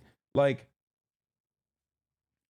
that's the other hilarious part of the story is that, like, doing that over and over again develops an audience of right-wingers, just like Destiny developed an audience full of right-wingers until he fucking talked about how he was glad that Corey Contemporary got assassinated.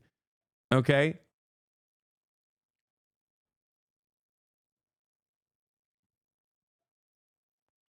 You calling him out was posted and getting traction and they deleted it? What?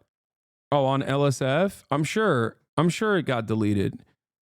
They have that shit fucking wired down, dude. They still. The vote for politics post failed and they reposted it till yes for the politics post to win. Oh, nice. Someone posted your take on the mod and they just deleted it now. Stale's a pathetic loser. Yeah, it's crazy. Accusations of cover-up of D's crime. Spam, LSF meta post. LSF must not be the main focus of a clip.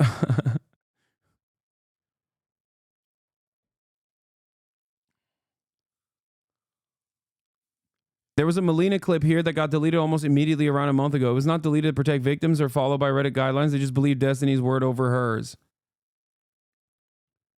I mean, if they aren't fans of Destiny anymore, it's fine for them to stay as long as they stop trying to suppress posts for no good reason. There isn't just a Destiny bias in the subs moderation team. There's definitely some mods bias to OTK as well. Wouldn't surprise me in their hidden agendas too. Yeah. Thread got locked and deleted.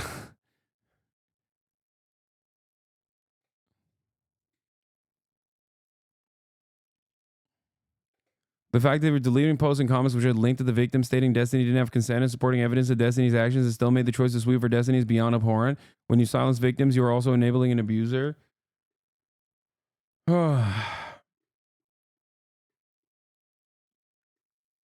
Anyway. Yes, unironically, there are 100 Epstein zealots at all times, not even including a website dedicated to hate watching and not adding to the viewer count. Yeah. Destiny's audience became right-wing when he was normalizing Nick Fuentes, Lauren Southern, and trying to get in bed with Ben Shapiro and other mainstream right-wingers. He even went to war with his community for calling Nick a Nazi. I remember that.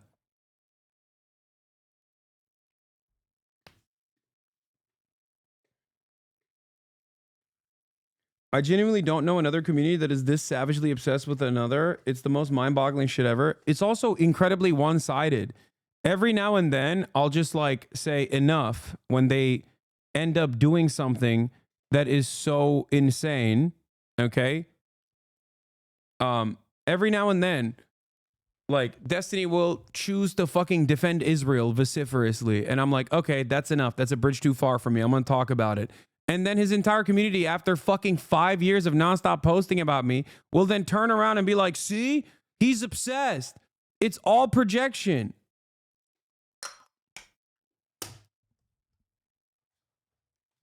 That's literally, it's crazy. It's crazy. There's like, oh yeah, he talks about Destiny too much. You know?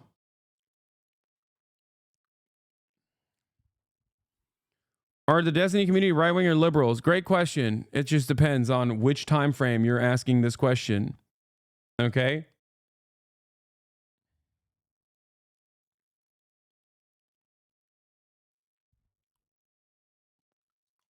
It just depends. It's entirely dependent on what he's feeling like defending at the time. Okay? And the reality is he's a mercenary. And you know what it is?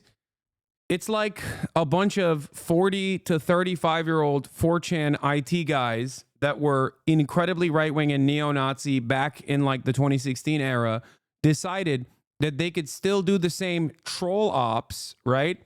But if they presented themselves as liberals and aligned with the Democratic Party, they could more easily virtue signal. They could more easily and more convincingly virtue signal. There have always been communities like this online, many of which I will not name. Okay? But it feels like virtually all of the fucking harassment communities got together and made this their like bread and butter, made this their number one drama center where they can just like go after random fucking people and try to bully them and make content out of like how they can get to manipulate this person's lives. But ultimately, there is not a real there's no real politics there. It's not about politics. It's about chaos. It's about shitting on people, and it's about, you know, doing harm to them and getting people, like kicking people when they're down, or putting them down a peg, right? That's what it's about. Like, united we are strong, and we can actually take out some of these fucking assholes. And it makes sense. Like, if you're kind of sad and you want a sense of community and you want to feel a sense of power in all of the otherwise powerlessness that you experience on a daily basis, whether it's at your fucking workplace or whether it's about like trying to get politicians to do your bidding for once, right? When everything else reminds you of your powerlessness, this is the one space you have where you actually have a fraction of power, where you can look at a fucking asshole on your screen and find out what their phone number is and like order fucking pizza delivery to their house or something just to fuck with them, right? Or call the cops on them and SWAT them. And this is how a lot of these communities operate, where they just like, they feel powerful by you know, trying to fuck with people that they watch on screen. Twitch as a medium definitely is perfect for that sort of thing. It's just that I don't think there's ever been a content creator so successful at navigating this sphere and simultaneously masquerading as like a political actor. Most of them are usually like, you know, lol cows themselves, like Ice Poseidon, or, you know, people that end up falling victim to their own community, inevitably harassing them to a degree where they're just like done. They can't do anything about it. Destiny, on the other hand, has constantly found new victims to turn into lol cows. And even if someone that he wants to turn into a lol cow doesn't turn into a lol cow, he can at least make it seem like they have done, they've been impactful. Okay. And therefore, his community has never come after him. But maybe one day they'll wake up to the reality that it's actually him who is the fucking lol cow. And I think that's what scares Destiny more than anything else, is that one day his community will wake up to the reality that he's maybe not the best guy. And a lot of the rest of the world actually looks at people like him and people in his audience as fucking losers. And that his audience will turn on him and also treat him like the way he has treated others.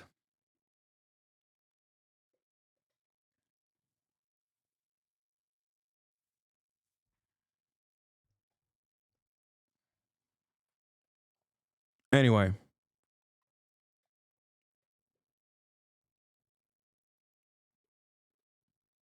Nah, dog, they were hyping him up when he rapped an AI version of yourself. They're fucking lost in the sauce. I mean, some are, for sure. That's the other thing. Yeah, it's so pathetic that, yes, Destiny had a fan make an AI rap battle video between me, okay, an AI version of me, that Destiny himself actually rap battled. That's a real thing that they did, and they thought it was fucking awesome.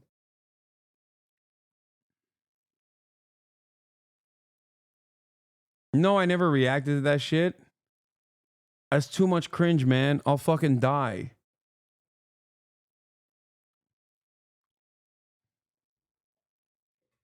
And then these guys have the audacity to say, I'm obsessed. It's craziness.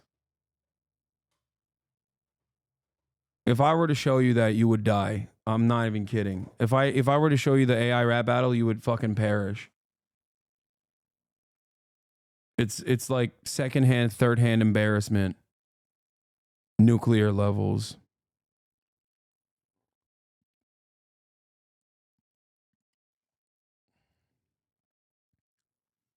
What is this? As long as he keeps giving them a platform where they can beg the entire universe for love and attention, he'll do anything he wants to them and they'll defend him.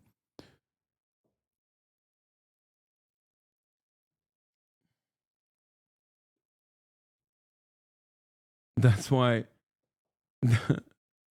that's why they're doing Project Stargate, to improve AI rap battles.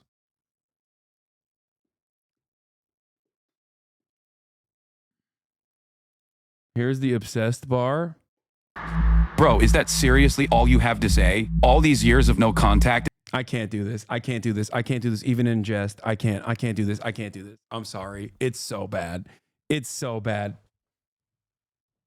Like, I will not do that to you. I will not do that to you, okay? But I'm glad you saw a peep of it. To this day, I have not watched it. I've only seen like bits and pieces. Like, that's the 3-second clip is the most I can see. Is the most I can entertain. How psychotic is that? That's like, dude, this is the problem with the internet, okay? In general. This is the problem with the internet in general. In the real world, back in the day before the internet, if someone were to do things like that, okay, obviously technology hadn't improved to this degree, they would be called a stalker, okay? Like, that is basically the internet version of, you know, doing newspaper clippings and thinking that Jodie Foster is actually communicating to you to go and fucking shoot Ronald Reagan, okay? Like, that's like the OG version of what is happening here. But now, because this shit is online and people can become content creators, that level of psychopathic fucking obsession can be turned into content, okay? And there's like enough communities. There's enough people out there who will watch it.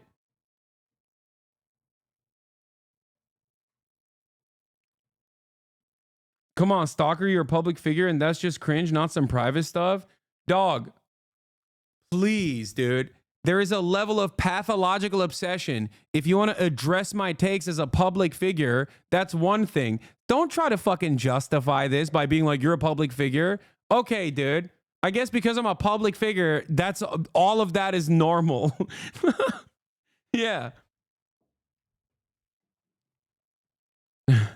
It's cringe rap battle. Dog, I'm not involved in it. You understand? It's an AI version. Like, if someone did that about Ben Shapiro, I would never rap over it. You understand? I wouldn't rap over a fucking AI version of Ben Shapiro. You want to know why? I hate Ben Shapiro, but I'm not a fucking loser. And I hope you understand that you're not. I hope you understand that that's loser shit and you shouldn't entertain stuff like that. Also, people stalk public figures all the time. What the fuck are you saying?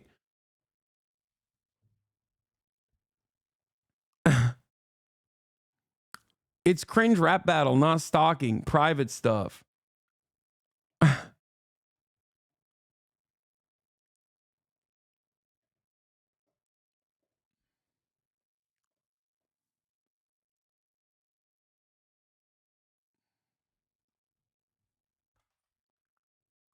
Yeah, opposed to the private figure Jodie Foster in your example. Yeah, like Jodie Foster is not communicating messages to that random person. I hope you understand. Okay.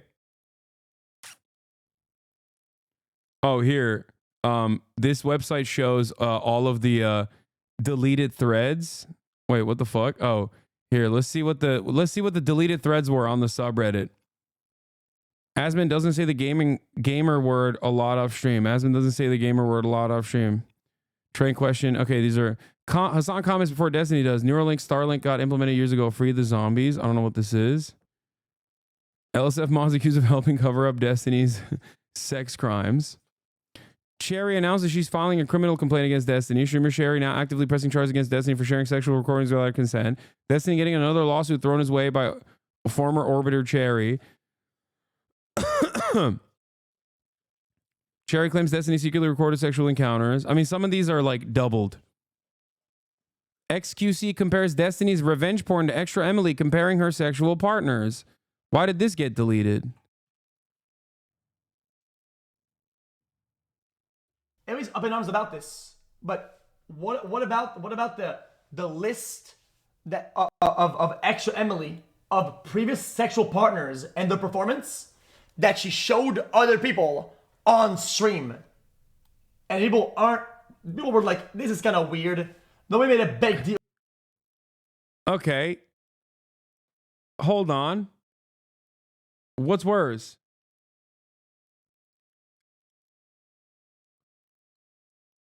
A former partner of yours talking about, what's worse? A former partner of yours talking about your stroke game, okay? XQC, or that very same former partner of yours leaking a consensual or maybe non-consensual sex tape you guys filmed together because they wanted to fuck someone else and they were showing their pussy game to the other person, and then that person somehow allowed this content to be distributed. Which one would be worse in this situation? I feel like one is severely worse than the other. As far as like reaches, this is the most insane thing to compare.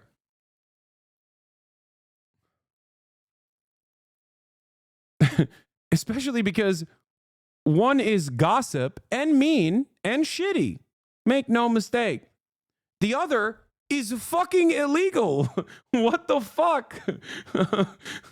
Nobody made a big deal about that. That is the exact same thing. It was like, dude, but that's like images. That's like, no, I don't give a shit. That's the most intimate. It's the culmination of the interpersonal relationship in the romance is intimacy. If you share that, right, in any way, you're wrong, especially without consent. Okay? It is the absolute pinnacle of two-person together is doing the deed, whether it's... That's crazy. So you can never say you had sex ever? No, it's just like, it's insane that there is any comparison here. It's not. I wonder why the LSF mods deleted this post, though. Maybe because it was a fucking insane thing to say and it made XQC look bad, so they deleted it. I don't know. Yeah. Usually, this is what happens when like people post stuff like this and it reaches a boiling point. There are people who can get shitted on the sub, okay? Asmongold, for, you know, my disagreements with Asmongold on the political side, my disagreements with Asmongold are plenty, but Asmongold is a valid target for LSF standards. Everybody shits on Asmongold. I myself am a valid target for LSF standards by the, you know, eyes of the mod team. XQC and Destiny, on the other hand, who are, of course, very much aligned with one another, those are not valid targets. So yeah, when Asmongold shits on me, that gets upvoted. That's allowed. When I shit on Asmongold, that gets upvoted. That's allowed. Why would he bring that up anyways? He's just deflecting and protecting D. Because he likes Destiny. He relies, I mean, he confides in Destiny. So I suspect that that's the reason why he said that initially. And then probably realized that it's indefensible and felt bad. And I don't know, maybe he reached out or maybe the mods just deleted it anyway. Literally every single clip, every single thread that's been deleted is like Destiny threads. Holy shit. What? Hassan's dog Fish heard that? Oh, you got banned? This reminded me that I got banned on LSF for doing PR for you like 4 years ago. This was the straw that broke the camel's back. Locked post. New comments can't be posted. Yeah, that was the fun. That was another really funny moment. Remember when the fucking Destiny Bonarelli fan base, the Epstein fans, literally lost their minds and like targeted the Fish memorial for my dog that had passed away. And then they called it K911. I never even said anything about it. I was just like, yeah, that's psychotic shit. I don't know why they did that. And I moved on. They made it seem like I was crying about it nonstop. I didn't do anything. People found out what they had done on r/place and it went to the top of r/all. So they quickly went in to do PR to literally change the conversation to me like crying and how it was actually logical that they had taken down the fucking post of fish on r/plays. And you know what's really crazy? In that time frame, you know what they did? They fucking raided my Discord and also my DMs and kept sending pictures of fucking dead dogs in my Discord. Just for the crime of me participating in r/plays and then them deciding to fucking take down Fish's memorial, okay? And then people looking at that and going, what the fuck is this? This is really fucked up. Why did they do that? And that going all the way to fucking r/all at the top of r/all made Destiny look bad because people were like, oh, these guys are deranged. They did that because they hate Hasan.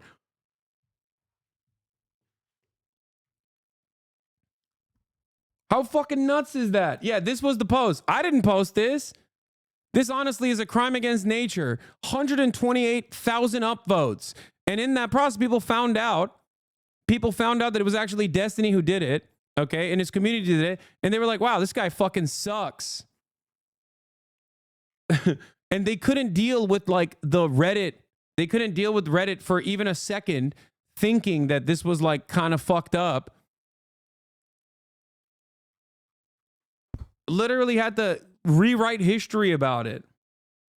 They still talk about the r/place thing. I saw one of them posting about it like a month ago. Yeah, every single thing that has happened, every single thing that has fucking happened that like they make a big goddamn deal about, they just decide they have to like reframe the narrative, and they desperately work tirelessly to just be like, yeah, that's not how it happened actually. It's actually Hasan that came after Destiny initially, and that's why they took his fish memorial down, and he was really sad and he cried a lot about it, and it's K911 or whatever the fuck. Like, no, I don't care, man. You guys made yourself look like a bunch of fucking weird, delusional losers in front of the one platform that you're supposed to have a lot of dominance over, and it made you lose your fucking minds.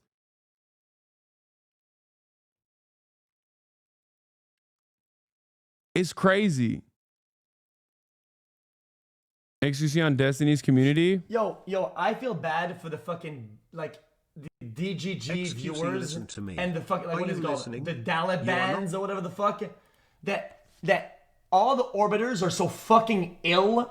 Like maybe it's what you guys like, low key. Like everybody that Destiny associates with are all like all the orbiters are all fucking ill as bricks. Like fucking ill. Like fucking like Exodia of mental illness. Oh yeah? You got that? Watch this. Boom! Pull out the whole deck of cards. I got all of those. Oh yeah? Watch what I got. Like, holy shit. What's up with these people, man? Like, I don't get it.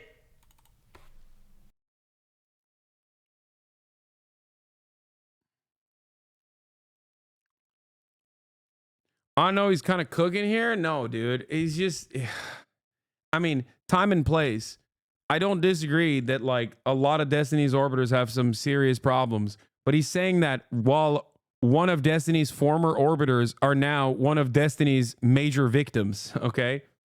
They're victims here. I don't know who the fuck he's talking about. Do you know what Exodia is? No, I don't.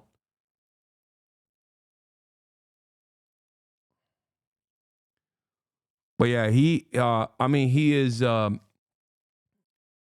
major Destiny dick rider. You didn't see the clip that got me banned?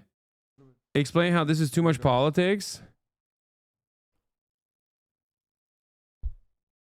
Does your dog have the same mental problems as Sleepy Joe? Son, how will coronavirus affect? Come on, go to bed. Aw. Fish. I have to defend him. He was talking about one disparaging her. Okay. I'm glad that he was I'm glad that he isn't that much of a fucking Destiny dick rider, that he realizes that this is like unacceptable. He won't care a week. listen, he'll call him a fucking weirdo or whatever, but he's a week from now, you'll see, or a month from now, you'll see. I'm not holding my fucking breath, okay?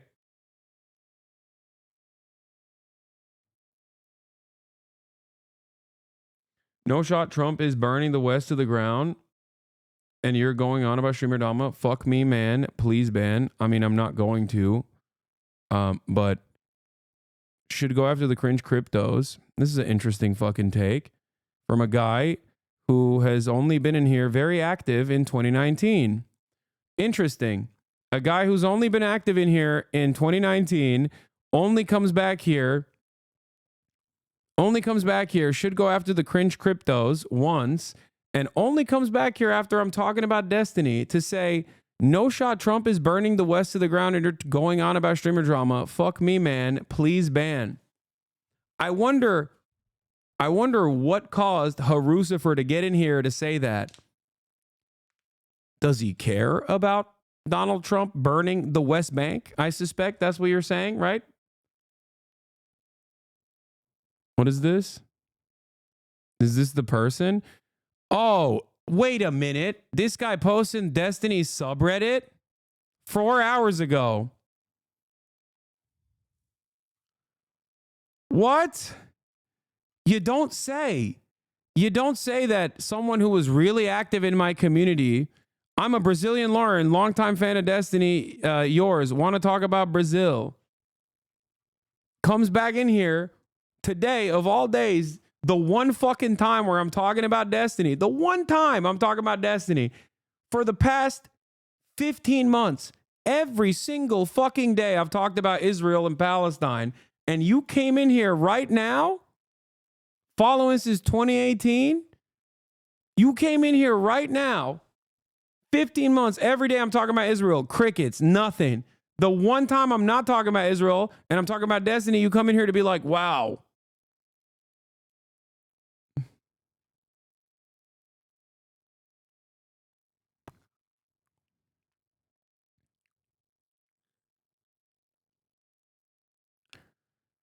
I'm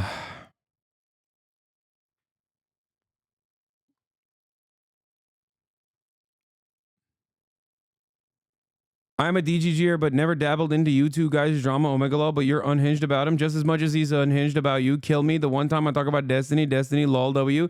Every time. What did I tell you guys earlier? What did I tell you earlier? Remember when I told you this man has never stopped coming after me for fucking 5 years now? Destiny fans love coming in and being like, you always talk about him. You're just as unhinged about him. The only time I talk about Destiny is if he's fucking doing like Israel apologia, or if he is literally being legally sued by a former orbiter. Anyway, Harucifer, whatever the fuck your name is, maybe down the line when he fucks you over too in some meaningful way and you do a call out post, you'll hope that I will actually offer you the dignity and the time instead of being like, well, his orbiters are all crazy and move on. Don't act like you fucking came in here randomly. You saw in the Discord that I was talking about Destiny and you came in here to be like, oh, this guy only talks about Destiny. Come on, man. So pathetic. Everybody. No, I'm not going to ban you, you little shit. You fucking loser. Get out of here. You're nothing. Anyway. Are we Russia now? Yes. I know the Republican holdover the House is supposedly the slimmest majority, but should I feel hopeful about that? No. We are 100% in a very unique space, okay? We are definitely in the not so great zone in terms of fascism.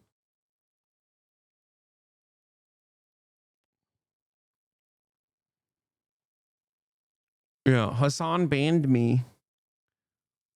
Ban me like you banned my alt. Anyway. It's funny because like no one is duped by this shit, especially in this community, especially right after I talked about how endlessly Destiny's fans operate this way, you know?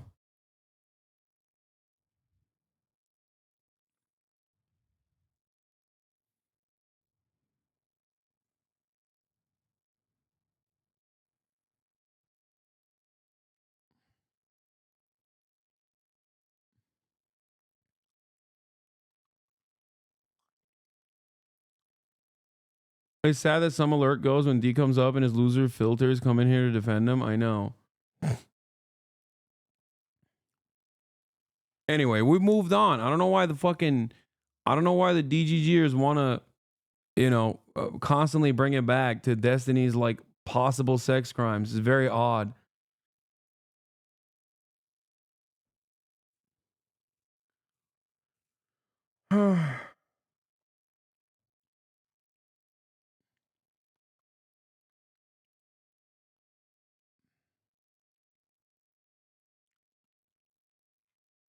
Trump not confident this Hamas ceasefire will hold, he said.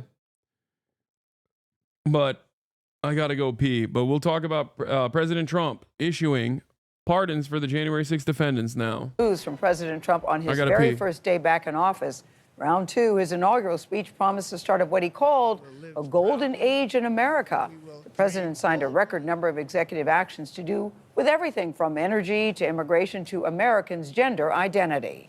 Trump also issued blanket pardons or commutations for those who attacked the Capitol on January 6th. That means even the people convicted of organizing a plot to overthrow the U.S. government are set to go free.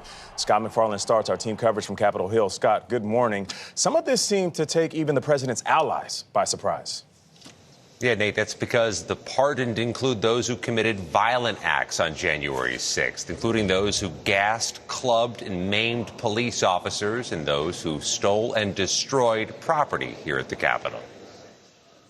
Release those prisoners! Supporters of January 6 inmates celebrated outside a D.C. jail. So this is January 6th. After President Trump signed broad pardons and commutations for the defendants who attacked the Capitol and sought to overturn the 2020 election, and ordered federal penitentiaries to release hundreds of defendants still in prison by Tuesday, contrary to what Trump's own vice president thought was possible. If you committed violence on that day, obviously you shouldn't be pardoned. Trump championed his decision at a rally before signing the order, referring to January 6th rioters as hostages, even while standing beside the families of Israeli hostages. We'll be signing pardons for a lot of people, When pressed in the Oval Office about why he'd pardoned the 600-plus defendants charged with assaulting police, Trump made baseless claims the FBI was involved in instigating the attack. There were outside agitators involved. And obviously the FBI was involved. Far-right group leaders Enrique Tarrio of the Proud Boys and Stuart Rhodes of the Oath Keepers, who were convicted of seditious conspiracy and plotting the attack, are among those receiving clemency. Donald Trump has determined that those individuals should not face any accountability solely because they committed those acts on his behalf. Michael Fanone, a former D.C. police officer, was attacked at the Capitol. I can assure you that these individuals will go on to commit acts of violence, maybe even commit acts of violence against me or members of my family. The American people own this decision. Pam Hemphill, an Idaho grandmother, pleaded guilty to a misdemeanor for her participation on January 6th. But I already had decided I will not take a pardon from Trump. That would give the wrong message. I'm not going to rewrite their story for them. That day we were guilty. I pleaded guilty because I was guilty. And so are they. Damn. The What the fuck? The criminal justice system works? What's happening? What the hell is that? Since these people have been pardoned, can they own guns or not? Great question, as a matter of fact. Yes. The answer is yes. I believe that it depends on the severity of their crimes, but I'm fairly certain that they also get their record expunged too.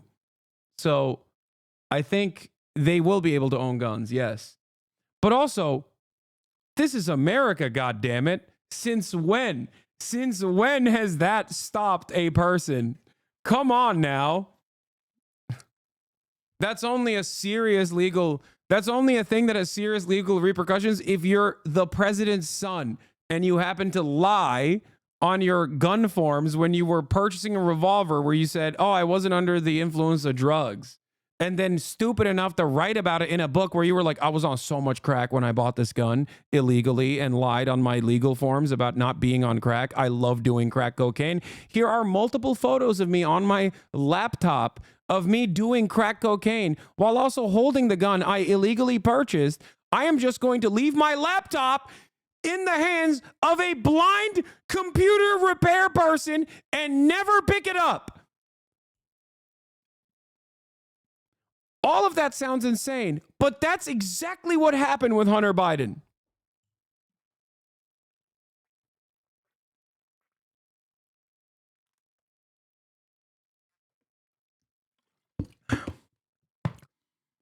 Wow. Largest criminal prosecution in U.S. history is abruptly over with the stroke of a magic marker. Not only will the jails be emptied of January 6 defendants, but all pending prosecutions have been ordered to be. Wait, he actually left it with him? I thought it was hack material. No, I did too, because I was like, what? A blind laptop repair person who is also a QAnon guy? That sounds insane. This must be hacked material. Okay? That's what I thought too. No, lo and behold, turns out that's actually what happened. He literally is so fucking stupid that he left his laptop with a blind laptop repair person and never picked it up. And it also happened to be that the blind laptop repair person was a fucking right-wing psycho.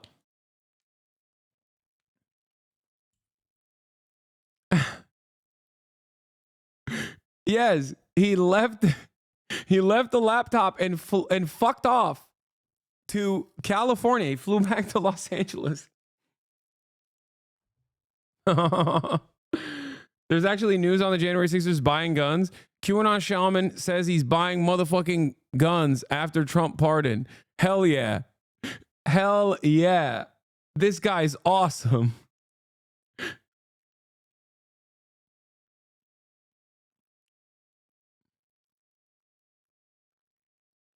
It's funny how much this rant sounds exactly like how dumb Ruth Bader Ginsburg's death was.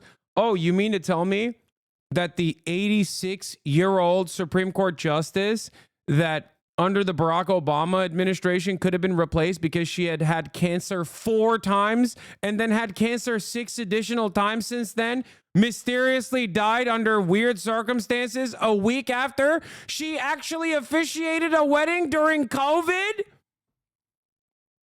How could this have happened? How? Who could have foreseen this? Are you kidding me?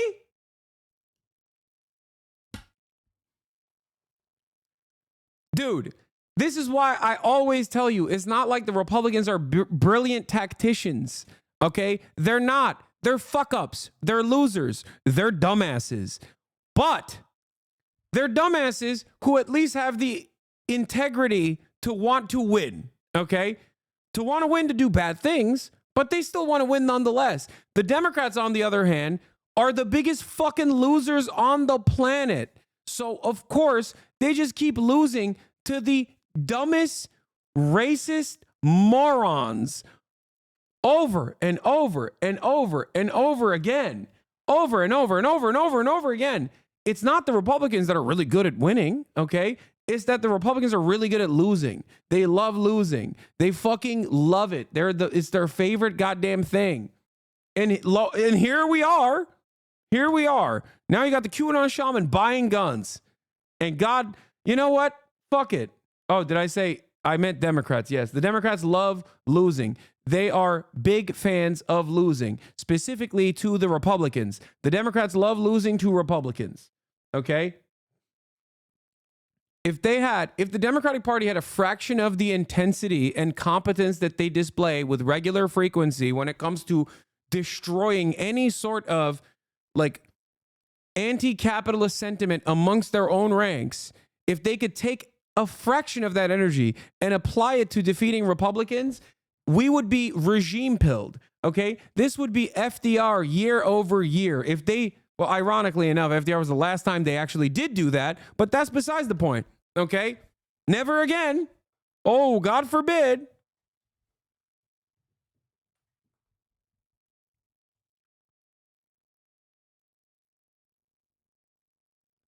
Oh. Do you believe America's reached peak stupidity yet? I mean, we are past the point of peak stupidity, I think. closed, effective immediately. I mean, I just looked at an article titled "QAnon Shaman Says He's Buying Motherfucking Guns After Trump Pardon," and you asked me the question, are we at peak stupidity? What do you think? I mean, American politics is an endless well of depravity. So this is not the peak, I don't think. I'll be honest. It's probably not the peak. It's probably going to get worse.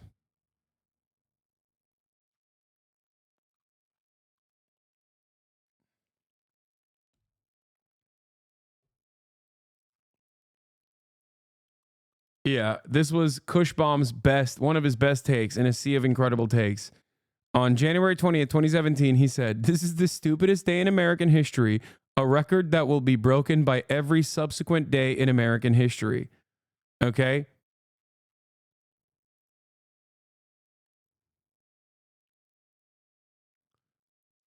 He said, "No longer accurate, bitch." He said, "Just wait. Today wasn't that dumb. That's a mirror."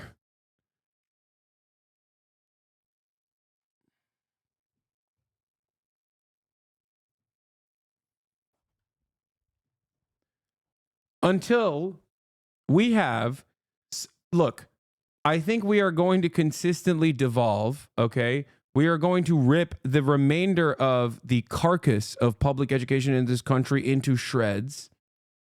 All right?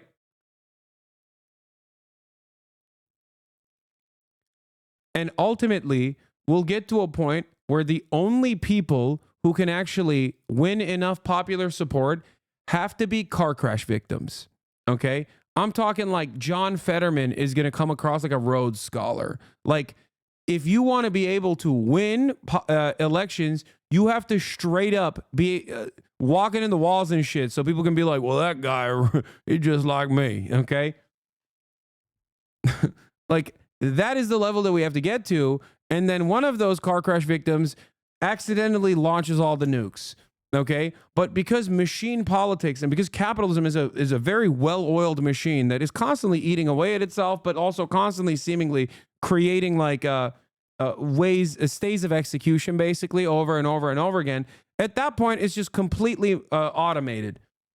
Okay. Policymaking is completely automated, except they'll have like a situation where they accidentally forgot to lock away the nukes or you know, put the child lock on the nukes or something. Raytheon Lockheed Martin, the Raytheon Lockheed Martin sponsored White House room that is covered in rugs. Okay, all the walls are covered in rugs because you don't want your president to fucking walk into too many walls and die, right? Or sharp objects. But they accidentally forgot to put the child lock back on. Okay, and then whoever the car crash victim president is, it doesn't matter which fucking party he's a part of, ends up accidentally hitting the nuke, and then we're all dead.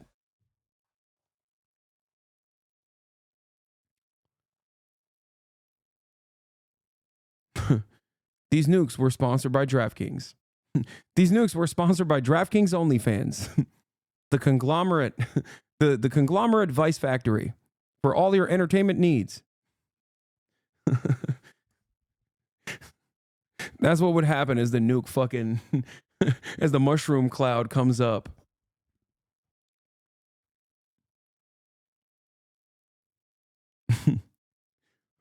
While the nukes are exploding, Polymarket would have a ticker on it too. It's like likelihood that the nukes will kill 75% of the planet. People will still be fucking betting their Trump coins and other meme coins on the Polymarket betting app.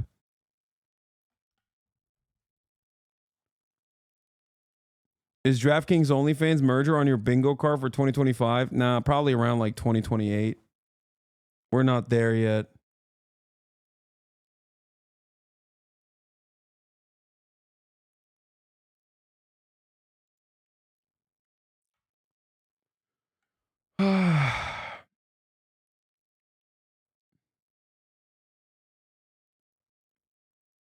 By the way, pro-Israel group are infighting according to the Jewish Insider.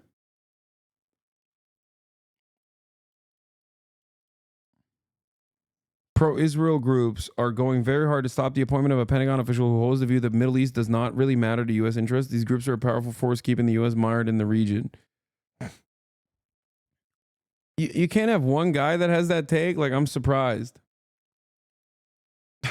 They're like, no, not even one guy allowed with that take. Like, everyone else has the opposite take. Just let there be one fucking guy that's like, yeah, I don't really care about the Middle East. Hey, no disrespect, but this isn't for me. I don't really like it. I want to kill Chinese people, okay? The one guy was like, I just want to keep the eyes on the prize, you know? It's actually the Chinese that I want to destroy.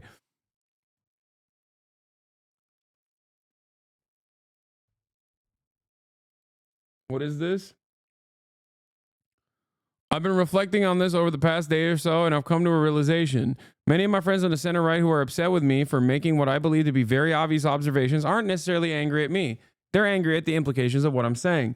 The idea that neo-Nazism has entered the mainstream, potentially influencing the White House, is so alarming and existentially terrifying that it's easier to lash out at the message than confront the reality. Wow. This guy, who I guess is a liberal, and so much so a liberal that he literally has a thing called Project Liberal, finally recognizes that, yes, people hate messengers more than the actual devastating reality that the message presents. Welcome to having one leftist position for once, one truthful position. The cognitive dissonance is overwhelming. What's striking to me is the selective outrage. Many of these same people are quick to call everyone communist, often with little... Yeah, that's also true. Yeah, that's a point that I made as well. These motherfuckers think Nancy Pelosi's a communist, but Elon Musk and SIG Heil on the national stage, and they're like, I don't know, is he really a Nazi? It's like, come on, dude. You probably know this already, but this guy hates you. I mean, dude, he has a thing called Project Liberal. I assume he hates me. Yes.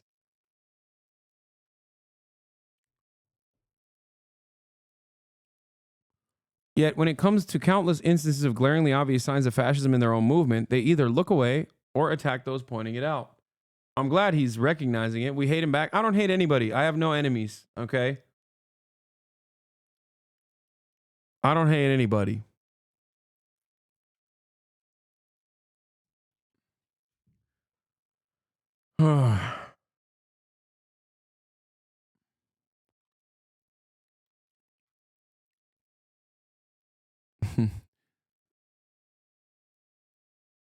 Project Liberal is dedicated to attacking you personally, by the way. Wait, what?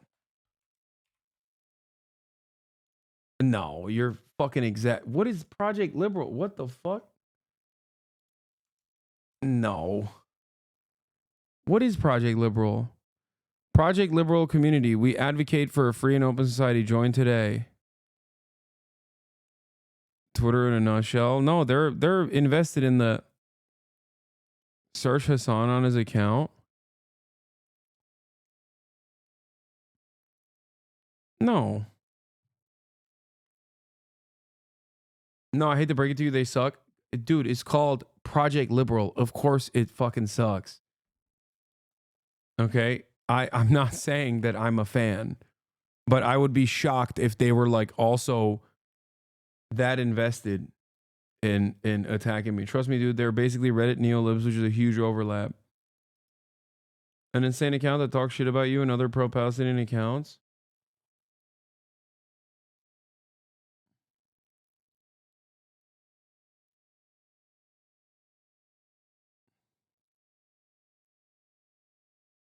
Anyway. They're an AstroTurf neolib conservative group. Nice. All right, I'm done. I'm done for the day. 8 hours and 36 minutes. We did a lot today. I'm coming back tomorrow in a big way. You already fucking know. Okay. I love you guys. I will see you tomorrow. And then I will see you in Japan, baby. Japanuary is starting. Oh my God. Oh my God. I'm very excited. I hope that all of the additional noise and shit don't ruin don't ruin my trip, but we'll see. But Japanuary is upon us, baby.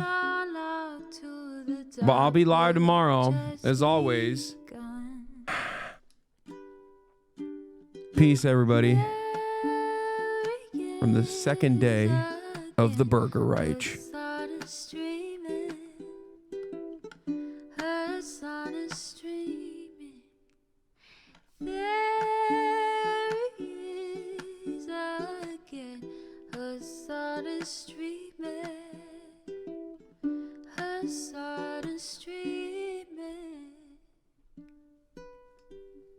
Reviewing the P.O. box, Uncle Uger's face. Sudden discord at your prop, great names take embrace. Tiny Bernie Sanders, LGBTQ Air Force. The whole left at your fingertips, on a at your door. The H3 crowded debate, the Young Turks online show. 3 full fucking years of this, plenty more to go. 90-day fiance talks of champagne bourgeoisie. A Trump rally live reaction, a mass riot at DC. There he is again, Hasan is streaming. Hasan is streaming. There he is again, Hasan is streaming. Hasan is streaming. Reading a live stream, fair comments, Austin show chat advice. And all the ways the right-wing pipeline can suck you in a line. JCS react, Lord, frame gets broken, cover blown. A full-blown mass pandemic, monster streaming at your home. Total radicalization coming out to find. The system you were taught to trust in was broken the whole time. All these daily streams, whether big or whether small, have helped me and so many find the meaning through it all. There he is again, Hasan is streaming. Hasan is streaming. There he is again, Hasan is streaming. Hasan is streaming.